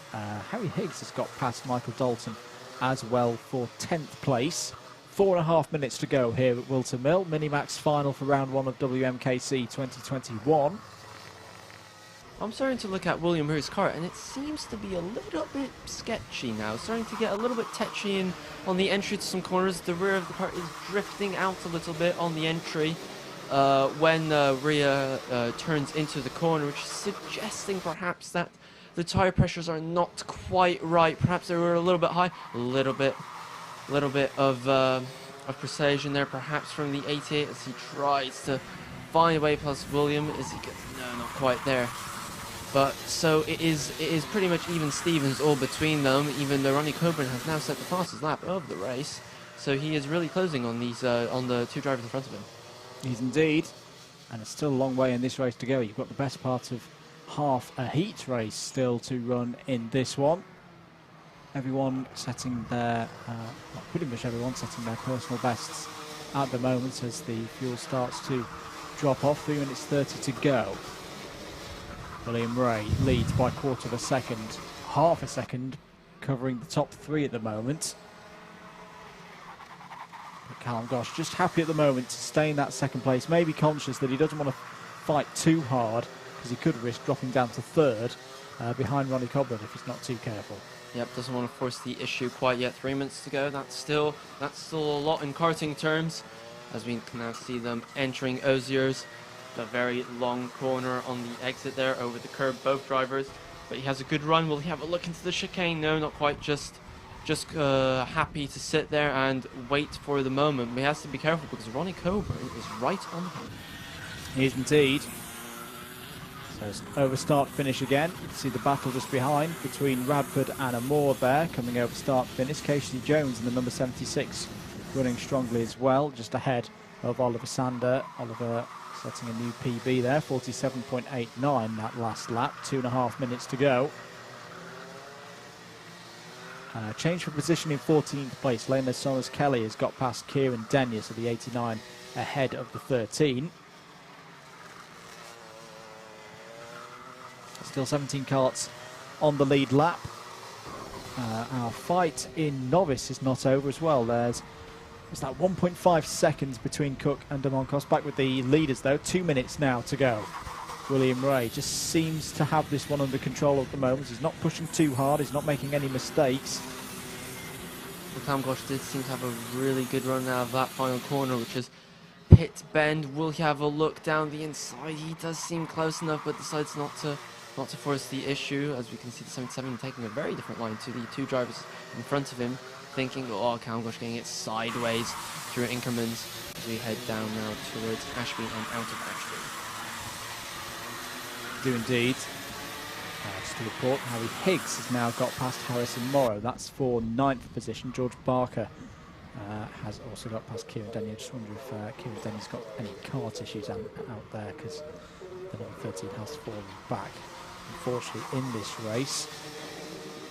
Look at Callum Gosh all over the rear bumper now of William Ray, and that's the new fastest lap of the race, 47.58, starting to turn the pressure up on William Ray. Ronnie Coburn's still there as well in 3rd place. Into Christmas Corner they go. Less than a minute on the clock remaining for these drivers. So there'll be this lap plus 2 more. Let's see there, closing up on each other into the heavy braking zone of Ashby. It just seems that William Ray just has enough. It's not very much, I must say, but he just has enough of an advantage over the 2 drivers behind him to keep them at bay, even though Callum Gosh is pushing him very, very hard. Seems to be very strong down the straight is Callum Gosh. He seems to be really closing up on him at the end of this race. It does indeed, and we have confirmed there will be time left on the clock yet, but with this lap, time will expire, plus 1 more lap to go then. William Ray has just responded with the fastest lap of the race so far, 47.47, but look how close it is. 1, 2, 3 going through Christmas Corner now. Ronnie Coburn is playing a very wise game, I feel, at this point. He's just sitting there. He's obviously making himself known to the 2 drivers ahead, but he's not getting too racy at this stage. They're all maybe about to change, though, once we complete this lap, because it will be the last lap of this race. Callum Gosh is getting... Oh, and there's a little bit of defending now going on, William Ray. He senses the threat now from Callum, who is really pushing him hard right now as we head onto the next lap. It's the last lap, apparently, according to the timing screens. As you can see, first lap by Daniel Amore, and I'm not surprised because this front pack is squabbling, as you can see. William there defending very, very strongly to prevent Callum Gosh coming past as we head down now. Oh, a little bit sideways for Callum Gosh, that's not going to help him. Again, very neat and tidy. Nobody's making a desperate lunge. Not quite close enough. As you can see, look at how close they are. It's just 1, 2, 3 in a line. You could throw a blanket over the trio of them. But now we have the 80. He's looking to the outside. I don't think he's really going to have an opportunity. However, Ronnie Coburn might still manage to get a position. No, I don't think so. William Ray is going to come around the final corner and take a hard-earned victory in the Minimax final there by 0.2 of a second ahead of Callum Gosh. Ronnie Coburn after a difficult start to the day, recovers to take a podium in this final. Woody Radford in 4th place. Daniel Amor might be a little bit disappointed with P5 in that final, having been so strong in the heats earlier in the day. Casey Jones is there in 6th place. Oliver Sander, Mac McFarquhar, Harry Higgs and Harrison Morrow wrap out the top 10. Michael Dalton has had a trying day. He's had some good battles out there. In the end, it's 11th for him in the final. Josh Cook takes the novice trophy in 12th place overall. 13th place and second in novice is Charlie DeMoncos. A lot of support in the chat as well. George Barker 14th, Kieran Daniel 15th, Lena Summers Kelly 16th, and George Ivanov 1 lap off the lead in 17th. A single retirement in that race, which was Oliver Smith in 18th, and 3 did not start. Edward Rose, Damien Barris-Haggett and Amelie Ackett. Well, we'll see the Mini-Maxes back out for round number 2. Get your entries in now if you want to be part of that grid. We're going to move on now back to Honda Cadet, and next should be their B final, which will be an 8-minute plus 1 lap race unless otherwise stated.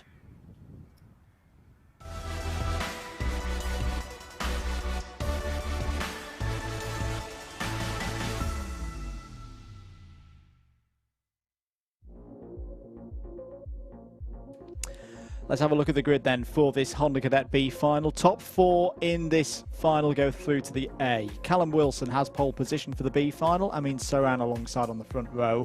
Bobby Pete and Jensen Walker row 2. If this was to be the most boring race in the world, those 4 drivers would qualify for the A final. Daniel Butcher and Kieran Stewart are on row 4. Logan Giles and Luca Holmes-Ballack on row 5. Apologies, I didn't quite catch what was row number 3. There it was. So Connor J. Winfield and Victor Hansen on row number 3. So those are the drivers on the outside looking to race in. B finals, I always quite enjoy B finals because it's a bit of a different style of race. Still as nerve-wracking at some points as an A final, because again for these drivers, you know, getting into the A final will be an achievement. A lot of them are novices. And of course, if you're not a novice, well, you kind of expect to be in that A final, so you want to race through. But you know, a different aspect in terms of it's not just all out racing for a win; it's racing for a spot on that grid in the A final. Yeah, the majority of our grid are novices, of course.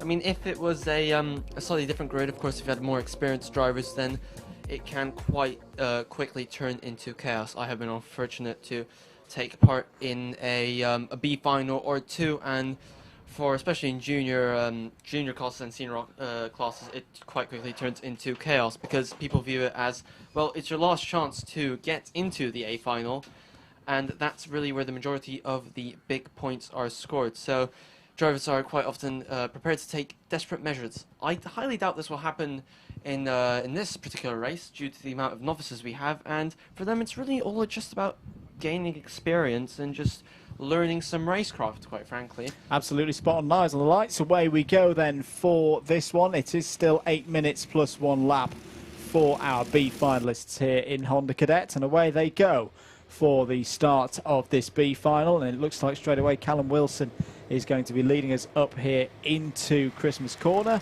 10 of them go through Christmas Corner, so it's the 11 from the 35, 25 and 53. Yep, everyone just small grid, so quite a little bit easier to kind of position yourself on the track to avoid contacts and so forth. As we see the 11 there of Callum Wilson leading the way for the Honda Cadet B final, the number 11, which is of interest for our viewers, the same number I use in the well, I race, of course, not this year because I'm using the number 12, I'm afraid. However, that is the number I normally run with. However, Callum Wilson is still leading the way with 35 being second. That is Amin Sharon, and Jensen Walker is in 3rd place on the 25. Quite a big disparity of times we have, with Callum Wilson having a 58-second lap time. However, Amin Sharon is really pushing hard there with the 35. Yeah, and doing absolutely the right thing at the moment in a context of a B final, which is not fighting and just pushing along at the moment. You can see that gap to back to 3rd place, and if they keep doing that, This is the different aspect of a B final. Winning it is nice, but it's not absolutely necessary. Getting in that top 4 is, and if you can work with a leader and pull a gap to 3rd, 4th and 5th behind, you guarantee yourself a spot in that A final. So this is a very good drive so far from Enemy and Saman. Absolutely. I mean, at the end of the day, if you're starting 28th, or if you're starting 32nd, that's not going to actually make that big of a difference in the final, because there's just so many carts there that you can kind of pick and choose where you go, and you can even find drivers going from 17th to 32nd in the A final. So it's just qualifying is the aim of the game in the B final, not much else.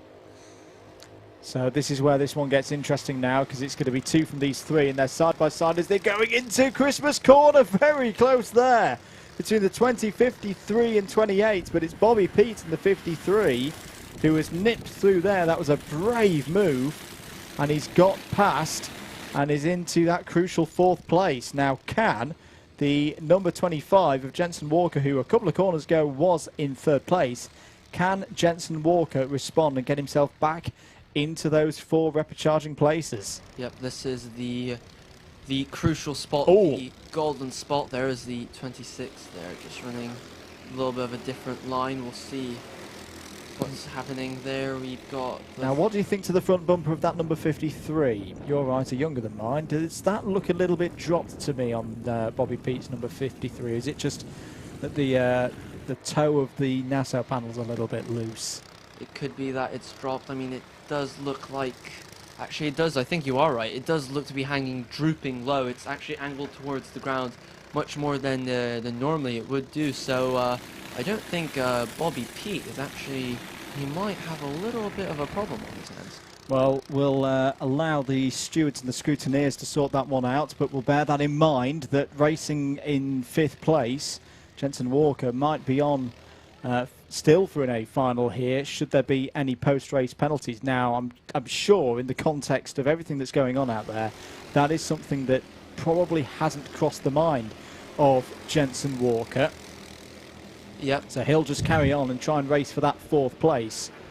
Yep, Jensen Walker has no knowledge of whether the drivers in front have a bumper or don't, so he's just going to be pushing like mad to try and secure that spot. However, it just doesn't seem like he's within striking distance of that 4th place. Not at the moment, but he is pulling away from Daniel Butcher behind, who's in 6th place in this race. Kieran Stewart 7th, Connor J. Winfield in 8th, Logan Giles in 9th. Callum Wilson, of course, still leading a 2-second gap. I mean, ideally he'd like to stretch out to 5 just to be on the safe side for any bumper penalties or so forth. He should have quite comfortable means of doing that in this B final. Still 3 minutes on the clock left, just a bit over.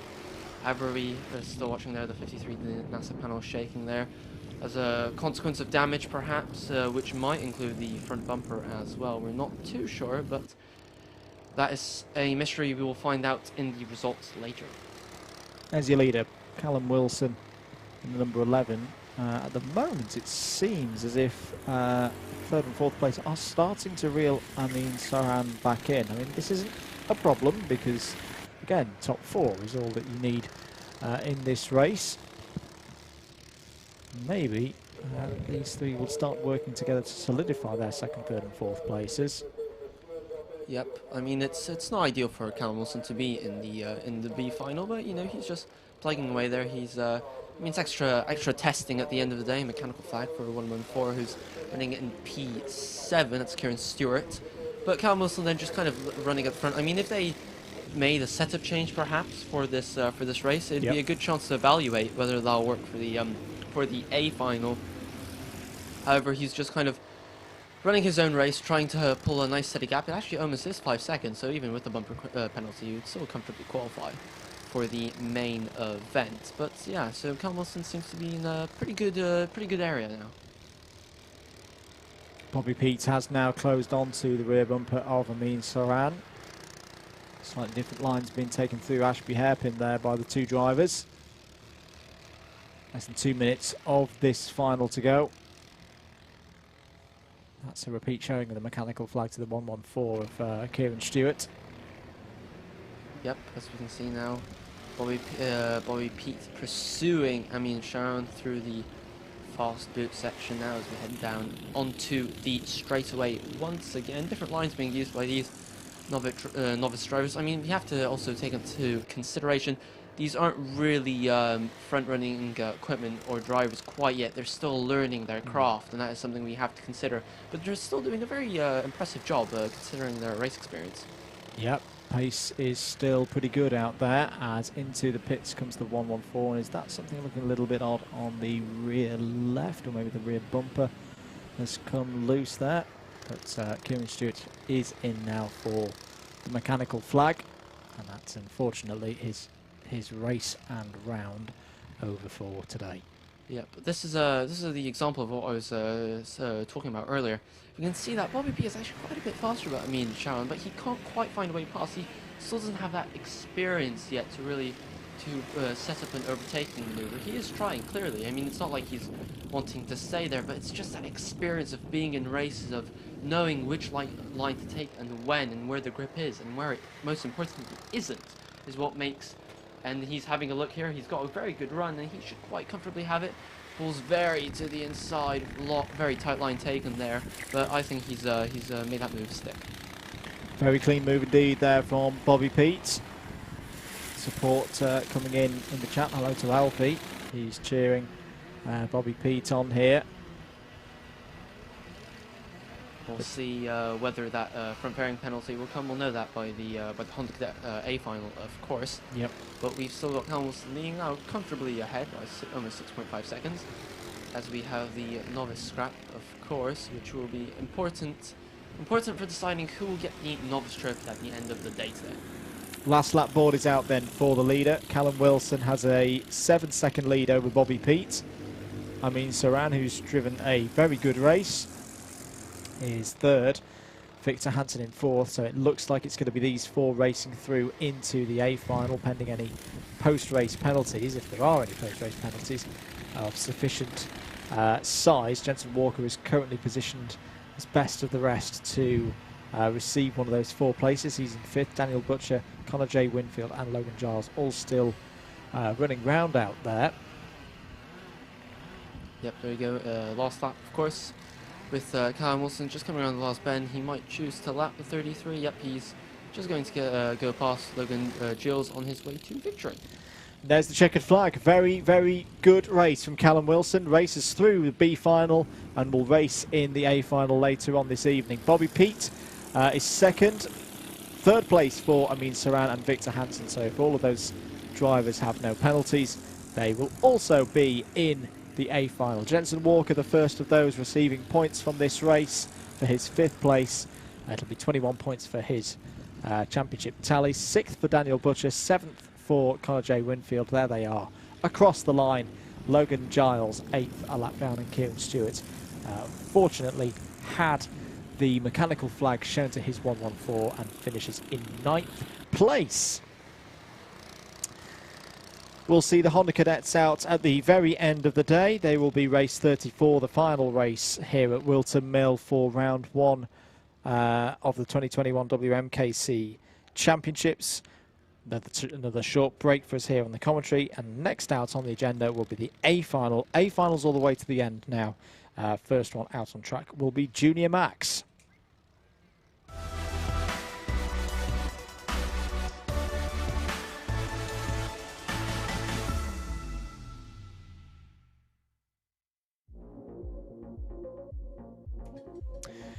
Junior Rotax Max final time here at Whilton Mill. Let's have a look at the grid. Daniel Gwynchard has dominated the heats so far and has pole position. Ronnie Mansfield doesn't have to do any driving heroics through the field this time. He starts in the front row. Leo Purchase and Max Lee on row 2. Former Honda Cadets champion here at Whilton Mill, Spencer Brown and Oliver Kerr are on row number 3. Rory Burke and Jack Cooper start this final from row number 4. Noah Hadley and Daniel Sabula start on row number 5. Bobby Rosier and Riley Brown start on row number 6. Miles Dawn and Jensen Weston will look to move forward from 13th and 14th places respectively. Freya Belk and Joe Garraway are on row 8. Lexi Belk and Luke Ringham are on row number 9. Kai Bacchini and Jacob Rhodes are in the top 20 for the starting grid in this one. Jacob Jukes and Jessica White start from row 11. Michael Morgan and William Young start on row number 12. Jensen Giles and Ollie Ward start on row 13. Row 14 has Murphy Aldridge and Alfie Bray on it. Callum Davies and Alex Warnaby are wrapping up the top 30. Ronnie Smith and Ollie Goodyear starts 31st and 32nd. Lincoln Bailey Arneson starts 33rd in this final. Yep, Oliver Kerr there in the regions of starting around P7 on the grid. I spoke to him before, after his third heat. He said that they apparently tried a little bit of a setup, test to see what would work for the third final regarding the third heat. Sorry, regarding the gearing, and apparently it didn't quite work for them. So I'm assuming that they've gone back on that particular setup change, so that Oliver can have a slightly stronger final. Well, we definitely hope so. The card is out for their formation lap.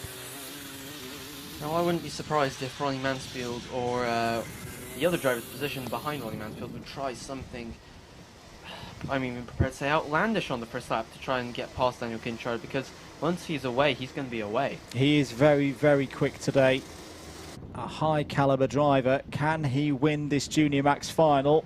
Eyes on the flag, there it is, and we're off, and a brilliant start from Daniel Gwynchard, taking the lead, decisively chopping across the front of the anti-pole side of the grid, and he will lead surely up into Christmas Corner for the first time. Who else can make a good start here as the rest of the field files their way through Christmas Corner and are now plunging downhill into Ashby, and there's a big move down the inside there, moving for second place. I think that was the 88 of Rory Burke. Lovely move by Rory Burke there, really cut straight across the track there. Saw that Maxi was taking an inside line going into Ashby, so Rory Burke decided, no, I'll take an even tighter line, and managed to make the move stick. End of lap number 1 then. Here comes Daniel Gwynchard, a cross start finish. He leads from Rory Burke, Leo Purchase, Ronnie Mansfield, Spencer Brown. That's your top 5. Lee, Cooper, Hadley, Tabula Kerr down into the top 10. Top novice at the moment is the 14th place, number 34, Jacob Jukes. And down the inside here comes the number 12 of Daniel Sabula. Apologies, that was his number last year. That's the number 12 of Max Lee, going for a move on Spencer Brown. And also coming through now is Jack Cooper in the double 7. Yep, but the 65's trying to get it back. Oh, it's going to be close. A little bit of contact. There's tyre smoke. They've gotten away with it, and that's somebody else trying to profit. There's more contact, more tyre smoke, and Jack Cooper there has lost, let's see, that's, yep, around 4 positions there. Both drivers refusing to yield. Oh, more contact, more front fairing penalties. It's becoming a rather messy third lap here, but it appears that all the karts are still running, even if it is a little bit close. Yeah, Lexi Belk was involved in that in the middle, 98. Scored as 12th across start finish. Jacob Jukes, our top novice, in there as well in 13th. Yep, as we can see the karts now. Jacob Jukes, the novice, up to 13th position. Very well driven for Jacob there as a novice, being that high up on the grid. You can see more moves there being made. The 53 there getting a cut back now into Ozier's, and he's going to make that move stick. Side by side, I believe those are 2 X karts, I believe. Yep, and the 98 of Lexi Belk there, retaking a position she previously lost. Problems out there, unfortunately, for Jessica White. It's been a really, really horrible day for Jessica White, and she is out of this final. Kai Bacchini has had a tough day as well, another one of the X karts drivers, the new team. There is Jessica White, the number 37. Looks like there's steering issues and maybe a side pod issue as well on that machine, but Kai Bacchini is already a lap down, and yeah, it's been a really, really tough day for Kai. Yep, there you go. Got a little bit of pushing and shoving. It's a late move, chops across the 34. I believe that's Joe Garway behind him trying to capitalize. Couldn't quite make fit his kart into that closing gap, so he remains behind the novice. A little bit of frustration for Joe Garway. I imagine if he's with DHR and he's currently stuck behind a novice, I don't think that's going to be particularly pleasing for him. But, you know, Jacob Jukes, fair play to him. He's doing well, and he deserves to be there. It's almost like nearly getting overtaken by a Williams when you're in a Mercedes. Yes, absolutely. That's that kind of thing. Daniel Gwynchard, though, it was gone. He's won this final. Only something remarkable or a mechanical failure can stop him now, because he's 2.4 seconds clear of the rest of the field, and he's just done a 45.61. That's half a second at least quicker than anybody else in the field. This is remarkable stuff, but it's what we've become accustomed to with the talents of Daniel Gwynchard. 6 minutes and 15 seconds of this final to go in Junior Max. And a 45.38 from Daniel Gwynchard. This is a masterclass from the driver in the number 94. The lead is nearly 3 seconds now, and there's nothing the rest of the field can do. Yep, well, this is a move. I believe this is the battle for second place. A little bit of contact between the 88 and the 71 of Leo Purchase and Rory Burke, but they've managed to get away with it over the curve down into Ashley. As you can see, the cart loads up. Really difficult corner to get right, as is increment Wilkins, where the cart goes light and really doesn't want to turn in at all. However, Rory Burke trying to keep up with Leo Purchase on our run down towards... Oh, there's a bit of an incident. That's the 89 of Freya Belk and the 54 of Michael Morgan not having a particularly good day, are they? Damage to both carts from what I saw, and we've still got 5 minutes to go of this final. Yeah, tough days for both of those drivers as the field streams across start-finish. There's a great fight going on there from about 8th down to pretty much down to about 15th place. Now, surely the tactics for second and third now is, with such a large amount of time left in this race, to work together. Don't get caught by Ronnie Mansfield, who's absolutely flying at the moment. Oh, contact between the two of them. That's not working together at all, chaps. And Leo Purchase, and in fact they're going to both lose positions here, surely, because there is Ronnie Mansfield in the number 62, looking this way and that, trying to force his way through, and he does so. He's taken second place. A little bit crude there from Ronnie Mansfield, quite literally pushed. I believe that was Leo Purchase, quite literally pushed him out of the way. Wouldn't be surprised if the officials would like to have a look at that.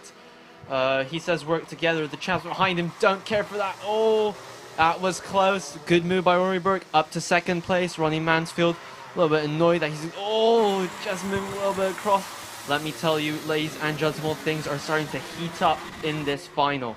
Max Lee's come really nicely into this. He's at the back of the train. I think he's just going to sit there for now and wait to see what happens, because there's no way all of these drivers are going to survive. And just as I say that is Leo Purchase out of the race. And that looks like he's lost drive. I wonder if he's lost a chain, which is a common issue around this Whilton Mill circuit. But whatever it is, Leo Purchase was fighting for second. He's now out of the race. Yep, it seems actually it's not a chain. It seems to have the engine has cut out. He's clearly messing around with the engine. That would indicate that it's not an actual chain problem.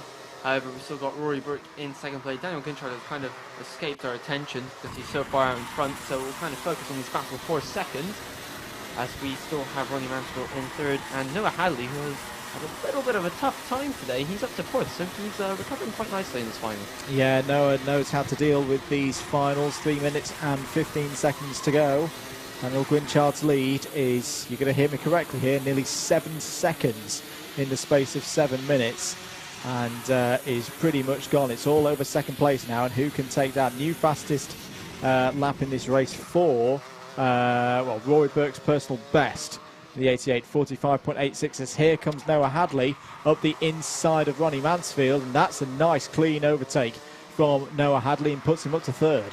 Yep, getting past Ronnie Mansfield there very quickly and efficiently, and will now be setting his sights on Rory Burke, who is having not bad pace, to be honest. I mean, nobody's quite doing the times that Daniel Gwynchard is. I mean, the closest person is Noah Hadley, who's only 0.03 of a second off, which isn't half bad considering where he was forced to start from after his heat. Somebody going to the pits there, didn't quite catch who that was, I'm afraid. It's Ronnie Mansfield. Ronnie Mansfield has pulled into pit lane here. Well, I'm not quite sure why he's done that. I didn't see any penalties. I didn't see anything particularly wrong with the kart, but he is pulled in and is out of the race as well. Through the pit lane is not the fastest way around the Whilton Mill circle. I can confirm that, but probably some sort of mechanical problem with the kart, as we now see Noah Hadley closing in on Rory Burke, who is driving the wheels from off that kart from what I can see, using all of the curb, all the available track. Hopefully he doesn't get on the grass soon, because that is not beneficial to his speed whatsoever. However, he's managing to hold Noah off for the time being. We've still got a minute and a bit to go, so he still has a little bit of time to survive, because at this stage of a final it is about survival. 90 seconds, as you say, of this one to go. Lots of drivers starting to really get the hammer down now, but none of them close enough to Daniel Grinchard. Here's your fight for second place. They know the winner's gone. And Rory Burke is going to try and defend this one from 90 seconds out from Noah Hadley. Spencer Brown is just behind them there as well, and through goes Noah Hadley on the switchback off of Ashby Hairpin. Very nicely judged. The 74 will be looking to pull away now. He certainly will be. Had a very good run out of Ashby. Didn't really need to press Rory Burke to the edge of the track or anything. Just got pure, got past purely based on the run he had out of the previous corner.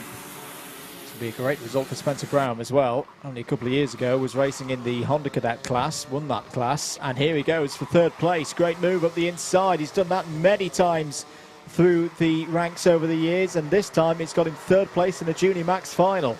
Yep, Rory Burke there. Dare I say he's perhaps struggling. He's looking a lot behind himself. Perhaps the tires have gone off and he doesn't feel quite as comfortable as he did earlier in the race. But he definitely seems to be looking far more often backwards than he is forwards. A couple of other positions just to let you know about. Jack Cooper's got 13th place off of Miles Dawn. Bobby Rosie has also got 18th place off William Young. Novice check as well.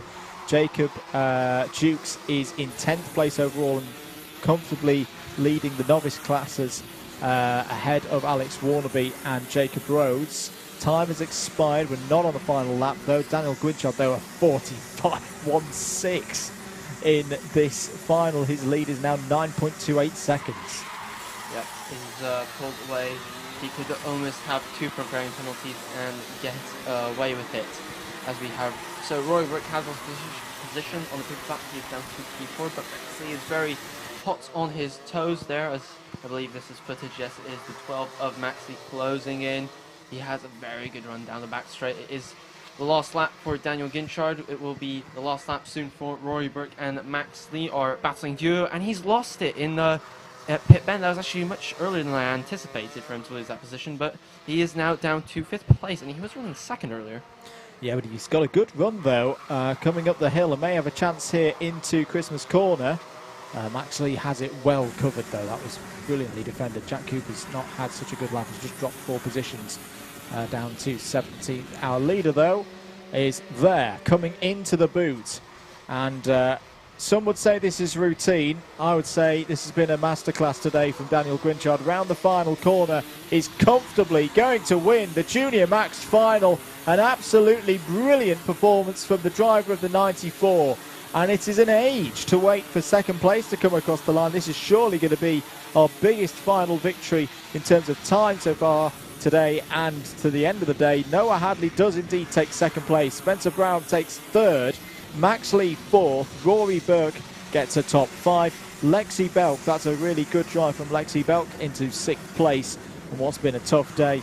Oliver Kerr 7th. Joe Garraway in 8th. Riley Brown finishes in 9th. Great result for Jacob Jukes, the novice. His top novice and in the top 10 overall.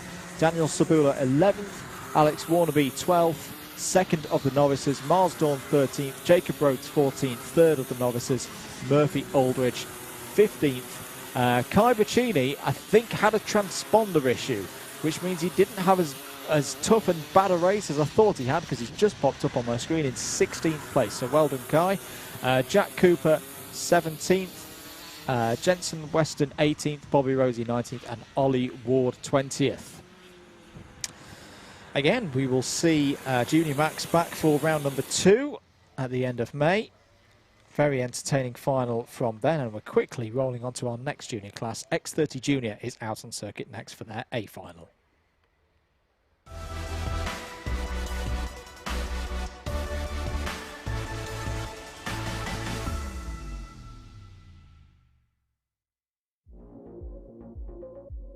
Getting ready then for the X30 Junior final, which I know quite a few people in the chat have been looking forward to. Thank you for your patience. Let's have a look at the grid for this one. It'll be another 10 minutes and 1 lap race.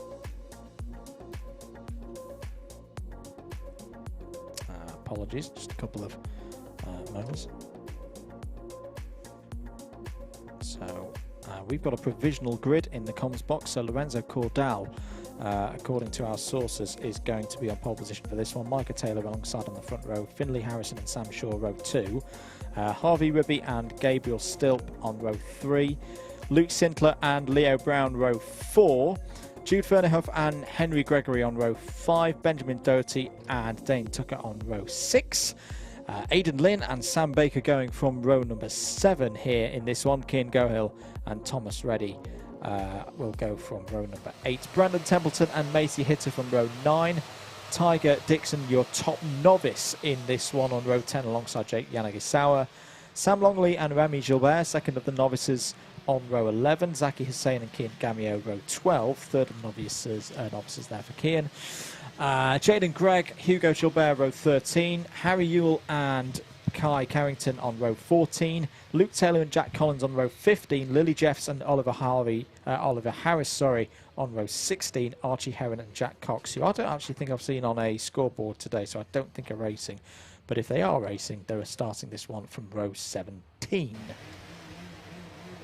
As you can see there, Michael Taylor on pole with the CRG chassis to get ready for the start. And it is go as we head down towards, cut straight across this Lorenzo Cordal to take the lead of the this final race of the day for the Junior X30s. As we head down now towards the first corner there, front two are away cleanly, but is the rest of the pack going to get through unscathed? Just about. A little bit of pushing and shoving as per usual at Christmas on the first lap. Down into Ashby. Drivers weaving across, trying to defend their lines, not to lose position. Some being luckier than others. Someone's off the circuit, bouncing up and down. That's the 84 there of Jake Yangasev. And looked more like a racehorse there than a racing cart, but nonetheless, he's recovered nicely. There we've got the 49 there, which is Finley Harrison. Not sure if he's kept that third place. Oh, there's somebody very slow. That's the 15 there, struggling. That's Kyan Gohill, who's struggling out of the boot. Clearly had a little bit of a problem there on the first lap. Did indeed, but Lorenzo Cordal in a good position here at the front of the field, leading by 0.7 of a second ahead of Micah Taylor. But this is a very, very strong field out today, especially with the likes of Sam Shaw and Harvey Ribby in there. There is Sam Shaw, the number 7. Yep, well, that's a position side by side. The 42 nipping past the 72. That's Gabriel Stipp on Luke Sittler, gaining the position. There we go again, the 20 of Lorenzo Cordal, followed by Michael Taylor and Finley Harrison. That is your top 3, ladies and gentlemen. 8 minutes. Oh, there's been a coming together. That's a novice 67. That's Kai Carrington, who's had a little bit of a problem with another driver, Clear Visor. You can see his facial expression through a helmet, and he does not look happy. No, but he's still got time to race himself back into this. There's a contact warning for the 65 of Harry Ewell. I just wonder, because Kai Carrington wasn't around in that 25th, 26th spot region. Yep, as we can see, all the drivers working very hard. Lorenzo Cordal trying to stretch a little bit of a lead now. It's almost half a second, as we can see, side by side into the boot. Who's going to capitalize is the 42 of Gabriel Strip. He's going to just nip by. And the 70 is going to lose another position. Yes, he does. Sam Shaw losing 2 positions in and out of the boot, I'm afraid. So, our leader is still Lorenzo Cordal, followed by Michael Taylor and Finley Harrison. Then it's Sam Shaw, Gabriel Stilp, Luke Sinner, and Harvey Ribby, as we have the 71 now gaining back the positions he lost on the previous lap. Side by side, where are they going to all fit? And that is the 77 now, Henry Gregory. He hasn't really seen much today, but he is mounting a challenge. He is in the top 10, and they're rather strong. Yeah, it's what can happen in a final. Keep your head down in the heats, get the results in, and put yourself in a decent position for a final result. That's what Henry Gregory is doing at the moment. Here is Henry Gregory. Sorry, no, that's the number 71 of Harvey Ribby. The 72 just behind there of Luke Sinclair. So they're up to 4th place. And what's happened to Finley Harrison and Sam Shaw. They're dropping down our timing screens. There was a cart off at the first corner. Was that Finley Harrison? Perhaps. Oh, there's a... Thank you, Marshall, for standing for the cameras. As we resume watching the action now, we have the progress chassis there being driven by one of the drivers. I believe that was Maciej who is currently 11th. Yellow flag, waving yellow flag.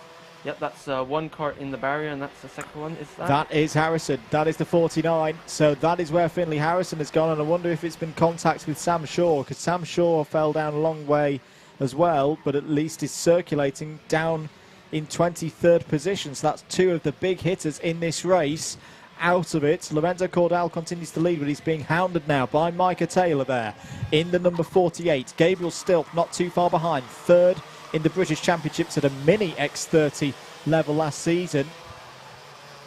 Yep. He's doing a great job here in his early days in the juniors. Mike Taylor really is really pushing that cart. You can see a little bit untidy going through oblivion there on that particular lap. He's really trying to catch up with Lorenzo Cordal. 5 minutes to go, just over, as we head into the boot for the umpteenth time today, and coming back out onto the straight. Really struggling now. This, of course, being the final, all the drivers in their respective positions regarding pace, and it's just a case of trying to have that advantage. But the 48 is catching considerably now. Ooh, was that a little bit of contact? Difficult to tell, but over the curve they go. Really looking to be playing into Taylor's hand right now. Aidan Lynn's cart has come alive. He's now up to 7th place in the number 58, and that's the fastest lap of the race. In fact, he's just done 45.55, 45.62 in consecutive laps, and that second one included an overtake on Henry Gregory. Look out for the 58 and a late charge for the podium, because Aidan Lynn is absolutely flying out there. Still with our leaders, Lorenzo Cordal and Micah Taylor, just working our way back to have a quick look at the number 58 there. Jude Fernhoff has now come alive as well. So this is going to get very interesting, the battle for the podium, because currently from Gabriel Stilp in third, in fact there goes Harvey Ribby up the inside. Here we go, it's already started, this squabble for third between Sintler there in the blue, white and yellow. Harvey Ribby is now third, as there's an off there. There's two carts off, in fact. One of them's the number 13 of Zaki Hussain.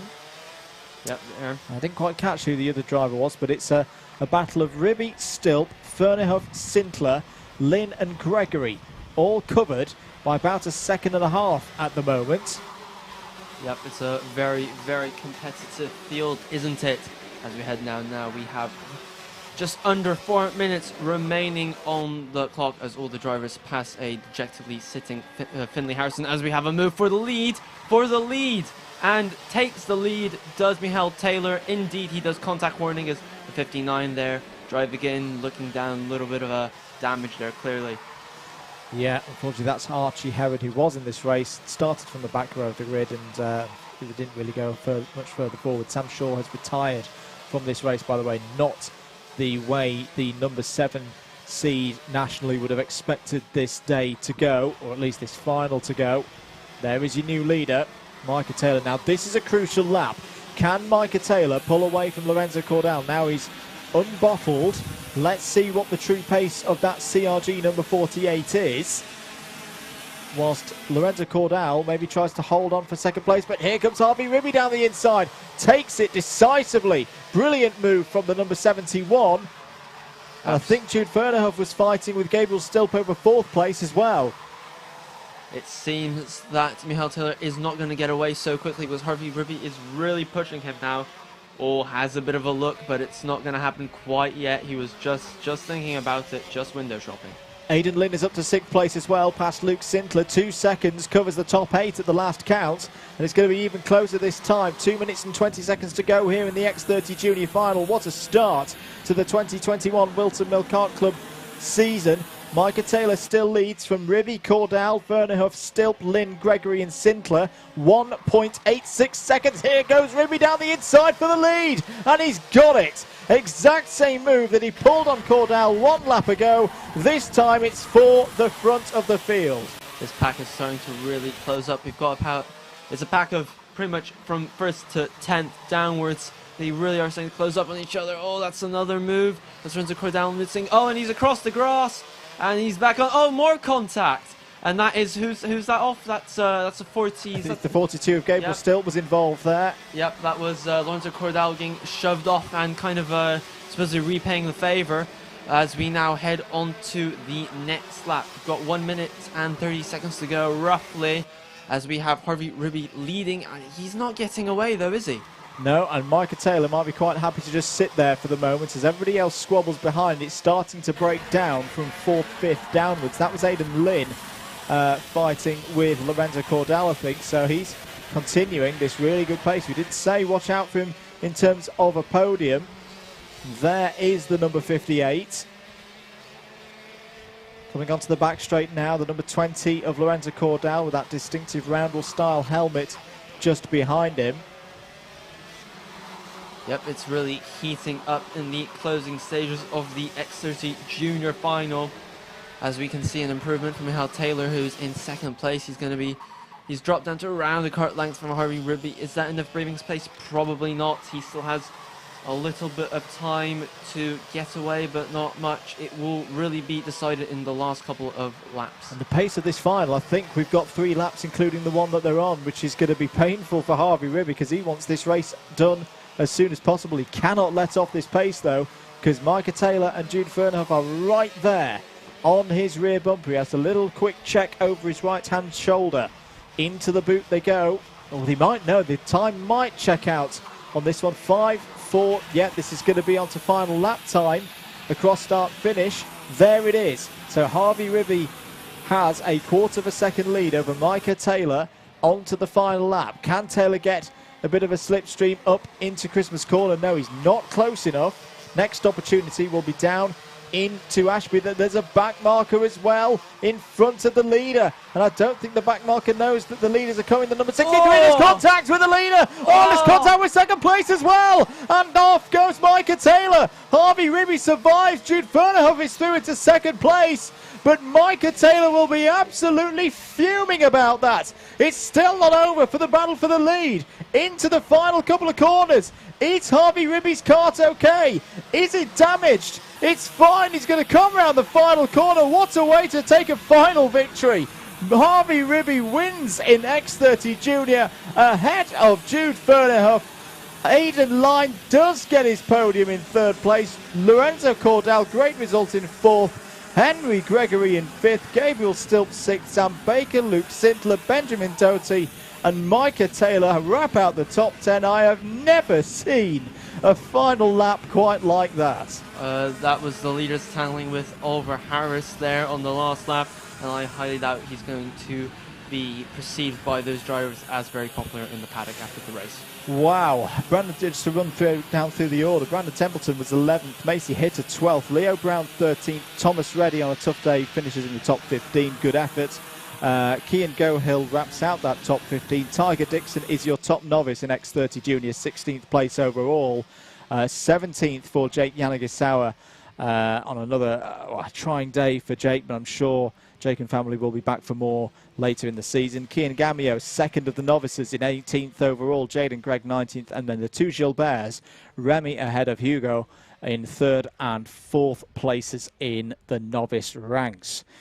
Wow, well, on that basis, X30 Junior is going to be an exciting class yet again in 2021. We'll see them return in May. Next up out on circuit, it's the seniors this time. X30 Senior and their A final is next.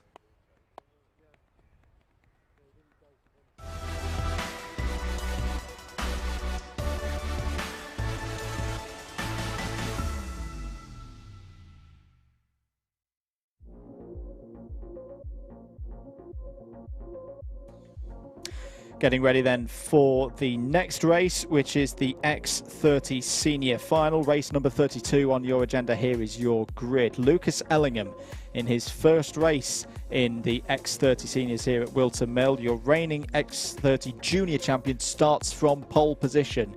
Ellis Bourchier, also from X30 Junior in 2020, joins him on the front row of the grid. Nathan Amos and Roy Johnson are on row 2. Sam Heading and Matthew Herbert are on row number 3. Jordan Brown and Alex Johnston, another graduates from the juniors. They start this race from row 4. Archie Forber and Scott Smith, row 5. And perhaps the first of the surprises here on row 6, Caelan Burbridge and Harry Torpey down there, 12th on the grid. It has not been the kind of day for the champions of 2020. Alex Moody and Oscar Joyce are on row 7. Ollie Henwood and Anki Stenning, row 8. Vishal Patel and Thomas Massarella on row number 9. The other Torpey, Joshua Torpey, down in 19th on the grid in this final. Alex Donington alongside on the 10th row. Benjamin Watson, Brandon Matchell on the 11th row of the grid. James Otto and Mick Banner are on row number 12. Benjamin Southgate and Joseph Aarons are on row 13. Martin Auger and Daniel Hackett on row 14. Jack Davis and Curtis Louis on the 15th row of the grid. And that is your field of karts for this X30 senior final. Yep, it's going to be an exciting 10 minutes, I can tell you that. We'll be seeing how the various drivers decide to take this, what is the first final of the season, where you can get some really big points. You have to remember that as the season progresses, the 2 points that you lose here and there, that can really decide your championship outcome. So, as Andy Prio, who won the World Touring Car Championship, used to say multiple times, every point counts, and that will no doubt be going through the minds of several of these drivers.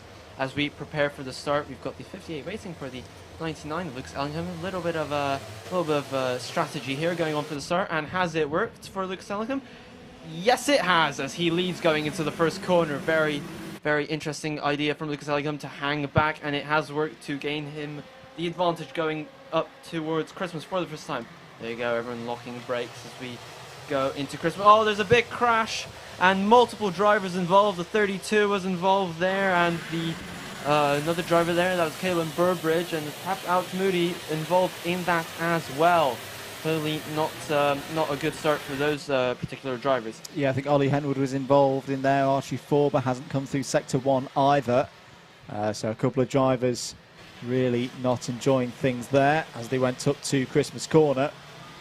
Yep, but we've still got Lucas Ellingham leading the way, Els Brochere in second place, and Rory Johnson in third with the 34 car, as we can see them coming their way through. It's almost impossible to work out who's who. Contact warning for the number 26 of Curtis Louis, who is currently running in 24th position, as we have another little scrap here with the 37 being, oh, that's Scott Smith being involved. That's the scrap for 8th or 7th position on the track, and is that Harry Trophy going for the move? Yes, he is. He's gotten that position off the that is the 39s of Matthew Herbert, I believe. So he has gained some position. Now down towards the inside, close stuff there between the 58 and the 34 of Roy Johnson. He picked up that position and he has elevated himself up to P2. Very good stuff there from Roy Johnson. Very experienced driver. Contact warning, as we've already mentioned, for the number 26 can show there on the digi-flag over as he starts gantry. As here comes the number 57 of Sam Heading, who's had a very good start to this race, and that's him up to third, past the 58 of Ellis Bourchier. Well, currently you can still pretty much throw a blanket over the positions from P2 down to P5. Absolutely nothing between them at this level. These are, of course, probably the most experienced drivers on the grid, it'd be fair to say. These are definitely the oldest. These are around from the age of 16, 15 drivers in this class, all the way up to, of course, drivers in their 20s. So here we have multiple ages. Lucas Ellingham still leading the way, Roy Johnson second, and Sam Heading in third position after that lap. As we now watch them heading down towards Christmas, that's the 57 preparing Sam Heading, and he is through. Very smooth move. He did not lose much time there at all. Contact warning there for Martin Auger, who is currently running in 29th position. I'll tell you what, Sam Heading's absolutely flying in this race because he's got the fastest lap of the race. He's just made Roy Johnson look particularly normal, which I don't normally say. Could he start to challenge Lucas Ellingham here? Sam Heading started this race, 5th on the grid. And what can he do now in the next couple of laps? It's going to be very telling for the story of this race. There's a quick shot of Nathan Amos in 6th place. Harry Torpey just behind. Alex Johnston has just made a move on Scott Smith, has got through into 10th position. Mick Banner, unfortunately, has lost 3 spots on that last one to Joseph Owens, Daniel Hackett and James Otto. Coming through the first sector, well, it's another 10th out of the lead for Lucas Ellingham by Sam Heading. He is absolutely flying. He sure is. Honourable mention going to Antwi Senning, who's still battling with that rib injury, of course, as we mentioned earlier. He's in quite a lot of pain, so fair dues to him for being in 12th position currently, and he's going very well considering the circumstances. There we see Lucas Ellingham going through the final corner, again activating the human DRS, as I like to call it, as he goes down behind the steering wheel to try and minimize his drag. Of course, being a relatively tall driver compared to some of the others, as there's another move, that is the 36 there of Nathan Amis, moving ahead of Jordan Brown. Yeah, good move by Nathan there. It's good for 5th place. Thomas Massarella, who I saw at the start was all crossed up. I think he got a little bit loaded in the rear axle. He did very well to hold on to it. He's making some nice progress. He's just got 12th place. And well, we hope the kart's okay, because he was running very strongly in heat number 3, had a mechanical and fell out of, if I remember correctly, 5th place in that one.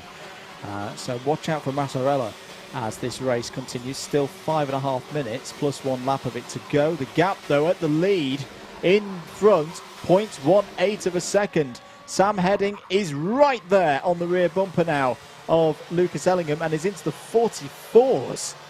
He is absolutely on a charge, isn't he? Should be past Ellingham relatively shortly, which isn't good news for Lucas, of course, but with such pace, it's going to be difficult to keep him behind for the remaining 5 minutes of the race. Joshua Torpey also making positions. 13th place for him now, past Stenning. Here are your leaders going into the boot now.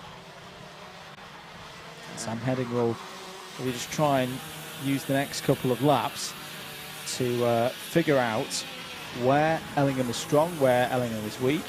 Not going to be many places where Ellingham is weak, because he knows the circuit very, very well, being a junior champion around this place. But down the inside, there goes Sam Heading into the lead.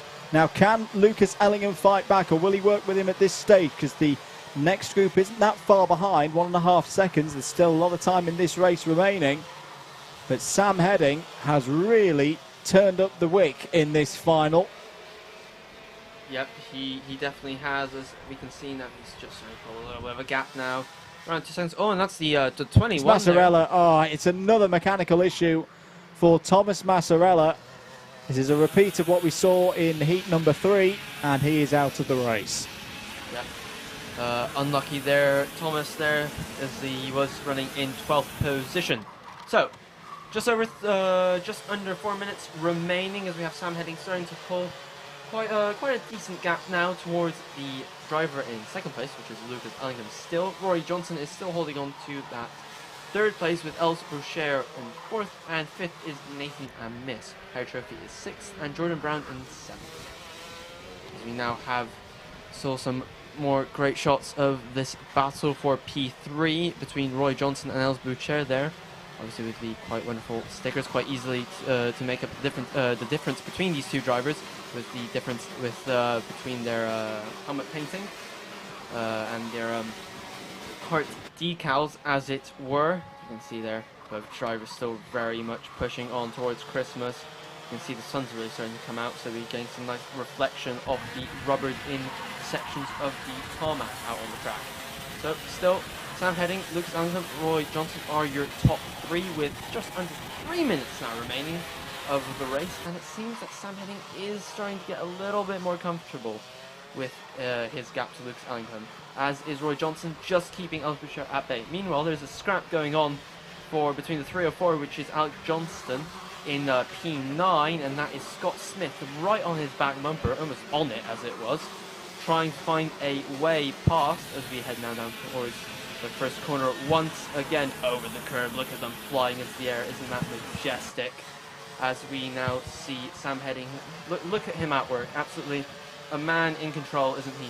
Just beautifully controlling that kart, being smooth on the wheel over the curb there. Not particularly smooth, just like I pointed out, of course, but mostly smooth around the other sections of the track. Still got to get to the end of the race, though. 2 minutes to go. And we've seen race leaders fall out of these positions before. Roy Johnson is really starting to come into a bit of form towards the end of this race, as they come round to complete another lap. He's in third place, and the pace is not too bad either. 90 seconds of this one to go. Just having a brief look there. There is Macevella's cart being pulled away quite unceremoniously. That is the end of the day for number 21. Oh, that's changing position. I think going to Ashby. I think that It's was Matthew Herbert going down the inside of Scott Smith, I think. So the 39 past the 37 for 9th place. Here's the fight over third. Johnson, Bourchier, Amos. Don't want to be too quick here on the mark, but it has been relatively clean in this senior final. Everyone giving themselves plenty of room, which is good to see always. Good racecraft from everybody and good racing manners. With, of course, Sam Heading still leading the way from Lucas Ellingham and Roy Johnson in third still. Lucas Ellingham is starting to fight back. He's just set the fastest lap of the race so far, 44.97. Is this some tactics at play by Lucas Ellingham? He's held himself 0.4 of a second back from Sam Heading, so that's not a terrible place to be at this stage of the race. Has he saved some tyres? Has he saved some of the pace for the latter stages of this one to apply the pressure to Sam Heading as the dying embers of this race approaches? This is the battle for third place, Johnson and Bourchier. But Sam Heading responds, 44.95. 2 more laps to go here. Vishal Patel's just got through past RG4 before 13th place. Joshua Torpey, last year's championship runner-up, is up to 11th place now past Oscar Joyce. Still Roy Johnson holding off Ellis Bourchier as they come down into the Ashby hairpin now. Yep, as they head in and out of Ashby. Relatively sure that's the battle for the lead. Also now the gap's now 6/10, and we definitely don't have a lot of laps on the clock left. I believe there is only one after this one, if I'm correct. The battle still rages on for third place though, with Roy Johnson just keeping Ellis Boucher at bay as they come through the pictures there. Yep, the last board has gone out. This is the final lap, so we shall see if there are any desperate moves on this last lap to try and secure a podium spot perhaps. But so here we are coming down towards Christmas, and no, not really close enough, are they? Just trying to keep it nice and neat. Roy Johnson isn't really defending. Will he defend now? No, he isn't. And he does go for a slightly earlier apex though, just to kind of tell Ellis Boucher not to try anything silly on this last lap. Oh, but he is taking a little bit of a defensive line there, just trying to keep them at bay. Is he going to go for an inside line? No, not particularly. But here comes Sam Heading. This has been a really good final. What a win in X30 Senior for Sam Heading. Lucas Ellingham, 2nd place on his first go here in Seniors. 3rd place for Roy Johnson. 4th for Ellis Bourchier. 5th for Nathan Amos. Harry Torpey, good recovery drive there for the reigning champion in 6th place. 7th place for Jordan Brown. 8th Alex Johnston. 9th Scott Smith. And Matthew Herbert's there in 10th place. Joshua Torpey, last year's runner-up, finishes in 11th place. Oscar Joyce is 12th. Vishal Patel is 13th. Archie Forber, Benjamin Watts, Anki Senning, Brandon Matchell, Alex Moody, James Otto and Joseph Aarons wrap out the top 20. Daniel Hackett, Caelan Burbridge, Oliver Henwood, Alex Doddington, Mick Banner down to 25th. Benjamin Southgate, Jack Davis, Martin Auger were those on the lead lap. Curtis Louis was 1 lap down and Thomas Massarella was a retirement. Well, I really enjoyed seeing a full X30 Senior grid here today at Whilton Mill. We've got another one coming up in May. Very much looking forward to that.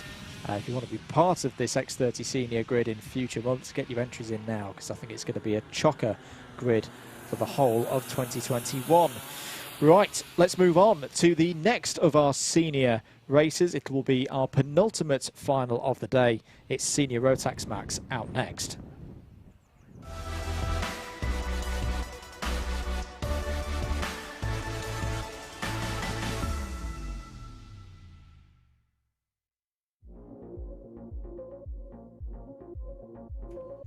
Time for our final in the Senior Rotax Max class. This is race number 33 of 34. Here is your grid for it. Charlie Turner, has pole position alongside Rob Ellis. Louis Harvey and Oliver Meadows start this race from row number 2. Chrissy Miller and Sam Hawthorne start on row number 3. Carl Dunford and Joshua Valance go from row number 4. Max Fitton and Georgie Whitbread are inside the top 10. Can they stay there? Can they move forward from row number 5? Tommy Edmonds and Tom Taylor start behind them on row number 6. Bradley Philpott, guest driver today for X-Kart, starts this final from row 7 alongside George Smith. Jaden Neil Holder and Casey Watson start on row number 8. Archie Elliott and Ben Page start from row number 9. Alex Bentley and Lewis Smith go from row number 10. Catherine White has had a tricky day so far, starts on row 11 alongside Joshua Pickford. Hayden Cater and Lawrence Sverdloff start on row number 12. Lucas Ivaskovicius starts on row 13 alongside Sam Sanders. We're all into drivers who've had issues so far today, hence why at the bottom of the grid. Harry Cannams and Alexel Laflamme on row 14. Mikey Austin and Joshua Taylor on row 15. Johnny Elliott and Ellie Anna McFall, row 16. Alex Jackson and Ryan Garvey on row 14. 34 karts due in the field, but I think we've only got 30 out there on circuits. Some drivers not forming on the grid for this final. Yep, definitely. I know for a fact that Alex Jackson had a little bit of quite a big injury in the previous heat. He did some considerable damage actually to his ribs and to his hand. So I'm afraid he won't be taking part in this final. He did seem in a deep pain there, so hopefully he gets well soon. Absolutely. Here is the grid. The 61 there. Based on the karts, Charlie Turner, 152 on your timing. Don't get confused by that. Rob Ellis there in the number 46, the Praga livery. That's your front row of the grid. Ready to go then here in the final for Senior Rotax Max. Very good start for Charlie Turner. He will lead into the first corner as there's a kart of Ellie Anna McFall trying to have a pit lane start, and it's not gone very well. Already out of the race. Into Christmas for the first time they go then. Everyone streaming through, everyone running well. They head down into Ashby. Good start for Charlie Turner. Yep, there's a kart with another problem who are not quite sure who that is. Red kart with the green helmet, we'll see who that is. Ryan Garvey, but we'll find out when we come around. It's Is it? No, not too sure who it is. We'll find out in a minute. However, it's still Charlie Turner leading. We have Louis Harvey, who jumped up after quite a decent start, up to second position. It remains to be seen who that driver is that was struggling. However, on to the lap number 2. Louis Turner still leading. Louis Harvey in second. what has happened here? There's a big chunk of karts I think have not come through sector number 2, unless we've had another timing issue. No, it wasn't another timing issue. Never mind. Ellie Anna McFall did get going again. I think Ellie might have been the kart that we saw struggling again. Another red kart. It wasn't another red kart. It was the same red kart. But yeah, has come into the pits now, the number 17, and is out of the race. There is the number 74, Louis Harvey, in second place now, ahead of Rob Ellis. Let's say Rob Ellis is doing a very good job. That Praga chassis isn't considered to be terribly competitive, quite frankly, compared to the other chassis on the grid, but he's giving last year's British TKM Championship a real run for his money, I think, and Louis Harvey is seeming not to be really right at home here in Rotax, so we have to wait and see how the race progresses. 2 contact warnings already from Max Fitton and Carl Dunford on the first lap of the race. You can see the rest of the string through. That's George Smith, I believe, having a look on George Whitbread there, getting past. Yeah, and really, Samuel Hawthorne, who was also very quick in the earlier. In fact, he set the fastest lap of the race. I mean, it was only the first lap, so there isn't really much to gauge. However, they're still really battling, as you can see. Sam Hawthorne, really tight line coming into pit bend now and out of it. But Charlie Turner is starting to stretch away. But Sam Hawthorne, 3/10 faster than Charlie Turner, who's our current leader of the race. He might really have an opportunity. Sam Hawthorne, of course, won the first heat and has gone through there into third place.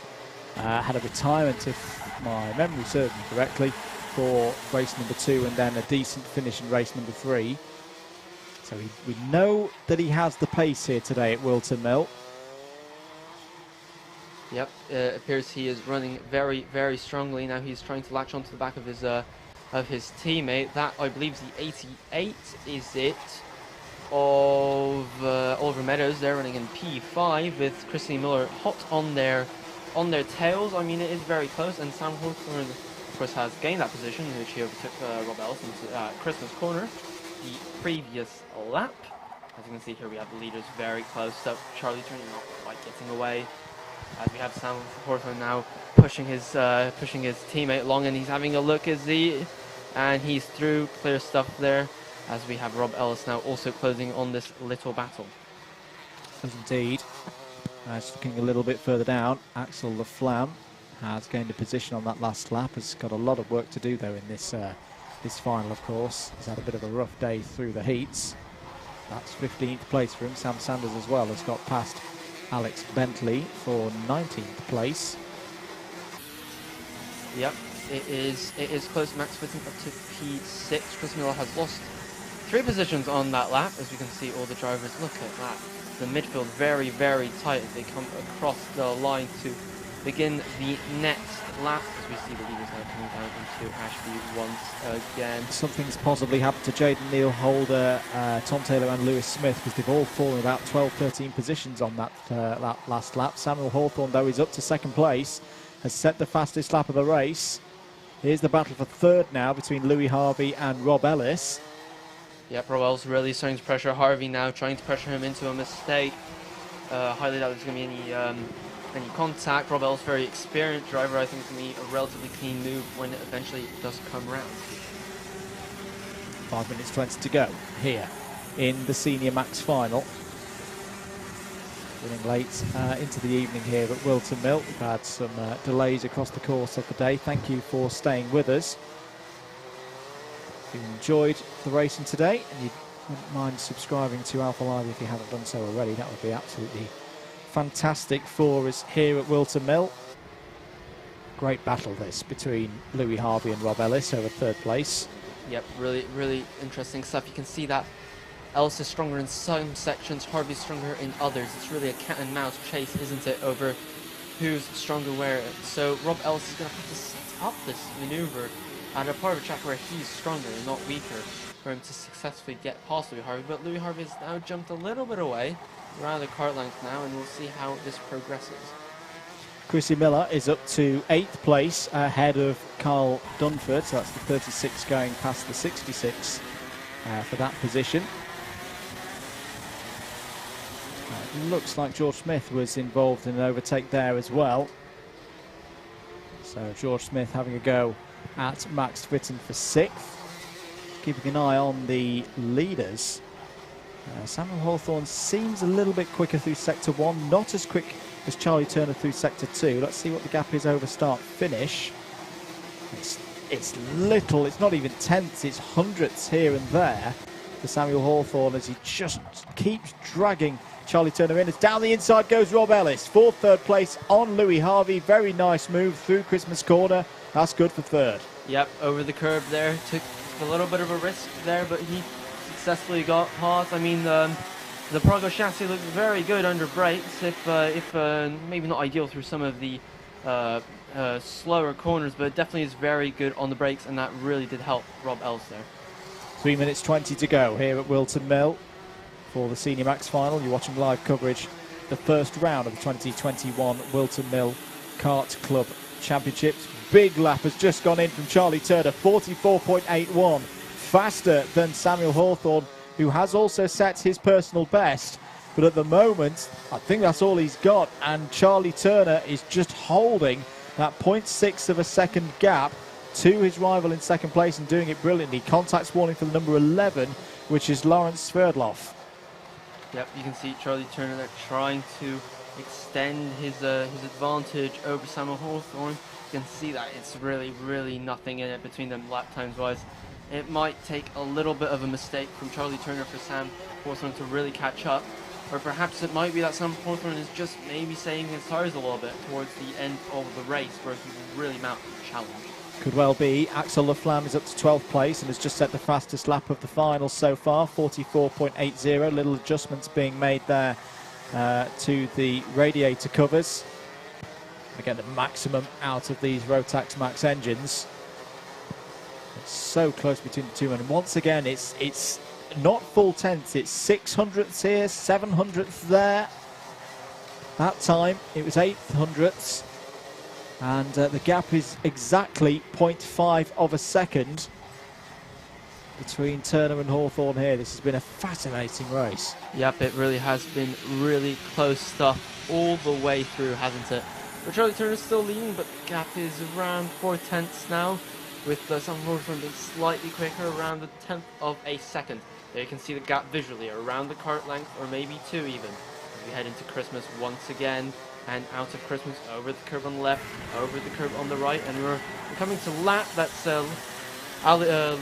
Ali Anna McPhee there, as we're trying to lap that back marker. We'll see whether, hopefully it won't be such a disaster as it was in the Junior X30 race. No, moves well out of the way there as she lets Trey Turner go, and a little bit disadvantaging there of Sam Hawthorn. Wasn't really in the right place there to lap that driver, but still he has gotten away with it. So it's now still around 4/10 the gap. We've got a little bit of time to go. We should have 3 more laps, including this one, as we now have this fast lead. So still, it's Charlie Turner leading. Samuel Hawthorn is in 2nd place, Rob Ellis 3rd, and Louis Harvey in 4th. Followed by 5th is Ollie Meadows, and that is rounding out the top 5. Indeed. What can Samuel Hawthorn do here? First sector, a little bit quicker again than Charlie Turner. Through the 2nd sector though, Turner strikes back, and that seems to be maybe some of the differences in the kart setups between these two drivers. Turner with a bit more power. Over start finish they go. And it's still 0.5 of a second. This is quite remarkable how it keeps around this gap. It's going to be 2 more laps of racing though here for the senior Rotax Max class. Yep. And Charlie Turner hold on for this one. Ryan Garvey's just gained a position. That's 17th for him now over Joshua Pickford, who's actually, I think, out of the race yet. Joshua Pickford pits, and that's the end of his final.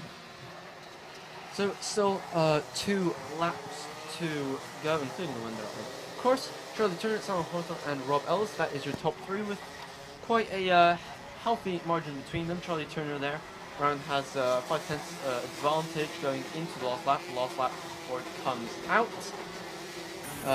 We'll see what Charlie Turner does. I highly doubt he'll need... Oh, a fastest lap by Samuel Hawthorn, which was a 10th faster than Charlie Turner, which means the gap is now down to 4/10.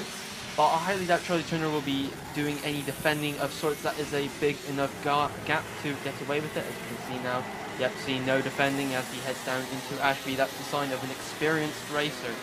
No need to do anything rash and unnecessary. Just keep it smooth and bring it home. Charlie Turner has got half of the circuit to go, or maybe not even that, as he comes onto the back straight now to close out this victory here at Whilton Mill for the first round of WMKC 2021. It's been great to have senior Rotax Max back here today, and Charlie Turner is the class winner. Very, very well deserved. He wins it ahead of Samuel Hawthorn, Rob Ellis in 3rd, Louis Harvey in 4th, Oliver Meadows in 5th, George Smith followed in by Georgie Whitbread in 6th and 7th, Max Fitton in 8th, Axel Laflamme maybe a little bit disappointed, maybe a little bit race rusty, 9th place for him today, 10th place for Chrissy Miller, Carl Dunford, Joshua Valance and Tommy Edmonds runners down to 13th. So Joshua Valance and Tommy Edmonds continuing their rivalry from the junior days, very closely matched out there on circuit. 14th place for Casey Watson, 15th place for Ben Page. Sam Sanders recovers after difficulties in the heats to 16th. Same story can be said for Ryan Garvey in 17th place. Good drive from both of them. Jaden Neal Holder in 18th, Archie Elliott in 19th, Alex Bentley for 20th, Mikey Austin 21st, our single novice in the race, Joshua Taylor in 22nd, Harry Canham in 23rd, Lucas Ivaskevicius is in 24th, Hayden Cater 25th, Tom Taylor 26th, Lawrence Sverdloff 27th, Johnny Elliott in 28th, Lewis Smith 29th, Joshua Pickford 30th, and Ellie Anna McFall with kart issues in that race 31st. Well, the sun is still with us, just about. The time is 20 to 7. We've got one more race to go. It'll be race 34, and it'll be your Honda Cadet A final. That is up next.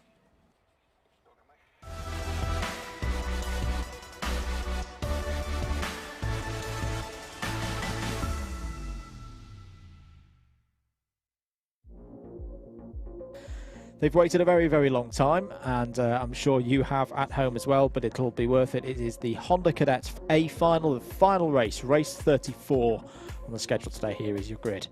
Oliver Maciej has pole position. He has 2 heat wins so far today. Can he add a final victory to that? Theo Champney joins him on that front row of the grid. Jacob Lee and Mayan Patel are on row number 2. Joshua Smith and Joshua Bajembi are on row number 3. Hayden Gray and Jack Price go from row number 4. Finlay Lines and Adam Hill are on row number 5. Charlie Warren and Oliver Meek are on row number 6. Max Fallon and Tyler Davis go from row 7. Lucy Whilton and Charlie Wolfett are on row number 8. Zach Starbuck and Noah McNicholas are on row number 9. Joshua Jarvis and Alexander Reed are on row 10. Jake Schulz and Oliver Gibson row 11, Riley Till and Sebastiano Tuzio on row number 12, Isaac Parkinson and Riley Thatcher on row 13, Zach Champney and Alessio Lamalfa on row 14, Sergio Verts and Emily Cooper on row 15, and then we will have our 4 drivers from the B final, which I will confirm on our timing system here in the commentary box in a few moments' time once it's reloaded. But of course, we've got our 4 drivers from the Honda Cadet B final, and they of course were Callum Wilson, Bobby Pete, Amin Saran and Victor Hansen. So there was not a dropped bumper as we thought there might be on the 53. Bobby Pete does indeed get through to this A final. So it'll be 10 minutes plus 1 lap, as with all the other A finals. And Honda Cadet, always very, very close, always keenly contested. Very much looking forward to this one. Yep, I am as well. So Jack Price there, starting from P7 on the grid. He should have actually been higher on the grid, but he had a nose cone penalty, I'm afraid, in one of the heats. So that is why he is starting from P7 and not higher up on the grid.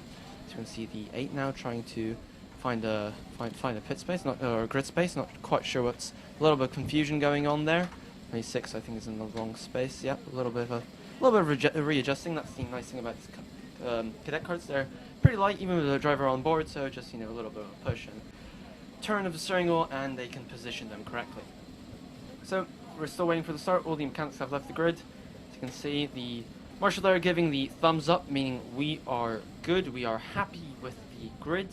They are waiting for the all clear for the marshals, that they are happy as well. As you can see, the dads running off the track. And we are getting ready for the start of the race. And we are away! As we have Oliver Maciej, of course, on pole. He has kept his lead going into the first corner. As you can see, it's like a hornet's nest moving away from the start line, as we still have Jessica leading down towards Christmas. You can see, look how close they are to the white line. Cuts across the circuit. Oh, that's going to be tight. He's just managed to get away with that. Is everybody going to come around Christmas? All okay. We appear to be fine. All the drivers are still on track. Now down to Ashby. Will anybody have a move which is pretty big? No, everyone's being very sensible. It's 10 minutes. That's plenty of time to make overtakes. 20 being... Oh!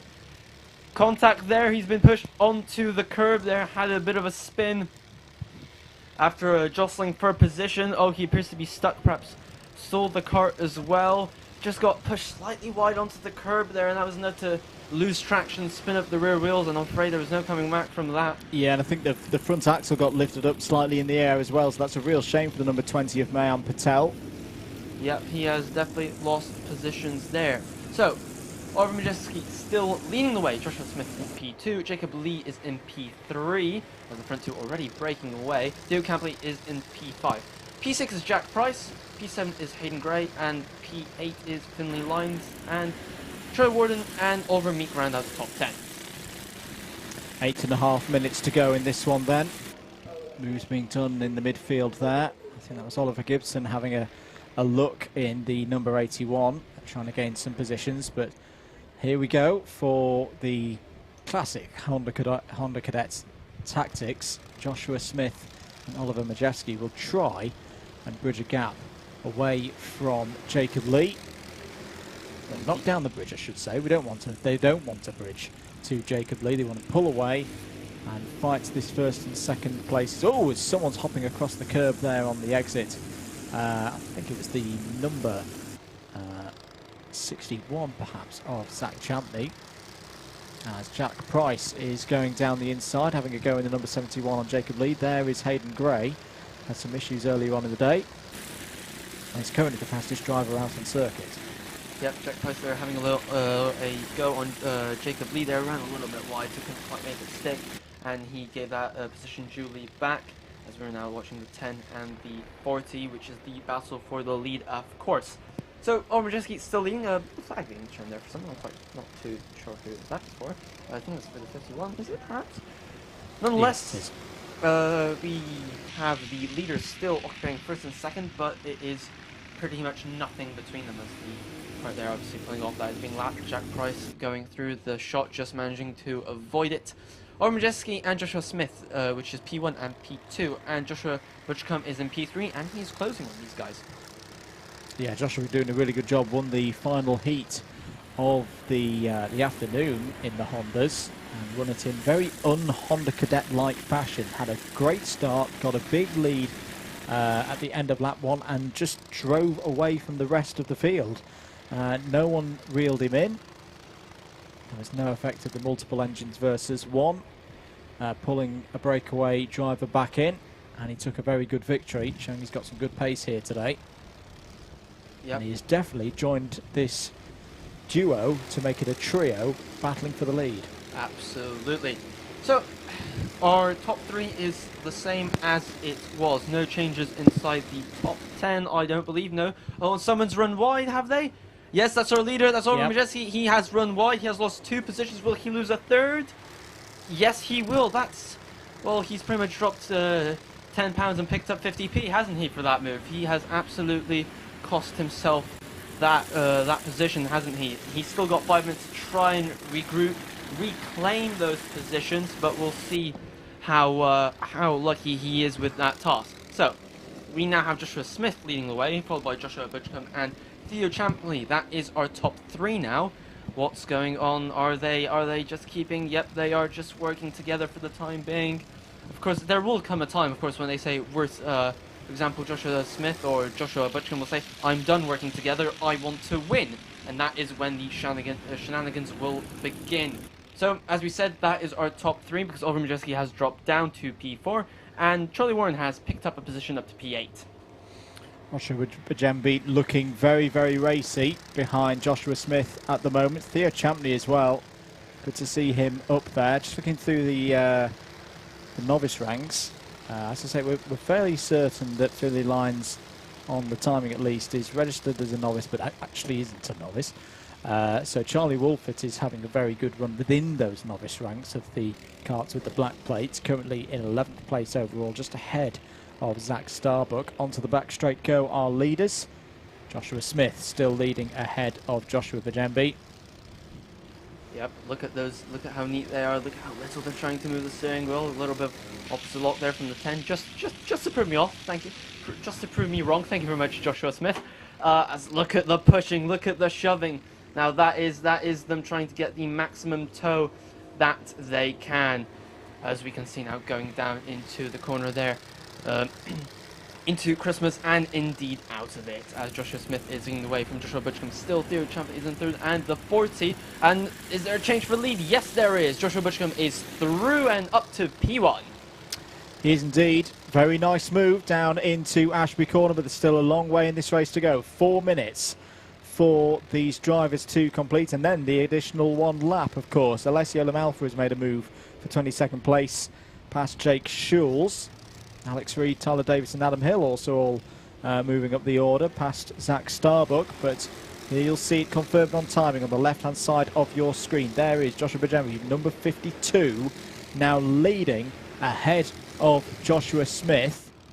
Theo Champney still there in third place. A little bit of a wobble there for Smith, and he checks over his shoulder. Yep, indeed he does. We can see that the 52 of Joshua Bushcombe is just pulled a little bit of a gap. That's not a lot in the Honda Cadet terms at all, let me tell you, as you can see the 10 closing right back up to him into the braking zone at Ashby. But it's going to be interesting how this pack for third places are squabbling currently, if they can close up in the remaining time of this race. We've still got 3 minutes to go. Yeah, and it's interesting that they are fighting, because that's not really what you want to do at this stage of the race. You want to keep working together to keep that front two honest. But Theo Champney being followed by the number 40 of Oliver Maciej and Jacob Lee. All these drivers have been at the front of heats throughout the course of the day. Not necessarily raced against each other that much, of course, because of the split heats that we have in the Honda Cadets. Yep, as you can see, they're all still trying to sort themselves out over who should go. Well, clearly Oliver Maciej thinks, I'm not working with anybody, I'm going for the win myself, as he moves past the 55 and is followed quite quickly by the 97 of Jacob Lee. So there you have the 55 of Theo Champney dropping from 3rd to 5th. 2 minutes and a bit left on the clock. Your leader is still Joshua Bushcombe, followed by Joshua Smith. So the 52 followed by the 10, and you can see the 52 just starting to put a little bit of a gap.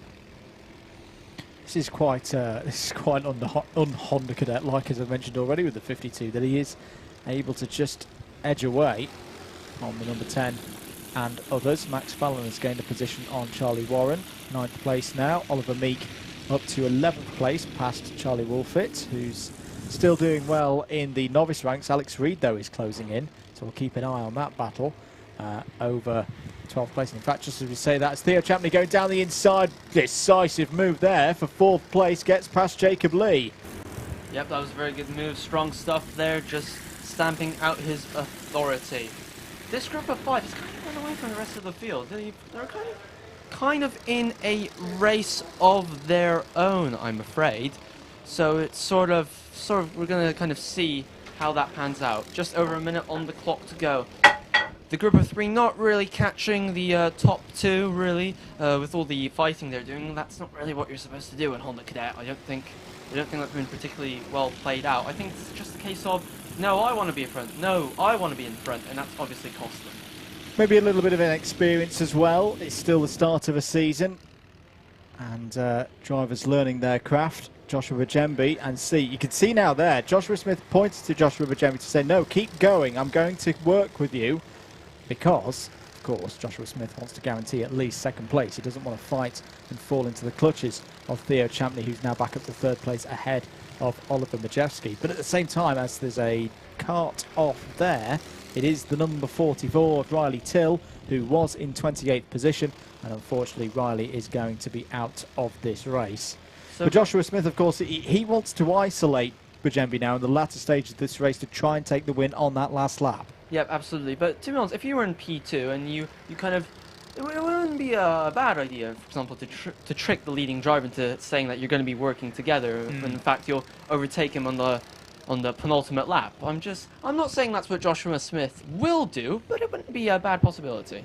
Yeah, and he's pointing again to say, no, let's keep working. I mean, the gap is still only 1.2 seconds, which, you know, in some classes sounds like a lot. In Honda Cadet, it's not enough for me. If you've got that kind of lead going on to the last lap, I've seen gaps of 2.5 seconds close on a last lap in Honda Cadet races over the years. So for now, Bajembe and Smith will continue to work together. They will see the last lap board next time around. Joshua Smith has a check over the shoulder, quite a big check over the shoulder, to see what the gap back to Champney is. And they were quite quick in the 2nd sector, Champney and Lee. Oliver Maciej has been dropped, in fact more than dropped. He's fallen a long way back as they go on to the last lap now.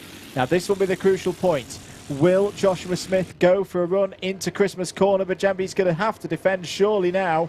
But look at that second pair there. They are continuing to close in. This is going to be a very, very tight finish. Yep, absolutely. Look, the 10 is all over. Oh, he's looking one way, looking the other, trying to find any gap that's just big enough for a Honda Cadet to get past. So now we're going down into Wilkins and into Osiers. He's got a cutback. Oh. He's going for the move, and he's through. He has taken the lead. Joshua Smith is leading this race. And there's not many corners to go now. Was that a mistake from Majembe? He's trying to get the lead back now. Joshua Smith, can he keep it tight through the boot? Check it down and take the win. It looks so through the final corner. Joshua Smith is going to take the first round of the year in the Honda Cadet class here at Whilton Mill Kart Club. He takes the full points ahead of Joshua Majembe, Theo Champney, Jacob Lee, Hayden Gray, your top 5. Jack Price, Finley Lines, Max Fallon, Charlie Warren and Oliver Meek, your top 10. Oliver Majewski will be disappointed with that final result of 11th, having been up at the front end for so long. A great couple of novice performances as well. Adam Hill, 12th. Charlie Wolfett in 13th. Tyler Davis there in 14th. So I'm pretty sure that they'll get trophies there for those performances. Oliver Gibson in 15th. Zach Starbuck as well, another strong novice performance there in 16th. Joshua Jarvis in 17th. Another strong novice performance, and was up at the front end of novice for quite a while, was Alexander Reed in 18th. Alessio Lamalfa and Zach Champney wrap out the top 20. Callum Wilson from the B final finishes in 21st. That's a great effort from the number 11. Lucy Wielden was 22nd. Riley Thatcher, Emily Cooper, Sebastiano Tuzio down to 25th. Noah McNicholas in 26th. Bobby Pete in 27th. Victor Hansen in 28th, Mayan Patel 29th, Jake Schulz 30th, Sergio Verts 31st, and then 2 karts that didn't meet the end of the race, or the checkered flag, Riley Till and Amin Saran.